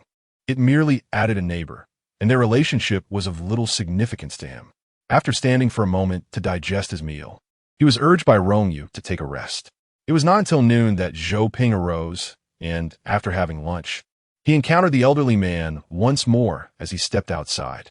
Zhou Ping finally recalled the inconsistency. Why did Rong Yue refer to him as Uncle Wang? At his age, he ought to be addressed as grandfather, shouldn't he? This thought merely flashed through Zhou Ping's mind, and he said nothing, hurriedly making his way to the local restaurant. However, for several consecutive days, each time Zhou Ping ventured out, he would invariably run into the elderly man upon his return. The elder would gaze at him, seemingly on the verge of speaking, making the situation feel increasingly peculiar. Chapter 42. The timeline is a circular sphere. It is evidently futile to expect Zhou Ping to be the one to initiate conversation. Encountering him merely elicits a hasty nod or a brief greeting of good morning or good afternoon when prompted, which constitutes the extent of Zhou Ping's social engagement. Wang Shang, on the other hand, yearns to express something, yet Zhou Ping's demeanor upon leaving exudes urgency, and upon returning, he appears utterly fatigued. 3 years prior, Wang Shang had briefly utilized the capabilities of the Forbidden Ruins to linger beside Zhou Ping in 2016, and he discerned that Zhou Ping was in dire financial straits. Assisting at his uncle's rustic eatery during the day and working at a convenience store at night, managing to secure only 4 hours of sleep each day. As an ordinary individual, Zhou Ping exerted tremendous effort and earnestness in living his life. At that time, Wang Shang felt a profound compassion for the young man. As fate would have it, on the fourth occasion that Wang Shang sighed, Rong Yue remarked, "Uncle Shang, sighing will only make you grow old." The young girl busied herself with the scales of the scale serpent, while a group of small paper figures assisted her in meticulously sorting through them, discarding those with scratches or damage and setting the pristine ones aside. Upon returning to Shijin City, she realized that Wang Shang's presence was for the sake of Zhou Ping. In recent days, Uncle Shang had recounted events that transpired around Zhou Ping in 2016 and how, with the aid of the god of time, Kronos, the young man successfully thwarted the Norse god Loki on the battlefield of the Eastern Sea during the Divine War. However, for 3 days, neither of them had broached this subject, leaving Rong Yue somewhat perplexed. Yet perhaps adults harbor their own considerations. Wang Shang was indeed burdened with his own apprehensions. He had once firmly believed that the future was immutable, but the subsequent actions of Yi Fan had proven otherwise. He confided in Rong Yue, "When my gaze fell upon Zhou Ping in 2016, he neither recognized Yi Fan nor believed he possessed the Forbidden Ruins. If I were to teach him about his abilities now, wouldn't that contradict the timeline?" Wang Shang was deeply troubled by the potential consequences of such a paradox, questioning whether it would engender further causality or if it was merely one of the costs previously borne by Kronos. Rong Yue seemed to grasp Wang Shang's concerns. "So, Uncle Shang, you are worried that if you attempt to intervene, other events will arise to thwart those changes?" Wang Shang nodded with trepidation. When Yi Fan had rescued Zhou Ping and attempted to reveal his true identity, he was repeatedly interrupted by unforeseen circumstances, which Wang Shang believed were consequences of their attempts to alter established facts. He feared that the more they tampered with the predetermined realities, the more severe the repercussions would become. For instance, a car accident leading Zhou Ping to lose his memory could manifest. The stronger Zhou Ping became, the more dire the causal events that might ensue, inevitably forcing the established facts back into alignment. Rong Yue gasped in astonishment, her eyes wide as she regarded the earnest expression of Wang Shang seated on the sofa, his face etched with genuine concern. Rong Yue pondered momentarily, resolved to correct a misconception held by Wang Shang. Time is indeed a closed circle, yet paradoxically, it is not merely a closed circle. Aware that Wang Shang's vision was obscured, Rong Yue instinctively gestured to illustrate a spherical shape, akin to a basketball, perfectly round. It comprises 2 points at its center, formed by a multitude of closed circles. One point represents the present, while the other signifies the future. This sphere embodies the past that has shaped them. Thus, regardless of which point in the present one gazes towards the future, one perceives countless parallel lines. A single thought can give rise to myriad possibilities leading into the future, and upon arriving at the future point, it transforms into the present. Therefore, the future remains unattainable, and the past cannot be erased. All existence resides solely in the now. Uncle Shang, what you perceive is but one of the timelines. Rong Yue added thoughtfully, a timeline visible to you. To stabilize a singular point in time requires the authority of fate, while to anchor 2 points necessitates the power of causality. I surmise that even the deity of time would find this impossible. Rong Yue lifted a shimmering scale towards the sunlight, its translucent deep blue transitioning to icy blue, refracting a spectrum of colors like crystalline ice. It must be the path you have left behind. Yet now, Uncle Shang, you have already arrived at a new present. Wang Shang felt a profound sense of loss. Has the timeline I traversed in 2016 ceased to exist in the present? In his memories, he recalled Zhou Ping's face from 2016, the cautious way he called him teacher, the joyful manner in which he addressed him. Scenes flickered by. Yet, Uncle Shang remained Uncle Shang, and Brother Zhou Ping remained Brother Zhou Ping. Rong Yue's voice was light-hearted. All that had transpired was undeniably real. What we must do now is weave a new future. The system cat, donned in an apron and gloves, emerged from the kitchen with tea, placing it on the coffee table within Wang Shang's reach, making a subtle sound to draw his attention. With a flick of its tail, it approached the little girl and presented her with a matcha mochi, gently patting Rong Yue's small head with its paw. Wang Shang was momentarily taken aback. Indeed, Zhou Ping remained Zhou Ping, a pure blossom blossoming from the most wretched soil. A child who emerged from a hellish family, yet did not tread the path of wickedness, harboring no resentment, and continuing to lead a grounded life. Wang Shang fell silent for a considerable time, while Rong Yue busied himself with his own tasks. The system cat picked up a broom and began to tidy the mess Rong Yue had created. Seated on the sofa, Wang Shang remained oblivious to Rong Yue's activities. However, after losing his sight, his other senses had sharpened. Aside from the sounds of animated shows, a continuous rustling noise filled the air, mingled with the sounds of something scurrying back and forth. Having come to terms with this, Wang Shang found himself less conflicted about Zhou Ping. He had once taught Zhou Ping, thus gaining a profound understanding of his temperament and capabilities. This time, he had ample opportunity to accompany Zhou Ping in his growth. Wang Shang had even constructed a comprehensive training plan in his mind, intending to take the initiative once Zhou Ping returned the following day. However, this raised a critical concern that loomed before him. Zhou Ping's work hours were excessively long. How could one possibly thrive on merely 4 hours of sleep each night? He appeared far too gaunt.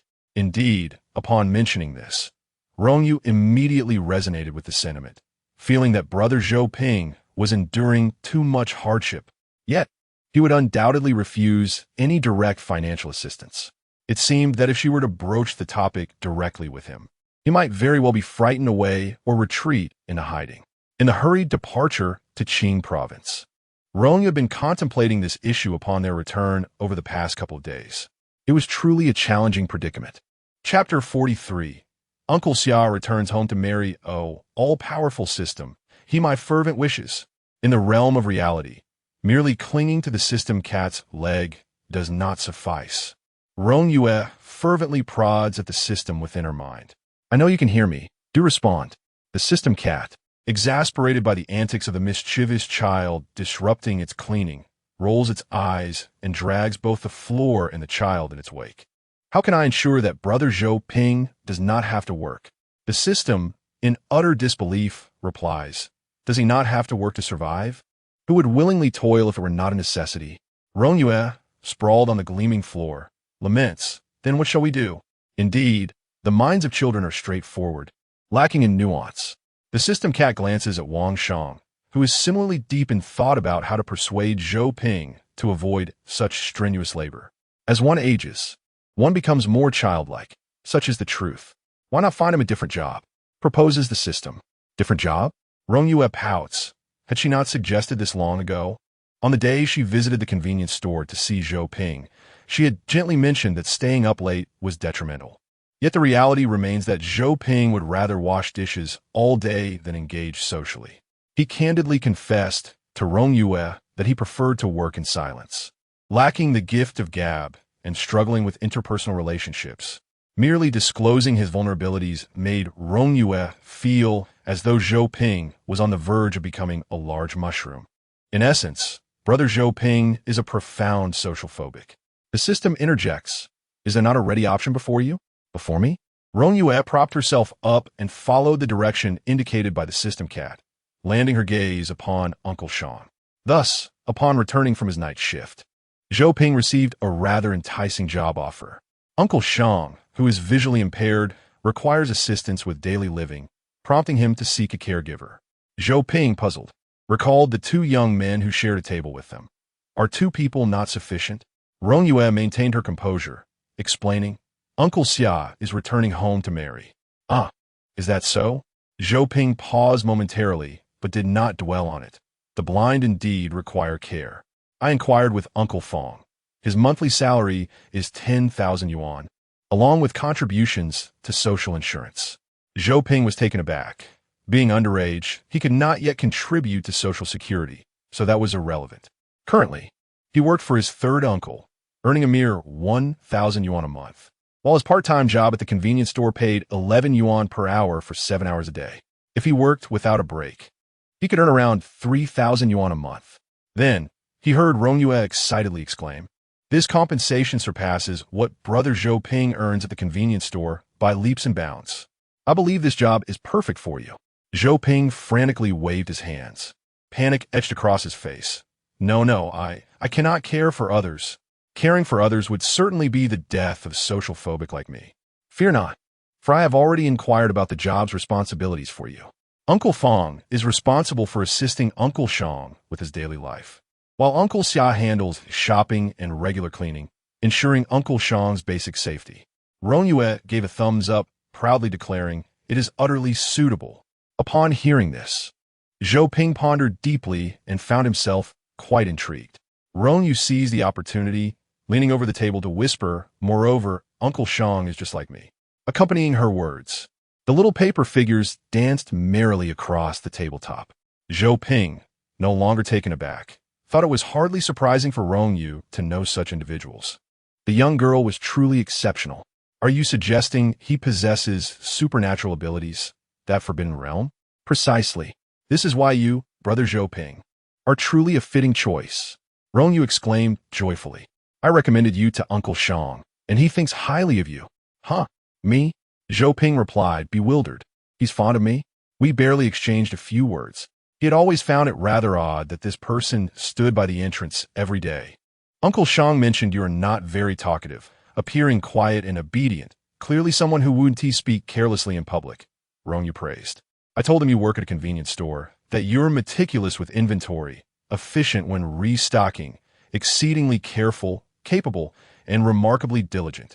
Zhou Ping covered his face, his ears flushing crimson. Rong Yue seized his hand, pulling it down and beaming at him. With this arrangement, we can have meals together every day. For a moment, Zhou Ping almost agreed without much thought, but fortunately, his fragile reason pulled him back. Hesitantly, he replied, I still have a job with my third uncle. Zhou Ping had no yearning for wealth, nor did he pursue a lavish lifestyle, a perpetual wardrobe of black shirts and pants, a simple job requiring little thought, spending his time reading martial arts novels, and eventually supporting his third uncle in old age. He was content to live such an ordinary life, just as his name suggested. Yet, he felt a stir of desire. He did not wish to be a burden to his third uncle. How about you talk to your uncle during lunch today? Rong Yue suggested, her eyes twinkling with anticipation as she gazed at Zhou Ping. Unconsciously, he nodded in agreement. All right. With this affirmation carrying his thoughts, Zhou Ping remained preoccupied with the matter, contemplating how to broach the subject with his third uncle. However, before he could even speak, an error occurred while placing an order. The cucumber salad meant for Table 1 was mistakenly delivered to Table 4. Although the patrons at Table 4 did not touch it, his third uncle still prepared a new dish for the guests at Table 1. Zhou Ping's confidence plummeted. If he couldn't manage such a simple task, how could he possibly excel in a new job? It's all right, don't dwell on it, his third uncle said, patting Zhou Ping's shoulder nonchalantly. Just keep working. Zhou Ping felt as disheartened as a withered eggplant, even during mealtime. His third uncle, a rough-and-tumble man, failed to notice the subtle emotional turmoil within Zhou Ping. Turning his attention to a previous unresolved issue, he asked, by the way, when will you bring your roommate over for a meal? It said that sharing a meal can strengthen relationships. His third uncle's words were meant to impart wisdom on interpersonal connections. But they also stem from a slight exasperation regarding Zhou Ping's unfortunate encounters with people. Zhou Ping's 3 years in high school were fraught with challenges. He celebrated the joys while concealing his sorrows, yet he failed to forge a single friendship. His uncle, aware of Zhou Ping's character, recognized that this roommate was currently the person closest to him, and thus wished to discern what sort of individual he truly was. Zhou Ping's mind wandered to the joyful image of Rong Yue when she had suggested they dine together. Could sharing a meal truly strengthen bonds? Perhaps in the future. Zhou Ping replied ambiguously. His uncle, however, took this as a positive sign and gleefully responded, "Then you must inform me in advance. I shall showcase my culinary skills." Gathering his courage, Zhou Ping said, "Uncle, there is something I wish to discuss with you." "What is it?" His uncle inquired in high spirits. "It concerns a job." Once the conversation commenced, expressing subsequent thoughts became considerably easier. Zhou Ping earnestly recounted the details of the caregiver position. Fortunately, prior to their departure, Rong Yue had secured a job advertisement from the opposite side, which outlined the responsibilities, salary, and even the affiliated organization, all clearly documented with a bold red seal. Upon noticing the official stamp from a certain Veterans Logistics Department, his uncle exclaimed, "Ah, a position with official status. What a splendid opportunity. You must pursue it." Chapter 44. Conveniently positioning myself on the moral high ground. "Wait a moment," exclaimed third uncle, clutching the thin recruitment document. Somewhat dazed by the unexpected stroke of fortune that had befallen him, he patted Zhou Ping on the shoulder, saying, "You eat first. I'll step out for a bit and return shortly." Without waiting for Zhou Ping's response, third uncle hurriedly dashed out, as if propelled by urgency. Navigating the familiar streets, third uncle burst into the barbershop at the corner, calling out, "Uncle Wang! Uncle Wang! Is Xiao Wang at the police station today? He should be, right?" "What is the matter?" replied old Wang, wielding his clippers as he stepped forward. Third uncle sidestepped the electric tricycle parked at the entrance, saying, "Uncle, may I borrow your electric bike for a moment? I need to find Xiao Wang for a few inquiries." "Oh, go ahead," old Wang replied, noticing third uncle's fervent demeanor and not having time to ask further questions. Xiao Wang, old Wang's son, served as an officer at the local police station just 2 streets over. Third uncle rode the electric tricycle to the station, and with Officer Xiao Wang's assistance in authenticating the official seal, he swiftly returned the bike and raced back to the local eatery. "Xiao Ping, I inquired about the job, and it's absolutely legitimate," third uncle exclaimed, his joy palpable, as he sought help from Officer Xiao Wang regarding the recruitment notice. Others noticed him and approached with questions about the job. However, third uncle remained discreet, concealing the document as he made his exit, keen to ensure that Zhou Ping understood the significance of this opportunity. With a firm grip on Zhou Ping's somewhat frail shoulder, third uncle imparted gravely, "I've gathered thorough information about this position. Although it's a contract role for an external worker, it is affiliated with a unit that has official staffing. Such units hold annual examinations, and should one succeed, contract employees are given priority in hiring. This is a secure position." In third uncle's eyes, any role with official status, no matter how small, was of considerable prestige, particularly given that such positions rarely lose their security, providing lifelong assurance and boasting a sense of pride. Zhou Ping could sense third uncle's excitement through the intensity of his grip and the frequency of his pats on the shoulder. Nodding in acknowledgement, he shared in third uncle's elation. "You must seize this opportunity," third uncle continued earnestly. "Once you start your new role, listen and learn diligently. It's perfectly acceptable to take on a bit more work. Being industrious is always beneficial, but don't be too rigid in your thinking." Zhou Ping listened quietly, waiting until third uncle had finished his enthusiastic discourse before asking, "But what about your assistant chef position?" Third uncle, "Ah, don't worry about that." Third uncle waved his hand reassuringly. "I'll hire a temporary worker tomorrow." Once the excitement subsided, he patted Zhou Ping's shoulder again, saying, "Xiao Ping, don't fret about not performing well.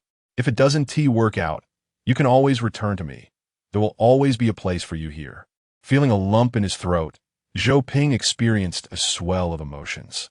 The encouragement from Rong Yue before his departure, the acknowledgement from Uncle Shang regarding this job, and the unwavering support from third uncle enveloped him in a warm sense of happiness. He nodded resolutely, yes. Good lad, if you are officially hired, I will prepare a grand feast to celebrate. Uncle San erupted into laughter, his joy suggesting that Zhou Ping had already excelled in his new role. There's no need for such formality. I'm perfectly fine with it. Zhou Ping's words were abruptly cut short, as Uncle San gave him a hefty pat, compelling him to swallow his subsequent remarks. In this matter, one must heed Uncle San's wishes indeed. Wang Shang was equally pleased with the outcome, for his meticulous nature had anticipated every detail. Zhou Ping's transition to a new job proceeded seamlessly, yet the most rattled among them was Meng Xiang. What? You intend to resign? After a prolonged silence, Zhou Ping finally mustered the courage to utter those two fateful words. And Meng Xiang initially believed that today heralded a change in Zhou Ping's demeanor, as he had not only greeted him, but also initiated a conversation. Yet, this revelation was akin to a thunderclap. His model employee was about to leave. Before Zhou Ping could finish his statement, Meng Xiang was almost compelled to leap from behind the counter and seize Zhou Ping's shoulders, shaking him fervently. Are you dissatisfied with your hourly wage? We can negotiate. I harbor no grievances. I simply wish to resign. Zhou Ping awkwardly stepped back, as Meng Xiang had encroached too closely. Meng Xiang pressed on. Is it that you no longer wish to work the night shift? One must consider who would desire to work nights perpetually. Zhou Ping was at a loss.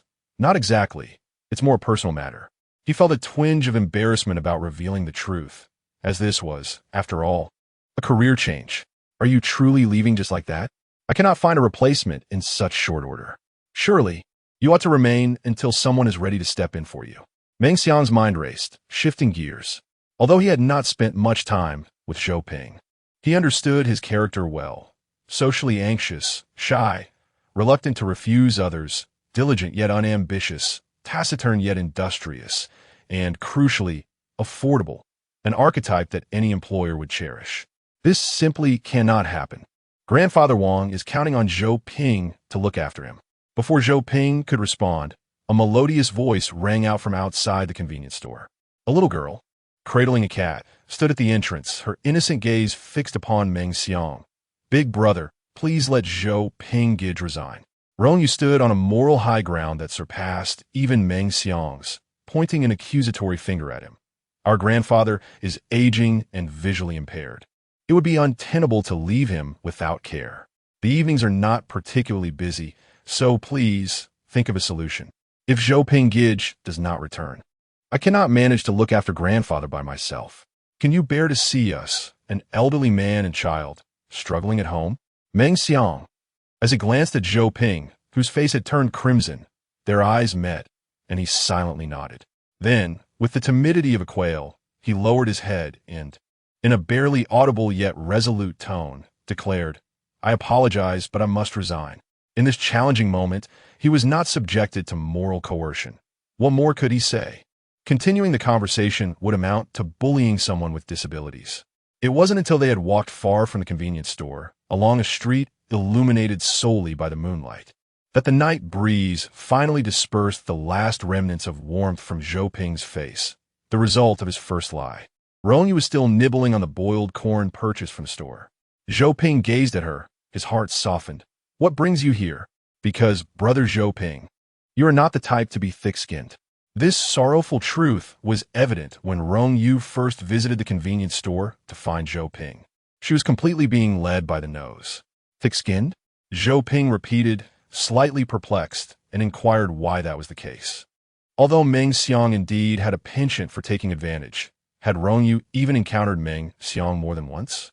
Under the guidance of the system, Rong Yue located a trash bin and disposed of the empty corn cob, along with a plastic bag. The little tale said that only the night shift bosses are unscrupulous skinning devils. Zhou Ping, actually, is I who am willing. Then he too is a skinning devil. Rong Yue giggled and walked ahead of Zhou Ping, winking at him. Brother Zhou Ping is just too accommodating. However, at times, if one is not assertive, others will not treat you with respect. Whether one can achieve this is another matter, but upon seeing the earnest expression of the young girl, Zhou Ping, after a brief moment of astonishment, nodded seriously. He took note of it. By the way, why do you call him Uncle Shang and Grandpa Wang? It took Zhou Ping a while to remember this matter, and then posed the question that had lingered in his mind. Shouldn't he? We call him Old Wang?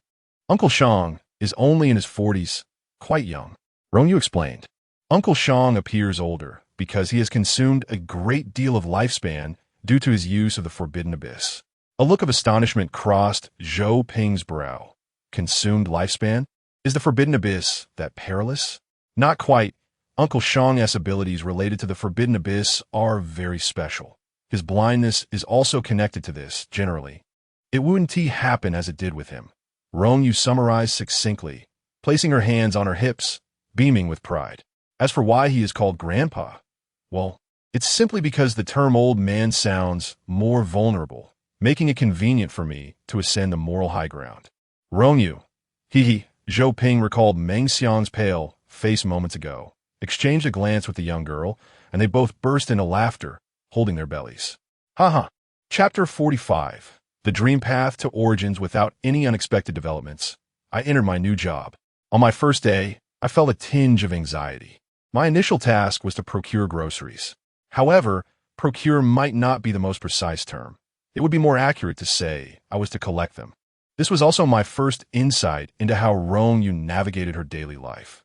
The provisions I was to gather had already been arranged the day prior through communication with the supplier. Each day, at a designated time, fresh vegetables, fruits, and meats would be delivered to the gate of the Peach Blossom Valley community, from which I would retrieve them, wash them thoroughly, and prepare them. Initially, it was solely for Rong Yue, but after Uncle Shang moved in, it evolved into a shared responsibility between the two households. I had performed such tasks numerous times at the local eatery, and thus I was quite adept at it.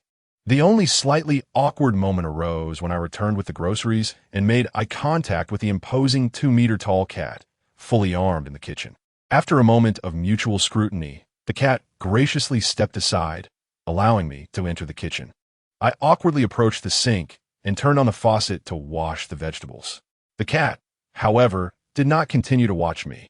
Instead, it deftly retrieved a jar of pitted plum meat from its mouth, unscrewed the lid, poured out a portion, placed one into a rice ball, and skillfully wrapped the rice ball with seaweed before returning the jar to its mouth. The cat's tail concealed a pocket dimension, and the refrigerator at home was filled solely with Rong Yue's ice cream and chilled beverages, serving little purpose beyond that. No matter how many times I witnessed the cat retrieving items, I found it utterly fascinating. After breakfast, Uncle Shang intended to take a stroll in the nearby park, which constituted another of my duties, to serve as a quiet companion. Initially, I was uncertain how to assist someone who was blind. Should I offer support? It seemed he had not requested such aid. However, my doubts were soon alleviated. Although Uncle Shang was visually impaired, he wielded his white cane with remarkable dexterity, navigating the surroundings with ease, requiring no assistance. Thus, I felt comfortable trailing behind, attentively watching over our path. It was not the weekend, and the small park was relatively empty, populated mainly by local elderly residents and parents with small children. The gentle breeze by the artificial lake was refreshingly cool. Zhou Ping, I heard from Yi Fan that you encountered a mysterious attack 3 years ago. Uncle Shang suddenly inquired. His words transported my thoughts back to that perilous night 3 years prior. I had been taken by my parents to a clandestine organ trafficking facility in the mountains, where I faced an attack from a spider-like creature that nearly claimed my heart. I responded with a subdued Uncle Shang's mention of Yi Fan suggested familiarity, making it unsurprising that he was aware of that incident. As you mentioned, you once killed a mystery. In that case, you must possess the Forbidden Ruins. Uncle Shang, who had previously communicated with me from another timeline in 2016, now guided the conversation with even greater ease. Me? The Forbidden Ruins? I replied candidly, I do not know, but I truly possess no supernatural abilities. Although the memory of that moment lingers, he has not discovered any extraordinary qualities within himself over the past 3 years. Do you believe me, Zhou Ping? Zhou Ping was taken aback by this unexpected question, yet he replied, It cannot be described as trust. But Uncle Shang is now his employer, and his third uncle advised him to heed his boss's words while at work. Wang Shang stood by the lakeside in a relatively quiet area, devoid of footsteps, and instructed, "Then listen to me. Close your eyes and feel the energy within your mind. It should resemble a bottle, a Klein bottle, filled with an incessant flow of water." Zhou Ping obediently closed his eyes. For him, calming his mind was as natural as eating or drinking. Following Wang Shang's guidance, he immersed himself in sensing that ethereal mental force. A bottle shape began to materialize from the void, characterized by a neck that twisted into its interior, connecting with a hole at the bottom, just as Wang Shang described. The bottle contained a ceaseless stream of water. Zhou Ping recognized this bottle. It was the famed Klein bottle, discovered by the illustrious mathematician Felix Klein in 1882 and named in his honor. The surface of a Klein bottle is endless, devoid of an inner or outer distinction. An eternally unfillable bottle, yet on the verge of overflowing. "I see it," Zhou Ping exclaimed, opening his eyes in disbelief as he gazed at his own hands, clenching and unclenching them. They were such ordinary hands, belonging to such an unremarkable individual. Typically, those possessing extraordinary abilities or so-called forbidden realms are categorized into 6 conventional levels based on the magnitude of their mental power. 1 lantern, 1 pond, 1 river, 1 sea, and 1 immeasurable. Though Wang Shang was unable to see, he accurately turned toward Zhou Ping's direction, a look of satisfaction gracing his lips as he uttered the final level. 1 Klein. Zhou Ping's mind swirled. Was he truly at the highest level? Am I a Klein? He felt as though he were dreaming. Just yesterday, he was an ordinary person. No, above this, there exists the pinnacle of humanity. Wang Shang provided no definitions, merely stating, "Zhou Ping, your talent is unparalleled in my experience. I cannot even speculate on how far you may go." With a gentle tone, he reiterated, "So, do you wish to learn how to harness your power under my guidance?" Brother Zhou Ping's forbidden realm?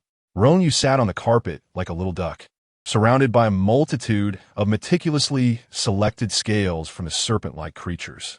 Upon hearing Zhou Ping mention his intent to learn how to control his power from Uncle Shang, she turned to him, asking, "What is Brother Zhou Ping's forbidden realm?" This question momentarily stumped Zhou Ping. Uncle Shang had only briefly mentioned the matter of mental power, stating that he would teach him how to control it, but had yet to formally begin. He had only revealed that Zhou Ping's forbidden realm had never been recorded in the history of the Great Xia. Zhou Ping's forbidden realm, like my temporal eye, is an unprecedented phenomenon in the annals of Great Xia. By chance, Wang Shang also entered, having changed into a new outfit, while the current designation provided was the Forbidden Ruins Sequence 333, known as Crystal Heart of Innocence. Perhaps, Kai, you can lend a hand in examining this? The history is readily available, and it may yield new insights. Wang Shang had never placed unwavering faith in his own judgment. Rong Yue was not particularly sensitive to the designation, yet she was intrigued by the name of Zhou Ping's Forbidden Ruins, Crystal Heart of Innocence. What prompted the choice of such a name? Is the power of the Forbidden Ruins connected to Zhou Ping's heart? Indeed, his Forbidden Ruins resides above the heart. Wang Shang recounted the incident from years past, when Zhou Ping was mysteriously attacked, and his heart was extracted, followed by the slaying of the enigmatic assailant. Zhou Ping himself added some details, nervously inquiring, "Do I need to have my heart extracted once more?" Rong Yue leaned back, exclaiming, "Goodness." Zhou Ping's expression suggests that if I were to say yes, he truly would allow it. "Oh dear, emoticono cara guiñando. No, Rong Yue replied, setting aside the final scale she had engraved. She rose, brushed off her hands, and approached Zhou Ping, who was seated on the sofa. Zhou Ping just remained seated. "I wish to feel your heart. Please do not resist." "Huh?" Zhou Ping's ears flushed crimson. "You wish to touch it?" Rong Yue's delicate hand gently pressed against Zhou Ping's heart, and he was suddenly enveloped by a sensation of weightlessness. As Rong Yue withdrew her hand, a crystal-clear heart momentarily emerged before vanishing. Zhou Ping felt as though he were falling, collapsing back against the sofa. Rong Yue's astonished voice broke the silence. "Is this the essence of the dream path?" Chapter 46. The Seed of the Dream Path's origin, the title itself, harbors profound mysteries. Wang Shang understood that since Rong Yue could name it, she must possess knowledge of its origins. He hastily inquired, "What is the Dream Path's origin?" Zhou Ping momentarily regained his composure from the sensation of his soul departing his body. In that fleeting instant, it felt as though he grasped countless truths. Yet when he attempted to recall them, they dissipated like reflections in water. Rong Yue set down her hands and carefully organized her words. If the forbidden ruins are akin to fully ripened fruit, then the origin is the soil from which the seeds grow. It is a soil entirely determined by its possessor, dictating the nature of the fruit that emerges. Although it is merely a fragment, your heart, brother Zhou Ping, is indeed a piece of the Dream Path's origin. Soil from which seeds grow, Wang Shang exclaimed, his fists clenched in excitement. He had dedicated his life to the exploration and research of the forbidden ruins, and this single statement encapsulated the boundless depth of meaning within. In truth, Zhou Ping struggled to fully comprehend Rong Yue's abstract and vivid description, primarily because his understanding of the forbidden ruins was limited to the scant information gleaned during his stroll in the park with Wang Shang earlier that day. After a moment of hesitation, he quietly asked, tinged with anticipation, "Is it truly formidable?" "It is not merely a matter of prowess," Rong Yue replied, shaking her head. In the primordial chaos at the dawn of creation, myriad innate spirits were birthed. Thus, one could regard that chaos as the origin of all power. The power of the origin serves as the soil that nurtures the rules. After the ancient gods shaped the heavens and the earth, the chaotic power, or the power of the origin, was divided among the innate spirits that emerged. Concurrently, fragments of the already established rules scattered throughout the cosmos during the creation process. Rong Yue briefly elucidated the concept of the power of the origin before shifting her focus to the fragment that Zhou Ping possessed. The power of the origin also bears elemental attributes. For instance, the fire origin facilitates a deeper understanding of fire-related rules. Among all the powers of the origin, the Dream Path's origin is the most unique, as it lacks any inherent attributes and relies solely on personal insight. In the past, the Western Transcendent traversed myriad worlds within dreams through the power of the Dream Path's origin, comprehending the profound truths of the Great Way and reaching the pinnacle of quasi-sainthood. As she prepared to convey the next part of her message, a serious expression graced Rong Yue's delicate face. "This crystal heart is the soil." She pointed to Zhou Ping's chest. "Brother Zhou Ping, it is you who will decide what kind of fruit it shall bear, for you will plant the seed." Following Rong Yue's words, Zhou Ping instinctively placed his hand over his heart, feeling its gentle yet powerful pulse. Was it truly up to him to determine the nature of the fruit that would grow? Observing the involuntary smile that graced Zhou Ping's lips, Rong Yue silently swallowed the remainder of her thoughts. Wang Shang remained an attentive listener. He had witnessed Zhou Ping attain the ultimate sword intent from books, and he surmised that this was the seed Zhou Ping had sown within his heart. After finishing their lunch, Rong Yue took Zhou Ping out to procure supplies. Zhou Ping's mental fortitude was formidable. Wang Shang warned him that any misstep in controlling his mental power could result in half of Shijin City exploding. Furthermore, any anomalies arising from his understanding of his abilities were ill-suited for public exposure. Thus, they decided to retreat to the mountains for a while, allowing Zhou Ping to acclimate to his newfound powers. The attendant, Xiao Fong, had prepared Wang Shang's belongings, but Zhou Ping had very few personal items. Uncle Shang had graciously advanced him a month's salary, prompting Rong Yue to take Zhou Ping out for a grand shopping spree. As they discussed purchasing camping gear, Rong Yue unexpectedly led him to the clothing section first. Zhou Ping had never before wandered through a shopping mall in his youth. His wardrobe consisted solely of discarded clothes from various households, with the occasional new garment purchased by his third uncle during market visits. As he grew older, his material desires remained modest, favoring simple black attire from street-side boutiques. Although Rong Yue was not particularly fond of shopping, she did not disdain bustling environments. Shijin City was not large, and it boasted only 2 major shopping malls. Rong Yue guided Zhou Ping to the more prominent of the two. The first and second floors of the mall were dedicated to clothing. Being coastal, Shijin City in October was not yet frigid, with pedestrians donning both long and short sleeves. Standing at the entrance, Zhou Ping remarked, "This is unnecessary. I already have clothes." Rong Yue, observing his drab black shirt and trousers juxtaposed with his youthful visage, pointed emphatically. "Zhou Ping, you should try that one." Following her gesture, Zhou Ping's gaze fell upon a mannequin adorned in a simple white t-shirt, layered with a vibrant orange hip-hop style jacket, complemented by matching loose trousers and white sneakers. The array of sparkling accessories left Zhou Ping momentarily speechless. Zhou Ping felt dazed. The system within Rong Yue's mind chuckled.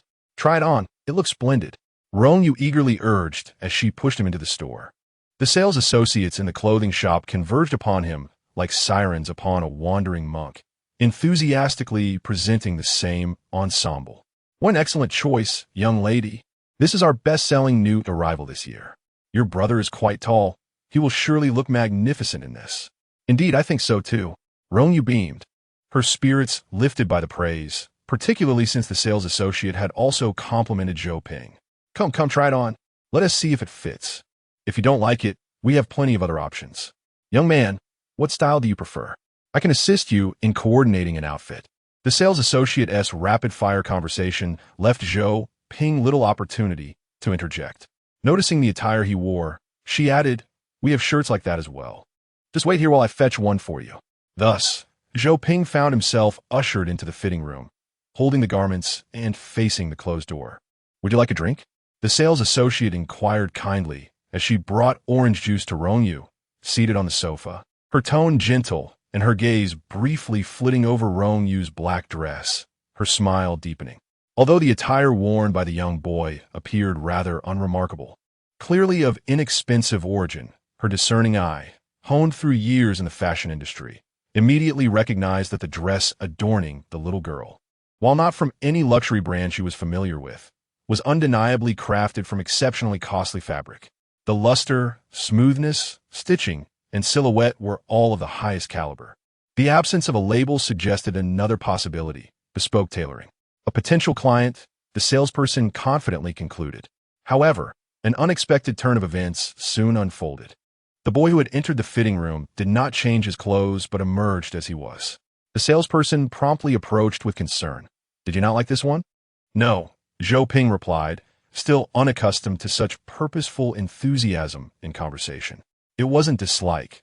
Rather, he found it somewhat overwhelming. "It's not the clothing. The garment is quite appealing. Is it the size? What size do you wear?" Zhou Ping's face flushed. No, it's that I don't wear short sleeves." His physique made wearing short sleeves impossible, as his arms bore unsightly scars that would become visible. It simply was not appropriate. Rong Yue also noticed the unfolding situation. "What's wrong?" Zhou Ping whispered, "Let us go buy something else." After observing the embarrassment in his eyes, Rong Yue realized something was amiss. "All right then." As the salesperson continued to beam with enthusiasm, the two exited the clothing store. This time, Rong Yue led Zhou Ping to the adjacent shoe store, reasoning that if clothing was not an option, surely they could find suitable footwear. For ease of movement, athletic shoes would undoubtedly be the most fitting choice. Chapter 47, Unspoken Words. This time, Zhou Ping did not refuse and earnestly tried on the shoes. Although the store seemed to offer items that he could only afford after saving for a considerable time, today, Uncle Shang had advanced him a portion of his wages, making it feasible to purchase a pair. He did not wish to squander the young girl's kindness. Additionally, he wanted to select a pair for his third uncle. Despite spending his days in a rustic restaurant, his third uncle traversed considerable distances, and his current shoes had already been repaired once. Rong Yue cradled the system's kitten and communicated with it in her mind. What is up with brother Zhou Ping? Although he suffered from social anxiety, he was merely trying on clothes. Observing Zhou Ping as he tested the shoes, Rong Yue felt there might be reasons she was unaware of. Involving personal privacy, it is advisable to ask the individual directly. Rong Yue did not dwell on it. After accompanying Zhou Ping to complete his shoe shopping, they proceeded to the supermarket to procure some easily storable food and personal outdoor supplies, with most of the time spent by Rong Yue scavenging for her favorite snacks. In the meantime, Zhou Ping stepped away for a moment and returned just as she was finishing at the checkout outside. Zhou Ping picked up all the items and, upon reaching the doorstep, hesitantly retrieved a beautifully packaged pair of pink crystal peach blossom hairpins from his pocket, shyly saying, "Honghuang, this is for you." "How beautiful!" Rong Yue exclaimed, immediately unwrapping them. Beneath the lovely flowers dangled short pearl tassels. She pinned the hairpin in her hair, shaking her head to showcase it to Zhou Ping. "Do I look good?" "Very beautiful," Zhou Ping replied with a smile. The first thing he did upon receiving his salary was to buy gifts for the important people in his life. Yet, he felt guilty for not knowing what to give Uncle Sean. "By the way, Brother Zhou Ping, why don't you wear short sleeves?" Since the system suggested she asked directly, Rong Yue inquired. Zhou Ping was caught off guard by her sudden question, feeling a bit flustered, but he answered nonetheless. "I have scars all over my body. They are unsightly and would frighten others."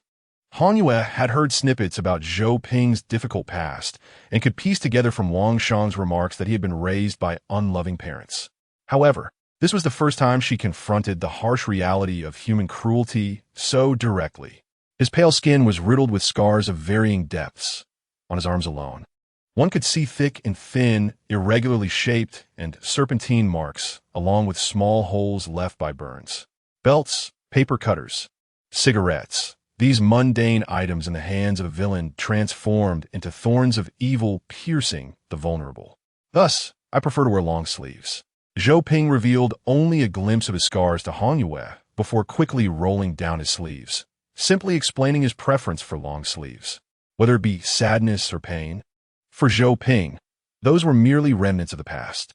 He had accepted the fact that his parents did not love him, and life continued onward.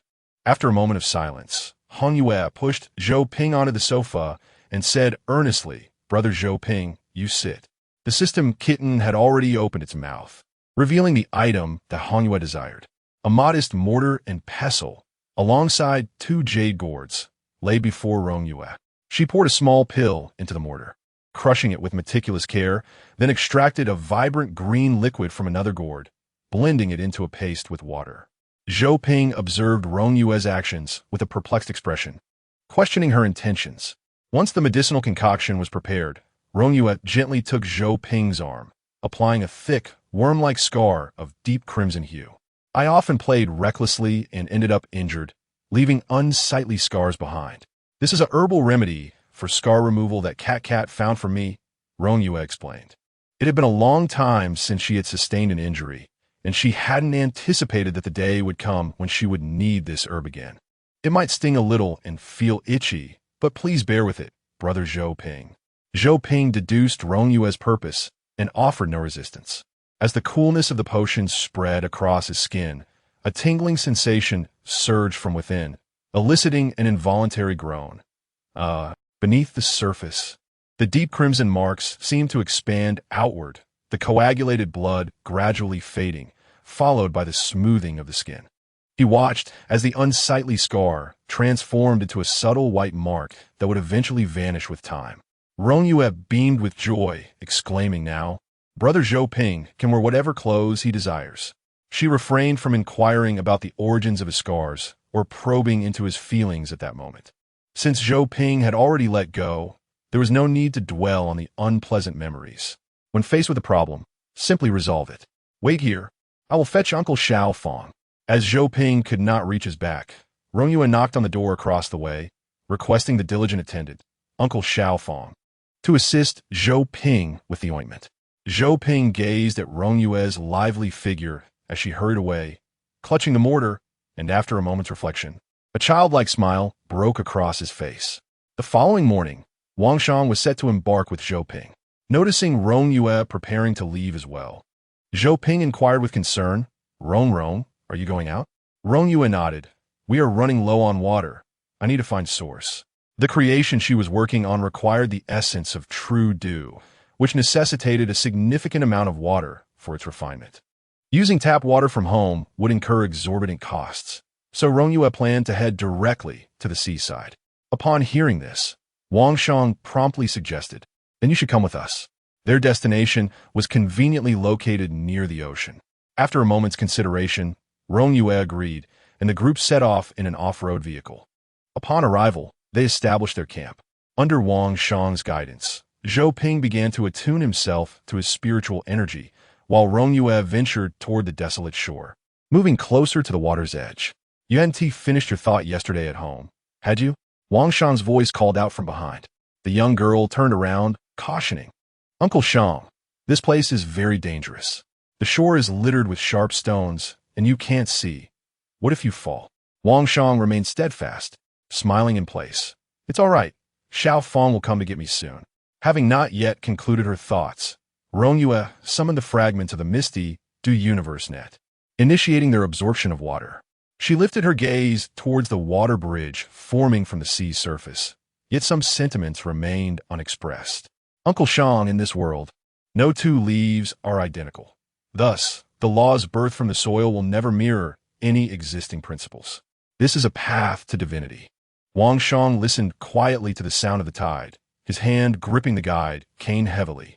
The clear voice of the young girl echoed in his ears not long ago, proclaiming that mortals cannot ascend to godhood. This is a dead end. Yet, Rong Yue maintained a more optimistic outlook, reasoning that the fragment of the dream path's essence was merely a piece of soil devoid of even a seed. Whether it could nurture a law remained uncertain. As long as brother Zhou Ping learns to master his power and remains safe, that would be best. Wang Shang relaxed as well, acknowledging her point. While he hoped Zhou Ping could become a beacon of hope for the great Xia, it was unjust to place the entirety of that burden upon him. An hour later, Rong Yue returned to the hillside where Zhou Ping was, carrying the water-laden fragments of the misty universe net. Zhou Ping held a book in his right hand, utterly engrossed in his own realm. His index finger moved unconsciously in the void, embodying a certain rhythm. As the spiritual energy of heaven and earth surged towards him, subtle threads of sword intent flowing. In Rong Yue's spiritual vision, a tiny seed was solidifying. Suddenly, the fragment of the misty universe net slipped from her grasp and fell to the ground. Ah! Rong Yue exclaimed. Is it a beaver? Chapter 48. Incoming call surprised? The moment you uttered, can it really nurture the laws? It had already crystallized the seed. I've been holding it in all this way. What an insufferable cat. Rong Yue, in a fit of exasperation, transformed the face of the system's foul feline into a pancake. Zhou Ping, engrossed in his own enlightenment, was almost oblivious to his surroundings. The attendant, Xiao Feng, was bewildered as to why the young girl had suddenly engaged in a scuffle with the cat. He assisted Wang Shang in settling onto a small stool and hurried to intervene. What sparked the altercation? The system deemed the attendant's comprehension lacking. It was not a fight, but rather a one-sided assault on its dignity. Wang Shang could not see, but he could hear the commotion. What is happening? He inquired. Rong Yue pouted. It's nothing. Just a seed that teeters between reality and illusion. Nothing to worry about. Nothing at all. The system's cat, transformed into a playful ball of fur, bounced around the hillside. It's nothing. Rong Yue picked up a shard of the misty Qingquan net and hurled it at the creature. The system cat leaped, catching the shard in its mouth, and waved its tail at her, conveying a message without uttering a word, as if it had said everything. In a fit of frustration, Rong Yue stamped her foot, ready to chase after it. But upon seeing Uncle Shang seated nearby and Zhou Ping engrossed in his book beneath the tree, she refrained and returned to her tent to sit down. You're insufferable. Before long, the system cat, wielding its little ball of fur, returned. Are you upset? Rong Yue ignored it, prying open the cat's mouth to extract a heap of scales from the scale serpent. From within, a deep blue bracelet tumbled out. Rong Yue recognized it. She had crafted it from the leftover scales to give to Yi Fan in exchange for the forbidden item, Tide Calamity, which was used to obtain frost breath. She had completely forgotten to deliver it. Are you really upset? The system inquired once more. No, I'm not that petty. Rong Yue pushed the system cat's head away, rummaging through her pocket for her phone. She intended to call Yi Fan to see if he was available to initiate a teleportation spell to send him the forbidden bracelet. However, the signal on the mountain was poor. Rong Yue walked a short distance down the slope until the signal finally restored. After confirming that Yi Fan was available to receive her call, she retrieved a badge inscribed with teleportation runes and infused it with her spiritual energy. The teleportation runes could only transfer non-living objects, with the energy consumption dependent on the size and distance of the items. Small items could be teleported anywhere with just 2 corresponding rune badges. However, to teleport living beings, a larger rune array or teleportation magic was required. A new concept she had learned from Merlin. Her memory retained knowledge of a teleportation array capable of transferring anything, but its intricate design was fixed in place. It necessitated either teleportation to a predetermined point or redrawing the array on site. Rong Yue lacked the ability to effortlessly inscribe the array with her spiritual energy, making the rune badges far more convenient for her than the complex teleportation array. After Rong Yue passed the forbidden item to Yi Fan, she prepared to return to the mountain. At that moment, her phone screen suddenly illuminated, accompanied by the notification sound of a new message. Rong Yue glanced at it and discovered that Wang Mian had sent her a message inquiring if she was free. "Hello, little Mian Ge?" Rong Yue promptly returned the call, and Wang Mian quickly answered on the other end. However, the signal on his side was poor. Amidst the conversation, there was a strong electrical interference, and she could faintly hear the rumbling of thunder in the background. Each time the thunder rolled, the call would drop. Realizing the poor connection, Wang Mian seemed to devise a solution. "Kai, we are currently in Sichuan province." Without indulging in pleasantries, Wang Mian spoke rapidly, recounting the situation they had encountered. The 191 Night Watch team, stationed in Wenchuan, Sichuan, had heard strange thunderous sound while patrolling the mountains. Whenever the thunder struck, all their instruments would malfunction.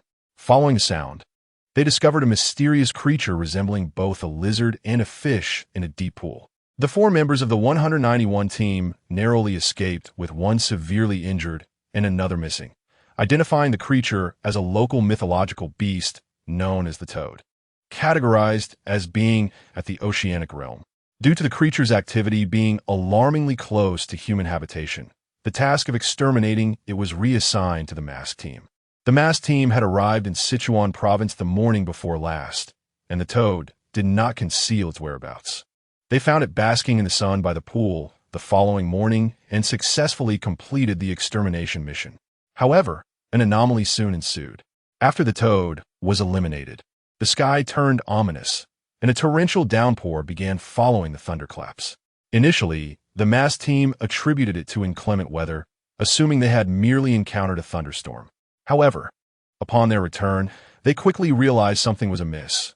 Inquiries with the local meteorological agency confirmed that only their area was experiencing rain. As a day passed, the rain not only persisted but intensified, accompanied by relentless thunder. The call was fraught with interruptions, and Wang Mian's voice would often fade away. Fortunately, the system had a clear view of the events unfolding on their side. The masked team suspected there might be another mysterious creature, but their search yielded no results. Unsure about proceeding directly to Wang Mian, they recalled that Rong Yue possessed extensive knowledge, which led to this phone call. Rong Yue listened intently, but the descriptions were inherently subjective, and the distortion of sound over the phone further complicated her judgment. The initial thunder was not produced by the toad. The 191 team had misidentified it, and the masked team had also mistakenly eliminated the wrong creature. It is a Kuei-Nyo, a reversion Kuei-Nyo, at the pinnacle of the infinite realm, barely touching the Klein threshold. The missing member of the 191 team was consumed by the Kuei-Nyo. It has retained the scent of those with spiritual energy, and the rain is merely to trap everyone until it has finished digesting before it emerges to seek them out. "What?" Rong Yue exclaimed, recalling that even Wang Mian, the member of the masked team with the highest spiritual energy, was merely at the pinnacle of the oceanic realm.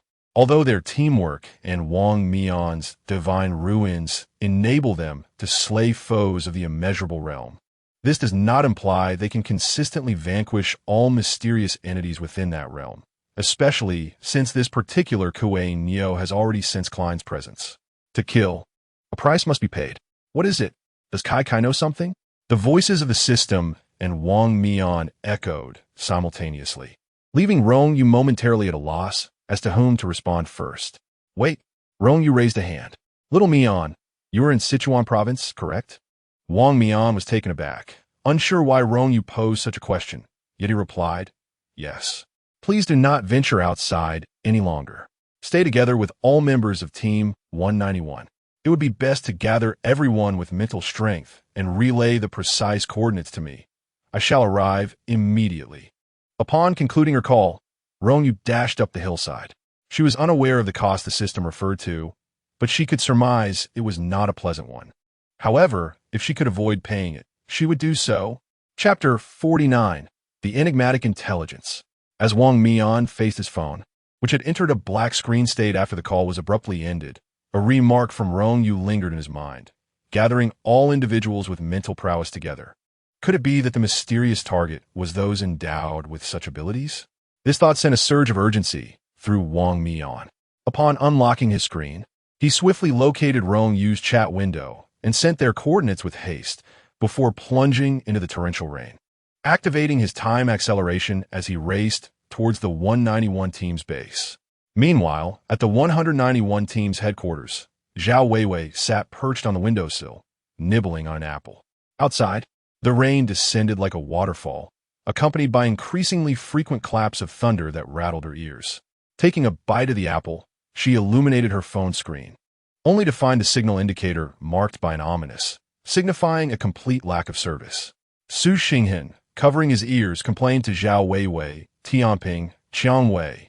Don't you feel the thunder has grown louder? Tianping, positioned on the opposite side of the window, gazed out at the curtain of rain, echoing her sentiment. Not just the thunder, the rain is intensifying as well. This cursed weather. Zhao Weiwei pocketed her phone, stating Yuegui and Li Xuan should be returning soon. Their banishment techniques are notably agile, adept at both offense and defense, making them suitable for reconnaissance in the vicinity.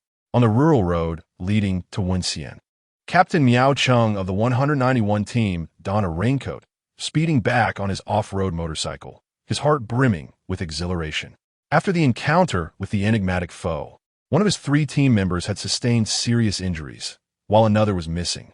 The gravely injured Xiaomu was transferred the same day to a better-equipped hospital in the nearby city for urgent care, while another lightly injured teammate accompanied him. Unfortunately, the prognosis was dire. The doctors had declared him critically ill, stating he might not survive. Fortunately, upon learning of the situation, the mass team provided him with a rare medicinal pill, which Miao Cheng rushed to deliver to Xiaomu overnight. After taking the pill, Xiaomu's condition improved remarkably. Aside from needing recovery from excessive blood loss, he appeared as if nothing had happened. Miao Cheng, overwhelmed with emotion, had wept in gratitude. Such a precious life-saving medicine, so readily offered by the masked team, who, despite being mere night watchmen, had selflessly extended their aid without hesitation or a word of thanks, urging him to deliver it promptly. Just the thought of it brought tears to his eyes. The cold rainwater splashed against his face, yet it could not quell the fervor blazing within him at that moment. Suddenly, the small hill ahead seemed to shift slightly. Instinctively, Miao Cheng eased off the throttle of his motorcycle, consciously reducing his speed. But in a blink, the hill appeared tranquil once more. Was it an illusion? Uncertain, he had no time to relax. As he rounded a bend, a pair of large, amber eyes, as tall as a person, suddenly pierced through the mountainside, reflecting his entire being within their depths. A thunderous roar reverberated as a bolt of lightning struck, shattering the motorcycle into countless pieces. The fuel tank exploded, momentarily closing those bright yellow eyes. Miao Cheng was hurled away, his body marked with cracks resembling soil. This was Miao Cheng's Earth-based forbidden domain. Despite his timely defense, he was still shaken, his blood surging within him as he was flung into the air, forcibly swallowing the metallic taste that rose in his throat, exerting all his strength to brace against the impact. Moon Ghost, save him! A voice was drowned out by the thunder. A violet vortex unfurled around Miao Cheng, from which a spectral figure emerged, kicking him out of the range of the descending lightning. Transforming into moonlight to evade the strike, it swiftly returned to Miao Cheng's side, pulling him into the vortex just in time to dodge 3 bolts of lightning. Damn it, this is madness. After releasing Miao Cheng, Yu Gui collapsed to the ground, half of his body flickering between moonlight and solid form. His forbidden domain, moonlight, rendered him nearly immune to physical attacks. Yet this lightning was not physical. Although he had transformed to avoid the damage, The electricity still interfered with the reconstitution of his moonlight form, leaving him with a paralyzing delay. "Are you all right?" Li Xian quickly supported him. "Walk."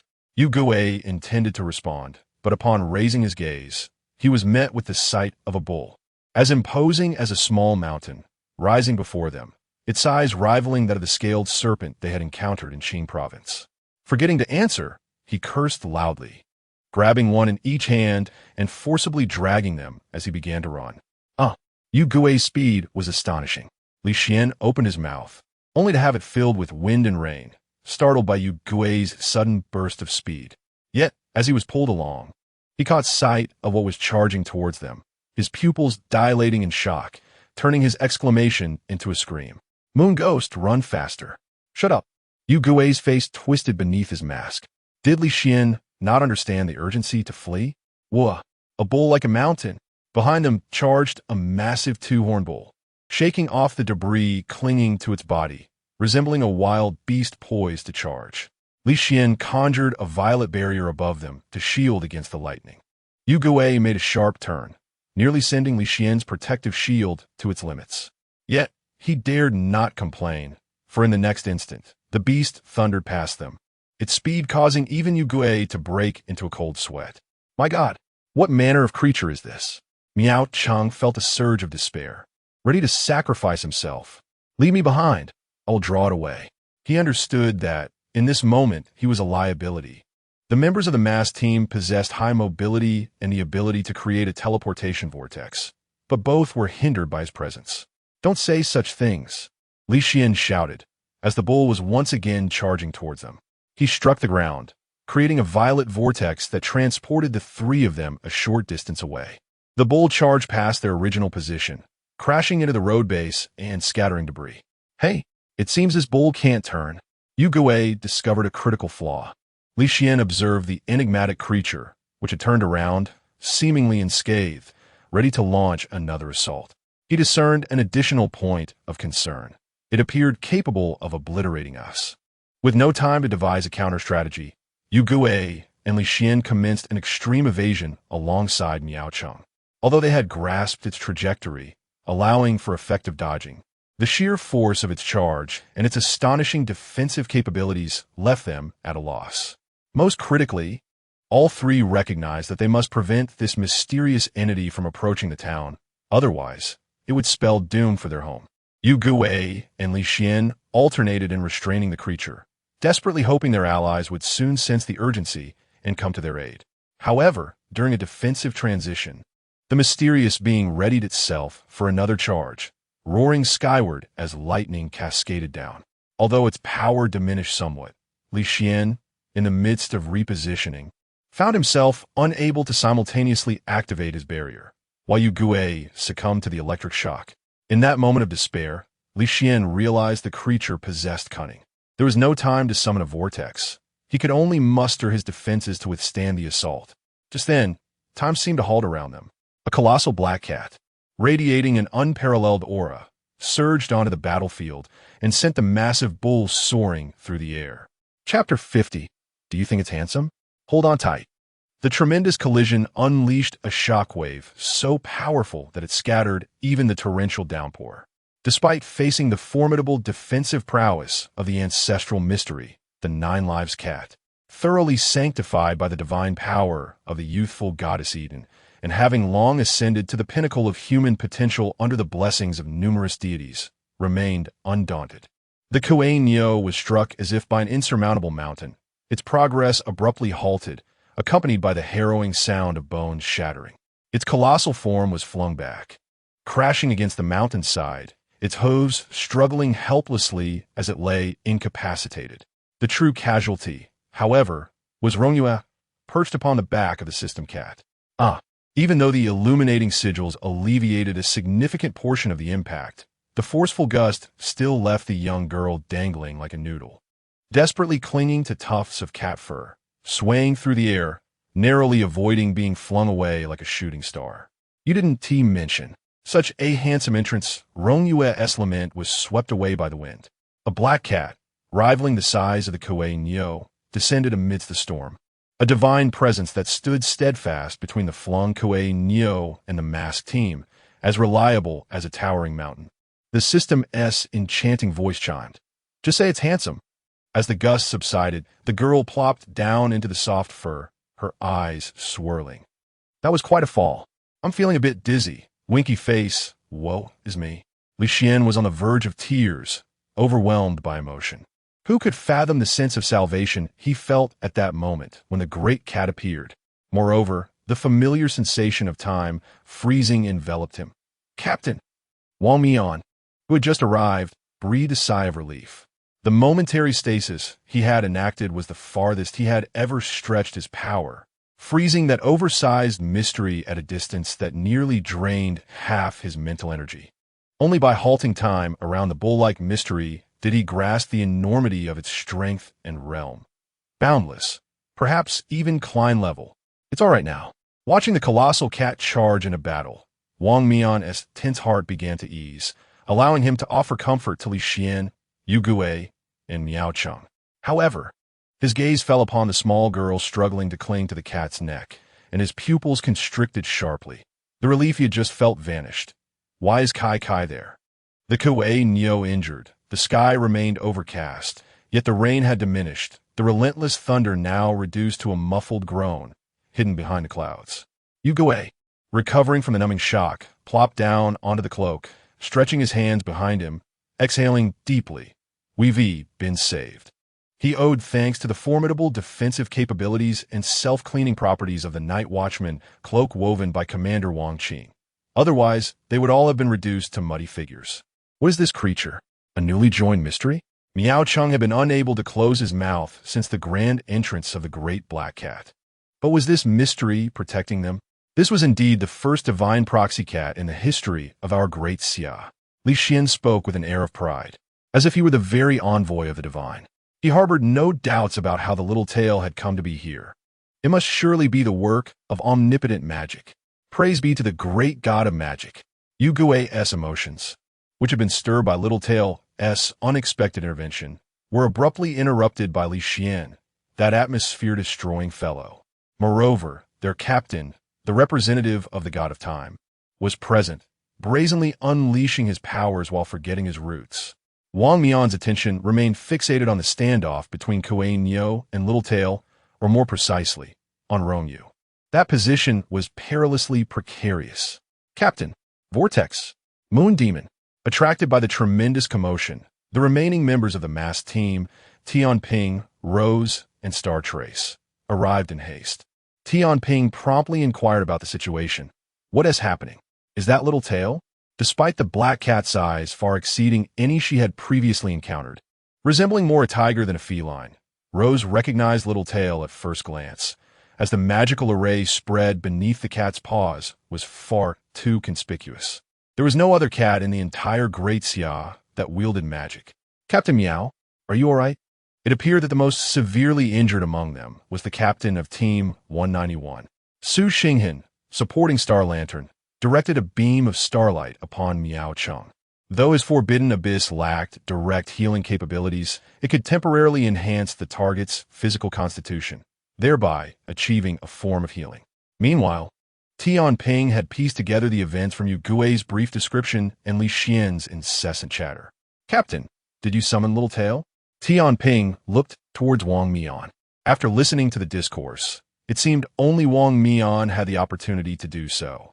Indeed, in light of the outcome, Wang Mian conceded without further elaboration. At that moment, Rose noticed something amiss. Retracting her gaze from a futile search for the little girl, she asked, "Did Little Tail come alone?" "No." Wang Mian was at a loss for words, gesturing towards the enormous black cat. "It's over there." The masked team craned their necks, their eyes nearly popping out as they spotted Rong Yue struggling amidst the black fur. As Kuei Neo strained to rise from the ground, the system cat showed no intention of granting it respite. Its dark fur shimmered with a silver magical brilliance, and 3 varying-sized black magical arrays unfolded above Kuei Neo's head. Feeling an unprecedented threat, Kuei Neo let out a final roar. However, the inky thorns formed by the magic erupted from the arrays. And under the weight of the human ceiling of magical forbidden spells, the thorny vines descended like blades, swiftly extinguishing its soul. Kuei Nyo's massive body crashed heavily to the ground, wholly severing its life force, and its form gradually shrank to that of a mere two-story building. The ominous clouds that had loomed over Wen County dissipated entirely, and sunlight once again bathed the earth. As the system cat approached Kuei Nyo's position, its form gradually diminished. Rong Yue, perched atop its head, finally beheld Kuei Nyo's appearance, and, in relief, remarked, "Thankfully, it's merely a low-tier beast without any lineage." Reverting to its ancestral form, the true primordial beast, the Kuei Nyo, possesses but a single foot, its head devoid of horns, adorned in a hue of deep azure, radiating a luminous aura reminiscent of the sun and moon. Its emergence can summon tempestuous winds and rains, its roar reverberating like thunder, endowed with an innate power that instills terror in the very soul. This particular Kuei Nyo is not a mere aberration of the primal beast, but rather a subspecies within its lineage. Aside from its inherently formidable physique, its ancestral traits have awakened only a fraction of its storm-summoning abilities.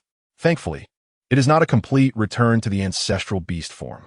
Rong Yue descended from the nearly diminished figure of the system cat, which transformed back into a small fluff ball and leapt on her head. Though its ancestral return is not fully realized, that drop of blood is remarkably pure. Oh, is that so? Rong Yue placed her hand upon the Kuei Nyo's lifeless body. Its skin was remarkably tough, the patterns upon its surface resembling the ruggedness of mountain stones. In this moment of stillness, it indeed resembled a figure standing beside a mountain's edge. Chapter 51.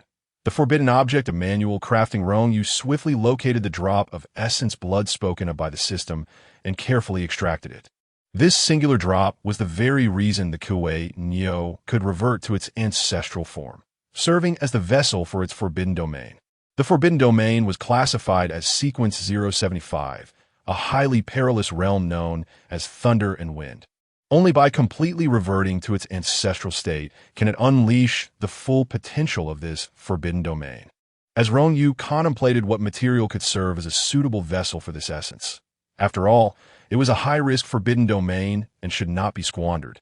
Ideally transformed into a forbidden object to harness its residual power, Zhao Weiwei was the first to rush over, exclaiming her longing since their parting in the capital. Rong Yue's gaze fell upon the pink hammer that Zhao Weiwei had dangling from her waist. "Ah, wait a moment, Sister Rose. Ugh, I miss you so much," Zhao Weiwei exclaimed, enveloping the soft, fragrant cake in her embrace. It was only when the members of the mass team arrived that Wang Mian intervened to rescue Rong Yue from the clutches of affection.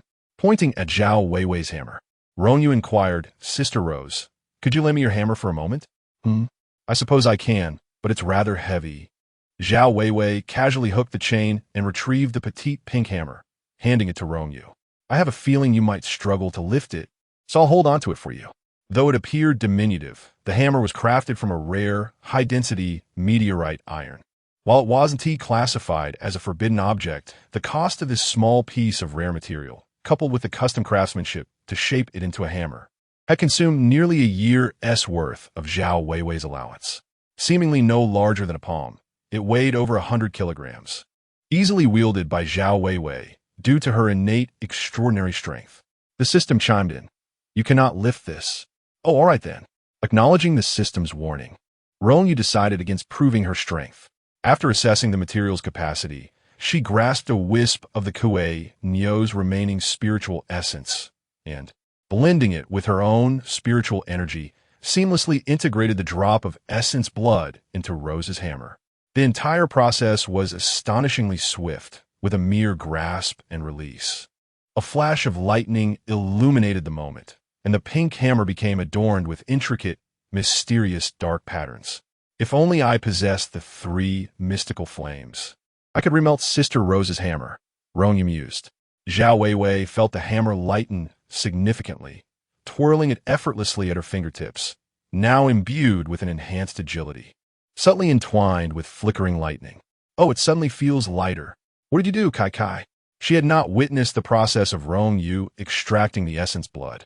All she saw was Rong Yue seemingly plucking something from thin air and depositing a droplet of blood-like liquid into her hammer. The liquid was peculiar, leaving no trace on the surface, as if it had completely merged with the meteorite iron. Following this, the hammer bore an inconspicuous new pattern, which flashed briefly before vanishing. The members of the masked team, arriving shortly thereafter, observed this extraordinary scene with equal curiosity directed towards Rong Yue. That's the forbidden domain of the Kuan Yue. Rong Yue gestured towards the corpse of the Kuan Yue. Sequence 075, a highly dangerous, forbidden domain. It would be a waste to let it rot. I observe that Sister Rose wields a hammer with remarkable suitability. Rong Yue has witnessed the combat styles of each member of the masked team, Tianping, Xinghan, and Xuanwu engage in direct confrontations utilizing their respective forbidden domains, eschewing fixed weaponry. Even the standard star blade of the Night Watchers is not their primary armament.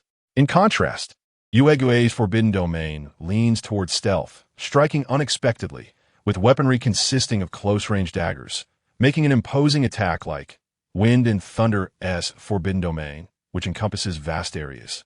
Ill-fitting for him.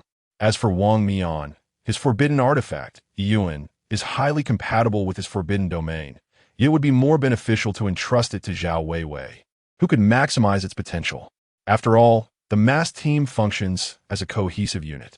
Suddenly, Zhao Weiwei accidentally dropped the hammer she was holding, producing a resounding thud as it struck the ground, leaving a small dent. Ahem. Wang Mian cleared his throat, regaining the attention of the group. This sound acted as a switch, drawing all eyes towards him. Wang Mian, let us return and discuss this later. The others, as if awakening from a dream, turned their focus back. Miao Cheng found himself entranced by the shock of crafting forbidden artifacts barehanded, glancing occasionally at Zhao Weiwei, who was engrossed in playing with her pink hammer, feeling as though he were in a dream. However, reality soon delivered a jarring blow. The 191 Team S base was cracked. It was a genuine fissure in the physical sense. Miao Team, are you all right? Oh dear, we were just about to come dig you out. The villagers, equipped for rescue alongside local firefighters, clamored upon seeing Miao Cheng's return. In Wencheng, Miao Cheng held the title of Forest Ranger Captain, earning him the moniker Miao Team. There was an earthquake, and the tremors were quite intense. Everyone rushed outside. It seems there was even a landslide near the signal tower. I wonder if anyone was injured. What about the others in your group, Captain? Fortunately, the rain had ceased, and it was merely a single tremor. Miao Cheng. Mass team. An earthquake. The tremors were quite strong. The rain has stopped. It was just that one shake. Rong Yue clutched a small, furry creature. The system cat displayed a shiny tooth, feigning innocence. Oh, why did the earthquake occur? Allow me. Wang Mian instructed Miao Cheng to collaborate with the police and firefighters, gathering the people of Wencheng under the pretense of preventing aftershocks to collectively erase memories, then initiated the time domain, directly reversing the damage to the buildings. Little Mian Ge, Rong Yue, feeling a twinge of guilt, squatted beside Wang Mian, who was resting against a tree, his mental energy depleted. The other members of the masked team assisted Miao Cheng and the police in erasing the memories of the villagers, while Rong Yue stayed behind to keep Wang Mian company. It's nothing serious. Merely the restoration of damaged buildings consumes some mental energy. A moment's rest is all I require. The absence of casualties is a minor matter. Wang Mian reassured her, removing his mask and smiling at the young girl. Without Kai Kai, the situation might have been far worse. Wang Mian understood, well, that had it not been for Rong Yue bringing along the little tail, the outcome of the battle between their masked team and Kuan Yue would not have concluded so easily. They could not contain the formidable creature, and the ensuing destruction would only escalate. Rong Yue was swiftly consoled. Next time, we shall exercise greater caution. However, Wang Mian, upon hearing this, recalled the precarious sight of Rong Yue precariously clinging to the great black cat, and he furrowed his brow, saying, next time, do not place yourself in such perilous positions. Battles can easily endanger you. Rong Yue's combat style involved manipulating small paper figures and formations, yet her physique was indistinguishable from that of an ordinary child. Even with the protection of her small tail, there were moments when she could not be safeguarded. "It is impossible. I cannot part with my small tail." Rong Yue shook her head. The system cat relied on her spirit binding technique to control the form of the small tail, but this technique had a limited range. It extended only 100 meters.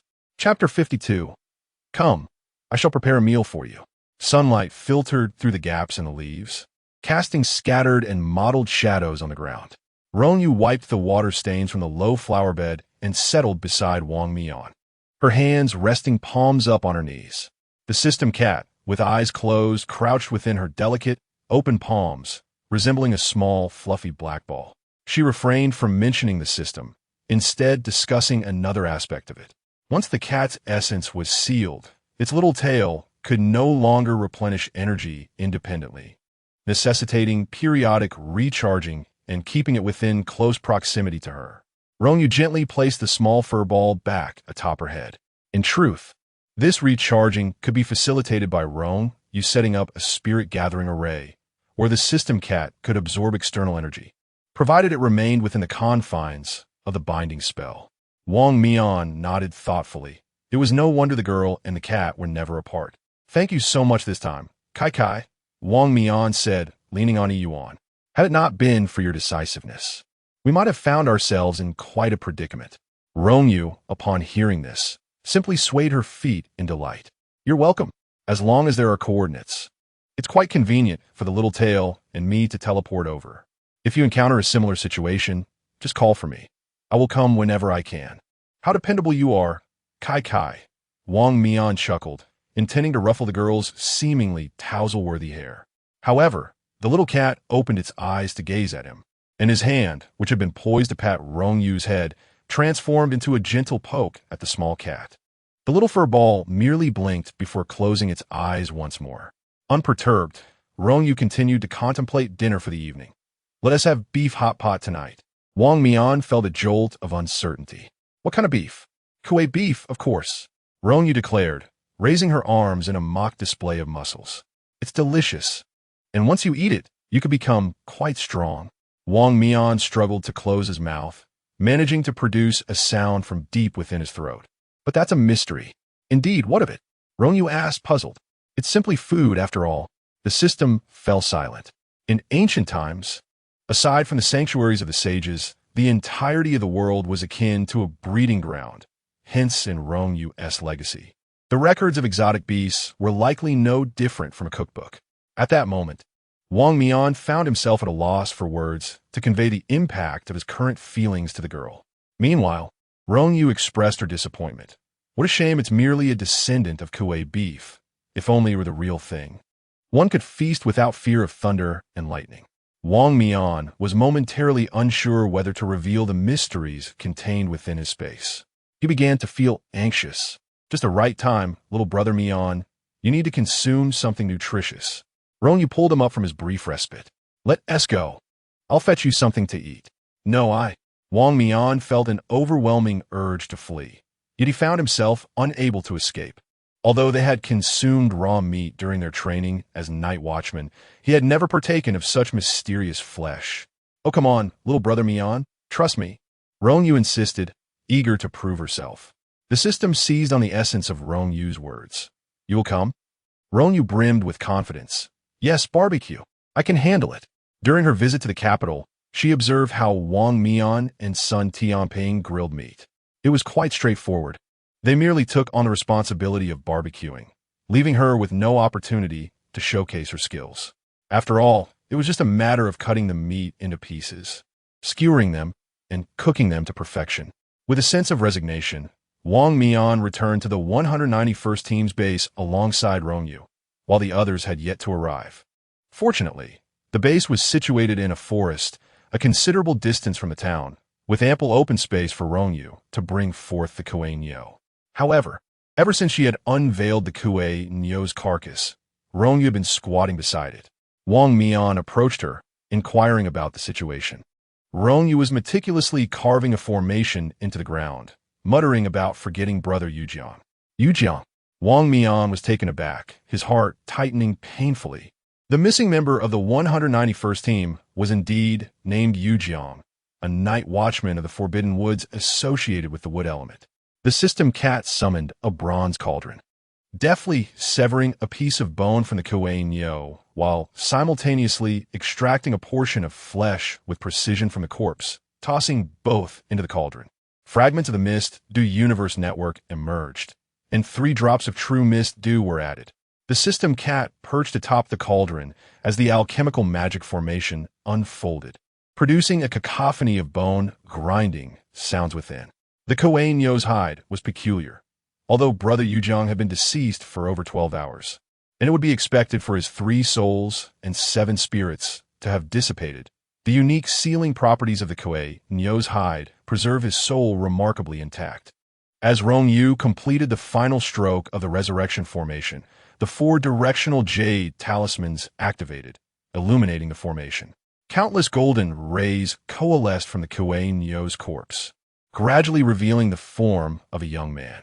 He appeared equally astonished, inspecting his hands, moving his feet, and ultimately gazing at the equally stunned Wang Mian and the dusting off Rong Yue as he attempted to utter something. Wang Mian could not hear Yu Jiang's words, but judging by his demeanor, he could surmise that Yu Jiang was just as baffled by his current state as he was. Could he be revived? Wang Mian asked, his excitement palpable. Not at present, Rong Yue replied with a shake of her head. Yu Jiang's situation bore a resemblance to that of the people of Cangnan. They too relied on their destroyed physical forms, yet for some peculiar reason, their souls remained intact. I need to gather the necessary materials first. The people of Cangnan lived normally due to the laws of miracles. Although Rong Yue could not replicate such an effect, she could temporarily create a vessel for Yu Jiang's soul to inhabit. Rong Yue explained to Wang Mian, we exist in different dimensions from the souls, which is why Brother Yu Jiang's words cannot be heard by you, little Mian. Well then, Wang Mian quickly dismissed his concerns, recognizing that since he could see the soul, there seemed little point in asking further questions. What should he do now? I have fashioned a temporary body for him to inhabit, and once I gather the materials, I can reshape him anew, Rong Yue clarified. Can everyone do this? Wang Mian inquired. With a hint of regret, Rong Yue met Wang Mian's hopeful gaze. Provided the materials are sufficient, the soul must remain intact.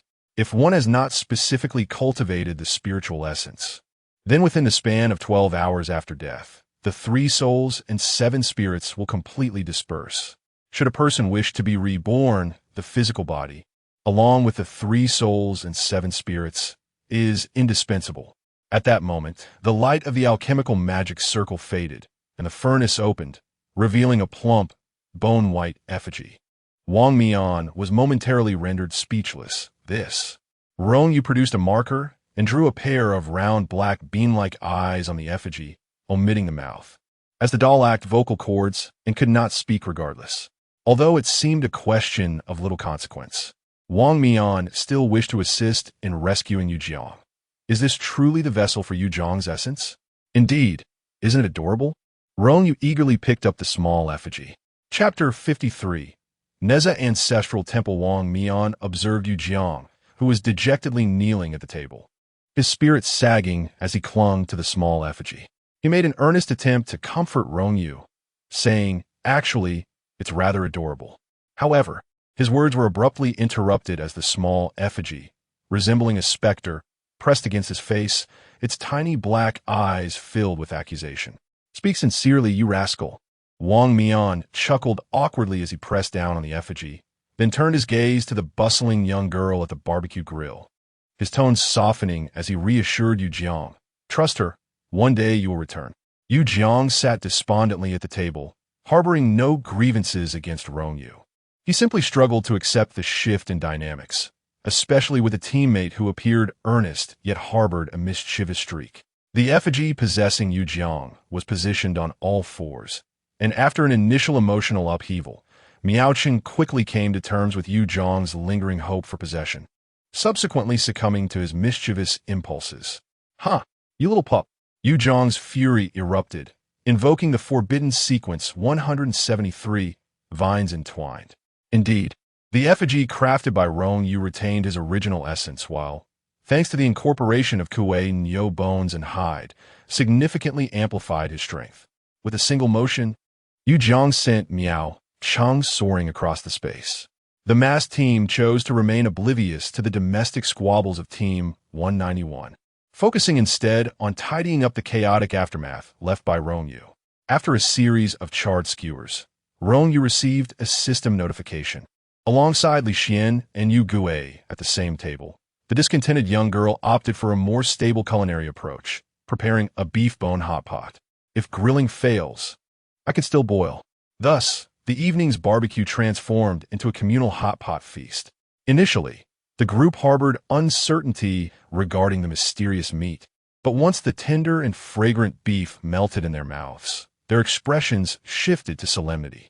It was unclear whose chopsticks clinked first, but a fierce competition for the meat erupted instantaneously. The small effigy of Yu Jiang, adorned in a crimson cloak like a night watchman, diligently acted as a porter, fortunate not to possess a sense of smell or a mouth. Humph. I have no desire to eat at all. Wang Mian, utilizing his adept mastery over the time goddess realm, managed to balance his own needs while attentively caring for Rong Yue. Coupled with Zhao Weiwei's exuberance, the young girl's bowl remained perpetually filled with meat until she could eat no more, exclaiming in contentment as she reclined with a chilled soda, savoring the delightful flavors amidst Li Xian's playful complaints of favoritism. The masked team's schedule was tight. Scarcely had they concluded their tasks when new missions were dispatched from the night watch. Before departing, Wang Mian entrusted Rong Yue with the toad captured in Wen County, along with 2 other mysterious entities previously obtained. Although Rong Yue informed the masked team of her imminent return to Shijin City, she was reluctant to leave Sichuan province without further exploration. After all, where there were toads, there was often wealth. Having come this far, how could she not dig a little deeper? Moreover, her efforts to cleanse the mysteries surrounding this area would undoubtedly benefit the local populace without any detriment. Thus, under the guidance of the system's fully automated navigation supermap, Rong Yue embarked on a journey of enigmatic exploration. Wherever she roamed, treasures of the system's concealed mysteries multiplied, rekindling the exhilarating sensation of dominance she once relished in the mountains. Even the monkeys along the path felt her might. How delightful it was!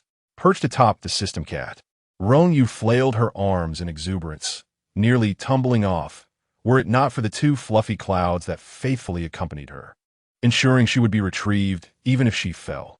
Nimbus Cloud, you are truly splendid.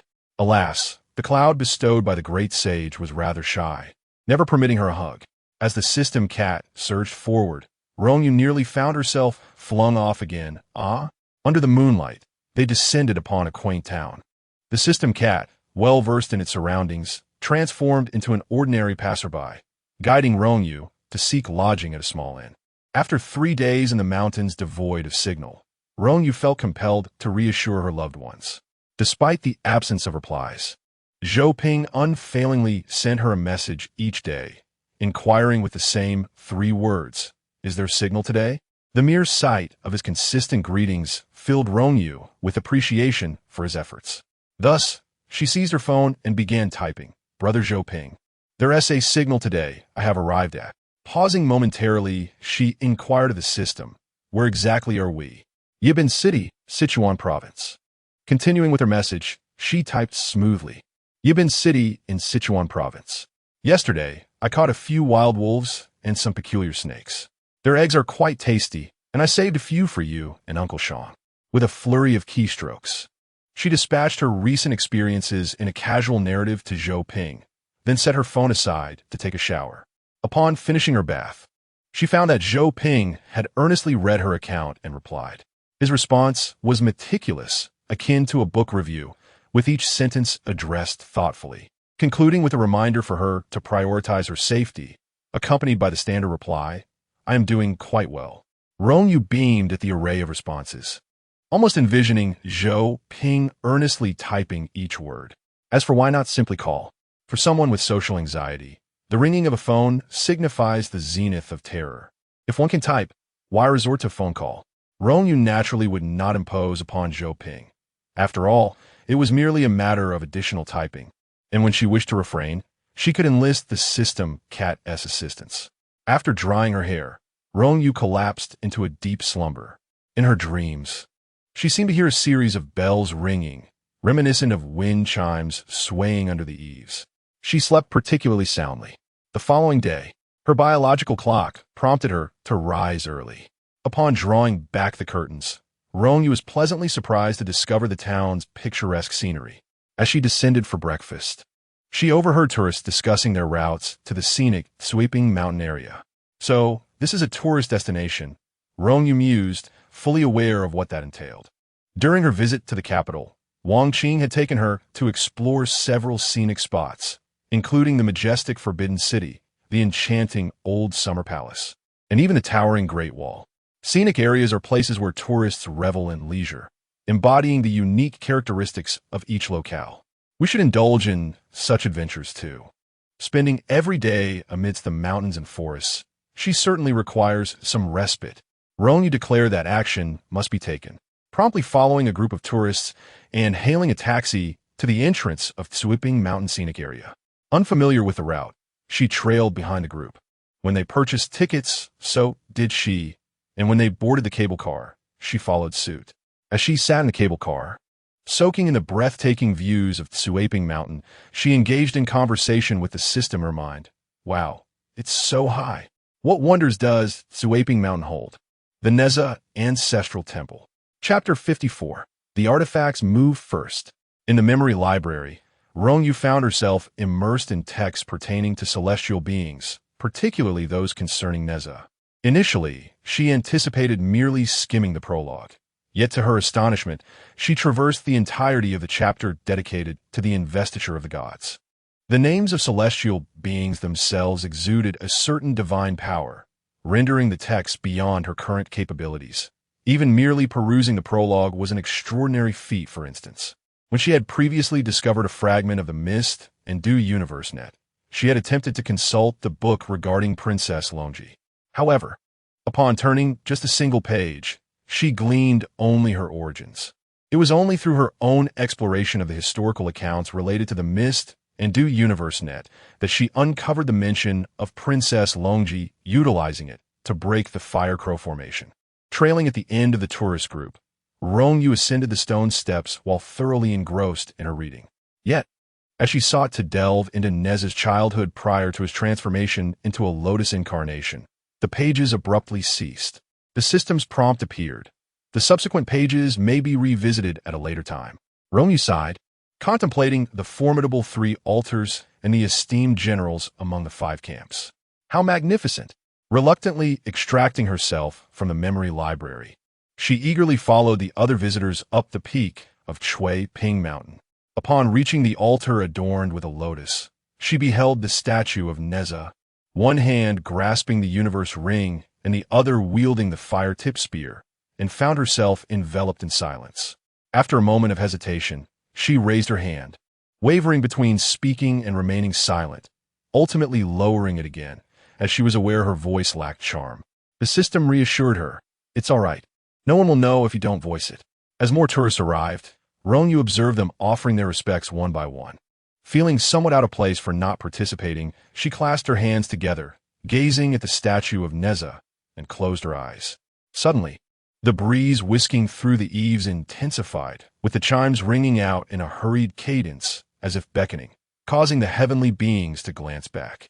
The white jade columns soared beyond sight, and the delicate gauze, akin to celestial light, cascaded down. The gentle murmur of flowing water beside the path stirred Rong Yue from a reverie. Opening her eyes, she beheld lotus leaves reaching for the heavens. Standing alone on a road paved with divine light, amidst the layers of gauze, a lifelike statue stood at the end of the path. The youthful deity, adorned with 3 heads and 8 arms, cast his gaze downward, his expression devoid of sorrow or joy, with each slender eyelash clearly defined, making him appear almost alive at first glance. Rong Yue was momentarily speechless, overwhelmed by the beauty before her. She had never encountered anyone so striking. Indeed, he radiated brilliance. She wondered, could the artifacts in his hands truly be real? The celestial youth was accompanied by the fluttering of the misty heaven silk, resembling a flowing mantle, while beneath his feet, a golden wheel, eternally ablaze with the sound of wind, spun. His 8 hands either grasped or cradled a dazzling array of magical artifacts. The statue of Neza showcases 4 hands, each grasping a distinct artifact: the demon-slaying pestle, the binding rope for demons, and the Yin-Yang demon-slaying sword, while one arm adorns a golden bracelet known as the Universe Circle. The 2 hands on the left hold a purple flame spear and a gold brick, while the 2 on the right clutch a bow and support a cage-like magical artifact, reminiscent of the renowned Universe Bow and the 9-dragon divine fire shield. As Rong Yue gazed at the fragment of the fog, universe net she had discovered, her eyes were drawn to the boyish deity adorned with treasures, nearly blinding her with radiance, causing tears to cascade from the corners of her mouth, her sight obscured by golden light. Unbeknownst to her, she had approached the statue of Neza, where she noticed a red velvet-covered offering table positioned before the statue, atop which rested a gold and crimson tray holding a remarkably exquisite red embroidered ball, embellished with various gemstones and tassels. Instantly captivated by the red embroidered ball, fleeting images flickered through Rong Yue's mind. The system observed the young girl, momentarily lost in thought, as she reached out to touch the ball, a spiritual orb. Returning to her senses, she glanced between the now empty display of artifacts and the red embroidered ball she had unconsciously taken into her hands, repeating this realization several times. "Wait," Rong Yue exclaimed. "Was it my hand that moved?" The system replied enigmatically, "It was not you. It was the artifact that moved first." The absurdity of the situation caused Rong Yue to break into a cold sweat. She attempted to argue, yet her defense faltered and her grip on the embroidered ball tightened, revealing her inner greed as she mused, he must have his reasons for inviting me to his domain. I can always return it later when he comes for it." The system remarked, "Indeed, it speaks the truth. It was indeed the artifact that had first initiated the movement." Rong Yue soon discovered how to control the embroidered ball. It vanished into thin air only to obediently return at her call, bounding towards her like a joyous puppy, unabashedly presenting itself before its original owner. A red ribbon, unwilling to rest, danced through the air, twisting and turning until it fashioned itself into a slender headband that wrapped around Rong Yue's head, deftly weaving a small braid with her hair. Moreover, a heavy golden bracelet appeared on her delicate wrist, asserting its presence. It's too heavy." Rong Yue struggled to lift her arm and instinctively reached to remove the universe circle. In the next moment, her wrist felt lighter as the universe circle willingly reduced its weight, leaving her too embarrassed to pull it off. Under the gaze of the statue, even a girl as brazen as Rong Yue felt a flush creep across her cheeks. These divine artifacts appear to hold immense value. Was it truly acceptable to possess them? The radiant treasure that once illuminated the visage of the youthful deity has faded, revealing the true beauty of his original form. It is at this moment that Rong Yue realizes the statue of Neza in the true temple is markedly different from the one she previously beheld in the ancestral shrine. The latter resembles a mere boy of 11 or 12, while the statue here appears to embody a fresh-faced youth of 17 or 18. Logically, the idol within the deity's own palace should reflect his true likeness. It is surprising that this divine being, who predominantly presents himself as a child, possesses such a mature appearance. How strikingly beautiful he is. Rong Yue gazes entranced at the lifelike statue of Neza until a gentle breeze sweeps a delicate white petal past her, rousing her from a reverie. Was that a pillow dream flower? How could a blossom that thrives by the banks of the river of forgetfulness appear here?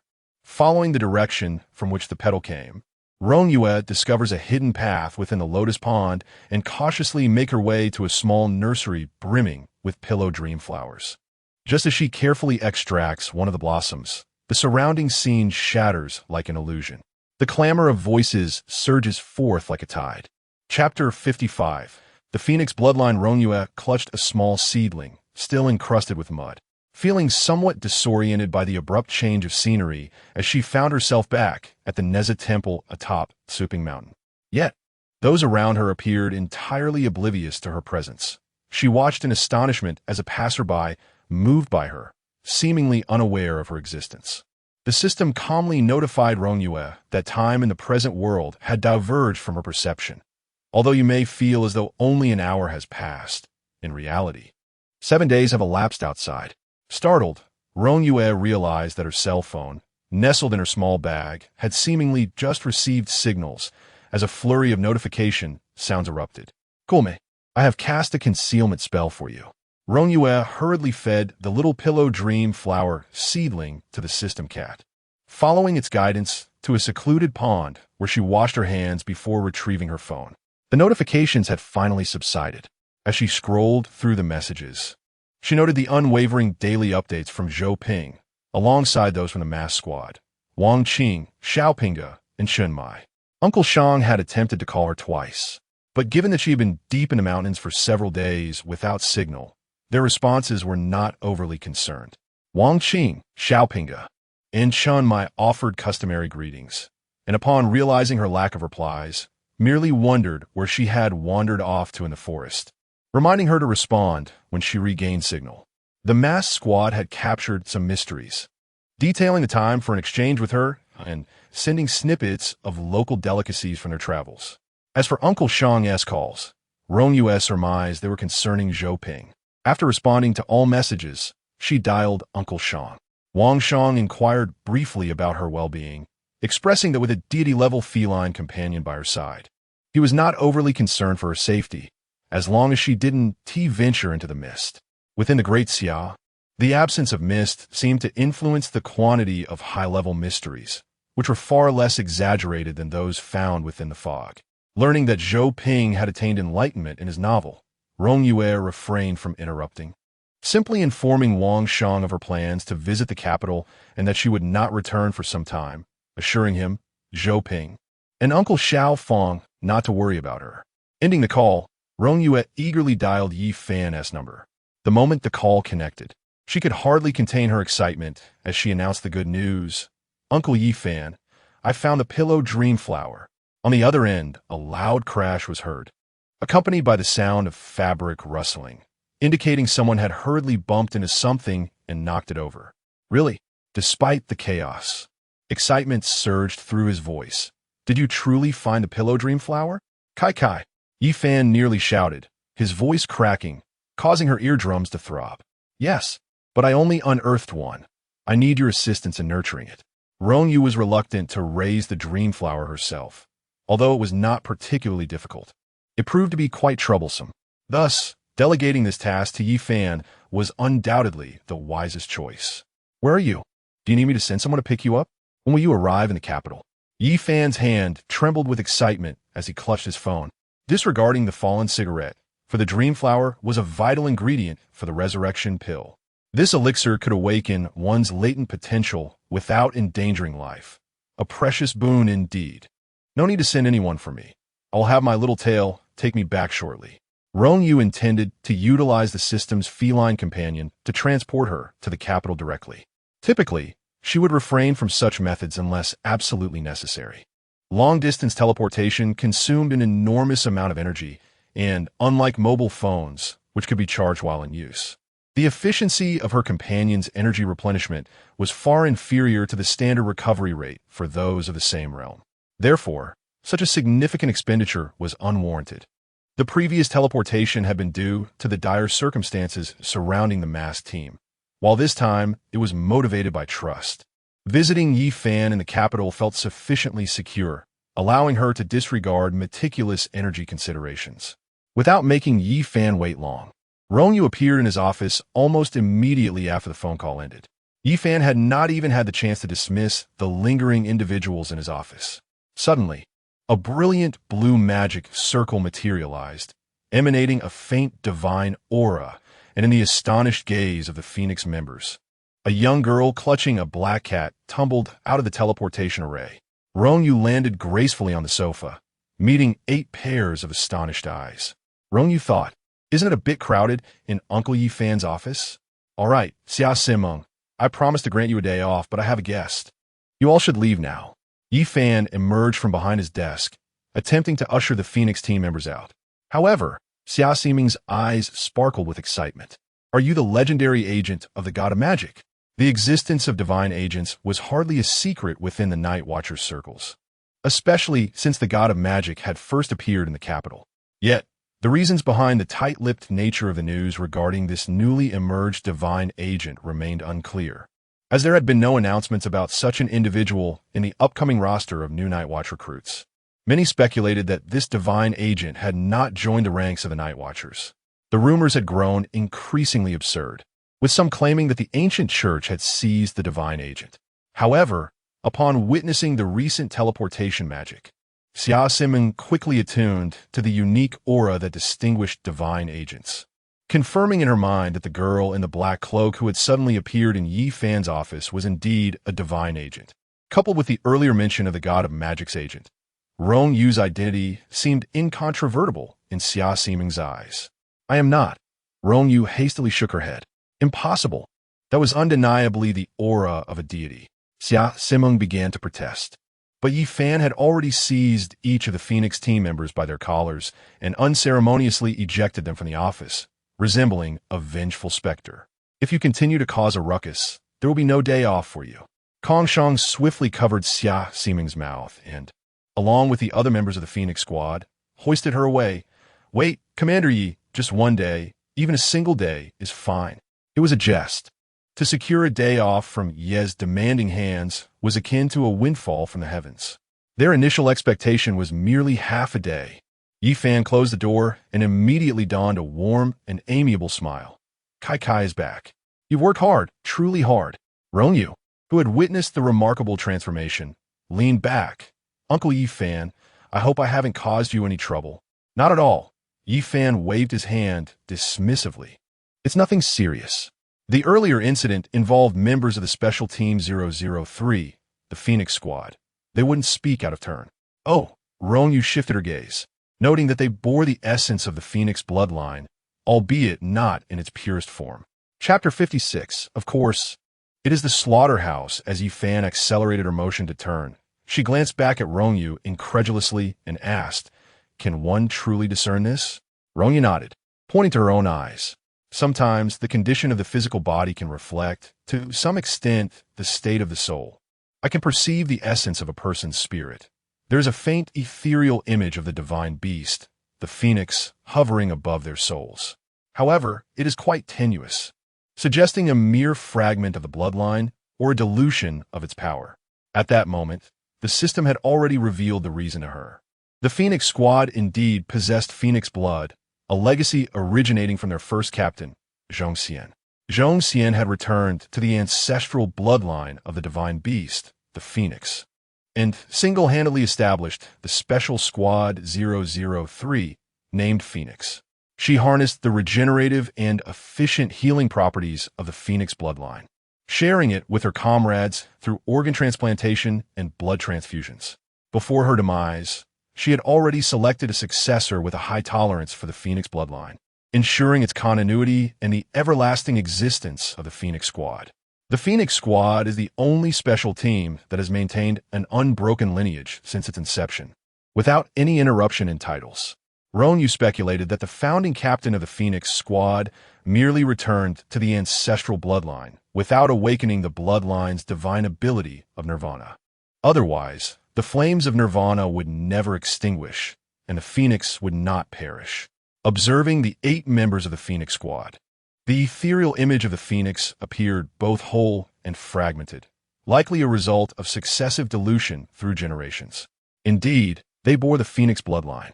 As the Night Watchman commander, Yi Fan was naturally well informed about the secrets of these special squads.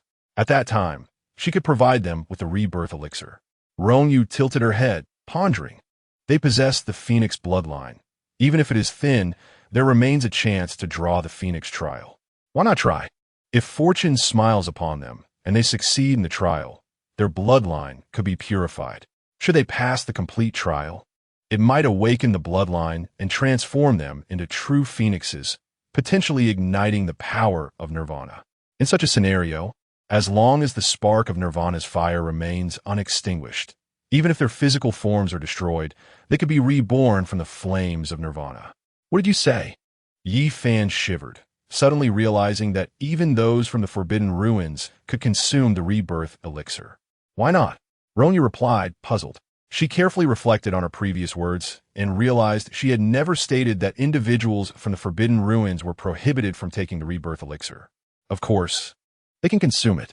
The essence of the rebirth elixir is to enter one's life source and undergo trials, akin to the tale of Zhuangzi dreaming of a butterfly. As long as one is willing and the rebirth elixir is sufficient, in principle, one can experience these trials indefinitely. In the past, the rebirth elixir was merely an ordinary potion, as evidenced by its primary ingredient being wildflowers from the banks of the River of Forgetfulness, which indicated it was not a precious item. However, due to the current unique circumstances, it appeared rare. Certainly, the assurance of any gains remains elusive. Rong Yue scratched her head, noting that it is quite normal for many who consume the spirit rejuvenation pill to simply fall asleep without experiencing any significant changes. Some individuals, having endured excessively harsh trials, may be reluctant to face them a second time. There are also those who have failed the assessment. However, the consequences are not dire, akin to merely having a dreadful nightmare. After reflecting for a moment, Rong Yue added that those possessing Forbidden Ruins have a slightly higher probability of triggering trials.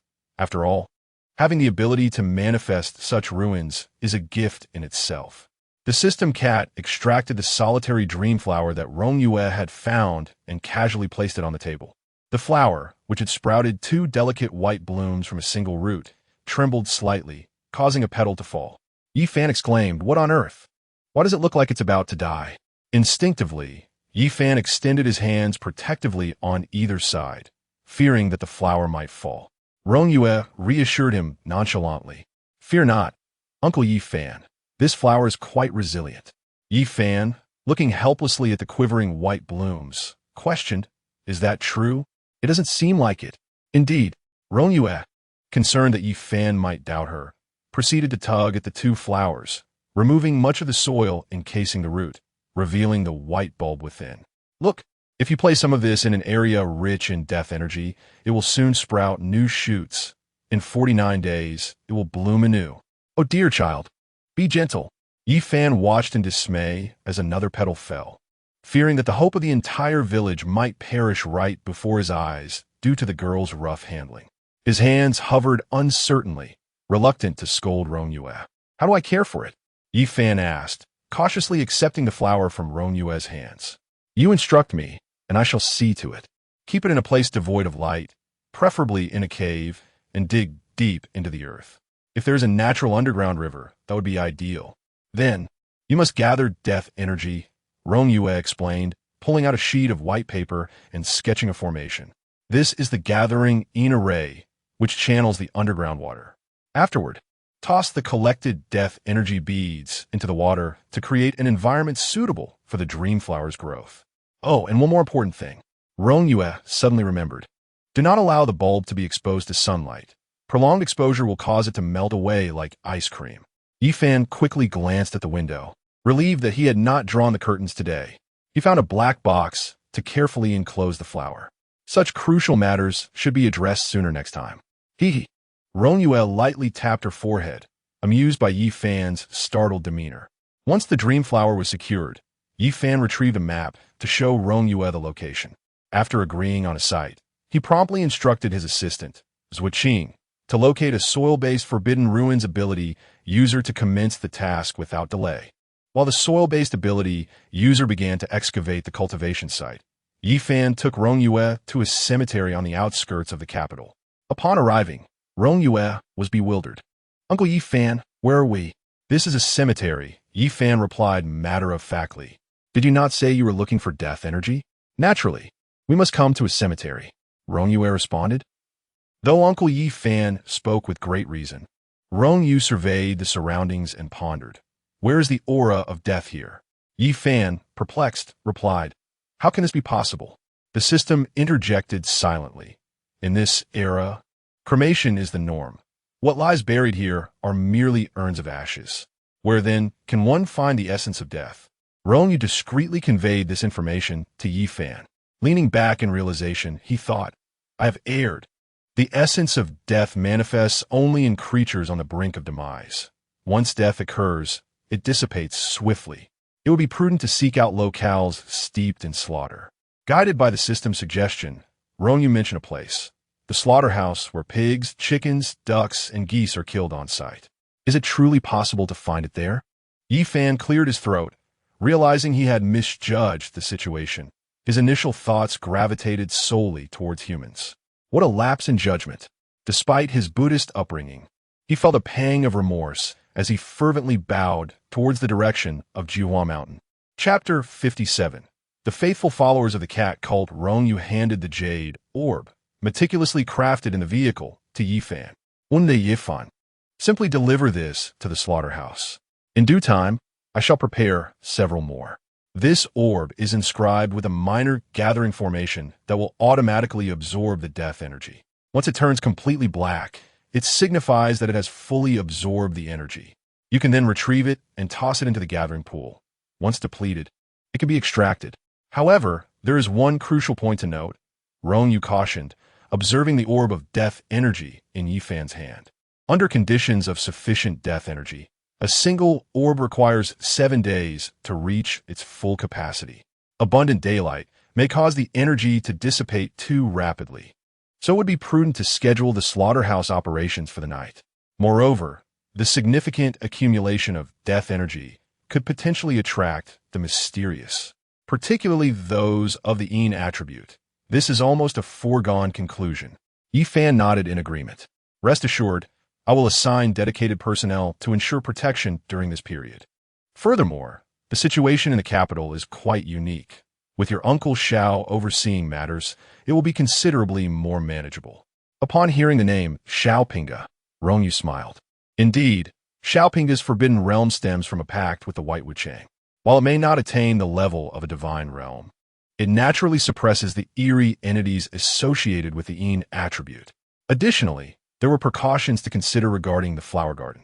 Rong Yue shook her head. The gathering of death energy poses risks to human health. Once the garden is properly planned, I will establish prohibitions to repel living beings from the area.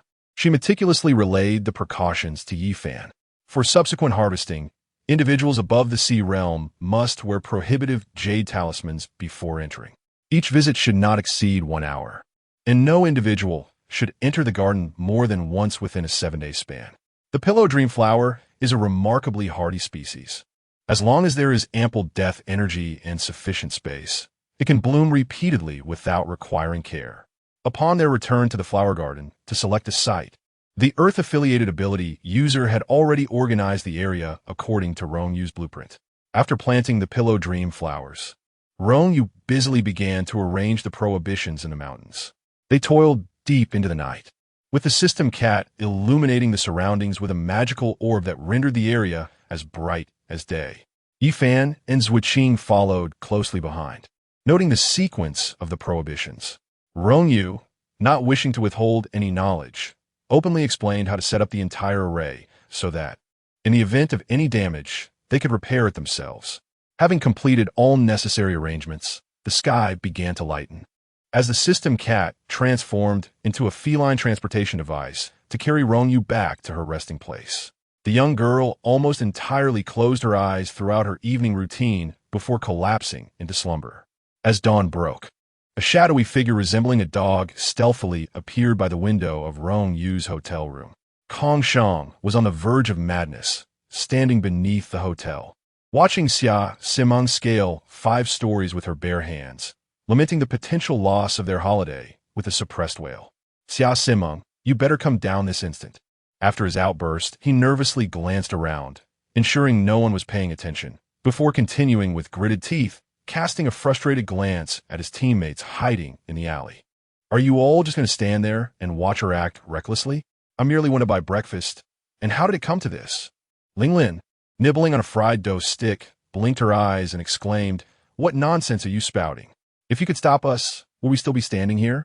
"Exactly," San Age echoed, nodding vigorously, nearly causing Kong Shang to suffer a second bout of indignation. Tong Sheng took a large bite of his bun and suggested, "You should climb up and bring her back. We will immediately support you as the new captain." The members of the Phoenix team, except for Kong Shang and Xia Siming, raised their hands in agreement. Kong Shang promptly refused. That's out of the question. Being the leader of this group is absolutely unacceptable. Meanwhile, Xia Siming had successfully climbed to the window she desired and was about to knock when the tightly drawn curtains suddenly parted. A small black kitten sat inside, its emerald green eyes fixed on her, seemingly unperturbed by her arrival. A chill ran down Xia Siming's spine. The little black cat flicked its tail, and a soft blue light began to glow between its swishing movements. Beneath Xia Siming, a blue magical circle materialized, the very same one she had witnessed in Yi Fan's office when Rong Yue fell out. Teleportation magic, it activated. Xia Siming felt a sudden release of pressure on her hands, as if some unseen force propelled her, and she gracefully fell into the magical circle. Simultaneously, identical magical circles appeared above the heads of the Phoenix team members.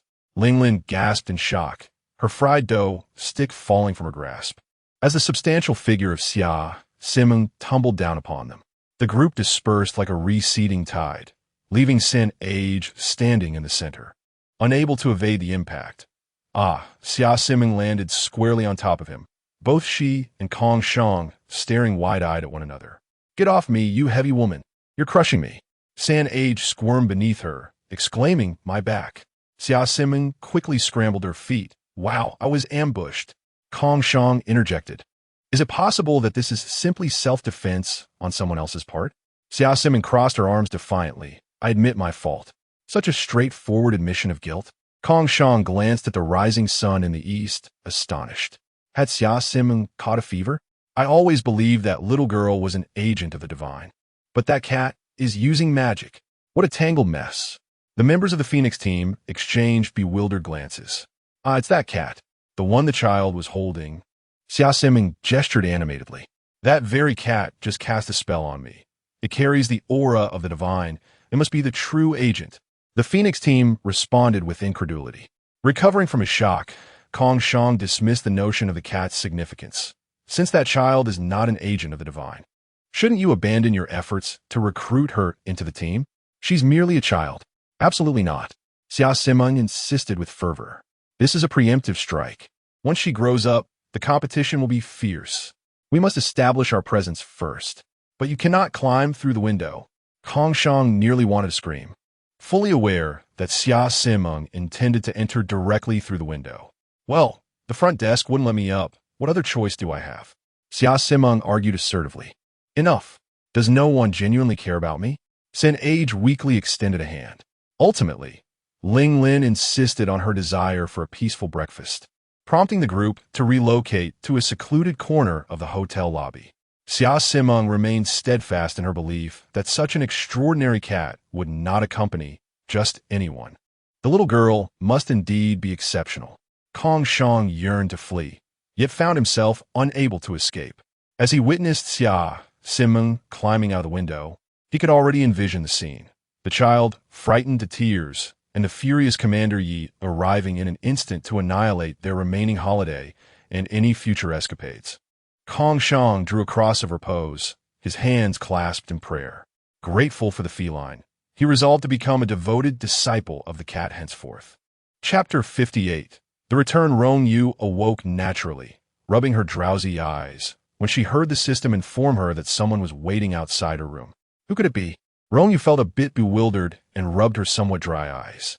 She did not know many people, especially in the capital, the names she could count on one hand, including Uncle Zhuqing from yesterday.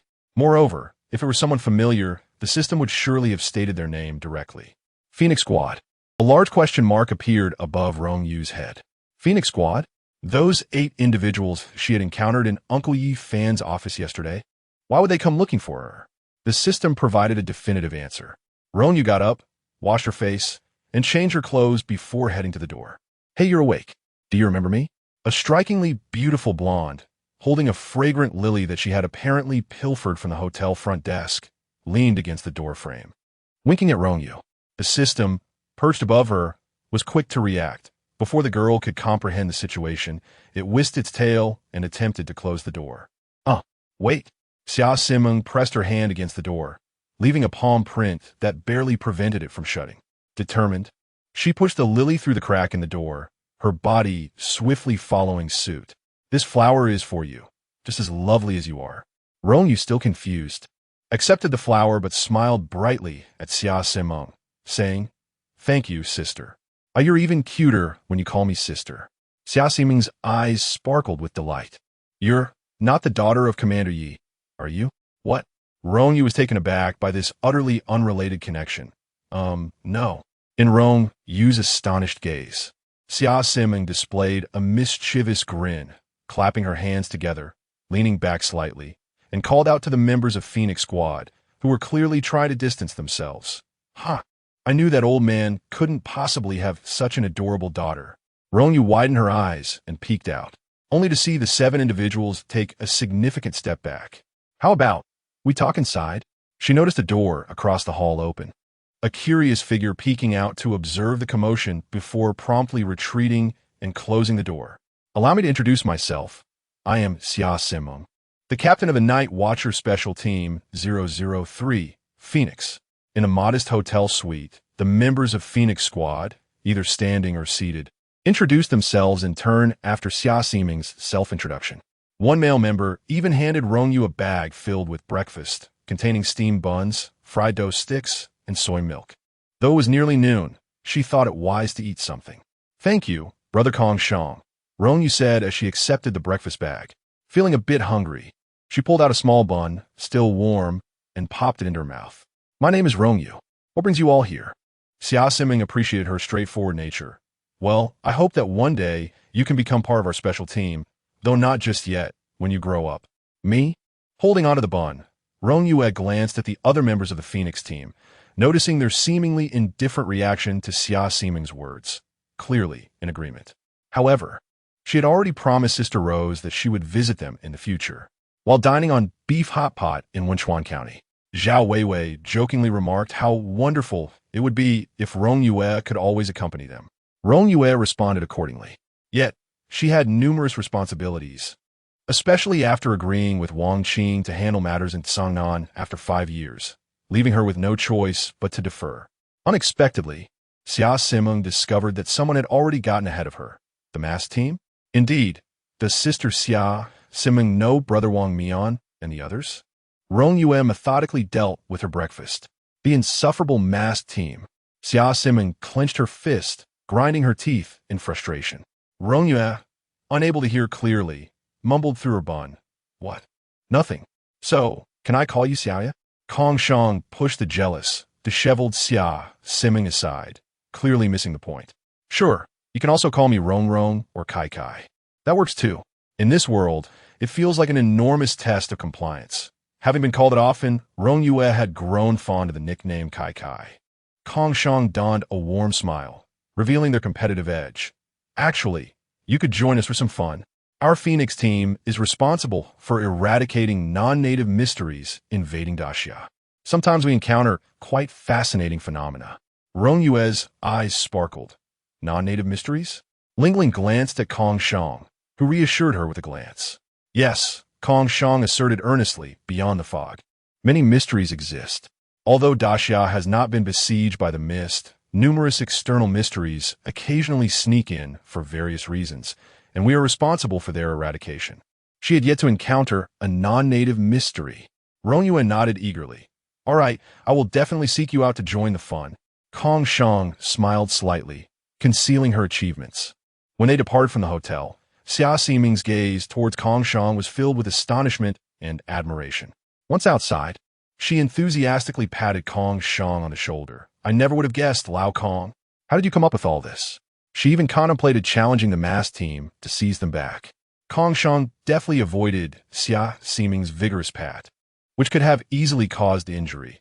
"At the commendation ceremony earlier this year, I met Wang Mian. As the captain of the masked team, he is a composed individual. I doubt he would invite a child into the team. Furthermore, that child just mentioned joining them for fun. This implies that Wang Mian must recognize the child's capabilities. Otherwise, he wouldn't readily agree to let Rong Yue seek them out." Kong Shang glanced back at the hotel. Moreover, Commander Yi allowing such a young child to stay alone at a hotel indicates that he acknowledges there is no threat to Rong Yue here. including those who have come to find her. The detective-type Forbidden Realm owner, Tong Sheng, spoke up. That cat is stronger than any of us here. Ling Lin added. It is also a divine agent. This made sense. Xia Siming pondered, feeling that something was amiss. Her suspicious gaze fell upon Kong Shang. Did this fellow just insinuate something about her? Kong Shang remained impassive. Xia Siming narrowed her eyes, then turned her face away, beaming a radiant smile. Never mind. I've successfully completed the task of making an impression. Once she grows a bit older, I shall certainly recruit her into our team. Rong Yue was oblivious to Xia Siming's thoughts. She merely felt grateful to the members of the Phoenix team for their kindness in bringing her flowers and breakfast. However, she had already been out for quite some time. Standing by the window, Rong Yue gently exhaled, causing a fog to form on the glass. The capital, approaching December, was already quite cold, and she had heard that the first snow had fallen. She wondered if it had snowed in Shijin City. Chapter 59.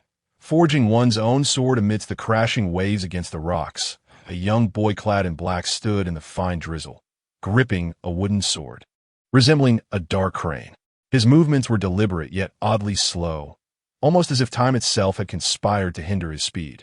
Zhou Ping glided his fingers along the blade of the wooden sword, and with each motion, a formidable sword aura surged forth, causing the surrounding gravel to tremble and even lift off the ground slightly. The accumulated essence of the sword was compressed to its utmost limit, and the moment the boy opened his eyes, it erupted forth. The rain ceased abruptly, each droplet distinct. With a single stroke, he cleaved through the waves. A sharp crack echoed. In an instant, the wooden sword in his hand emitted a crisp explosion before disintegrating in a fine powder. Zhou Ping touched the tip of his nose, turned to retrieve a spare wooden sword, and prepared to resume his practice, when a series of applause resembling the clapping of seals reached his ears from afar. A little girl, wrapped in a black starry cloak, leapt up and waved at him. Brother Zhou Ping. That was amazing. Zhou Ping paused, and upon recognizing her, a smile brightened his face. Rong, you've returned. Yes, Rong Yue replied, her hood still donned, the drizzle persisting. The cloak, woven by Nyx, possessed self-cleaning properties, effortlessly repelling the rain. Brother Zhou Ping, are you practicing swordsmanship? Indeed. My teacher asked me to try out some moves. Zhou Ping brushed off the wood shavings from his hands as he descended from the rock. Rong, you noticed a small bucket atop the rock, filled with numerous identical wooden swords. What is this? She inquired, picking one up. It was crafted from a notoriously hard wood, substantial in weight and robust in construction, while the ground around the rock was littered with splintered wood. Feeling a bit awkward, Zhou Ping explained, regardless of whether I use a wooden sword or a regular iron sword, they tend to shatter upon striking, so my teacher suggested I practice with wooden swords first. Is that so? Oh, wait a moment, Brother Zhou Ping. Suddenly recalling her treasures from the Neza ancestral temple, she remembered a pair of swords among them, twin swords of yin and yang, designed to vanquish demons. The yang sword vanquishing the physical body while the yin sword severed the soul. The blazing red lotus fire purged karma without tainting cause and effect. Rong Yue summoned the red embroidered ball, which affectionately nuzzled against her like a puppy. She then retrieved the yang sword from the red ball and handed it to Zhou Ping. Brother Zhou Ping, why not try this sword? It's incredibly powerful. Though the yin-yang sword was not a primordial treasure, it was a postnatal artifact crafted by a sage, bestowed upon the disciple Tai Zhenren by the primordial heavenly sovereign, and later gifted to the direct disciple Neza. Zhou Ping, without a second thought, reached out to accept it. However, the sword that felt as light as plastic in Rong Yue's hands almost wrenched his wrist with its unexpected weight. He quickly adjusted, and the yang sword plunged into the ground, embedding itself halfway and leaving a substantial half-moon-shaped depression, a testament to its formidable heft. So heavy, Zhou Ping grasped his right wrist, furrowing his brow. Oh no, Brother Zhou Ping, are you all right? Rong Yue was taken aback. She had not anticipated such a turn of events. Grasping Zhou Ping's wrist, she examined it closely and confirmed it was merely a sprain. Applying ointment to his injury, she pondered, strange, I don't recall it being this heavy. She nudged the system, uncertain why the spiritual treasure would behave in such a manner.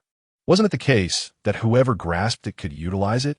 The yang sword, weighing a formidable 1,700 pounds, was measured according to the standards of the primordial era, not accounting for the influence of the refining laws, which defied simple calculation.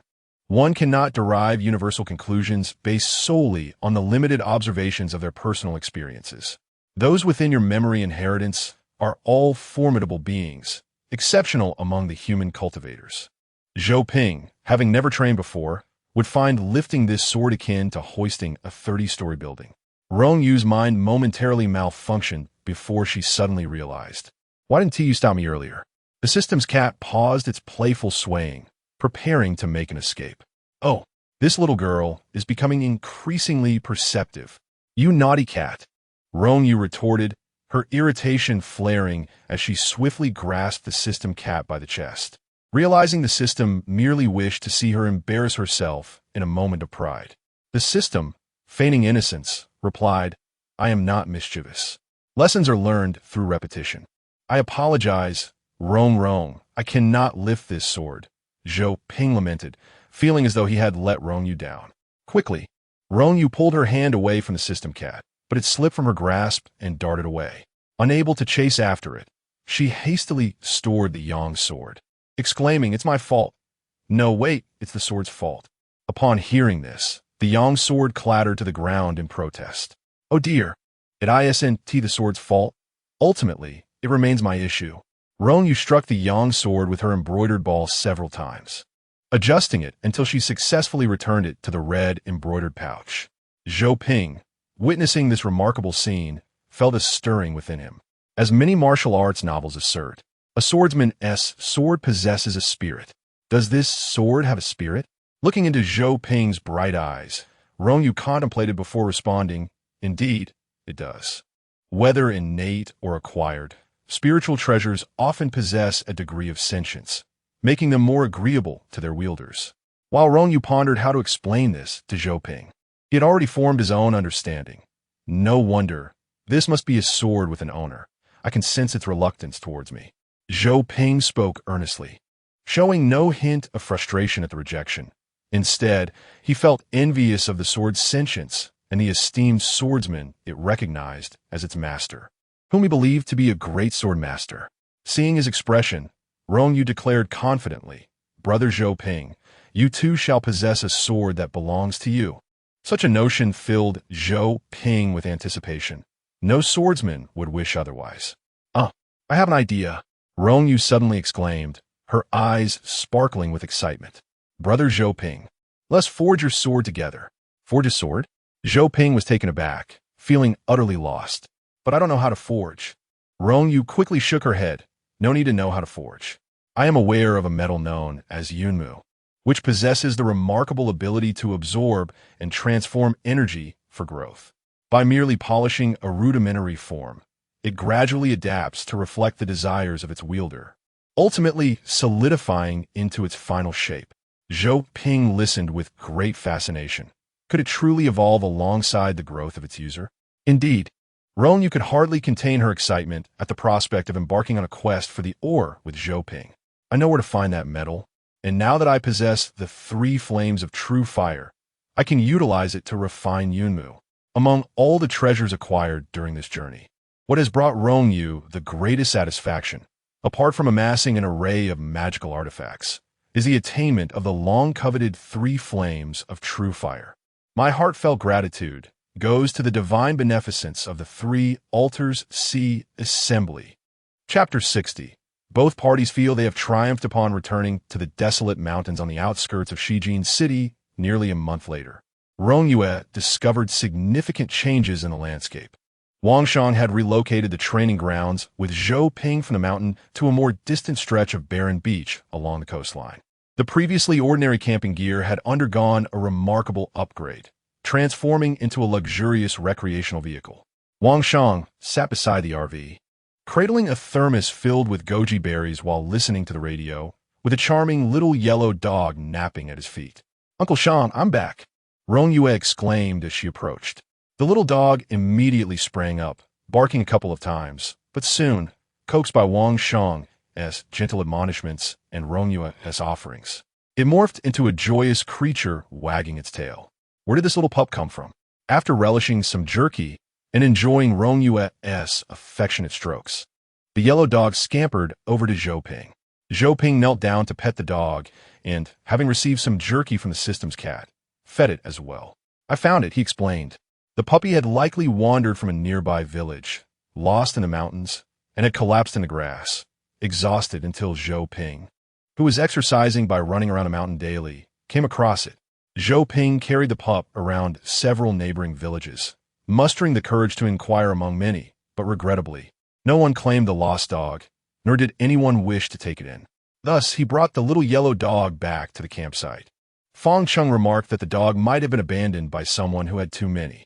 Consequently, the puppy, now barely able to eat, survived here, sustained by its indomitable spirit. Perhaps due to Zhou Ping's rescue, the little dog became quite attached to him. Whenever Zhou Ping sat cross-legged, it would whimper, eager to climb onto his lap. Zhou Ping, in a good-natured manner, rubbed its head gently. The little dog squinted its eyes in bliss, stretching its hind legs comfortably. Previously, Zhou Ping had never envisioned a day when he would care for a pet. He often thought that managing his own affairs was already quite a handful.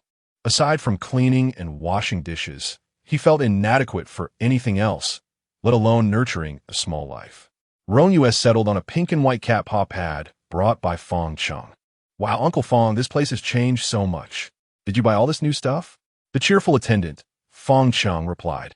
You and T know it since you've been away, but it's all thanks to Zhou Ping. Rong Yue's curiosity piqued as she turned to Feng Cheng and then to Zhou Ping. What happened? Did you win the lottery, brother Zhou Ping? In truth, Rong Yue suspected that even if Zhou Ping had won a lottery, he would likely only make modest improvements to his living conditions before saving the rest. For he was a remarkably pragmatic person. No, I didn't win the lottery, Zhou Ping replied, slightly embarrassed. The story behind this is rather dramatic. It all began when I accidentally slid down a mountain while testing a technique. The incident of Zhou Ping sliding down the mountain attracted the attention of the relevant municipal authorities in Shijin City. However, it was not a grave matter. The mountain was an undeveloped wasteland. The night watchman liaised with the local management, and it was handled as a landslide issue, ensuring it would not draw undue attention. Upon the visit of the Cultural and Tourism Planning Bureau of Shijin City to the meticulously leveled and compacted land, a development plan was hastily drafted overnight. Following discussions with the vigilant mayor of Shijin City, they reached out to Wang Shang, expressing their willingness to invest, provided assistance in a minor alteration of the mountain. Ultimately, both parties were exceedingly pleased. The municipal government of Shijin City promptly disbursed funds, initiating a second phase of collaboration, which entails the present endeavor of tidying the wasteland. The formidable rocks and protrusions of the mountain, deemed unsuitable, were obliterated during Zhou Ping's routine training. The mere release of his sword's pressure could reduce small fragments of stone to dust, allowing him to cultivate without interruption and earn extra income. The only downside was that after the commencement of the new year, the municipal construction team would arrive to pave walkways and erect landmarks, necessitating a change in their training grounds. They planned to transform the area into a scenic coastal promenade, connecting with nearby villages to establish agritourism, thus enhancing Shijin City's tourism industry. Rong Yue's mouth fell agape in astonishment, her eyes wide with admiration. Feng Cheng remarked, "This RV and camping equipment are all sponsored by the Shijin municipal government. The total cost for the mountain and wastelands renovation reached 4 million, and both parties felt they had profited immensely." Rong Yue clapped her hands excitedly, her eyes narrowing into crescent moons, grinning broadly. "Brother Zhou Ping is so impressive." Zhou Ping, feeling bashful from the praise, couldn't suppress his smile. "I didn't expect this, and I didn't really do much." He always had a tendency to mess things up, and had initially worried about meeting the municipal expectations until Uncle Shang continuously encouraged him.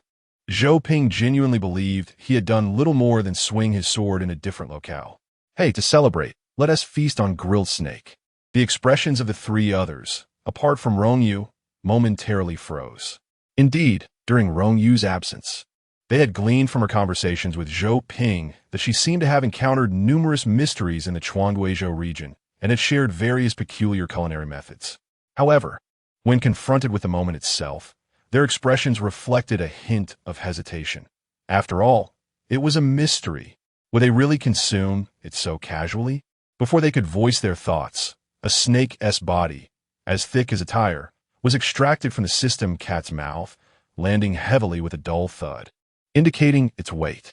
Wang Shang, as a former high-ranking sentinel, was aware that the mysterious bodies collected from various locations were often repurposed for research into forbidden items and pharmaceuticals. However, the audacity of directly consuming something like Rong Yue did was quite remarkable. Seemingly recalling something, Rong Yue added, some mysterious meats can be consumed directly, while others cannot. This peculiar snake is not suitable. It must be soaked in boiling grass for an hour to eliminate the toxins, which also enhances the flavor. However, its unhatched eggs can be eaten directly. Do not consume indiscriminately. Wang Shang, Zhou Ping, and Fang Cheng responded in unison. Generally speaking, no one would consider eating something mysterious. Mystery invites indulgence. The tender and succulent meat, whether transformed into a hearty stew, stir-fried as a delightful dish, or delicately steamed with seasoning, tantalizes the palate to the point where one might wish to savor every morsel. Especially upon consumption, an invigorating surge of energy envelopes the entire being, sweeping away the fatigue of the day. Wang Shang, acutely aware of the transformation in his physique, experiences this profound change. Although he has extended his lifespan through the use of resurrection incense, the toll on his body accumulated over the years cannot be wholly restored by such means. Yet, after feasting on this sumptuous banquet of snake meat, he distinctly feels revitalized. While not entirely restored to his prime, the improvement is significant. He perceives that he can now ascend 10 flights of stairs without a hint of breathlessness. Wow! Fang Cheng exclaimed, flexing his arm and, unable to find a suitable comparison, effortlessly lifted Rong Yue, who is still enjoying her grilled snake meat. I truly feel my strength has increased tremendously. Rong Yue looked on in bewilderment. Chapter 61. Please. Zhou Ping was startled and promptly stood up, hastening to rescue the individual. However, he truly felt a significant increase in his strength. He clenched his fist and then relaxed it, genuinely sensing that his power had augmented considerably. Zhou Ping recalled the message from Rong Yue, who had mentioned that consuming certain meats could transform one into a mighty warrior. Indeed, consuming the flesh of the bizarre snake could enhance one's physique. Rong Yue savored the snake meat coated in barbecue sauce, licking her lips, and exuberantly praised the system in her mind, exclaiming that the sauces prepared by the system were unparalleled. Being able to indulge in meals crafted by the system daily made her feel like the happiest child in the world, instilling her with the courage to face anything after dining. The system responded with a gentle click of its tongue. Such excessive boasting. The large cat flicked its tail, and the claws that brushed the seasoning left a blur in the air. Fang Cheng marveled. If eating like this makes one invincible, then how wonderful it would be. Whether once or repeatedly, the effect remains the same. Rong Yue picked up a skewer of grilled mushrooms, relishing them, albeit acknowledging that while the subsequent effects might not be as pronounced as the first, they still nourished the body effectively. They were particularly beneficial for alleviating symptoms related to joint pain, muscle soreness, numbness, heaviness, and restricted movement. After savoring the mushroom skewer, Rong Yue smiled and said, "Brother Zhou Ping, you train diligently with your sword every day. You need to replenish your strength." Wang Shang, while eating, mused and seemed to have a sudden thought. It would be wonderful if we could domesticate such bizarre snakes. Indeed, Rong Yue replied, recalling when she excavated the snake nest. The system had mentioned this possibility. She had even transmitted 2 fertilized snake eggs to Yifan. Once they hatched normally, feeding them poultry would allow them to thrive. The bizarre snakes, possessing dual tails and being hermaphroditic, could reproduce independently, although the number of viable eggs per clutch was quite limited. Wang Shang fell silent for a moment. Even though he could not see, he could sense the purity and untainted innocence in the young girl's cheerful tone, which was more thoughtful than that of many adults. "Oh, by the way, Uncle Yifan gifted me 2 beautiful badges." Rong Yue recalled the boxes Yifan had brought before their departure to the capital. Tugging at the tail of the system's cat, she prompted it to retrieve the 2 boxes. Inside a black box, resting on red velvet, lay two deep blue metals. Under the dim light of the camp, the crystalline surfaces of the badges emitted a soft starlight, while one was entwined with mithril, glimmering like a sea of stars. Feng Cheng, the only one aware of the significance of the metals, was left utterly astonished, his jaw nearly dropping to the ground. He suddenly stood up, exclaiming, "The star metal and the star sea metal." Wang Shang was unfazed. The contributions Rong Yue made for the Night Watchman, along with her ongoing endeavors, warranted numerous star sea metals. Her very existence elevated the potential of the entire realm of the Great Xia, not to mention the miraculous elixirs she could concoct, capable of saving countless lives. While the deities still trapped in the cycle of reincarnation slumbered, she was the spark sent to the mortal realm by the goddess Ben Wang many years ago. Zhou Ping, not fully understanding the significance of the Night Watchman's metal system, asked in confusion, "What are these metals? Are they impressive?" "Certainly." Feng Cheng expressed his astonishment with fervor, explaining that the Night Watcher's accolades differ significantly from those of conventional military forces, categorized into four distinct tiers: Spark, Radiance, Stellar, and Sea of Stars. Generally, one earns the Spark medal by completing significant and mysterious eradication tasks or safeguarding the lives of numerous civilians. The Radiance medal is awarded for vanquishing extremely perilous entities or averting large-scale calamities. The difficulty of obtaining the Stellar medal represents a qualitative leap from the previous two, typically granted only for the defeat of infinite-level mysteries or for quelling events capable of destabilizing societal order, making it exceedingly rare. Even within the entire Night Watch organization, fewer than one of individuals achieve the Stellar medal, often belonging to that very elite group. Feng Cheng elaborated on the acquisition methods for the first three medals, quenching his thirst with a substantial gulp of orange juice. As for the Sea of Stars medal, its specific criteria remain shrouded in mystery. It stands as the pinnacle of accolades within the Night Watch.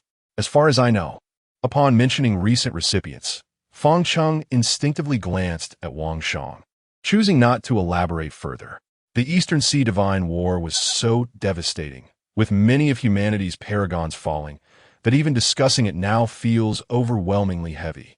Regardless of survival, all participants deserve the Sea of Stars medal. Although the Sea of Stars medal is the highest honor of the Night Watch, it does not equate to the highest merit of those individuals. Rong Yue truly deserves it, Wang Shang said with a sense of comfort. Zhou Ping, oblivious to the deeper meaning behind Feng Cheng's pause, could only marvel and genuinely express pride for Rong Yue. Rong, you are incredible. It's the highest honor. Of course, Rong Yue declared proudly, placing her hands on her hips. Previously, she had been unaware of the significance of this accolade. Uncle Yi Fan merely described it as a formal recognition of her contributions. After hearing Feng Cheng's explanation, she picked up the two medals again, examining them before setting them aside. After dinner, Feng Cheng accompanied Wang Shang for a leisurely walk to aid digestion, while Zhou Ping delved into a novel, quickly becoming engrossed in the martial arts narrative of the Sword of the Third Young Master, a book he had read numerous times. Little Huang, with a full belly, lay contentedly across his lap. Seeing Zhou Ping lost in his world, Rong Yue chose not to interrupt. Instead, she retrieved the red embroidered ball, summoning the fire spear of the purple flame serpent. This spear, tempered by true samadhi fire, could unleash genuine flames. As Rong Yue manipulated the formidable weapon, which towered over her, she infused it with spiritual energy, causing it to emit a resonant hum, yet no flames appeared. "Why isn't it spewing fire?" she inquired of the system, recalling that in her inherited memories, Neza wielded this divine weapon with flames following closely behind. The system retorted, "You should pay closer attention when reading." Rong Yue pouted. She had indeed been attentive. She could activate the spear, indicating her method was correct and her memories accurate. "Still unconvinced, are you?" the system teased. "Oomph." The little piglet grunted. "And you have witnessed that only Neza possesses the true fire of Samadhi. Could it be possible that it is the spiritual fire cultivated by another, which has attached itself to the firepoint spear? Now that it is wielded by you, it has lost its flame." Rong Yue let out a deep sigh of disappointment, her spirit slumping forward. I beseech you, grant me a shard of samadhi fire. I truly desire it. As if in response to her plea, the fire-point spear trembled slightly, straining to emit a small flame. Chapter 62. Undercover Operation Ah.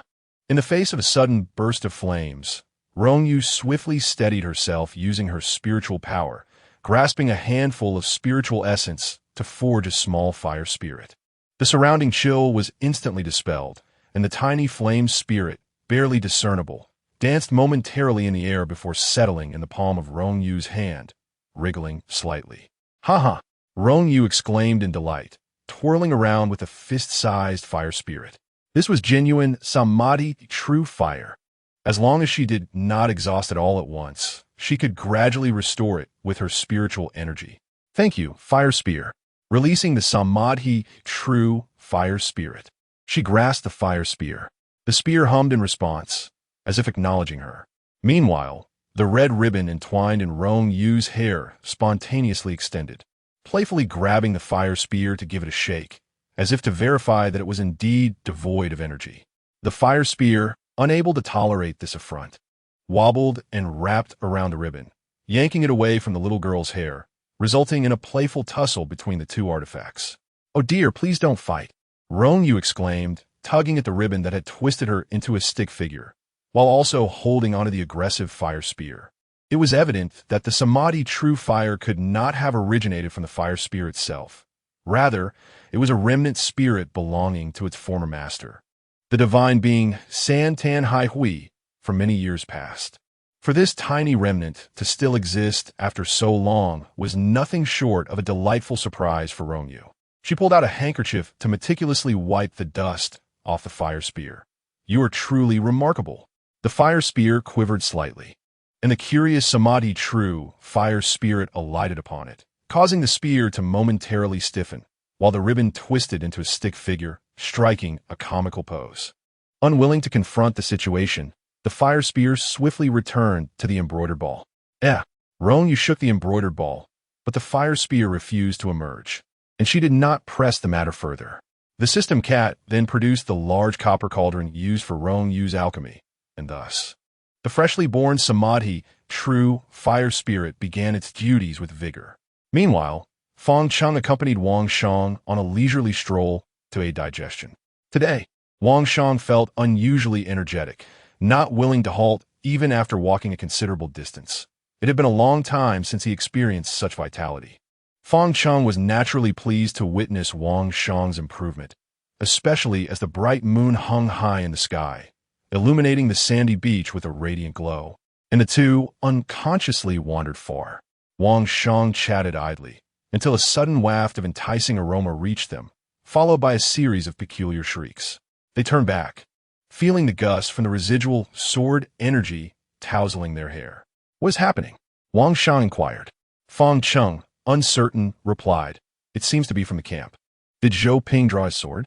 Wang Shang remained unperturbed, for Zhou Ping had already reached the pinnacle of the Klein realm, and the cat by Rong Yue's side was indeed a veritable paragon of humanity, a divine proxy at that.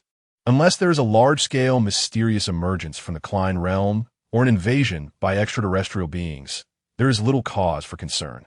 Wang Shang's anxieties stem from a different matter altogether. "Let us return and investigate," he suggested, at the seaside of the camp. As the last of the mysterious entities crawled onto the shore, Zhou Ping swiftly dispatched it with a stroke of his sword. His wooden sword shattered into splinters once more, and Hong Tianling refrained from providing him with another, casually tossing a corner of the mysterious entity onto the shore, where it joined others in a growing pile. Awaiting selection by Rong Yue.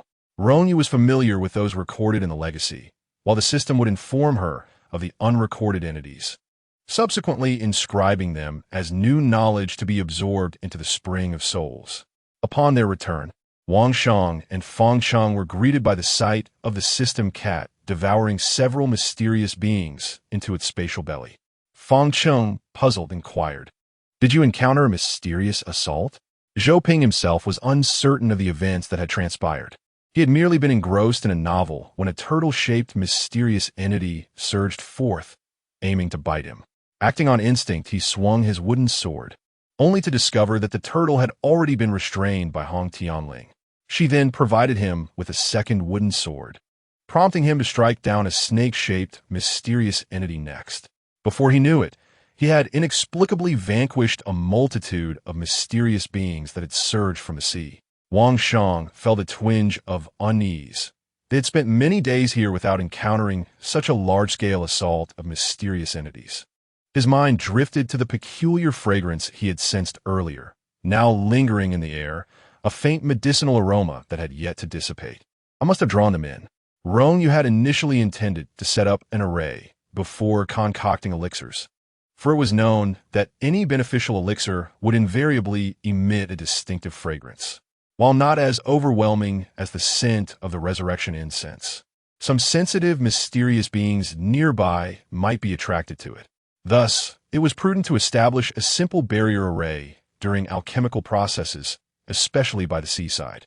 However, the system suggested that with the possession of the true fire of Samadhi, they could use the abundant, mysterious entities of the sea as raw materials. Luring them in for slaughter would effectively reduce their numbers and simultaneously mitigate the risks posed to coastal cities, a dual advantage. Rong Yue found this reasoning compelling. The system cat displayed a mischievous grin, exclaiming, "The blood of the scale serpent remains unutilized. It embodies the most potent medicinal properties of the creature, aside from the undigested core of the resurrection incense tree, making it ideal for bait." Rong Yue voiced her thoughts, and those present unanimously concurred. On the eve of the new year, after Wang Shang had fended off the 18th inquiry from the Municipal Committee of Shijin City regarding the recent spate of minor earthquakes, torrential rains, and hail, Rong Yue had only managed to catch a single mysterious entity from the Sichuan realm during her baiting efforts that day. After 3 consecutive days of fishing in the mystical realm of Chuanjing, the system deduced that the arrival of higher-tier mysteries was unlikely. After all, the greater the realm, the more the intellect of the mysteries would evolve accordingly. Moreover, the barren land had been meticulously leveled by Zhou Ping, rendering it exceedingly flat and making it quite a challenge to find a stone capable of tripping someone. Thus, the group consisting of 4 individuals, a cat, and a dog, who had been away for 2 months, resolved to return to Shijin City to joyfully celebrate the new year. Zhou Ping first purchased gifts and made a trip to his uncle's rustic restaurant. Ever since he began to master his powers, he had only managed to return to Shijin City to accompany his uncle whenever Fengchen was in town to procure supplies. Now, having grown taller and stronger, Zhou Ping appeared at the entrance of his uncle's restaurant with gifts in tow, leading the dog. His uncle beamed with delight, exclaiming, "What a fine lad! Come in. Kumin, you said you would return, and here you are, but why have you brought so many things?" Chapter 63. Departure. Is Xiaoping back? The time had approached 1 o'clock in the afternoon, and Sanjio's rustic restaurant was preparing to close for lunch. The only remaining table of familiar patrons had finished their meals and was engaged in friendly conversation with Sanjio, who greeted Zhou Ping with genuine warmth. In this area, those acquainted with Zhou Ping and Sanjio were well aware that Sanjio's seemingly unremarkable nephew had indeed found success. Not only had he secured a high-paying, stable job, but he also appeared to have matured significantly, exuding a more spirited demeanor, while being modest and kind-hearted.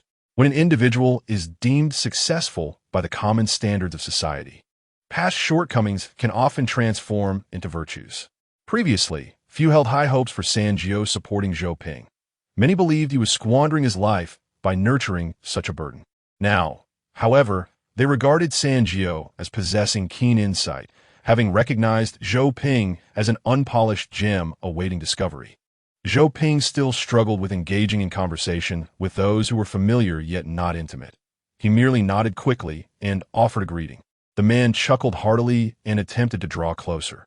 "Now that Xiaoping has stabilized his job, have you considered finding a partner?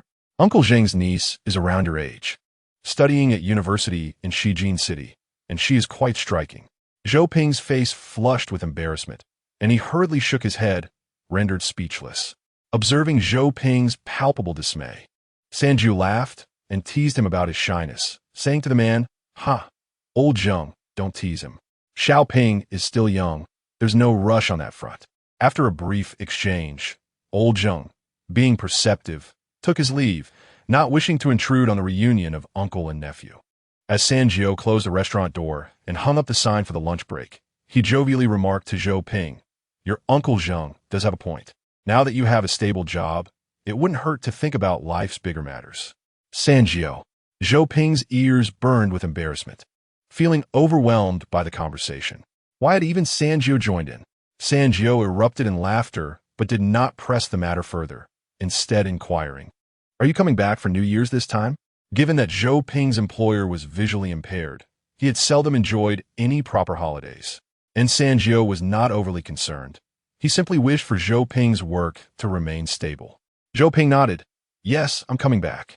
"Teacher, Uncle Shang gave me time off." "Teacher?" Sanjiu asked, puzzled. "Yes, because Uncle Shang has taught me a great deal." This was indeed the truth. Yet Zhou Ping felt an inexplicable sense of guilt and lowered his gaze. Sanjiu, unaware of his discomfort, earnestly advised, "Indeed, you should call him teacher. He is willing to teach, and you must learn diligently." Before Zhou Ping could respond, Sanjiu's tone shifted to one of enthusiasm as he asked, "By the way, what about your roommate? Since it's the holiday, if he is in Shijin City, we should invite him over for dinner. I'll prepare a feast for you both." "Oh." Zhou Ping, who had been rolling up his sleeves to assist Sanjiu with the dishes, was taken aback, unsure of how to respond. What is the matter? Relationships are about mutual support. After all, Sanjiu said, patting Zhou Ping on the shoulder with earnestness. "Just make sure to ask him. If he can't come to the restaurant, I can cook for you at your place." Zhou Ping found himself at a loss when it came to explaining the transformation of his home to his third uncle. Upon returning home that day, he hesitated for quite some time before finally broaching the subject with Rong Yue just before she retired for the night. "A grand feast?" The young girl's eyes sparkled with excitement. "Let us go together. We should invite Uncle Shang and Uncle Xiaofang too, and we can help." The carefully rehearsed phrases in Zhou Ping's mind remained unspoken, granting him the illusion that articulating his thoughts was not as daunting as he had imagined. Naturally, when Wang Shang was informed, he wholeheartedly agreed. After all, the man who had nurtured Zhou Ping deserved a proper visit. However, a conundrum arose regarding Rong Yue. As Fang Chung pointed out, a 12-year-old child, who had just turned 13, sharing a living space with Zhou Ping, had led to a peculiar yet ordinary coexistence. Perhaps due to Rong Yue's seemingly natural demeanor juxtaposed with the unconventional presence of a little tail. Nevertheless, Zhou Ping's third uncle was an ordinary person, grounded in universal values, a simple fact. Rong Yue playfully gave a thumbs up, sticking her tongue out mischievously. Thus, on New Year's Day, under the astonished gazes of Zhou Ping and Fang Chung, the system cat employed a transformation spell, morphing into an unremarkable young man of similar age to Zhou Ping, who simply uttered meow. Fang Chung covered his face, exclaiming, "So it really is a cat?" The group purchased ingredients together in the afternoon and headed to the third uncle's rustic restaurant. The third uncle was radiantly joyful, bustling about, while everyone except Wang Shang and Rong Yue assisted in preparing the meal. During this time, the third uncle attempted to engage the transformed system cat, now Zhou Ping's roommate, in conversation, but Fang Chung, ever watchful, interrupted. The system cat merely nodded or shook its head, occasionally emitting a soft HM, adhering to its feline persona. The third uncle was taken aback. Zhou Ping's roommate spoke even less than Zhou Ping himself, appearing to be a diligent and honest individual. No wonder they got along so well. The evening feast was presided over by the third uncle, and Rong Yue's favorite dish, the crispy fried prawns, delighted her. Even the shells were crunchy enough to be eaten whole. "Uncle, your culinary skills are exceptional. No wonder Zhou Ping has grown so tall." The third uncle laughed heartily, asking, "Do you like it, Rong? Come often, and I'll prepare even more delicious dishes for you." "That would be wonderful. Thank you, uncle." The little girl's sweetness was undeniable, and Fang Chung, too, was a charming conversationalist.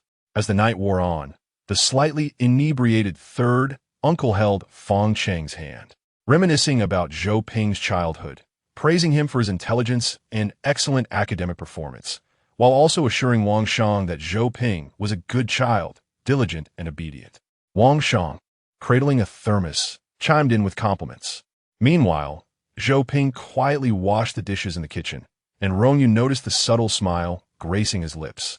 Suddenly, the system cat gently poked Rong Yue and gestured towards the outside. Fluffy snowflakes had begun to drift down from the sky, dancing like fairies in the glow of the streetlights. "It's snowing," Rong Yue exclaimed joyfully as she dashed out of the rustic restaurant. Although Shijin City boasts a coastal line, it experiences distinct seasons. After enduring a month of unusual weather, the snowflakes that should have fallen in December finally graced the first day of the new year. Zhou Ping, having finished washing the dishes, prepared a hangover soup for his uncle. The uncle, slightly inebriated, rummaged out some fireworks he had purchased at an unknown time, exclaiming, "I almost forgot about these." The brilliant fireworks reflected in Rong Yue's beautiful amber eyes.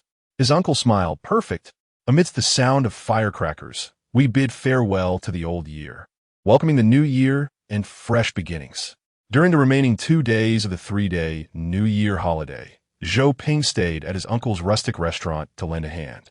He seemed to revert to the silent, emotionless dishwasher he once was, yet this time his mood was entirely transformed.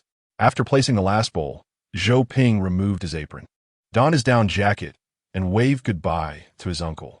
At the entrance of Taowu community, Rong Yue, cradling a cat, bid farewell to the grandfather's security guard and ran towards the young man, braving the wind and snow. "Brother Zhou Ping, let's set off." It was time to seek the sword that belonged to a true swordsman. Chapter 64. Kunlun Ruins. Is it no longer possible to utilize teleportation magic? Indeed, once we step into the realm of Kunlun Ruins, we can no longer proceed. Beyond this point lies the Kunlun Heavenly Light, where ancient prohibitions against teleportation linger. The system replied, unable to resist a bit of sarcasm. "And why would you need to walk when you have other means?" Rong Yue, riding atop the now enlarged and soft-furred system cat, glanced at the diminishing blizzard outside the snow cave. She observed Zhou Ping, who was absorbed in his martial arts novel, and took a bite of her sandwich. Sitting quietly, she engaged in a casual conversation with the system in her mind. "I've seen so many cultivation novels online. Do you think if I show them to Brother Zhou Ping, he could perform those dazzling moves described in the books? You can show him if you wish to see his reaction. I refuse to be your accomplice." The system was skeptical that Rong Yue was unaware of Zhou Ping's activities.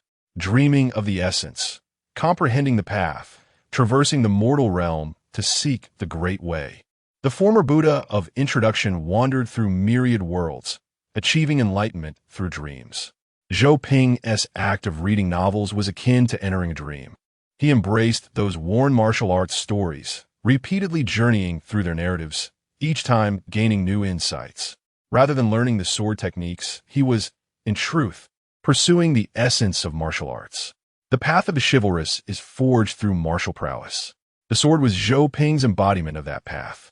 The system cat yawned, resting its head on its paws, fully aware of Rong Yue's mischievous thoughts. She found amusement in recalling how Wang Shang had asked Fang Cheng to take Zhou Ping to watch palace dramas, leaving him bewildered from start to finish. The explanations of subtle intricacies within those dramas had astonished him time and again, and she delighted in envisioning his reactions to the grandeur of a heroic fantasy. Recently, the influx of chaotic knowledge from the Fountain of Souls had accelerated, nearly matching a third of this child's past progress over a seasonal cycle.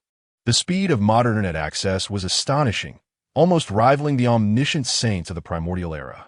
"What are you talking about?" "I have no idea." The little girl rolled her eyes and shook her head. "Oh look, the snow has lightened." The snow cave was narrow, with the system cat occupying most of the space. As it stood, the cave's roof collapsed, and its enormous head emerged from the snow mound. After climbing out, it curled its tail to carry Rong Yue and Zhou Ping on its back. Gazing out, the world was blanketed in white, dazzling to the eyes and disorienting. Yet, the system cat confidently moved forward, leaving a series of plum blossom paw prints on the thick snow. As it stepped forward, it unwittingly crossed an invisible threshold. Rong Yue's voice rang with delight. "Look, Brother Zhou Ping, the Kunlun Heavenly Light."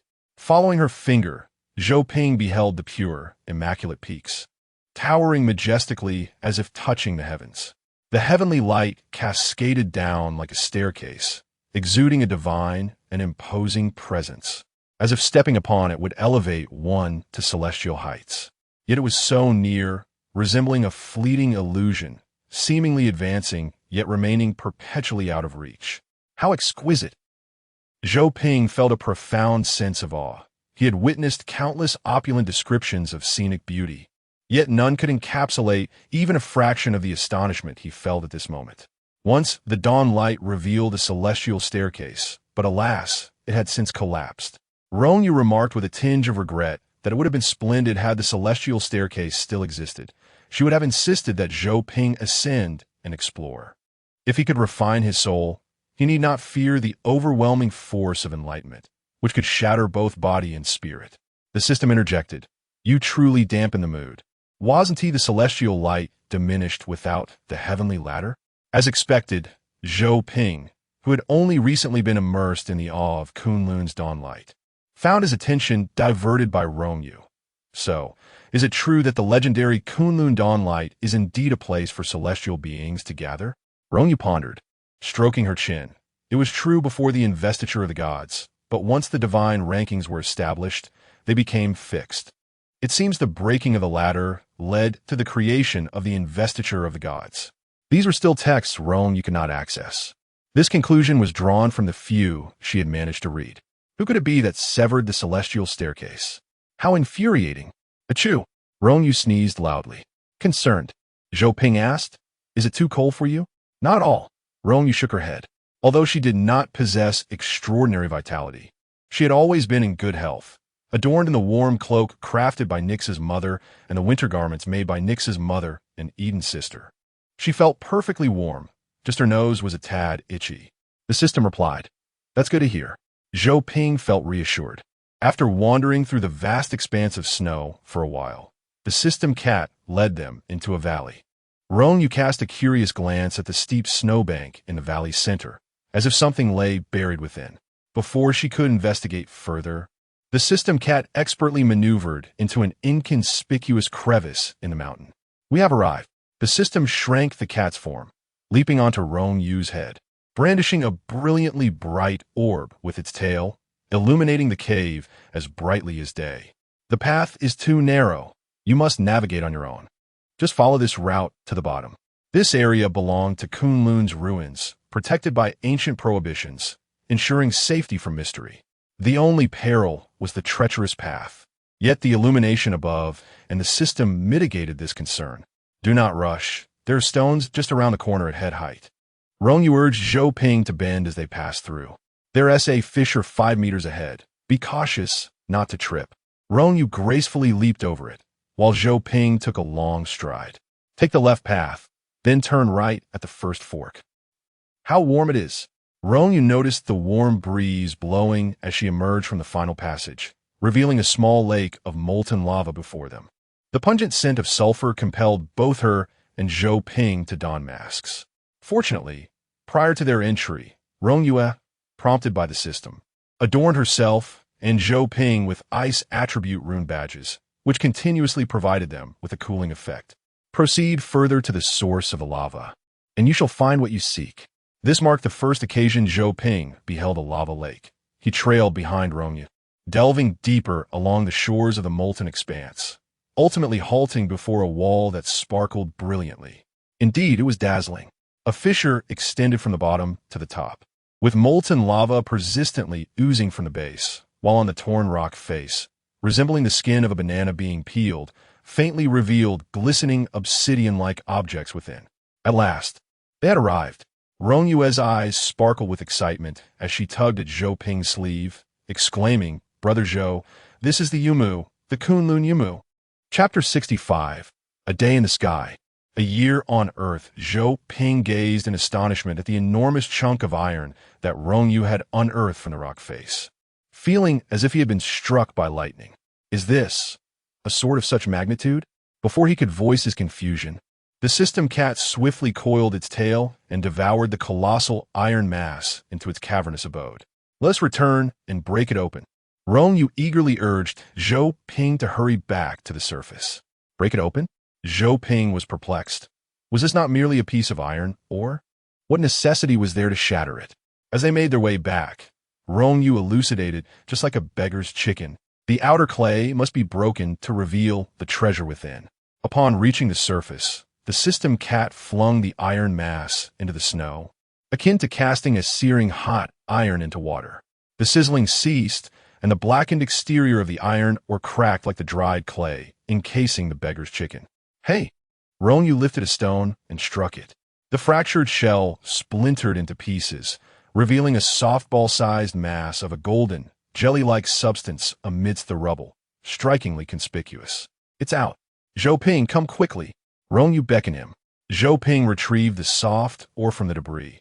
It resembled a large jelly, and he struggled to stabilize it in his grasp. This was far beyond his understanding of minerals. Prior to this, he had assumed that ore would be as hard as copper or iron, never imagining it would be akin to jelly. Zhou Ping grasped it by one edge. Rong Yue demonstrated a pinching gesture. After several attempts, Zhou Ping finally managed to hold it. Rong Yue waved her hand, signaling him to close his eyes.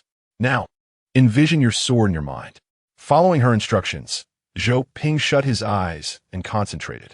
The mystical ribbon he had been pretending to be felt a familiar aura descending from Rong Yue's head, swirling around the trio before suddenly catching sight of a familiar ring. It ensnared the ribbon, and with a casual tug, it was met with resistance. Wow, is there something even the ribbon cannot pull? What ribbon? What has it done? Rong Yue turned back, and the ribbon exerted all its strength in a fierce tug. Authentication successful ribbon belonging to Yunlu Palace. Suddenly, the surrounding snow vanished, and Rong Yue looked down to see the formation beneath her glow brightly. A sensation of weightlessness enveloped her, and she stumbled backward, catching sight of a red ribbon right in front of her. Instinctively, she grasped it, and a force steadied her, leading her to grasp something else, resulting in an unexpected face-to-face encounter with a peculiar beast. Oh, her hand is still gripping its nose ring. Rong Yue found herself locked in a gaze with the creature, realizing she had inadvertently caused a commotion. The mystical ribbon returned to her head, resuming its guise as a mere hair accessory. Haha, why do you only have one horn? Rong Yue forced a smile, and as her fingers brushed against the nose ring, she had already discerned the origin of the mythical creature before her. The Vajra ring, crafted from tempered steel, imbued with elixirs. It possesses the power to vanquish all things, impervious to water and fire, and capable of absorbing various treasures and weapons. The divine beast, the sea, a mount of the sage. System, where are you?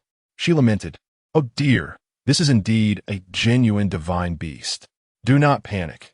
It appears more frightened than you are, came the reassurance. What? Rong Yue looked back at the sea, only to see its bovine eyes widen in terror, its body instinctively recoiling despite being rooted in place. She blinked in confusion, trying to grasp the situation. Moo! The sea, summoning its resolve, abandoned the Vajra ring and turned to flee. Oh no, one more glance, and it will surely scare me to death. Why am I the first to return? I clearly stated I would not come back. The master assured me he would return first and instructed me to guard the entrance. Was it her stance at the gate that was incorrect? How could it deceive a bull? The system cried out, do not let it escape. Otherwise, you will not reach the transmission array back to the mortal realm until next year. With a wave of the heavenly silk, she ensnared it. The crimson ribbon shot forth like lightning. The wrapping motion is fluid as if it had been executed countless times before. Ah, that familiar sensation. The divine beast sea, in a daze, glimpsed the figure of the 8-armed demon king.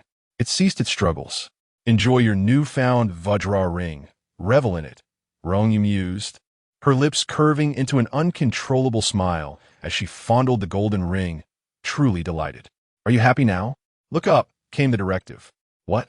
Rong Yue, bewildered, lifted her gaze and was rendered speechless by the vast, boundless grassland before her. All right, now you're not happy, the voice continued. Where is this? Rong Yue exclaimed, cradling her face in terror. The Tianhe grassland. Do you know me? Rong Yue crouched before the sea, wondering if it was a creature she had known before. That segment of her memory was still inaccessible to her. The sea gradually calmed down, suddenly perceiving that Rong Yue's aura was exceedingly weak, akin to that of an ordinary human. It was not adept at contemplation, yet its sensitivity to energy could not be mistaken. How have you become so feeble? The sea articulated. Rong Yue's eyes sparkled with joy. You can speak? The sea responded with a silent pause, contemplating, then dismissed its thoughts. The cycle of reincarnation has not yet arrived. The heavenly palace remains unsealed. Rong Yue rested her chin on her hand, pondering for a moment before tentatively inquiring. Did I come here often before? The sea nodded, then shook its head. One day, you departed, declaring you would not return, and you have not been back since. The sea's lifespan was extensive, and, consequently, its perception of time was rather feeble. It only knew that it had been a long time. It could not ascertain how long. Rong Yue attempted to pose further questions, but the sea's knowledge of her was limited. Why are you afraid of me? Was I once frightening? She asked. The sea nodded vigorously, ready to express its grievances, but upon seeing the fluttering heavenly silk, it fell silent once more. It is not you who is fearsome. From that point onward, no matter how Rong Yue pressed, the sea was unwilling to divulge any more information. Could you perhaps help me find the person who entered with me? Rong Yue inquired. The beast Z rose to its feet. The human who accompanied you? Very well, climb aboard. Rong Yue ascended onto the back of the bull, and Z carried her across the celestial river. It was then that Rong Yue comprehended the concept behind the system's mention of next year being unattainable. Merely traversing the grassy expanse of the heavenly river nearly lulled her into slumber. By the time they discovered the lost Zhou Ping near another teleportation array, Rong Yue was on the verge of starvation. Just then, the system began to relay ominous news. Prepare yourselves. Rong Yue, feeling utterly fatigued, asked what? A day in the heavens equates to a year on Earth. You have spent 37 hours in the fragments of the heavenly realm. Over a year has elapsed in the mortal world. Chapter 66. Uninvited surprise what? Rong Yue gasped, her face cradled in disbelief. Although she was aware that they were in the heavenly realm and understood the nuances of time dilation, the realization had completely escaped her. Zhou Ping was taken aback, his expression one of utter confusion. What's wrong? Rong? Don't make such a fuss. The system regained control of the vessel, and the little fur ball leapt atop the young girl's head. Rong Yue found herself overwhelmed with words, a torrent of thoughts bubbling in her throat, and she puffed out her cheeks. Wait a moment. Her small mind raced with ideas. Finally, her gaze landed on the gentle-looking divine beast, the sea, who was waiting to escort them out, and an epiphany struck her. She seized upon the brilliant idea. Brother Zhou Ping, what has become of your sword? She inquired suddenly. Zhou Ping paused, a hint of embarrassment creeping into his demeanor as he raised his hand. In his grasp was a 3-foot-long, elongated object that vaguely resembled a sword. Looking sheepishly at Rong Yue, he muttered it turned into this. Earlier, he had been envisioning the form of his sword based on Rong Yue's description, having imagined countless times while reading martial arts novels what his own sword might look like. Yet, when a moment came to shape it, his mind had gone blank, unable to conjure a true image of his weapon. Then, as the teleportation array activated, he felt the sensation of weightlessness, mistaking it for an attack. After months of rigorous training, especially following a series of mysterious battles from the depths of the sea, wielding a sword had become almost instinctual. All of his sword intent surged into the Kunlun Yunu in his hand, and when he finally steadied himself, he found himself on a fragment of an island suspended in the air, his sword already taking form. Rong Yue's eyes widened in astonishment. Wow, brother Zhou Ping. You actually shaped your sword. Zhou Ping was taken aback. This isn't just a failure. Rong Yue continued, eager to clarify. It's about visualizing the steps after shaping the sword, and then infusing it with sword intent. Rong Yue summoned the flames of the Samadhi true fire, enveloping the half-finished sword and tossing it into the air, tempering it from tip to hilt. A brilliant, icy light replaced the previously dull yellow hue in a fleeting moment, its radiance contained. With a resonant clang, the descending sword emitted a clear, melodious sound as it plunged vertically into the ground, embedding itself smoothly 3 inches deep. Zhou Ping's pupils dilated slightly, the myriad images of swords in his mind converging into the form now before his eyes. This was indeed his sword. Excellent. We have a weapon, Rong Yue exclaimed, turning to the divine beast sea. Nyo, the sea, perplexed, felt as if its head were spinning. With a flash of brilliant sword light, Zhou Ping advanced towards the next peach tree. Observing the rapid transformation of the peach orchard, which had already produced several stumps in mere minutes, the sea was left in dismay. How could someone so brazenly uproot peach trees in the absence of peaches? Didn't you say to see if there were any peaches? The sea spun anxiously in place. I checked. There aren't any. Rong Yue directed the misty tapestry to ensnare a 9,000-year-old purple-veined walnut tree, severed smoothly at its base, and cast it into the crimson brocade ball. With a sense of righteousness and vigor, she thought, there are no peaches on this tree. I cannot have come here for nothing. She had not overlooked the grasses of the heavenly river or its waters. How could she disregard the peach tree? Even if it bore no fruit due to insufficient spiritual energy, the wood from this tree would serve as an excellent talisman against malevolent spirits in the mortal realm. Crafted into a peachwood sword and talismans, it could vanquish even the most formidable of spectral entities from the boundless realm. Whether for the protection of the populace or to resist the arcane, it would prove invaluable for stalling adversaries. Although it might not possess the same restraining effects against other types of supernatural beings, peachwood talismans were particularly suited for defensive arrays, and she was resolute in not letting this opportunity slip away. From a distance, Rong Yue cast a glance at the ethereal heavenly palace. Were it not for the palace's strenuous efforts to maintain the integrity of the shattered celestial realm, still bound within seals. Upon noticing her fixed gaze, the mythical creature, Xin Yo, followed her line of sight and realized the disheartening truth. Entry into the heavenly palace was utterly impossible. I never claimed I wished to enter. Rong Yue replied cheerfully, cupping her face with her hands. And thank you for bringing me here, Nyo, with tears welling in its eyes.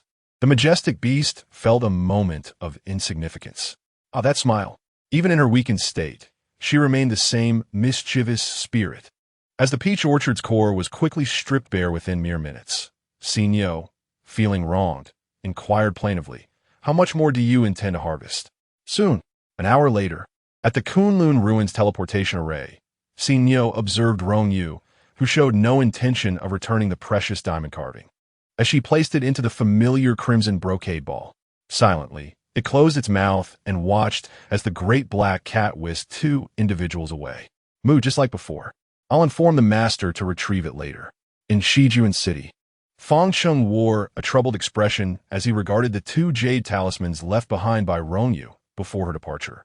Due to prior excursions that led them into areas devoid of signal and the uncertainty surrounding their journey to Kunlun Mountain, Rong Yue had left the talismans behind to allay their worries. Should she or Zhou Ping suffer severe injuries or face life-threatening peril, the talismans would shatter. Conversely, if no disturbance occurred, it would indicate their safety. Kunlun Mountain was a peculiar place, and Rong Yue had forewarned them that it might take some time. However, some time did not imply a duration of 1 year and 7 months. Heaven knows, to prevent suspicion from her third uncle. They even concocted the absurd tale of Zhou Ping joining the military. Listening to Fang Cheng's lamentations, Wang Shang's brow twitched. What are the talismans? Reporting to the commander.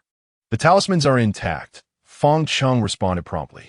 As long as they are unharmed, Wang Shang remarked, setting down his thermos. 2 months had passed since their disappearance, and Wang Shang had already enlisted Yi Fan's assistance in seeking out the Grandmaster of Golden Cicada. Although the Grandmaster could not ascertain their precise location, he provided a reassuring confirmation of their current safety. Not long ago, Yi Fan once again visited Mount Jiuhua, and the divination he received foretold a return. It would come soon. Wang Shang was uncertain whether this message was intended for Fang Cheng or himself. As his words faded, Wang Shang's keen ears detected a sound. Subsequently, Fang Cheng also rose to his feet, having heard the creaking of the entrance door. Uncle Shang, Uncle Fang, we have returned, Rong Yue exclaimed, delivering a playful punch that met only air. Fang Cheng gazed at Zhou Ping, who appeared weary and dust-laden, still adorned with remnants of snow, and at Rong Yue, who looked immaculate, just as he had a year prior when they set out. His eyes welled with tears as he brushed the snow off Zhou Ping, struggling to utter a single, emotional remark. Why did you take so long to come back? Chapter 67. The Pact of the Sword Saint. As soon as they stepped beyond the confines of Kunlun Ruins, The system cat promptly employed a teleportation spell to whisk the two back to their home in Shijin City. It was only upon landing that Zhou Ping realized they had spent less than 2 days in that celestial fragment. Yet over a year and 7 months had elapsed in the outside world. It was nearly August of the following year. Startled, Zhou Ping sprang up from the sofa. "What about my third uncle?" Wang Shang reassured him. "Do not worry. We informed your third uncle that in order for you to formally enter the military structure, you have been sent off to serve." Zhou Ping's mouth hung open in disbelief. "Me? Join the army?" Wang Shang added. "Your third uncle is very supportive." Zhou Ping remained in shock. Fang Cheng patted Zhou Ping on the shoulder, offering comfort.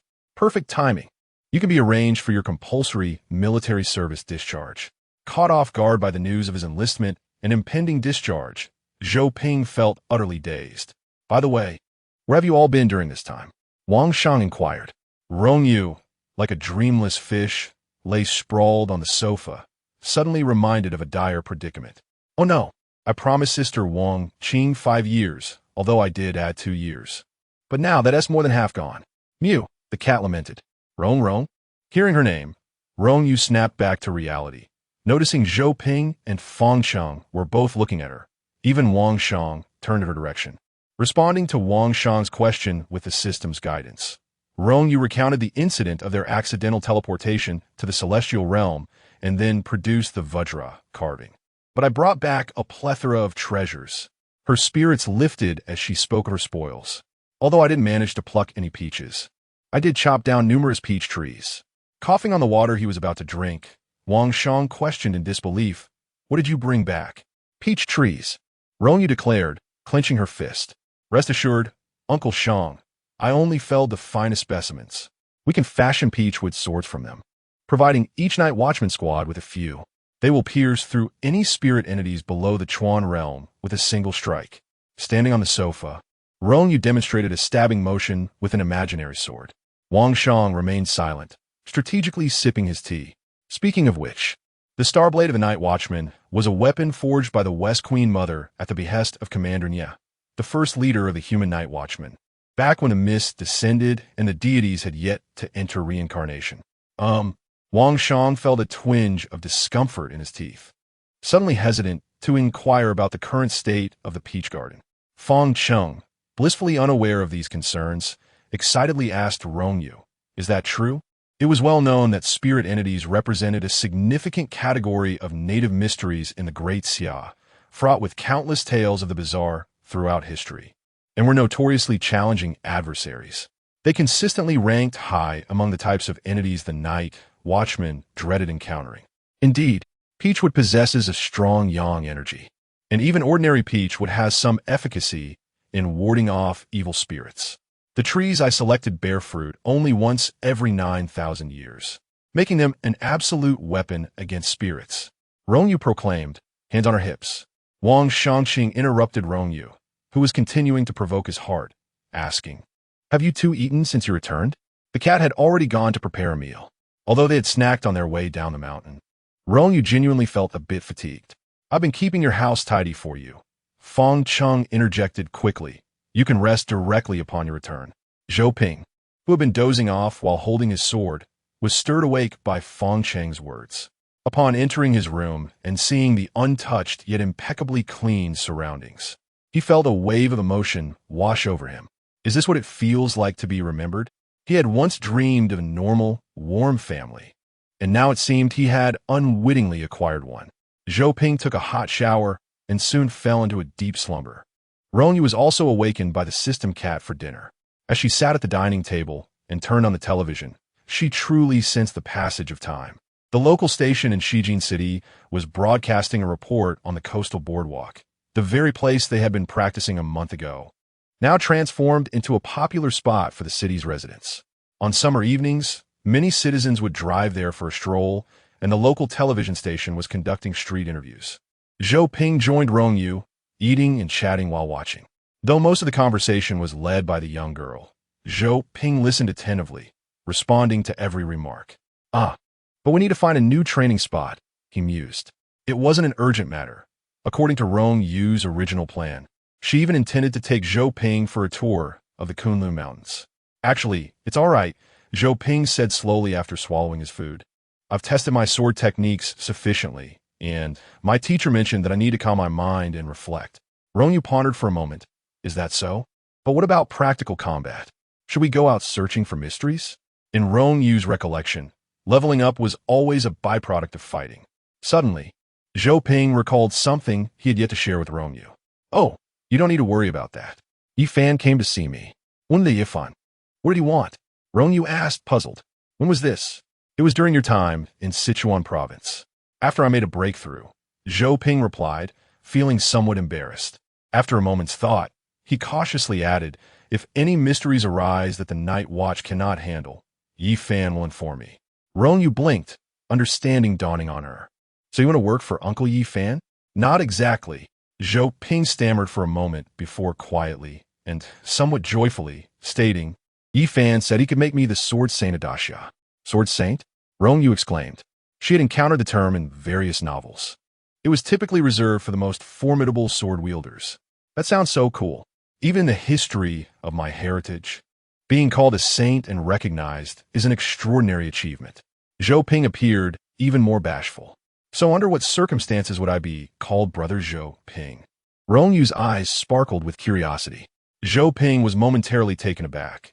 He was not entirely certain about the situation, as Yi Fan had not elaborated, merely indicating that he would seek Zhou Ping's assistance in times of crisis, hoping he would not decline.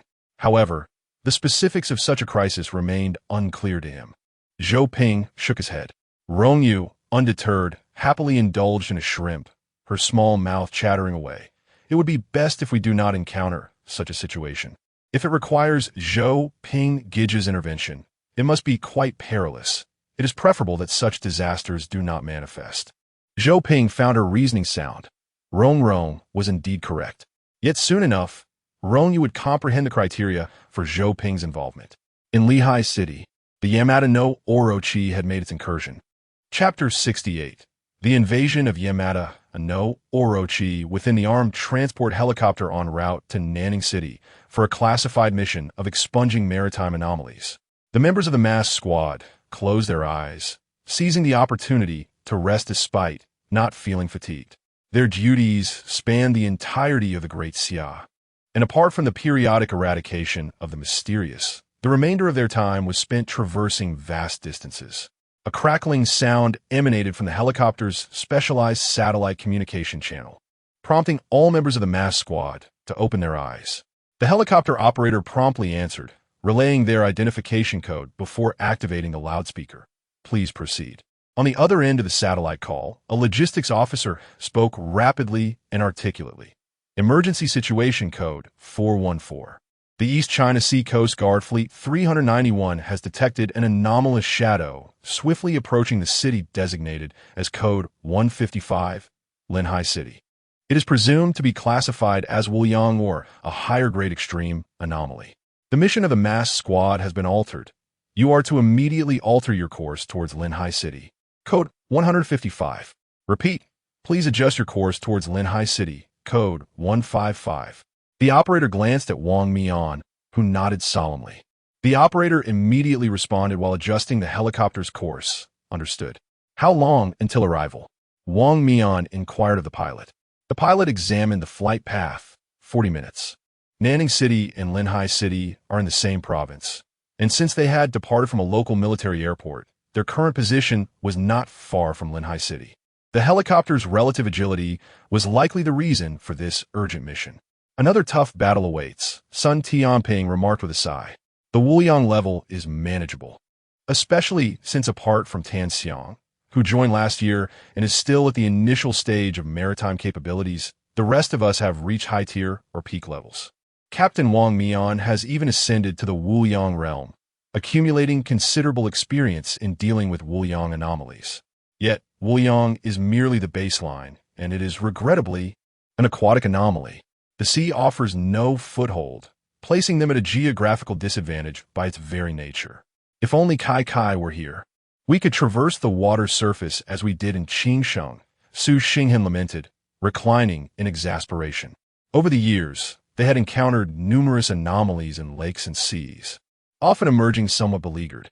In such circumstances, Su Xinghen nostalgically recalled the ease with which they had navigated the waters while contending with the scales of the serpent dragon in Fengshen. "Isn't there any recent news about Kai Kai?" Tan Xiang inquired with curiosity. Being a night watcher, Tan Xiang was a year younger than Wang Mian and the others. She had graduated at the top of her class from the Night Watcher training camp and was subsequently assigned to Team 006 in Shanjing City. Due to the team's lack of a control-type anomaly ability user, Wang Mian reviewed the personnel list and anomaly abilities provided by Yifan. After discussions with the members of the mass squad, he extended an invitation to Tan Xiang. It was not until last year, when a new cohort of Night Watcher recruits filled the ranks, that Tan Xiang was officially transferred to the mass squad, earning the codename Sandalwood. From the moment Tan Xiang joined the team and received her custom mask, she noticed that each member of the Phantom Squad possessed a unique chibi doll that represented them while wearing their masks. Inquiring further, she learned about a girl named Kai Kai. Each time they completed a mission, the squad would encase any mysterious corpses in forbidden objects, storing them in spatially restricted items. All for the sake of this girl named Kai Kai. However, Tan Xiang had never encountered the Kai her teammates often spoke of.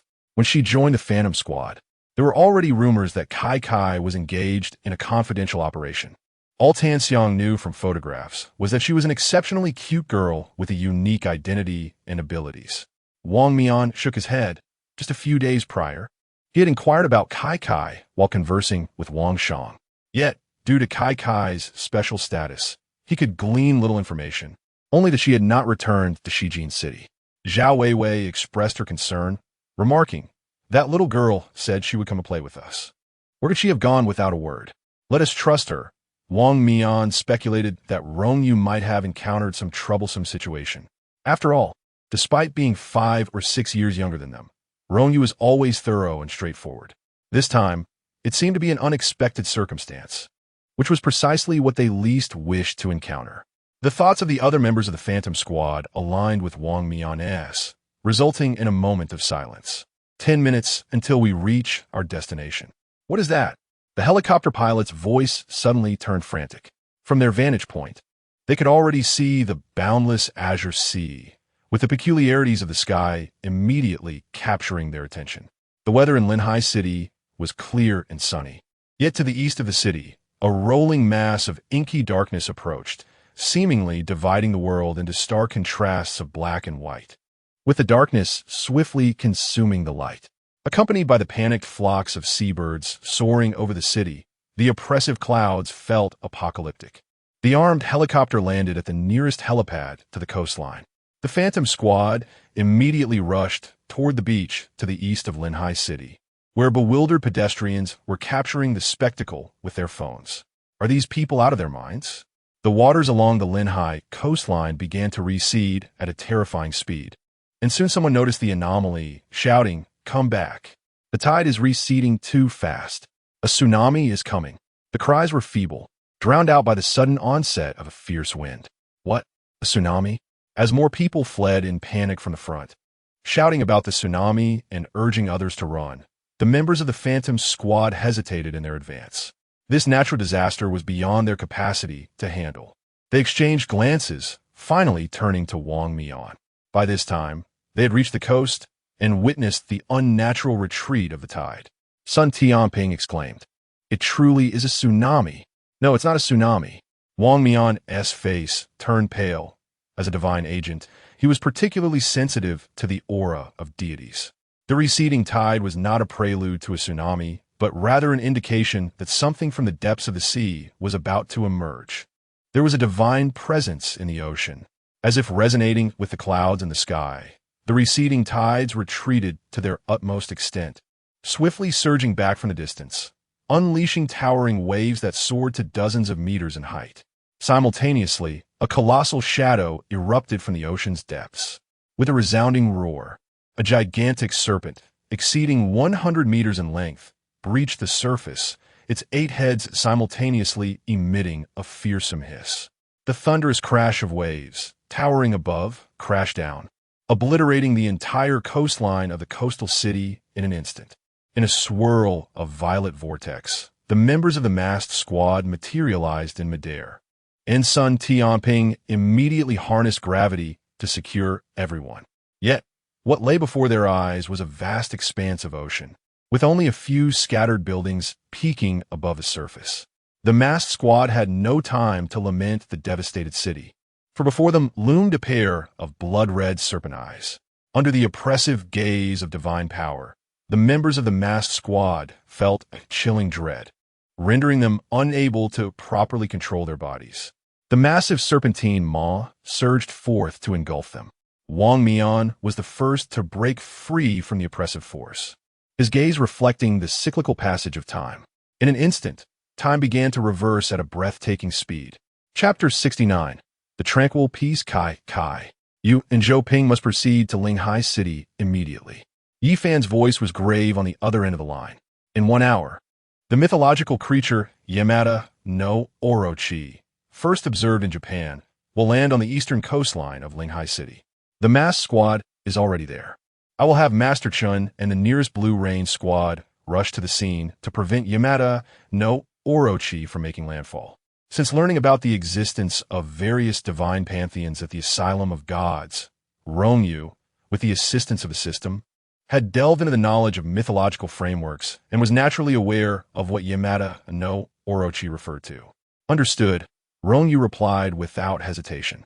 Her phone was on speaker, allowing not only her, but also Zhou Ping, Wang Shang, and Feng Cheng to hear. Mythological creatures are landing. Feng Cheng exclaimed in shock. Zhou Ping, who had yet to encounter such knowledge, could perceive the gravity of the situation from the term mythological creature, the teacher's altered expression, and Feng Cheng's astonished demeanor. Are mythological creatures formidable? Zhou Ping inquired cautiously. Wang Shang shook his head. In Japanese mythology, it is a serpent with 8 heads and 8 tails. Until now, the great Xia has not observed Yamada no Orochi, so we are uncertain of its actual strength. However, mythological creatures are categorized by rank, and Yamada no Orochi undoubtedly belongs to the elite tier of Japanese mythology. Yet, in the legends, the divine sword Kusanagi, housed within Yamada no Orochi, was ultimately severed by Susanoo. I suspect that without the divine sword, it might not reach the divine level, but even if it falls short of divinity, I estimate that Yamada no Orochi resides at least at the pinnacle of human capability. Correct. Yamada no Orochi has lost the Kusanagi sword. Its realm has fallen from the divine to the pinnacle of humanity. Rong Yue furrowed her brow. She could not gauge the energy expenditure. If they were to teleport, the energy stored in their tails might deplete excessively, leaving them inadequate for combat. Where's Linghai City? Should we teleport directly there? No problem. It's in a neighboring province. Just an hour by high-speed train. With Zhou Ping here, we can make it.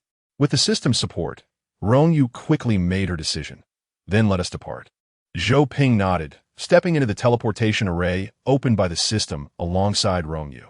On the other side, after managing to conclude the call with Yi Fan, Wang Mian felt somewhat unsteady. Captain, are you all right? Once the familiar sensation of temporal delay dissipated, the other members of the masked squad understood that Wang Mian had initiated a time rewind upon witnessing the vanished Yamada no Orochi, the restored beach, the bewildered figures standing there, and the scattered corpses around them. Wang Mian's gaze fixated on the closest corpse, gripping the bow in his hand tightly. It was his fault. He should have activated the time, rewind the moment he sensed the divine aura. The deceased, at the moment of death, had their time forever suspended. No matter how the assailants manipulated the wheel of time, they could not allow the still time to flow once more. Even if he were to reverse time by an hour, he could only save those who were alive at the very moment he turned back the clock. I sent the time of the Yamada no Orochi and part of the coastal city back to 1 hour ago. However, in another hour, the Yamada no Orochi would return once more. At this moment, the discovery of the bodies had sent the beachgoers into a frenzy of screams and cries, igniting chaos. I immediately contacted the logistics of the Night Watchers. Sun Tianping swiftly took out his phone to reach the logistics department of the Night Watchers, mobilizing the municipal forces, police, and armed police of the coastal city. Li Xian observed Wang Mian, hesitating to speak. The concept of time reversal sounded incredibly fantastical, yet as Wang Mian's comrade, they understood all too well that there is no such thing as defying fate without consequence. If it were merely a matter of reversing objects, it could be achieved with minimal exertion within Wang Mian's mental capacity. However, once it involved life, the irreversible force of causality would emerge. A burden Wang Mian would have to bear with his own life. Not to mention the price he would have to pay to manipulate the time of the mythological creature Yamada no Orochi. Just the causality arising from saving the lives of countless individuals in the coastal city would demand an enormous sacrifice from Wang Mian. Yet, he could not voice these concerns. Li Xian felt a sense of relief that the masks they wore obscured their expressions, preventing their captain from witnessing their discomposure, and simultaneously felt a twinge of sadness that he could not see Wang Mian's true state behind the mask. For a fleeting moment, Wang Mian hesitated. Yet sensing the protective stance of his masked teammates, he removed his mask. 10 years of life, he thought, should not have left him too altered, right? The masked squad gazed at Wang Mian's seemingly unchanged, youthful visage, collectively exhaling in relief. Thank goodness, it appeared their captain had not expended too much of his lifespan. Sensing the easing atmosphere, Wang Mian also secretly breathed a sigh of relief, whimsically thinking that he perhaps did not look much different after 10 years. What a blessing it was to possess a youthful face. However, the next moment, a clear voice shattered the illusion Wang Mian had woven. Brother Mian, why does your soul bear wounds inflicted by the force of causality? Where has your 10 years of life gone? The members of the masked squad turned in unison towards the suddenly appearing Rong Yue, their gazes sharp as arrows directed at Wang Mian. Wang Mian thought, is my face being slapped so swiftly? With great difficulty, Wang Mian replied, due to certain reasons. After 5 minutes of clarifying the situation, Rong Yue began examining Wang Mian, while most of the masked squad watched intently, their fierce glares fixed on a certain individual attempting to evade scrutiny. Yu Gue noticed an ordinary-looking person who appeared to be trying to diminish his presence alongside Rong Yue. Who are you? Yu Gue suddenly appeared behind Zhou Ping, who seemed unfazed by the sudden presence. Slightly taken aback, Zhou Ping stepped aside and replied, I am Zhou Ping, as in safe and sound Ping. In days gone by, Zhou Ping would have introduced himself by saying he was just an ordinary person. However, after being playfully criticized by Rong, he opted for the phrase safe and sound instead. This marked the first occasion on which Zhou Ping introduced himself in such a manner, and upon uttering those words, he began to understand the sentiment expressed by the young girl, that interpreting one's name can indeed serve as a form of blessing. Not having heard this before, Yu Gue spoke bluntly but without malice, inquiring if he had come with Kai. Zhou Ping nodded in affirmation, then turned to glance at Rong Yue, only to be taken aback. Rong Yue stood beside the seated Wang Mian, seemingly engaged in braiding his hair. Wang Mian grimaced in pain, gasping as if truly hurt, yet he was held down by Sun Tianping and Zhao Weiwei, allowing the young girl to continue her antics. Zhou Ping was left bewildered. What on earth was happening? Chapter 70. The method to slay a deity. What is happening? Dan Xiang whispered to Su Xingyan, who stood beside her. Is the captain all right? He seems to be in great pain. This was the first time Tan Xiang had witnessed Wang Mian in such agony. His face was as pale as a ghost, devoid of any color, beads of cold sweat cascading down his brow, and his lips were bloodied from biting. Although the little girl's movements appeared gentle, merely weaving a small braid from a few strands of his hair, there was something peculiar about her pace. The girl was weaving far too slowly. What should have taken mere seconds stretched into what felt like an eternity. They were on a tight schedule, with only an hour to spare before the 8-headed serpent would return. Confused, Tan Xiang noticed that her teammates showed no signs of intervening, indicating they understood something she did not. Su Xingyan merely shook his head. I don't know, but Kai must have her own reasoning. Tan Xiang's eyes widened in astonishment at Su Xingyan's words. Is that still the language of the great Xia? Li Xian, equally concerned, reassured Tan Xiang to remain calm, explaining, though Kai is younger than us, she possesses considerable knowledge. The captain's time reversal, if burdened with another's karma, may shorten his life. Kai is likely devising a solution for him. Tan Xiang bit her lip and chose to trust her companions. The little girl was not merely toying with the boy's hair. While to others, Rong Yue seemed to be playing with Wang Mian's strands. From Zhou Ping's perspective, the scene unfolded differently. Strands of golden threads were converging from various parts of Wang Mian's being, gathering at his crown, where Rong Yue skillfully intertwined them. After what seemed like over half an hour, Rong Yue produced a tiny, emerald-hued crystal, no larger than a fingernail, and placed it into the golden braid she had woven. To an outsider, the crystal appeared to sink into Wang Mian's braid, as if it were a stone dropped into water. "Done!" Rong Yue exclaimed, releasing her hold. Sun Tianping initially intended to support Wang Mian, but was swiftly caught by Wang Mian's firm grip on his arm.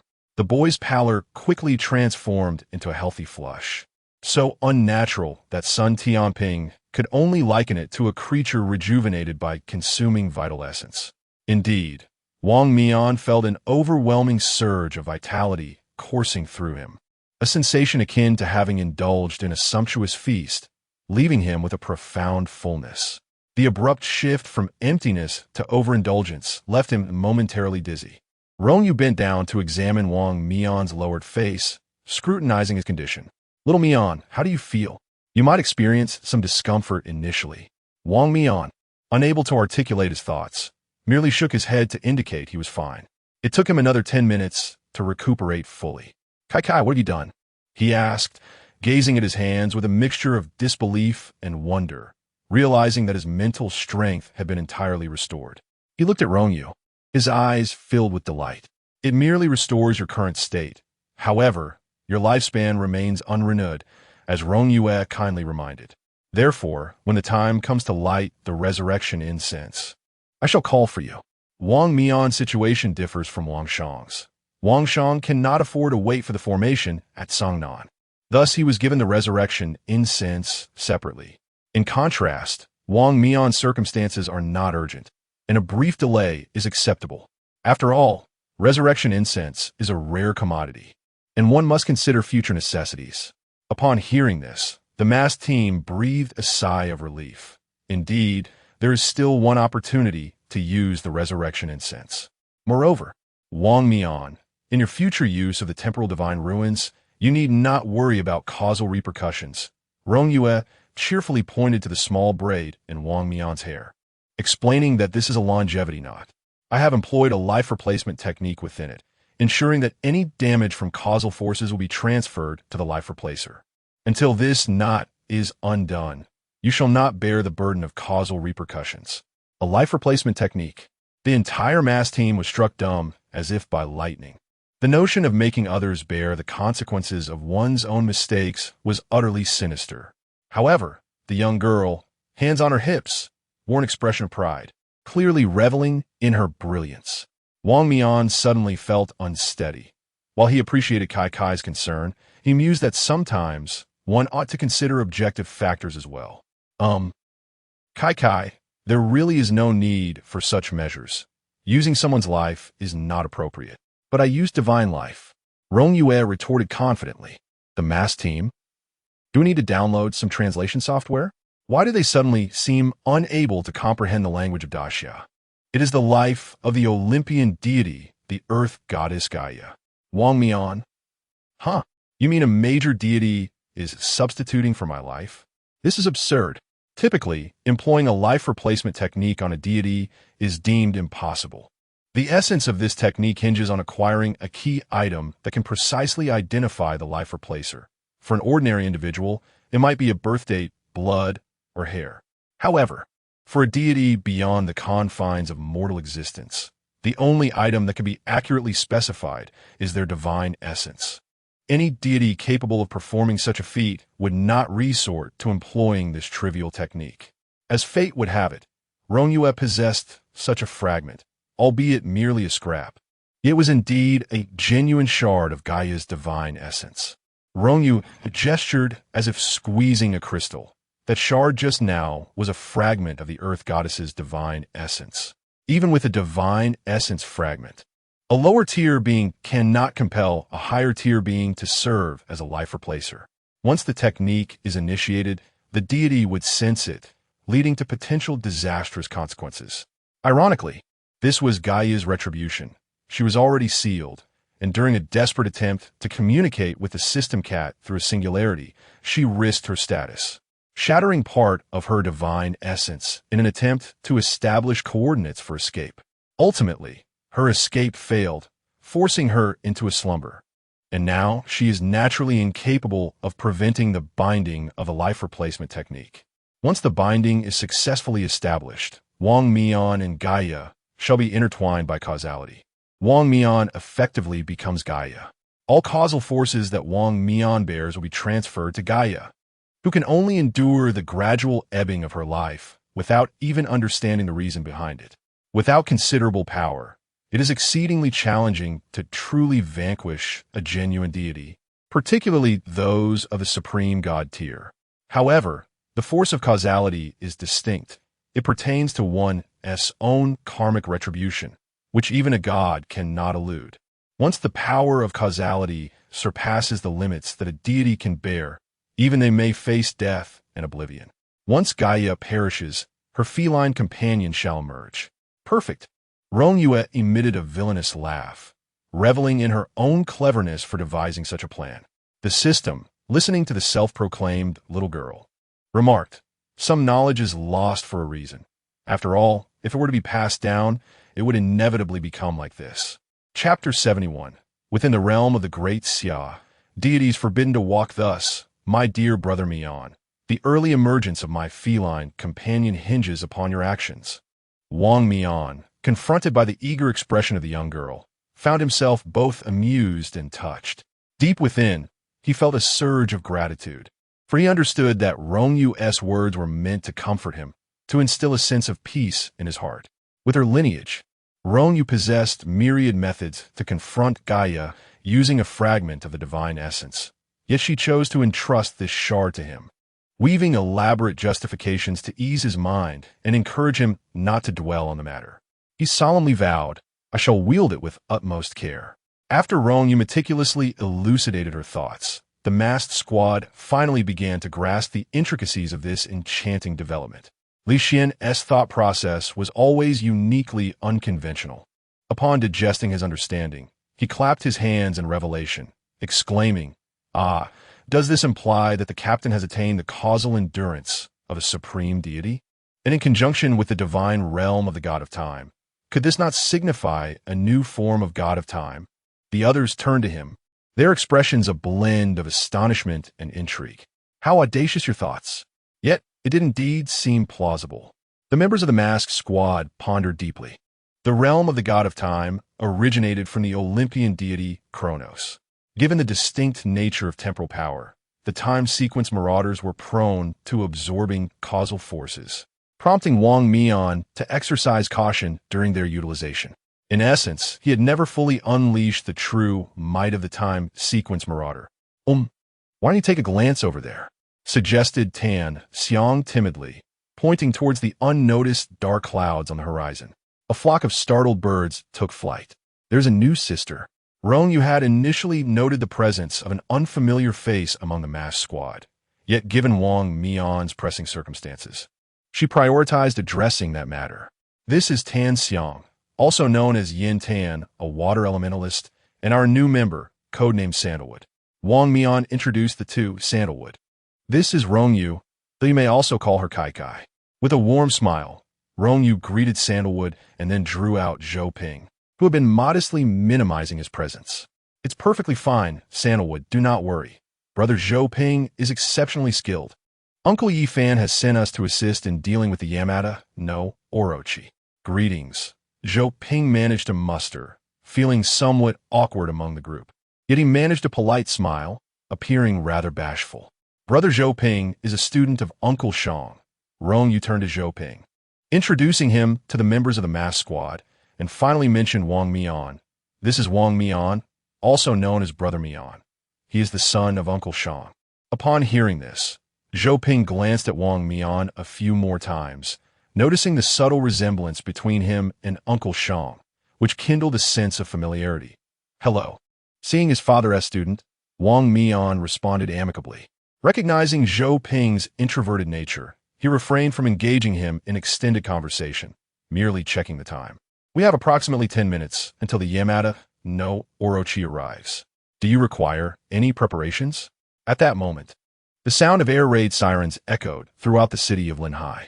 The signal resounded 3 times at regular intervals, a predetermined cue agreed upon with the mass squad, signifying that the citizens of Linhai City had completely evacuated. With the exodus accomplished, Sun Tianping cast a glance back at the city before turning to face the others. This was to be our battlefield. The members of the massed squad became solemn, their spirits undeterred and filled with resolve. Though the disparity in strength was evident, as guardians of the Great Xia, they would never shy away from their duty. Su Xinghan noticed Zhou Ping clutching his sword, appearing somewhat anxious, and playfully tapped Zhou Ping on the shoulder. "Hey, brother, are you wielding a sword?" Zhou Ping nodded, "Yes. I haven't seen you before. Which guardian squad are you from?" "I'm not a guardian," Zhou Ping replied. Long ago, Yi Fan had indeed invited him to join the guardians for training, but at that time, he felt inadequate and declined. Although he had since learned under Uncle Shang, he had not formally joined the guardians. Su Xinghan paused, processing this revelation. Zhou Ping shyly added, "Though I am not a guardian, you may call me by another title, the Sword Saint." Su Xinghan had indeed heard of this title. The news regarding special squads often circulated more freely among guardians than elsewhere. Their mass squad had a deeper understanding of the pinnacle of humanity. For when faced with insurmountable challenges, such as the Yamada no Orochi, it was the pinnacle of humanity that would intervene. Over a year ago, a new pinnacle of humanity had emerged in the Great Xia, codenamed the Sword Saint. The Yamada no Orochi seethed with rage. As a mythical creature, it could sense the manipulation of its own time, yet its intelligence was equally formidable. If its adversary could truly manipulate time at will, it would have no chance of escape. However, the enemy merely forced its time to rewind by 1 hour, indicating that this was the extent of their power. In its fury, 4 of the 8 grotesque heads of the Yamada no Orochi glowed a menacing red. It became increasingly enraged, its speed amplifying as it yearned to devour the entire city. Dark, ink-like clouds rolled ominously lower, accompanied by the sound of distant thunder. The tide receded earlier than Wang Mian's time reversal, suggesting that the Yamada no Orochi was approaching with greater speed. Rong Yue, having heard Wang Mian's account of the impending tsunami, was not one to wait idly for disaster to strike. Han Yuanling, with a swift motion, she tore off her hairband, and in an instant, a crimson ribbon stretched across the sky, enveloping the ocean. "Rise!" The red ribbon billowed, transforming the sea into a turbulent cauldron as waves surged violently. The seawater surged back towards the surface, and under the pressure, the Yamada no Orochi, having just reached the shore, was forced to surface prematurely. Its 8 tails struck fiercely against the water, stabilizing its nearly overturned form.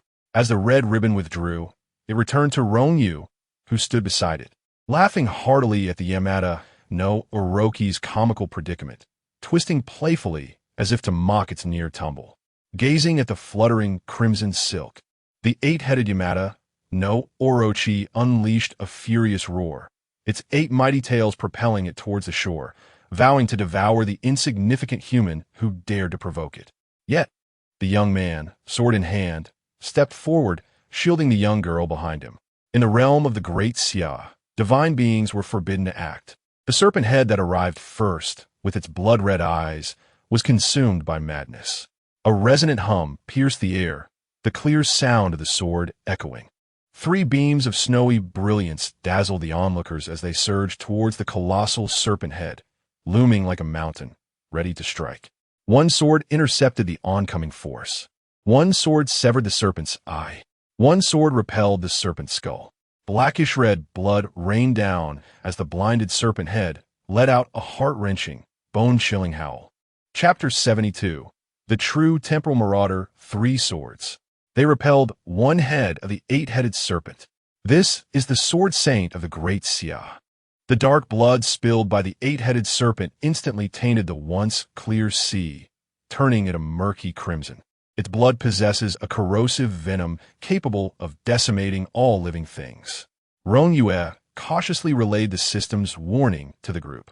The attack aimed at Zhou Ping's head was thwarted. But in the blink of an eye, the injured head of the serpent was flanked by the remaining serpent heads, which advanced to protect it and allow it to recuperate. Meanwhile, another head was not idle. It gaped wide and lunged toward the position of the masked team. The sheer size of the 8-headed serpent was daunting beneath the waves. 8 colossal tails supported its massive form. The serpent heads and neck, already towering above the coastal high-rises of Lehigh City, cast an overwhelming shadow as they descended, instilling a sense of pressure. Yet, having faced the serpent's oppressive presence before, the masked team was psychologically prepared. Coupled with the morale boost from Zhou Ping's 3 swords, they maintained their composure despite the vast disparity in their realms. Gravity released. Sun Tianting raised his hand, and under the radiance of his forbidden domain, the members of the masked team executed a simple leap, vanishing instantaneously from their original positions. The serpent's head struck the beach, kicking up a cloud of dust. Take this. A massive hammer, no smaller than the serpent's head, materialized and struck down upon it, as Zhao Weiwei soared above the dust, the pink hammer crackling with electricity, descending with tremendous force that dispersed the haze. And this, Su Xinghen's star lantern glowed brilliantly, sending 2 beams of golden light into Zhao Weiwei's hammer, causing a thunderous explosion of lightning and doubling the gravitational force. Gravity fully stacked. Sun Tianting also contributed his power. Boom! A muffled thud resonated as the hammer had not yet struck the serpent's head, yet the pressure wave had already pressed it into the sand, creating a great pit, tipping the scales in their favor. Sensing the danger, the serpent heads on either side joined the fray. One lunged toward the hammer to deflect its force, while the other aimed directly at Zhao Weiwei. Tenfold chain lock. Tan Xiang grasped the incense bundle tightly. The fragrant smoke had somehow coiled around one of the serpent's heads. 10 wisps of ethereal green smoke acted like the strongest chains in existence, momentarily binding the 8-headed serpent despite the overwhelming difference in realms. Hold firm. Su Xinghen's starlight enveloped the incense bundle in Tan Xiang's grasp. Yet, it was only a fleeting moment as the incense reached its end. She had only recently stepped into the sea realm, yet now faced the apex of humanity, the 8-headed serpent. I can't hold on. Tan Xiang cried out. That will suffice. Wang Mian drew his sword, Yuan, focusing countless blade auras that transcended his current realm, unleashing a force that could tear the sky as it struck the serpent's left head, sending it reeling to the side.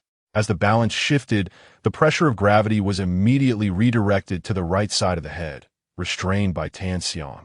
Zhao Weiwei charged forth with unyielding determination, exclaiming, "Die, you wretch!" A thunderous roar erupted, sending plumes of dust soaring into the sky, prompting Zhou Ping, who was engaged in battle with the 3 heads of the Yamata no Orochi, to instinctively glance toward Zhao Weiwei. It seemed, at least for the moment, that his assistance was unnecessary. With a resounding crack, the unmistakable sound of shattering bones echoed through the air. The heads of the Yamata no Orochi, though each possessed their own thoughts and maintained a peculiar balance among them, undeniably shared the sensation of pain. One of the heads, severely injured, lay limply on the ground, struggling to rise, but ultimately drooping grotesquely, exhibiting clear signs of deformation as it retreated to hide. Seizing the opportunity, as one head of the Yamata no Orochi was incapacitated, the Honghuang silk delivered a flurry of humiliating strikes to the 2 engaged heads, swiftly slipping away like an eel, obscuring their vision. Although the damage was minimal, the insult was profound. Observing one of the snake heads, which had been previously marked by a single crimson eye, now bore the mark of both eyes glowing red.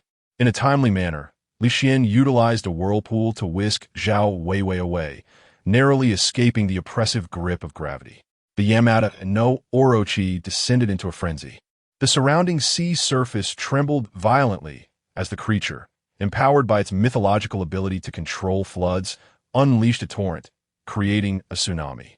Yet in the next moment, a colossal phantom of a clock face materialized behind the Yamata no Orochi. Wang Mian had intervened. the divine aura descended, revealing the true predatory nature of the temporal marauder. The sea returned to its prior state before the receding tide, as if nothing had transpired. Whispers echoed in its mind, incessantly urging the creature, preventing any semblance of calm thought.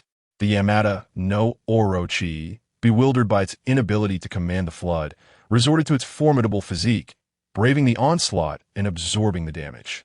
It took a significant step forward, entirely emerging from the sea, rising a third of its height above the shallows. The cost of this maneuver was the complete severance of one head from its body. Zhou Ping, brandishing his sword with elegance, stood resolute, refusing to retreat. In a fit of rage, the Yamata no Orochi lashed out with its tail, sweeping violently.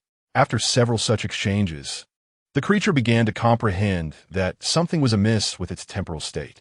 Its tail returned to its original position, only for it to swing again, yet this time, midway through the motion, it reverted to where it had started. Zhou Ping hesitated momentarily, casting a glance towards Wang Mian, who had deftly manipulated the timeline of the Yamata no Orochi. Wang Mian meticulously rewound the creature's time, precisely back to the moment before its heads were severed. The assault, which had been sustained through pain, was nullified. If one were to examine closely, they would notice a solitary braid within Wang Mian's hair emanating a faint emerald glow at its tip. As it regained its senses, it launched a frenzied assault, prioritizing the members of the masked team in pursuit, disrupting Wang Mian's precision of time control.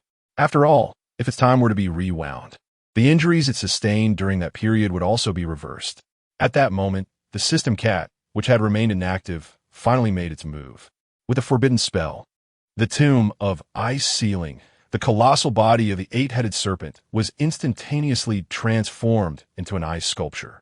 The mass team had already retreated to a secure location, as if they had executed countless coordinated maneuvers. Zhou Ping's sword followed in swift succession. Even if it could break free, it would require time. As it lost 3 more heads in succession, the beach was almost entirely stained black with the blood of the eight-headed serpent. Realizing the gravity of the situation, the serpent unleashed its bloodline power, temporarily averting its freezing fate, and turned to flee into the sea. However, escape was futile. It was akin to a pitiful mouse trapped within a closed wheel named time. The relentless assailants continuously spun the wheel with precise timing, collaborating seamlessly with the detestable human wielding a sword. Each time they inflicted minor injuries, the damage was effortlessly reversed, returning to the moment just before it sustained a grievous blow. This relentless cycle prevented its escape while its wounds grew increasingly severe, until at last, Zhou Ping severed the final head, the massive headless corpse crashing heavily onto the icy surface. The entire confrontation lasted no more than approximately 40 minutes. Wang Mian lowered his hand, lifting the temporal barrier. So this was the true essence of the chronological marauder? Chapter 73. The celestial feather-blade son Tian Ping murmured to herself. Although their captain's ability to effortlessly inflict harm beyond his level appeared terrifying, in truth, it was merely the compounded effect of the temporal marauder and winged kite, a synergy where 1 + 1 exceeds 2.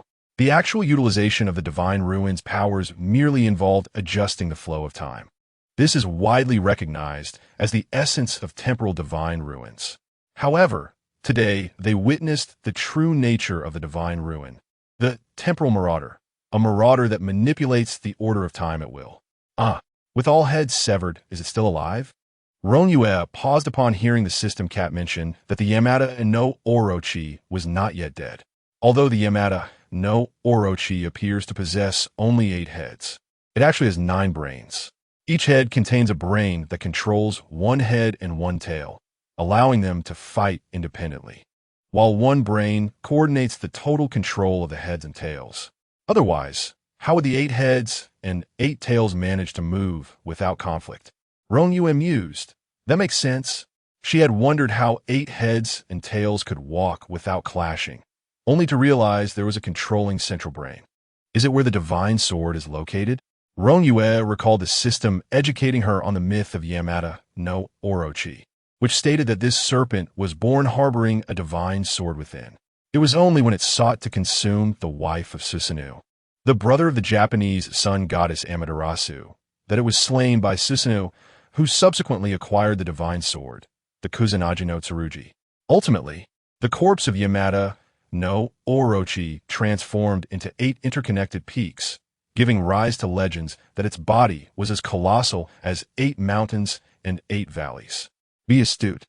Take a closer look. Under the system's guidance, Rong Yue quickly discerned something amiss. There was a fragment near the heart of Yamada no Orochi. Zhou Ping assisted Rong Yue in cleaving open the serpent's body, thrusting a sword through its final brain and heart, thereby ensuring the complete demise of Yamada no Orochi, and extracted the palm-sized fragment. Is this it? Zhou Ping inquired. Yes, indeed. The mass team was not new to assisting Rong Yue in collecting mysterious corpses, and they executed the task with remarkable ease. With Sun Tianping's gravity-reducing divine ruin in play, despite the immense size of Yamada no Orochi's corpse, Zhou Ping adeptly divided it into 8 heads, 8 tails, and a central segment, making transportation manageable. Sun Tianping diminished the gravitational force on the serpent's remains, while Tanxiang bound them with incense, distributing the incense bundles among the group. The only aspect requiring caution was avoiding contact with the serpent's corrosive blood. What is this? Zhou Ping wondered, perplexed by the presence of such a substance within Yamada no Orochi's body. The fragment of the 10th sword, also known as the Celestial Featherblade? Rong Yue, uncertain of its nature, acknowledged that this information was relayed by the system. According to legend, when Susanoo struck the body of the 8-headed serpent Yamada no Orochi with the sacred sword, Kusanagi, the blade coincidentally struck the divine sword, Ama no Murakumo, hidden within the serpent. This resulted in a fragment breaking off, and after Susanoo vanquished the serpent, he took the Ama no Murakumo with him, leaving the shard embedded within the serpent's body. Thus, the tale unfolds. Rong Yue heeded Zhou Ping's words as she interpreted them.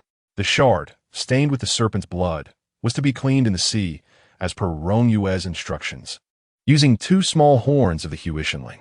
The system revealed that the Kusanagi sword, a divine weapon from Japanese mythology, contained a trace of the demon-slaying power, despite the shard appearing as a mere insignificant flaw when placed upon its original form. Externally, the divine sword could slice through iron as if it were mere mud. Yet, in essence, it sealed all defensive powers upon contact, allowing stone to be cleaved as easily as tofu. Rong Yue's first thought was to extract the forbidden power from a shard and fuse it with Zhou Ping's sword to observe the effects. But she was promptly stopped by the system.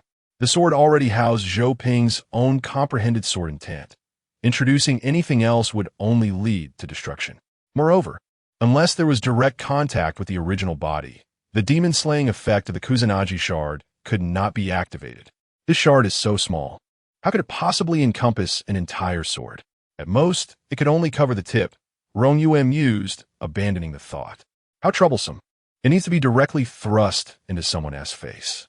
Her meager martial skills could barely land 2 punches on the monkeys in the mountains, and she was not adept at wielding weapons.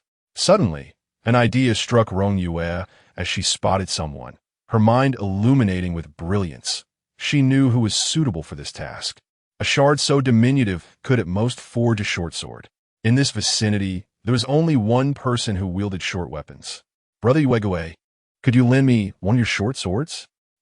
Although Yuegue was unsure of Rong Yue's intentions, he readily produced one.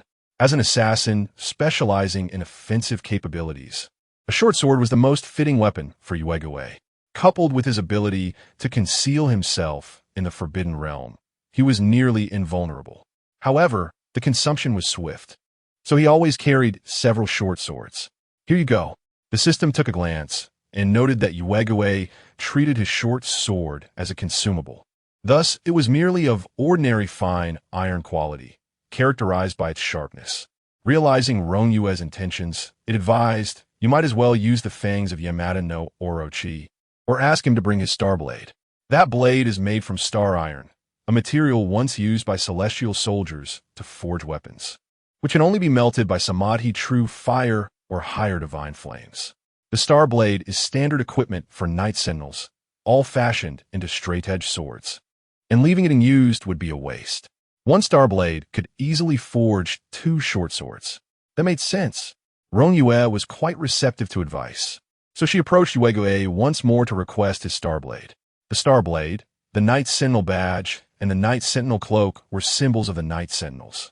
Even though Yue found the Star Blade somewhat unwieldy, he had always kept it in good condition. Thus, while he handed it over to Rong Yue, he couldn't help but inquire, "What do you need the Star Blade for? Moreover, why summon him alone?"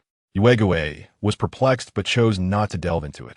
He simply cautioned, "The Starry Blade is sharper than a short sword, so take care not to injure yourself." I pondered whether it was possible to transform this blade into 2 of the short swords you frequently wield. Rong Yue compared it to the style of the short swords commonly used by Yue. Intrigued, Yue had long coveted the material of the Starry Blade. Not only was it remarkably sharp, but it also possessed a resilience that made it his ideal choice for a short sword. Regrettably, such material could only be found in the Starry Blade, which was a standardized straight sword, and the technique to forge the Starry Blade remained elusive. "If you can truly accomplish this, you would be of immense assistance," Yue remarked. "Then I shall begin." With a swift motion, the Starry Blade was summoned forth by Rong Yue's little fire spirit and severed into 2 segments before the astonished onlookers. The masked team, bewildered by the unfolding events, gasped in disbelief. "Huh? The Starry Blade is broken?" Li Xian inquired. "Should we pen a self-reflection?" Yue replied, "Is this for real?"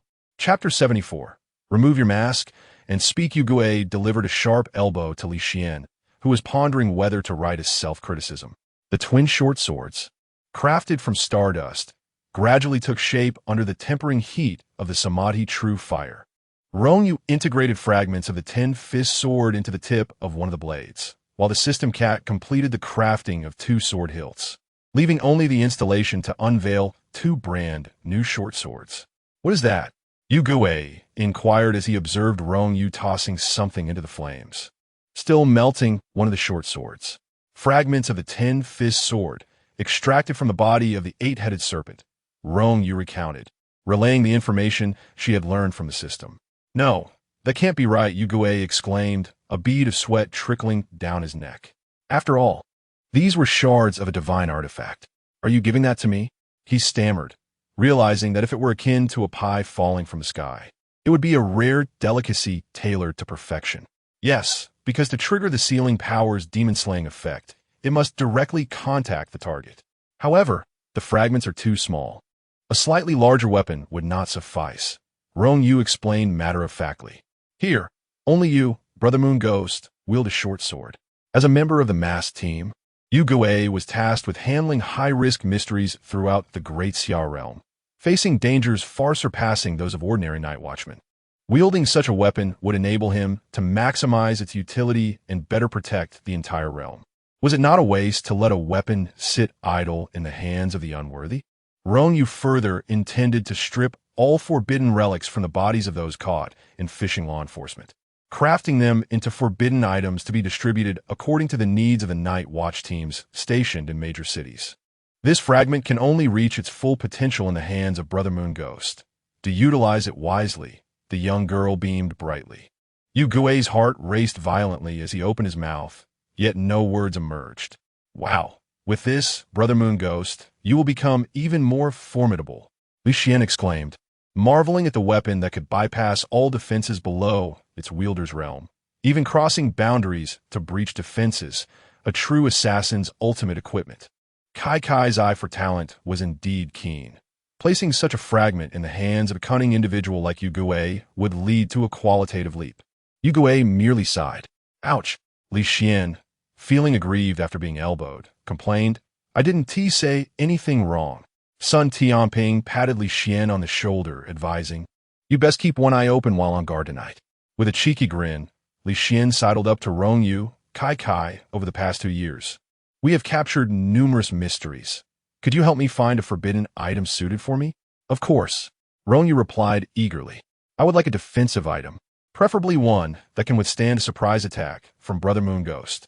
Before she could continue, Yue interjected with a swift kick. "You're trying to add more to your plate, aren't you?" "Wow, Kai, look at him. Li Xian dodged swiftly, darting behind Rong Yue and twisting away. Yu Gui was left with a singular desire to elbow Li Xian once more. Rong, come here for a moment. Something feels off, Zhou Ping remarked, noticing an anomaly while dissecting the body of the eight-headed serpent. Upon hearing this, he left the Samadhi True, Fire Spirit, and the Mixed Heaven Silk to observe the Tempering Short Sword as Rong Yue and the masked team approached. The Yamata no Orochi, a renowned mythical creature in Japan, despite its formidable presence, did not truly exhibit divine strength this time, perhaps due to the absence of its accompanying divine sword or other unknown reasons. Nevertheless, the flesh and bones of the Yamata no Orochi are indeed materials of mythical caliber. It simply has not mastered the power of the laws. Even at its peak, it could only be considered a pseudo-deity. Its forbidden realm is akin to that of the scaled serpent from Qing province, merely manifesting a more potent effect through divine power. The serpent's blood is toxic, hence it was collected by the system cat using magic. However, due to the immense size of the Yamata no Orochi's carcass, Rong Yue decided to take advantage of the spacious surroundings and asked Zhou Ping to first sever the 8 heads of the creature. As Zhou Ping struck one of the heads, an anomaly was revealed. From the previously smooth cut, small fleshy buds resembling hands emerged, seemingly striving to reconnect the severed head to its original body. A wave of nausea washed over Tan Xiang at the sight, as though her brain had been struck. The emerald eyes of the system cat glimmered with the radiance of mental magic, and the members of the masked team, who had been agitated by the scene, suddenly found their minds at ease. What was happening? Was it still alive? Zhao Weiwei wrapped her arms around Tan Xiang. Contamination. A contamination of the same nature as the mist, with the purification of mental magic. The head of the Yamata no Orochi was left with only the aura of death. At that moment, a carriage suddenly sped across the surface of the sea. Rong Yue tossed a red embroidered ball towards the carcass, encapsulating most of it within, leaving only a flattened snake head on the beach. In the blink of an eye, the carriage approached, accompanied by a 7-member team clad in blue cloaks. Wang Mian looked over. It was the Special Team 005 Blue Rain alongside the pinnacle of humanity, Chun Fuzi.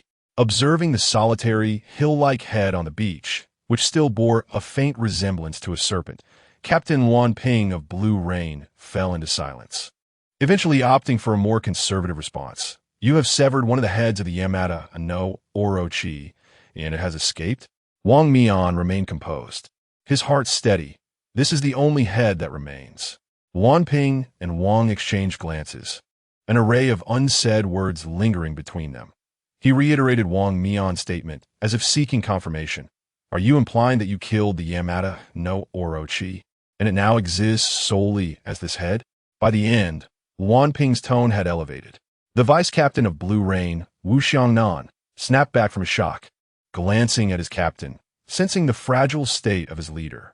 Chun Fuzi, observing the external chaos from within his own mental landscape, stood up, initially intending to descend, but momentarily uncertain whether he should proceed.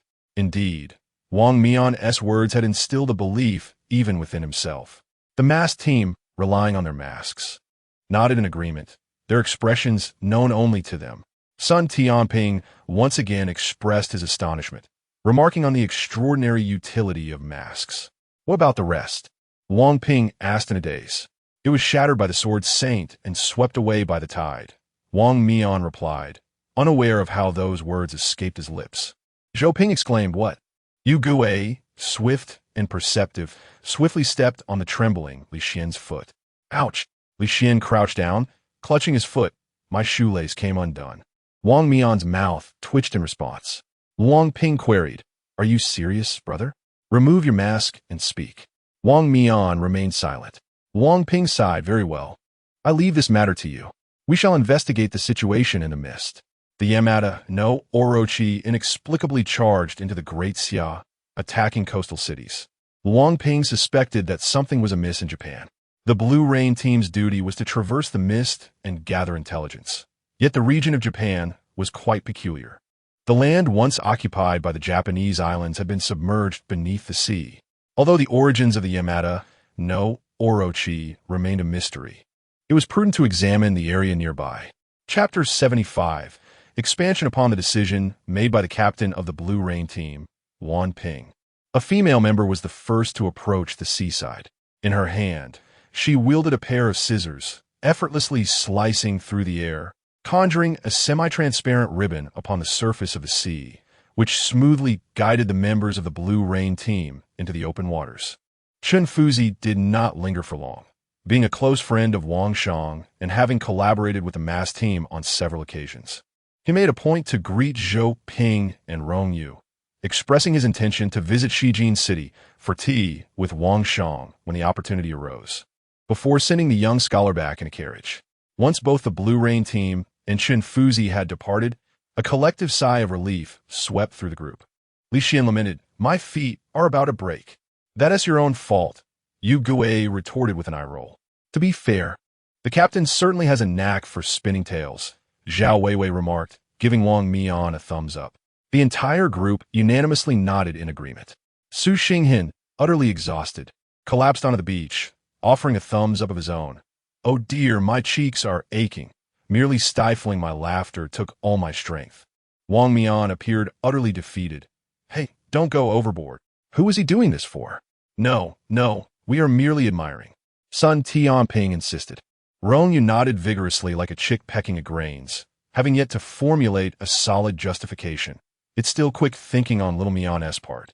Zhou Ping concurred, his anxiety palpable as he feared that the individual might unexpectedly turn to him and inquire, "Is that so?" Truly, he was worthy of being Shangshu's son. Maintaining such composure, Wang Mian's ears flushed crimson. "It's not that remarkable. What about Sister Xiangxiang? Is she well?" Rong Yue turned her attention to Tan Xiang, who had been most affected earlier. Tan Xiang shook her head, the discomfort from the mental magic dissipating. "I'm fine now. But what exactly was that situation?" "It's the pollution stemming from the mist's origin. Perhaps it was brought in by the Yamada no Orochi as it traversed the fog," was Rong Yue's conjecture, based on what the system had disclosed. No wonder the creature had 3 or 4 pairs of red eyes. Wang Mian had found it peculiar that among the 8-headed serpent, some eyes were golden while others were red. It was said that those who ventured into the mist would swiftly succumb to madness and death. And the heads with red eyes indeed appeared particularly frenzied, likely influenced by the fog. Zhao Weiwei quipped, "Who knows what madness has overtaken this serpent? Has it absorbed too much mist and lost its mind?" "If only it were that simple," Sun Tianping mused, hoping for such an uncomplicated explanation. Rong Yue resumed her work, discarding the corpse of the Yamada no Orochi from the Crimson Silk Ball for further processing. The group spent nearly 2 hours meticulously handling the remains. The mass team also entrusted Rong Yue with the mysterious corpses they had collected over the past 2 years. Despite the lack of communication, they had diligently fulfilled their agreement, periodically applying frost to the mysterious remains. With a sharp throw of her black scabbard, Yuan activated the Chrono Marauder, initiating a reversal of time within its sphere of influence, restoring all that had been ravaged and tainted by the Yamada no Orochi to its state prior to the creature's emergence. After Sun Tianping contacted the logistics of a night watchman in Linhai City to inform them that the situation had been resolved, arrangements were made for the citizens who had been evacuated to the air raid shelters due to the earthquake to return home. As the residents gradually re-entered Linhai City and its neighboring areas began to restore normalcy, the system cat promptly escorted all the famished individuals back to Shijin City for a meal. "What? You're all friends of Xiaoping?" In San Gio's local restaurant, he beamed with joy upon seeing a group of young boys and girls, roughly the same age as Zhou Ping. With a hearty wave of his plump hand, he exclaimed, "Sit down, everyone. Sangio will prepare delicious food for you." "Thank you, Sangio." Li Xian, with the sweetest tongue, effortlessly won a broad smile from Sangio with just a few words. "Sangio, I want to eat big shrimp." Rong Yue raised her hand eagerly. "All right," Sangio replied, wiping his hands. "What else would you like?" "I'll go to the market and buy more. It's just around the corner." The local market was conveniently located just a street away from Sangio's restaurant. "I'll go buy the ingredients." Zhou Ping stood up, but was gently pressed back down by the system cat, which silently took on the task of grocery shopping. Sangio didn't stop him. This young man still speaks so little, he thought, stifling laughter at the amusing expressions of the masked team, witnessing the transformation of the cat. All right, you all enjoy yourselves. I'll head to the kitchen and whip up a couple of dishes, Sanjio said before leaving. Once he was gone, the masked team collapsed onto the round table. Utterly exhausted, Zhou Ping skillfully poured warm water for everyone, a gesture that moved Su Xinghan to the brink of tears. Realizing he was drinking water poured by the sword saint himself. Speaking of which, Kai, have you been on a mission this past year? Zhao Weiwei began to comment on Yi Fan's increasingly heartless demeanor, but halted as the young girl shook her head. I went with brother Zhou Ping to a place where time flows differently than in the real world. We spent some time there, and when we finally emerged, we discovered that over a year had passed, she explained. This was not a secretive matter. Rong Yue simply chose not to disclose their exact location, and the masked team did not press for details. Sun Tianping observed the restless red headband on Rong Yue's head, which seemed to have a mind of its own, and he had been meaning to ask since they were by the sea. Is that the Misty Heavens silk? Is it the one I think it is? Without needing to look, Rong Yue understood that the Misty Heavens silk was indeed misbehaving once again. It should be, she replied, though she was unsure of what Sun Tianping was thinking, but could make an educated guess. Sun Tianping's eyes sparkled with excitement. Is that the Misty Heavens silk from the tale of Neza conquering the sea? Are mythological stories real? Neza conquering the sea? Rong Yue was uncertain, but the system quickly provided her with insights into the Daxia mythical narratives, noting that Neza conquering the sea was one of the more popular tales, with numerous animated adaptations and films. Kai and T heard of this story before? Li Xian asked, puzzled, and swiftly recounted the tale.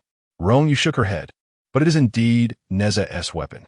The Misty Heaven silk soared into the air, but was abruptly halted by Rong Yue's hand. Do not cause a ruckus outside. The Misty Heaven silk, seemingly drained of vitality, flopped onto the table, resembling a dish rag. Curiously, Li Xian reached out to poke, for it was a legendary artifact. The Montianling extended a corner to resist his touch, refusing to be prodded.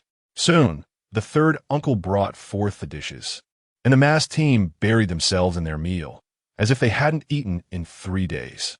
The third uncle scratched his forehead, pondering if his cooking was truly that delectable. Indeed, it brought him joy. After the meal, the masked team was set to depart once more. Rong Yue expressed her confusion. Can't you take a day to rest? She had intended to suggest that since they were already here, they might as well visit Uncle Shang. Wang Mian shook his head. We were actually called in urgently, while en route to our mission. Ah, that is rather taxing for you. Can't there be a few more special teams? Chapter 76. Facing the military tribunal, Rong Yue understood that the masked squad was merely fulfilling its duties. When this team was established, they must have been prepared to shoulder this responsibility. Therefore, she did not suggest that the masked squad take a break. Instead, she expressed a desire for the existence of more highly mobile teams like theirs. If that were the case, it would be truly wonderful, Li Xian remarked while stretching, somewhat lamenting the increasing activity of the mysterious entities over the past 2 years, which seemed to grow more frequent each year, not only in terms of quantity, but also in the escalating danger they presented. Today, they even encountered the mythical creature, the 8-headed serpent. The speaker's words were casual, but Wang Mian pondered them deeply. There is no optimal solution to such matters at present, and they could only focus on the task at hand. Do not worry. We can rest before reaching our destination. Rong Yue chose not to elaborate further. Well then, goodbye. Xiao Mian. Take care and rest well on the journey. Oh, it's such a pity to part ways so soon after just meeting, Zhao Weiwei exclaimed, embracing the young girl with reluctance. Kai, if you have the time, come visit us anytime. Sure. Travel safely. Zhou Ping stood at the crossroads alongside Rong Yue, seeing the masked squad off in the special vehicle sent by the Night Watchers. They truly have it tough. Rong Yue couldn't help but express her sentiments as she walked back to the Peach Blossom Dot community with Zhou Ping. Zhou Ping shared her feelings, noting how every time he heard news about the masked squad, it was usually in the context of some mission or the capture of a mysterious entity. He also observed that Wang Mian bore a striking resemblance to Uncle Shang in demeanor, managing tasks with great ease and fostering a natural rapport with others. The very core of the masked squad seemed to revolve around him seamlessly. How impressive! Upon returning to the community, Rong Yue and Zhou Ping chanced upon Wang Shang and Feng Cheng, who were strolling back. "You're back." Wang Shang noted the two of them with a hint of regret in his voice, gently gripping his cane. "Is everything going well? We fought alongside the masked squad to slay the eight-headed serpent, and fortunately, no one sustained serious injuries, though Xiao Mian has exhausted 10 years of his lifespan." Zhou Ping replied, his eyes widening in shock. "Did you just say that directly?" Feng Cheng, upon hearing the earlier part, sighed in relief, only to be bewildered by the last statement. What? 10 years of lifespan? Rong Yue saw no reason to withhold the truth. Xiao Mian reversed the time of the eight-headed serpent and some individuals in Linhai City, sending them back an hour. He manipulated the fates of countless people. 10 years is considered fortunate. Had Wang Mian not acted promptly, the true disaster would have been limited to the beach area, and it wouldn't merely be a matter of 10 years of lifespan. While the emergence of the eight-headed serpent would have caused devastation in Linhai City and surrounding areas, the consequences vary in severity. The Yamada no Orochi has not yet inflicted substantial harm. The causal connections remain superficial. Should the serpent indeed come ashore and unleash widespread devastation, the depth of these connections would intensify significantly. The cost of intervention for Wang Mian would escalate correspondingly, to the point where even his life might not suffice to resolve the matter satisfactorily. It is fortunate that the first to arrive at Linhai was the masked team led by Wang Mian. As a patron of life, Wang Shang felt a profound unease. In the past, when he sacrificed his own life, he perceived no issues. He believed that all his actions were for the greater good of the great Xia, and he pressed forward without hesitation. However, when it came to his son, who would inherit his legacy, he found it difficult to openly commend the commendable actions of others. Wang Mian was indeed in the right, even excelling to a degree that filled his father with pride. Yet as a father, what he felt more acutely was heartache. After all, that child was only 20 years old. "Uncle Shang, I do not understand." Rong Yue has informed Wang Shang about the life replacement technique she performed for Wang Mian. Given the vastness of the great Xia, why are there only 5 special teams? Would it not be better to have more? Today, after finishing their meal, little Mian and his team set out, stating that the task in Linhai City was one they were reassigned to during their mission, while a mysterious sea-bound entity awaited them in Nanjing City. The system cat brought sour plum soup for the young girl and Zhou Ping.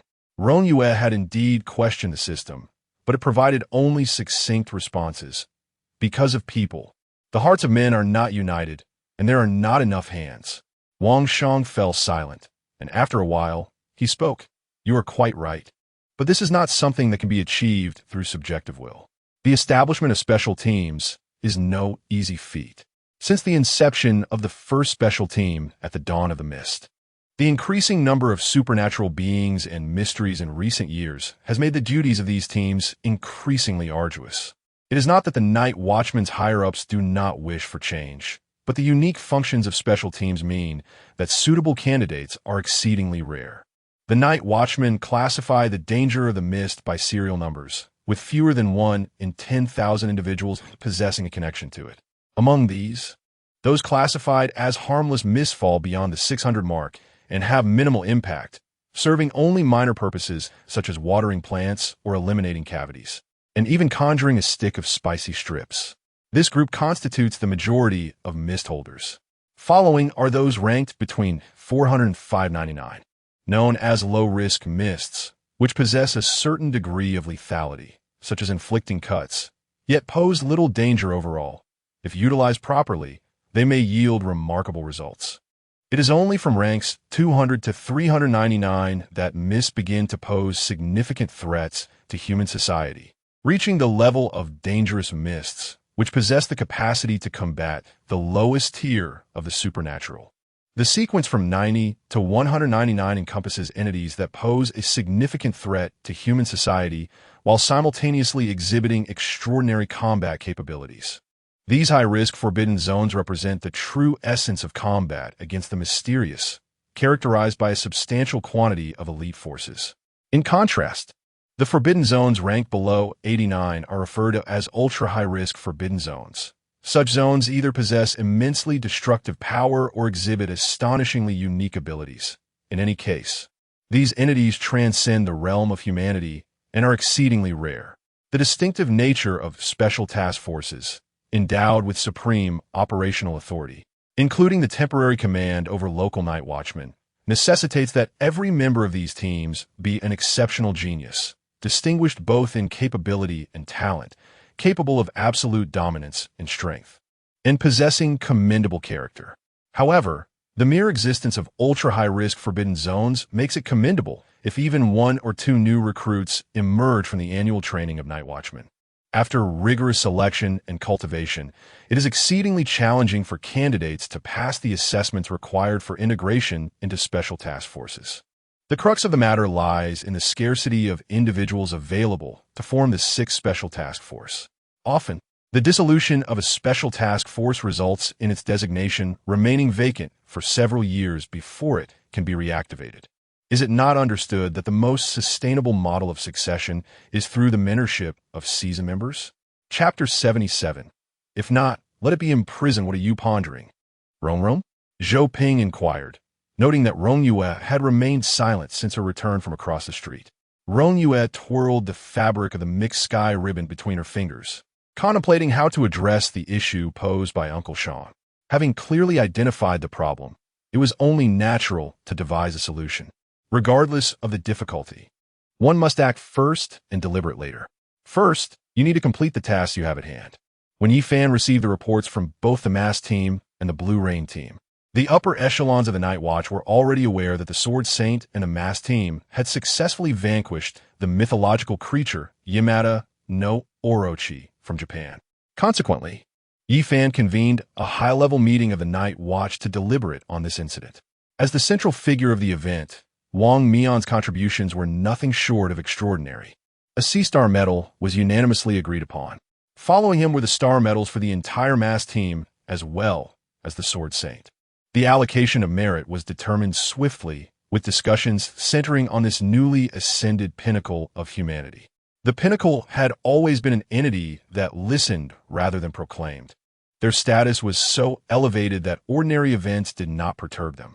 Yet, this Sword Saint was shrouded in mystery. It was said he was personally chosen by the previous pinnacle, Wang Shang, who had guided him closely. His ascension to the pinnacle occurred over a year ago. But for the subsequent year, there had been no news. This encounter with Yamada no Orochi marked his first engagement, resulting in the decimation of a god-level mythological being. According to the reports from the Mass Team and the Blue Rain Team, only one head of Yamada no Orochi remained, whether one believed it or not. The prowess displayed was undeniably formidable. I heard Zhou Ping did not go alone. He was accompanied by a young girl and a black cat. Chun Lao suddenly interjected. Upon hearing this, Xiaopinggu, who had closed his eyes shortly after the meeting commenced, opened them. Yifan was taken aback and turned to Chun Lao. He was not surprised that someone had noticed this detail, as it was documented in the Blue Rain Team's report. He simply did not anticipate that it would be Chun Lao who brought it up. Chun Lao held a transcendent status among the upper echelons of the Night Watch.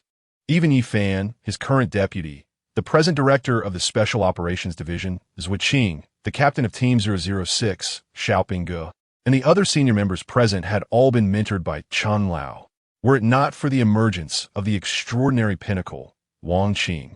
Chun Lao would have been the 4th commander-in-chief of the Night Watch in Daxia. Indeed, she is the granddaughter of Elder Rong, named Rong Yue, Yifan relayed, offering the least significant piece of information. He knew that Chun Lao would not mention Rong Yue without reason. His inquiry indicated that thorough investigation had been conducted. Not only that, Yifan, Chun Lao's tone was not sharp, yet it pierced through Yifan's attempts to obscure the truth. Years ago, an agent of the divine appeared in Beijing, and Yu and Wang Qing sealed the news. However, the only unfamiliar faces that day among Team 006 were Chun Mai and that child. Alas, the rumors regarding the lockdown have become exaggerated. It is merely a matter of assessment that deemed it unnecessary. That young girl is certainly not the divine agent of the deity of magic. Xiaopinggu languidly spoke, shrugging her shoulders with an air of innocence. The cat accompanying her, however, is indeed the one worthy of such a title. I cannot very well negotiate the terms of joining the Night Watch with a mere feline, can I? It would not even deign to acknowledge me. As soon as Xiaopingge finished her remarks, the conference room erupted in a cacophony of astonishment. A cat? A divine agent? How could this be? It is no wonder communication would prove challenging. Ahem, Yi Fan cleared her throat, maintaining a serious demeanor as she addressed the room. The facts are as follows. Elder Chun, both Wang and I, the former commander, have confirmed that the child is unequivocally not a divine agent. The cat is a manifestation of the tale of a 9 lives cat, known as Little Tail. Years ago, it inadvertently led Rong Yue into the mist, where they encountered Merlin, the god of magic and wisdom from England. Merlin assigned them the task of retrieving an object, but the reasons behind Little Tail becoming the proxy of the god of magic remain a mystery to us. Rong Yue is merely 14 years old, still a child. Moreover, the cat is indeed incapable of communication and has attained a level of power beyond that of humans. It is likely merely executing the directive left by its original form before being sealed to protect that child. Acting independently could very well provoke the cat, which is entirely unnecessary. She is currently studying alongside the Sword Saint under teacher Wang Shang, and I believe allowing her to grow in peace will foster a greater sense of belonging within the Night Watch, without the need for haste. Yi Fan articulated her points with clarity and reason, citing the esteemed Wang Shang, whose reputation among the Night Watch rivals that of Elder Chun. He is the foremost expert on the forbidden ruins of Daxia and has been a mentor to many. His only son is the captain of the masked squad, a key player in the recent Yamada no Orochi incident, and a proxy of the god of time. With Rong Yue under Wang Shang's tutelage, and the Sword Saint by her side, the higher-ups would find it difficult to contest her presence. Elder Chun fixed his gaze upon Yi Fan for a moment. So, does this imply that the child will eventually join the Night Watch? Yi Fan furrowed her brow, her tone firm. Although Rong Lao is not a member of the Night Watch, she sacrificed her life to protect Daxia and returned Commander Wang's life in exchange. I believe her granddaughter deserves the right to choose her own destiny. Regardless of whether Rong Yue decides to join the Night Watch in the future, that is her prerogative. Furthermore, her appearance here has contributed significantly to the defeat of the Yamada no Orochi. Since Commander Yi has already made her determination, then let this matter rest, Elder Chun said, lifting his hand lightly, only to shift the conversation to another pressing issue. What has become of the head of Yamada no Orochi? A hush fell over the conference room, soon followed by an even louder uproar. Yi Fan's expression shifted. It seemed Elder Chin's true intention lay in this inquiry. All the previous discussions had crafted a fade of considerable concession, while his real strategy lay here. Indeed, the Yamada no Orochi is a colossal serpent with 8 heads and 8 tails. Even if other parts have scattered across the ocean and are beyond retrieval, there remains one head, does there not? The sound of materials rustling filled the air. The handling of the mysterious corpse has always been under the jurisdiction of the Logistics Department's Mysterious Management Office. The director of the office promptly stated, "We have not discovered any remnants of the Yamada no Orochi on the beach, nor has the salvage team found any traces of such remains in the sea. The recovered mysterious corpse is a shared resource of the Night Watch." Elder Chun remarked, "I believe it is necessary for the masked squad or the Sword Saint to provide an explanation before the Night Watch military tribunal, or perhaps that young individual."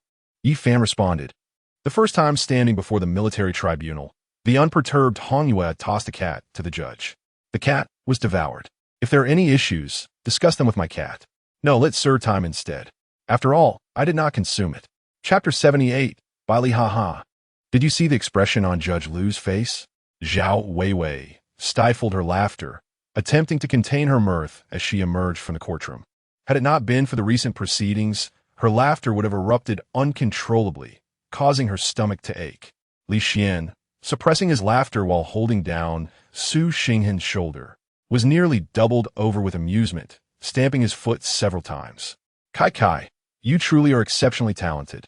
You are simply remarkable," he exclaimed, giving a thumbs up. Reflecting on the scene that had just unfolded in the military tribunal, the other members of the masked team, including Zhuansheng and Zhou Ping who accompanied them, struggled to suppress their laughter. When Rong Yue stood at the defendant's stand to make her statement, she had, quite amusingly, placed her fluffy tail atop the stand. Judge Liu, as the presiding judge, questioned how such a diminutive tail, seemingly smaller than the scales of the Yamada no Orochi, could possibly consume the great serpent. Yet right before him, the tail opened its gaping maw, capable of engulfing the entire courtroom area. Though the moment lasted merely a second, it nearly startled everyone present, save for those familiar with the tail's nature. Ultimately, the verdict was acquittal, for the charges against them pertained to the suspected misappropriation of the Night Watcher's public resources. However, the prosecution, while possessing objective evidence indicating the mysterious serpent's body had vanished, failed to provide direct proof of their alleged theft. Furthermore, there was no stipulation within the Night Watcher's regulations obligating them to ensure the integrity of a mysterious corpse while executing a covert mission. Most importantly, they could not engage in rational discourse with a being of such immense power, especially one that was the sole local mythological entity aligned with humanity. Thus, after their statements, the masked team, Rong Yue and Zhou Ping, were declared not guilty. Rong Yue's tail perked up, her expression brimming with pride. However, would this not affect you? Rong Yue recalled that the masked team had been quite busy. In fact, thanks to this incident, they had been granted a rare 2-day respite. Wang Mian smiled faintly, a subtle weariness evident in his brow. It had been a month since the Yamada no Orochi incident, and the masked team had been working tirelessly. Director Zhua, Captain Wang Mian, a voice called out, halting the departing members of the military tribunal. Rong Yue turned to see a man in a deep blue suit, appearing to be in his 40s, accompanied by a younger man in a similarly dark suit, carrying a black box and trailing slightly behind, resembling a bodyguard. What captured Rong Yue's attention most was the multitude of prohibitive items adorning both men, from their glasses and badges to their tie clips, beaded bracelets, and even their belts. The system promptly identified the newcomers. This is Bai Li Exen, the chairman of Bai Li Group, who also holds the honorary position of high-ranking member of the Night Watchers. Bai Li Group? Rong Yue wondered, recalling the individual who had gifted her brother Yuan. Indeed, the Bailey Group stands as the most formidable commercial enterprise in the entirety of the Great Xia, encompassing a multitude of industries. Many of the products you encounter in your daily life are underpinned by the operations of the Bailey Group. To simplify, it can be understood as the wealthiest entity aside from the Great Xia government. As for money, Rong Yue is well aware of its paramount importance. It is an indispensable element of daily existence. However, when it comes to the concept of extreme wealth, Rong Yue finds herself somewhat at a loss. How can one person possess so many forbidden items? Moreover, the ranks of these items are notably high, as evidenced by the young man beside her. Regarding these forbidden objects, Rong Yue had previously gathered from Yi Fan and the masked team that they are quite rare. This brings us to the most peculiar segment of the Bailey Group's operations, shrouded in mystery. The Bailey Group allocates substantial funds annually for various research into the arcane, concurrently amassing a personal collection of over 100 items categorized as dangerous. Thus, the Bailey family has earned the moniker of Museum of Forbidden Objects. The Night Watch employs a semi-militarized management system, with its finances primarily sourced from government allocations. The Bailey Group stands as the second largest benefactor of the Night Watch, following the government itself, which has granted Bailey Xin the honorary title of a senior figure within the Night Watch. Although this honorary position does not confer actual administrative authority over the Night Watch, it facilitates their involvement in numerous research projects related to the mystical, maintaining a close rapport with the mysterious management department of the Night Watch's logistics division. He has come for the corpse of the Yamada no Orochi, Rong Yue pondered. Perplexed, what purpose does he serve by collecting so many forbidden items? If it is for self-defense, such a vast collection seems unnecessary. Collecting, after all, is a manifestation of power. Zhuansheng noticed the visitor's furrowed brow and discreetly greeted, Chairman Bailey, it has been a while. Wang Mian also nodded in acknowledgement towards Bailey Xin, Chairman Bailey. Bailey Xin responded with a slight smile, exuding an air of amiability. After greeting Wang Mian and Zhuansheng, his gaze settled on Zhou Ping and Rong Yue. This must be the Sword Saint and the granddaughter of Elder Rong. Truly, heroes emerge from youth. Zhou Ping merely offered a brief greeting, opting for silence thereafter, while Rong Yue was engrossed in the system's recounting of the Bailey Group's history, appearing somewhat distracted and shy. This contrast to her courtroom demeanor intrigued Bailey Xin. Zhuo Qing subtly interposed, "Chairman Bailey, do you have business?" Commander Yi is still awaiting an audience with the Sword Saint and Miss Rong. Bailey Xin did not show any displeasure at Zhuo Qing's interruption. His expression remained cheerful as he produced 2 gold-embossed invitations from his pocket. These are invitations to the Bailey Auction House. Next week, we will hold our annual auction in the capital. If the Sword Saint and Miss Rong are available, your presence would be a delight. Identical invitations were presented to Wang Mian. After extending the invitations, Bailey Xin took his leave promptly. Sun Tianping glanced at the invitation in Wang Mian's hand and remarked, "Bailey Xin's methods of garnering support remain refreshingly straightforward." Zhou Ping, holding the invitation, appeared puzzled. What does this imply? Garnering support? What purpose does that serve? "You must have prepared a gift suitable for you at the auction," Li Xian remarked, raising a finger. Accepting the gift establishes a mutual obligation, making it difficult to refuse should he later wish to commission your services. Rong Yue pondered this. Is that how little Mian's Yuan came to be? Wang Mian smiled.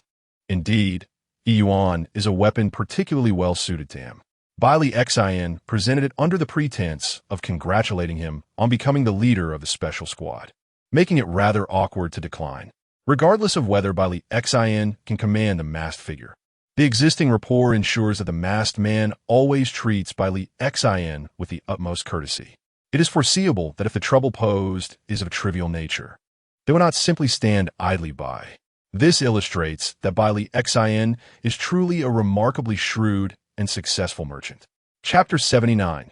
The third major sponsor. Well, Wang Mian, you have all worked hard during this period. You should take a rest first. Any matters can be discussed later. Zhuo Qing glanced around at the passers-by, some of whom were casting casual glances in their direction. Clearing his throat, he turned to Rong Yue and Zhou Ping, stating, "Commander Yi is already waiting for you." Wang Mian nodded, waved goodbye to Rong Yue and Zhou Ping, and departed with the masked team, saying, "We will head over first." After parting ways with the masked team, Zhuo Qing drove Rong Yue and Zhou Ping to the parking lot from another route. In truth, this military trial should have commenced half a month ago, but the delay was due to Rong Yue and Zhou Ping going missing again in the interim. "Where have you two been recently?" Zhuo Qing inquired as he started the vehicle, personally taking them to the previously agreed-upon location. Yi Fan had long wished to contact Rong Yue for a visit to the capital, as during her year-long disappearance, the cultivation of Dream Blossom had already reached a considerable scale. The thought of the effects of the soul-recovering pill made Zhuo Qing's heart race with excitement. A significant portion of the Night Watch consists of battle-hardened special forces, particularly those stationed at various checkpoints, most of whom are ordinary individuals without access to forbidden areas. If even a portion of them could possess such abilities, even if only low risk, it would elevate the overall caliber of the Night Watch. Had it not been for the unexpected incident with the 8-headed serpent, Rong Yue would have arrived in the capital much earlier. Yi Fan had also been preoccupied with the soul-recovering pill, but considering the difficulty of slaying the 8-headed serpent, he postponed contacting her for a day, allowing the two some time to rest. Yet, just one day later, Rong Yue and Zhou Ping went missing again. "There is no signal in Shenangjia," Rong Yue lamented. Zhuo Qing turned in surprise to glance at the young girl in the rearview mirror, asking, "What were you doing there?" Shenangjia is sparsely populated, with nearly half of its primitive forest area being undeveloped and uninhabited. Setting aside the mysteries of the place, the complex terrain and variable climate alone could pose significant challenges. Moreover, due to the sealed environment, it is easy to encounter miasma, which can lead to poisoning or unconsciousness, making it perilously hazardous. The area is rich in materials for alchemy and artifact forging, and its remoteness makes it hard to detect. The primary concern was that the 8-headed serpent was too enormous, necessitating a secluded area for its disposal. Shenangjia, with its lush vegetation and abundance of natural herbs, was an ideal location. In addition to the 8-headed serpent, there were also the mysteries collected by the mass team over the past year, along with those they had retrieved from fishing operations at sea. For reasons unknown, Rong Yue, who was already in significant debt, had to work overtime. If only her cultivation level were sufficient, she would have loved to summon the 9 dragon spirits from the 9 dragons' fire cover to assist her. These were true dragons capable of unleashing the true fire of Samadhi. Alas, her little fire spirit was on the verge of exhaustion, bearing the weight of all hope. How infuriating! Once she reached the Klein realm, she would ensure those 9 dragon spirits worked tirelessly for her. Upon hearing this, Zhuqing's face lit up with a smile, saying, "Indeed, Kai Kai and Zhou Ping have truly worked hard, primarily because Rong and the Little Tail have been busy." Zhou Ping candidly admitted that he could not comprehend the endeavors of Rong Yue and Xiao Weiba.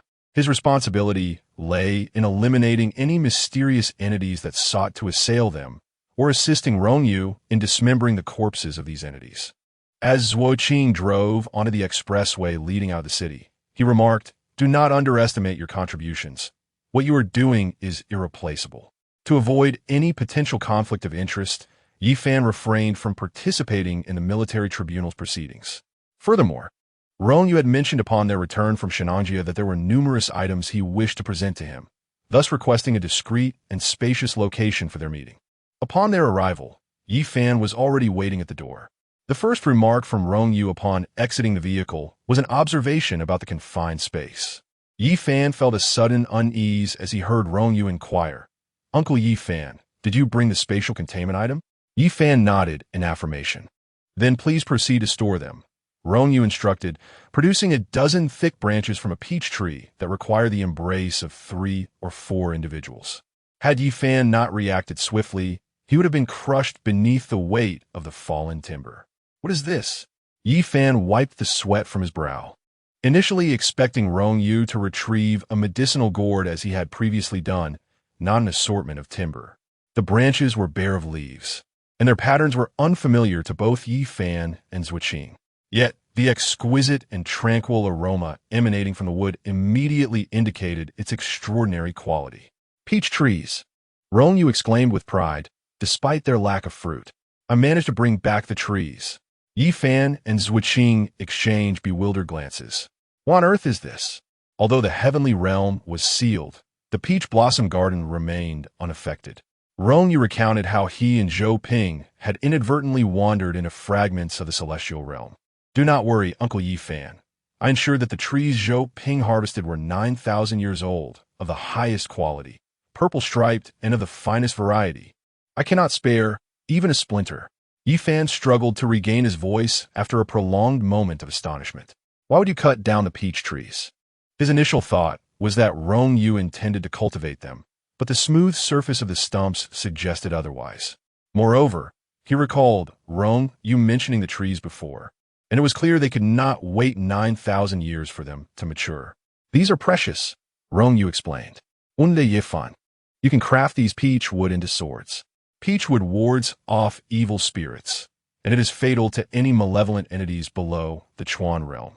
It also possesses natural resistance against those above the Chuan realm," he advised, adding that any excess scraps could be fashioned into peach wood talismans to provide protection in environments saturated with negative energy.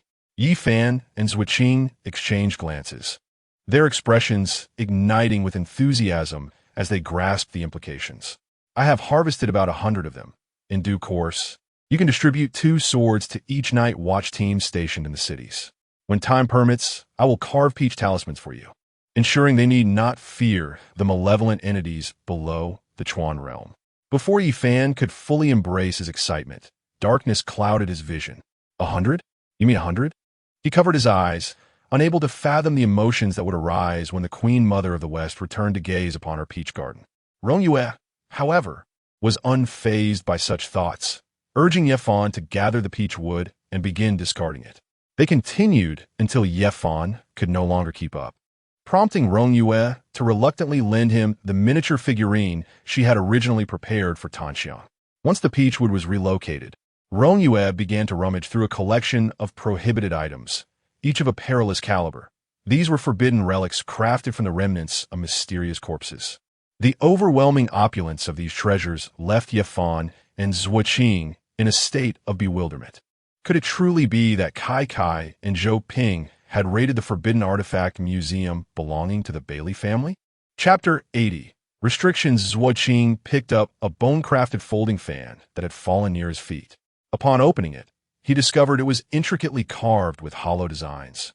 Looking remarkably familiar, one might even find a plethora of similar wooden, hollow folding fans by simply scanning the QR code on a mobile shopping app. However, the true nature of the restricted item could not be discerned from its exterior alone. Instinctively, Zhuo shook the fan. Zhuo, to the astonishment of the onlookers, he was unexpectedly propelled into the air by his own reflex after acquiring the fan. This uncontrollable reaction upon obtaining the fan. The sequence of the forbidden item was 079, titled Great Wind Disaster. Now he understood. As the protective azure flames receded, Zhuo nonchalantly set down the fan and turned to whistle as if he had never touched the fan or been launched into the air. Yi Fan observed the entire scene, his gaze shifting to the various forbidden items scattered on the ground, suppressing the fervor that surged within him. This was the inventory. Rong Yue unfurled a scroll, ready to present it to Yi Fan, who hesitated to accept it immediately. There were visibly more than 100 forbidden items here, and Yi Fan was aware of how Rong Yue crafted these items. Her materials were sourced from the mass squad and her own mysterious acquisitions. Given that Zhuo had casually picked up a high-risk forbidden item, it was evident that a significant portion of these items were likely rare or even extraordinarily rare, classified as high-risk or above. If these could be integrated into the Night Watchers' ranks, it would undoubtedly elevate their strength significantly. Their value was immeasurable. Did Yi Fan desire them? Undoubtedly. He craved them intensely, but this was all under an exceedingly idealized scenario. Even though he was the current commander of the Great Xia Night Watchers, the decisions were not solely his to make. Moreover, he faced the challenge of explaining the origins of these forbidden items while safeguarding Rong Yue. Simply equipping these forbidden items to the Night Watchers and ensuring they realized their true potential would be an arduous task. Who would receive them? And how would they be allocated? If exchanged for merit, the forbidden items would transform into personal possessions, causing valuable resources to remain concentrated in the hands of a select few. It seemed to enhance overall combat power. Yet it was akin to averaging wealth between a poor individual and a wealthy one. No matter how high the average wealth, the rich remained affluent, and the poor remained destitute. What he sought was to elevate the true average strength of the Night Watchers. Furthermore, once these forbidden items became personal belongings, their circulation would become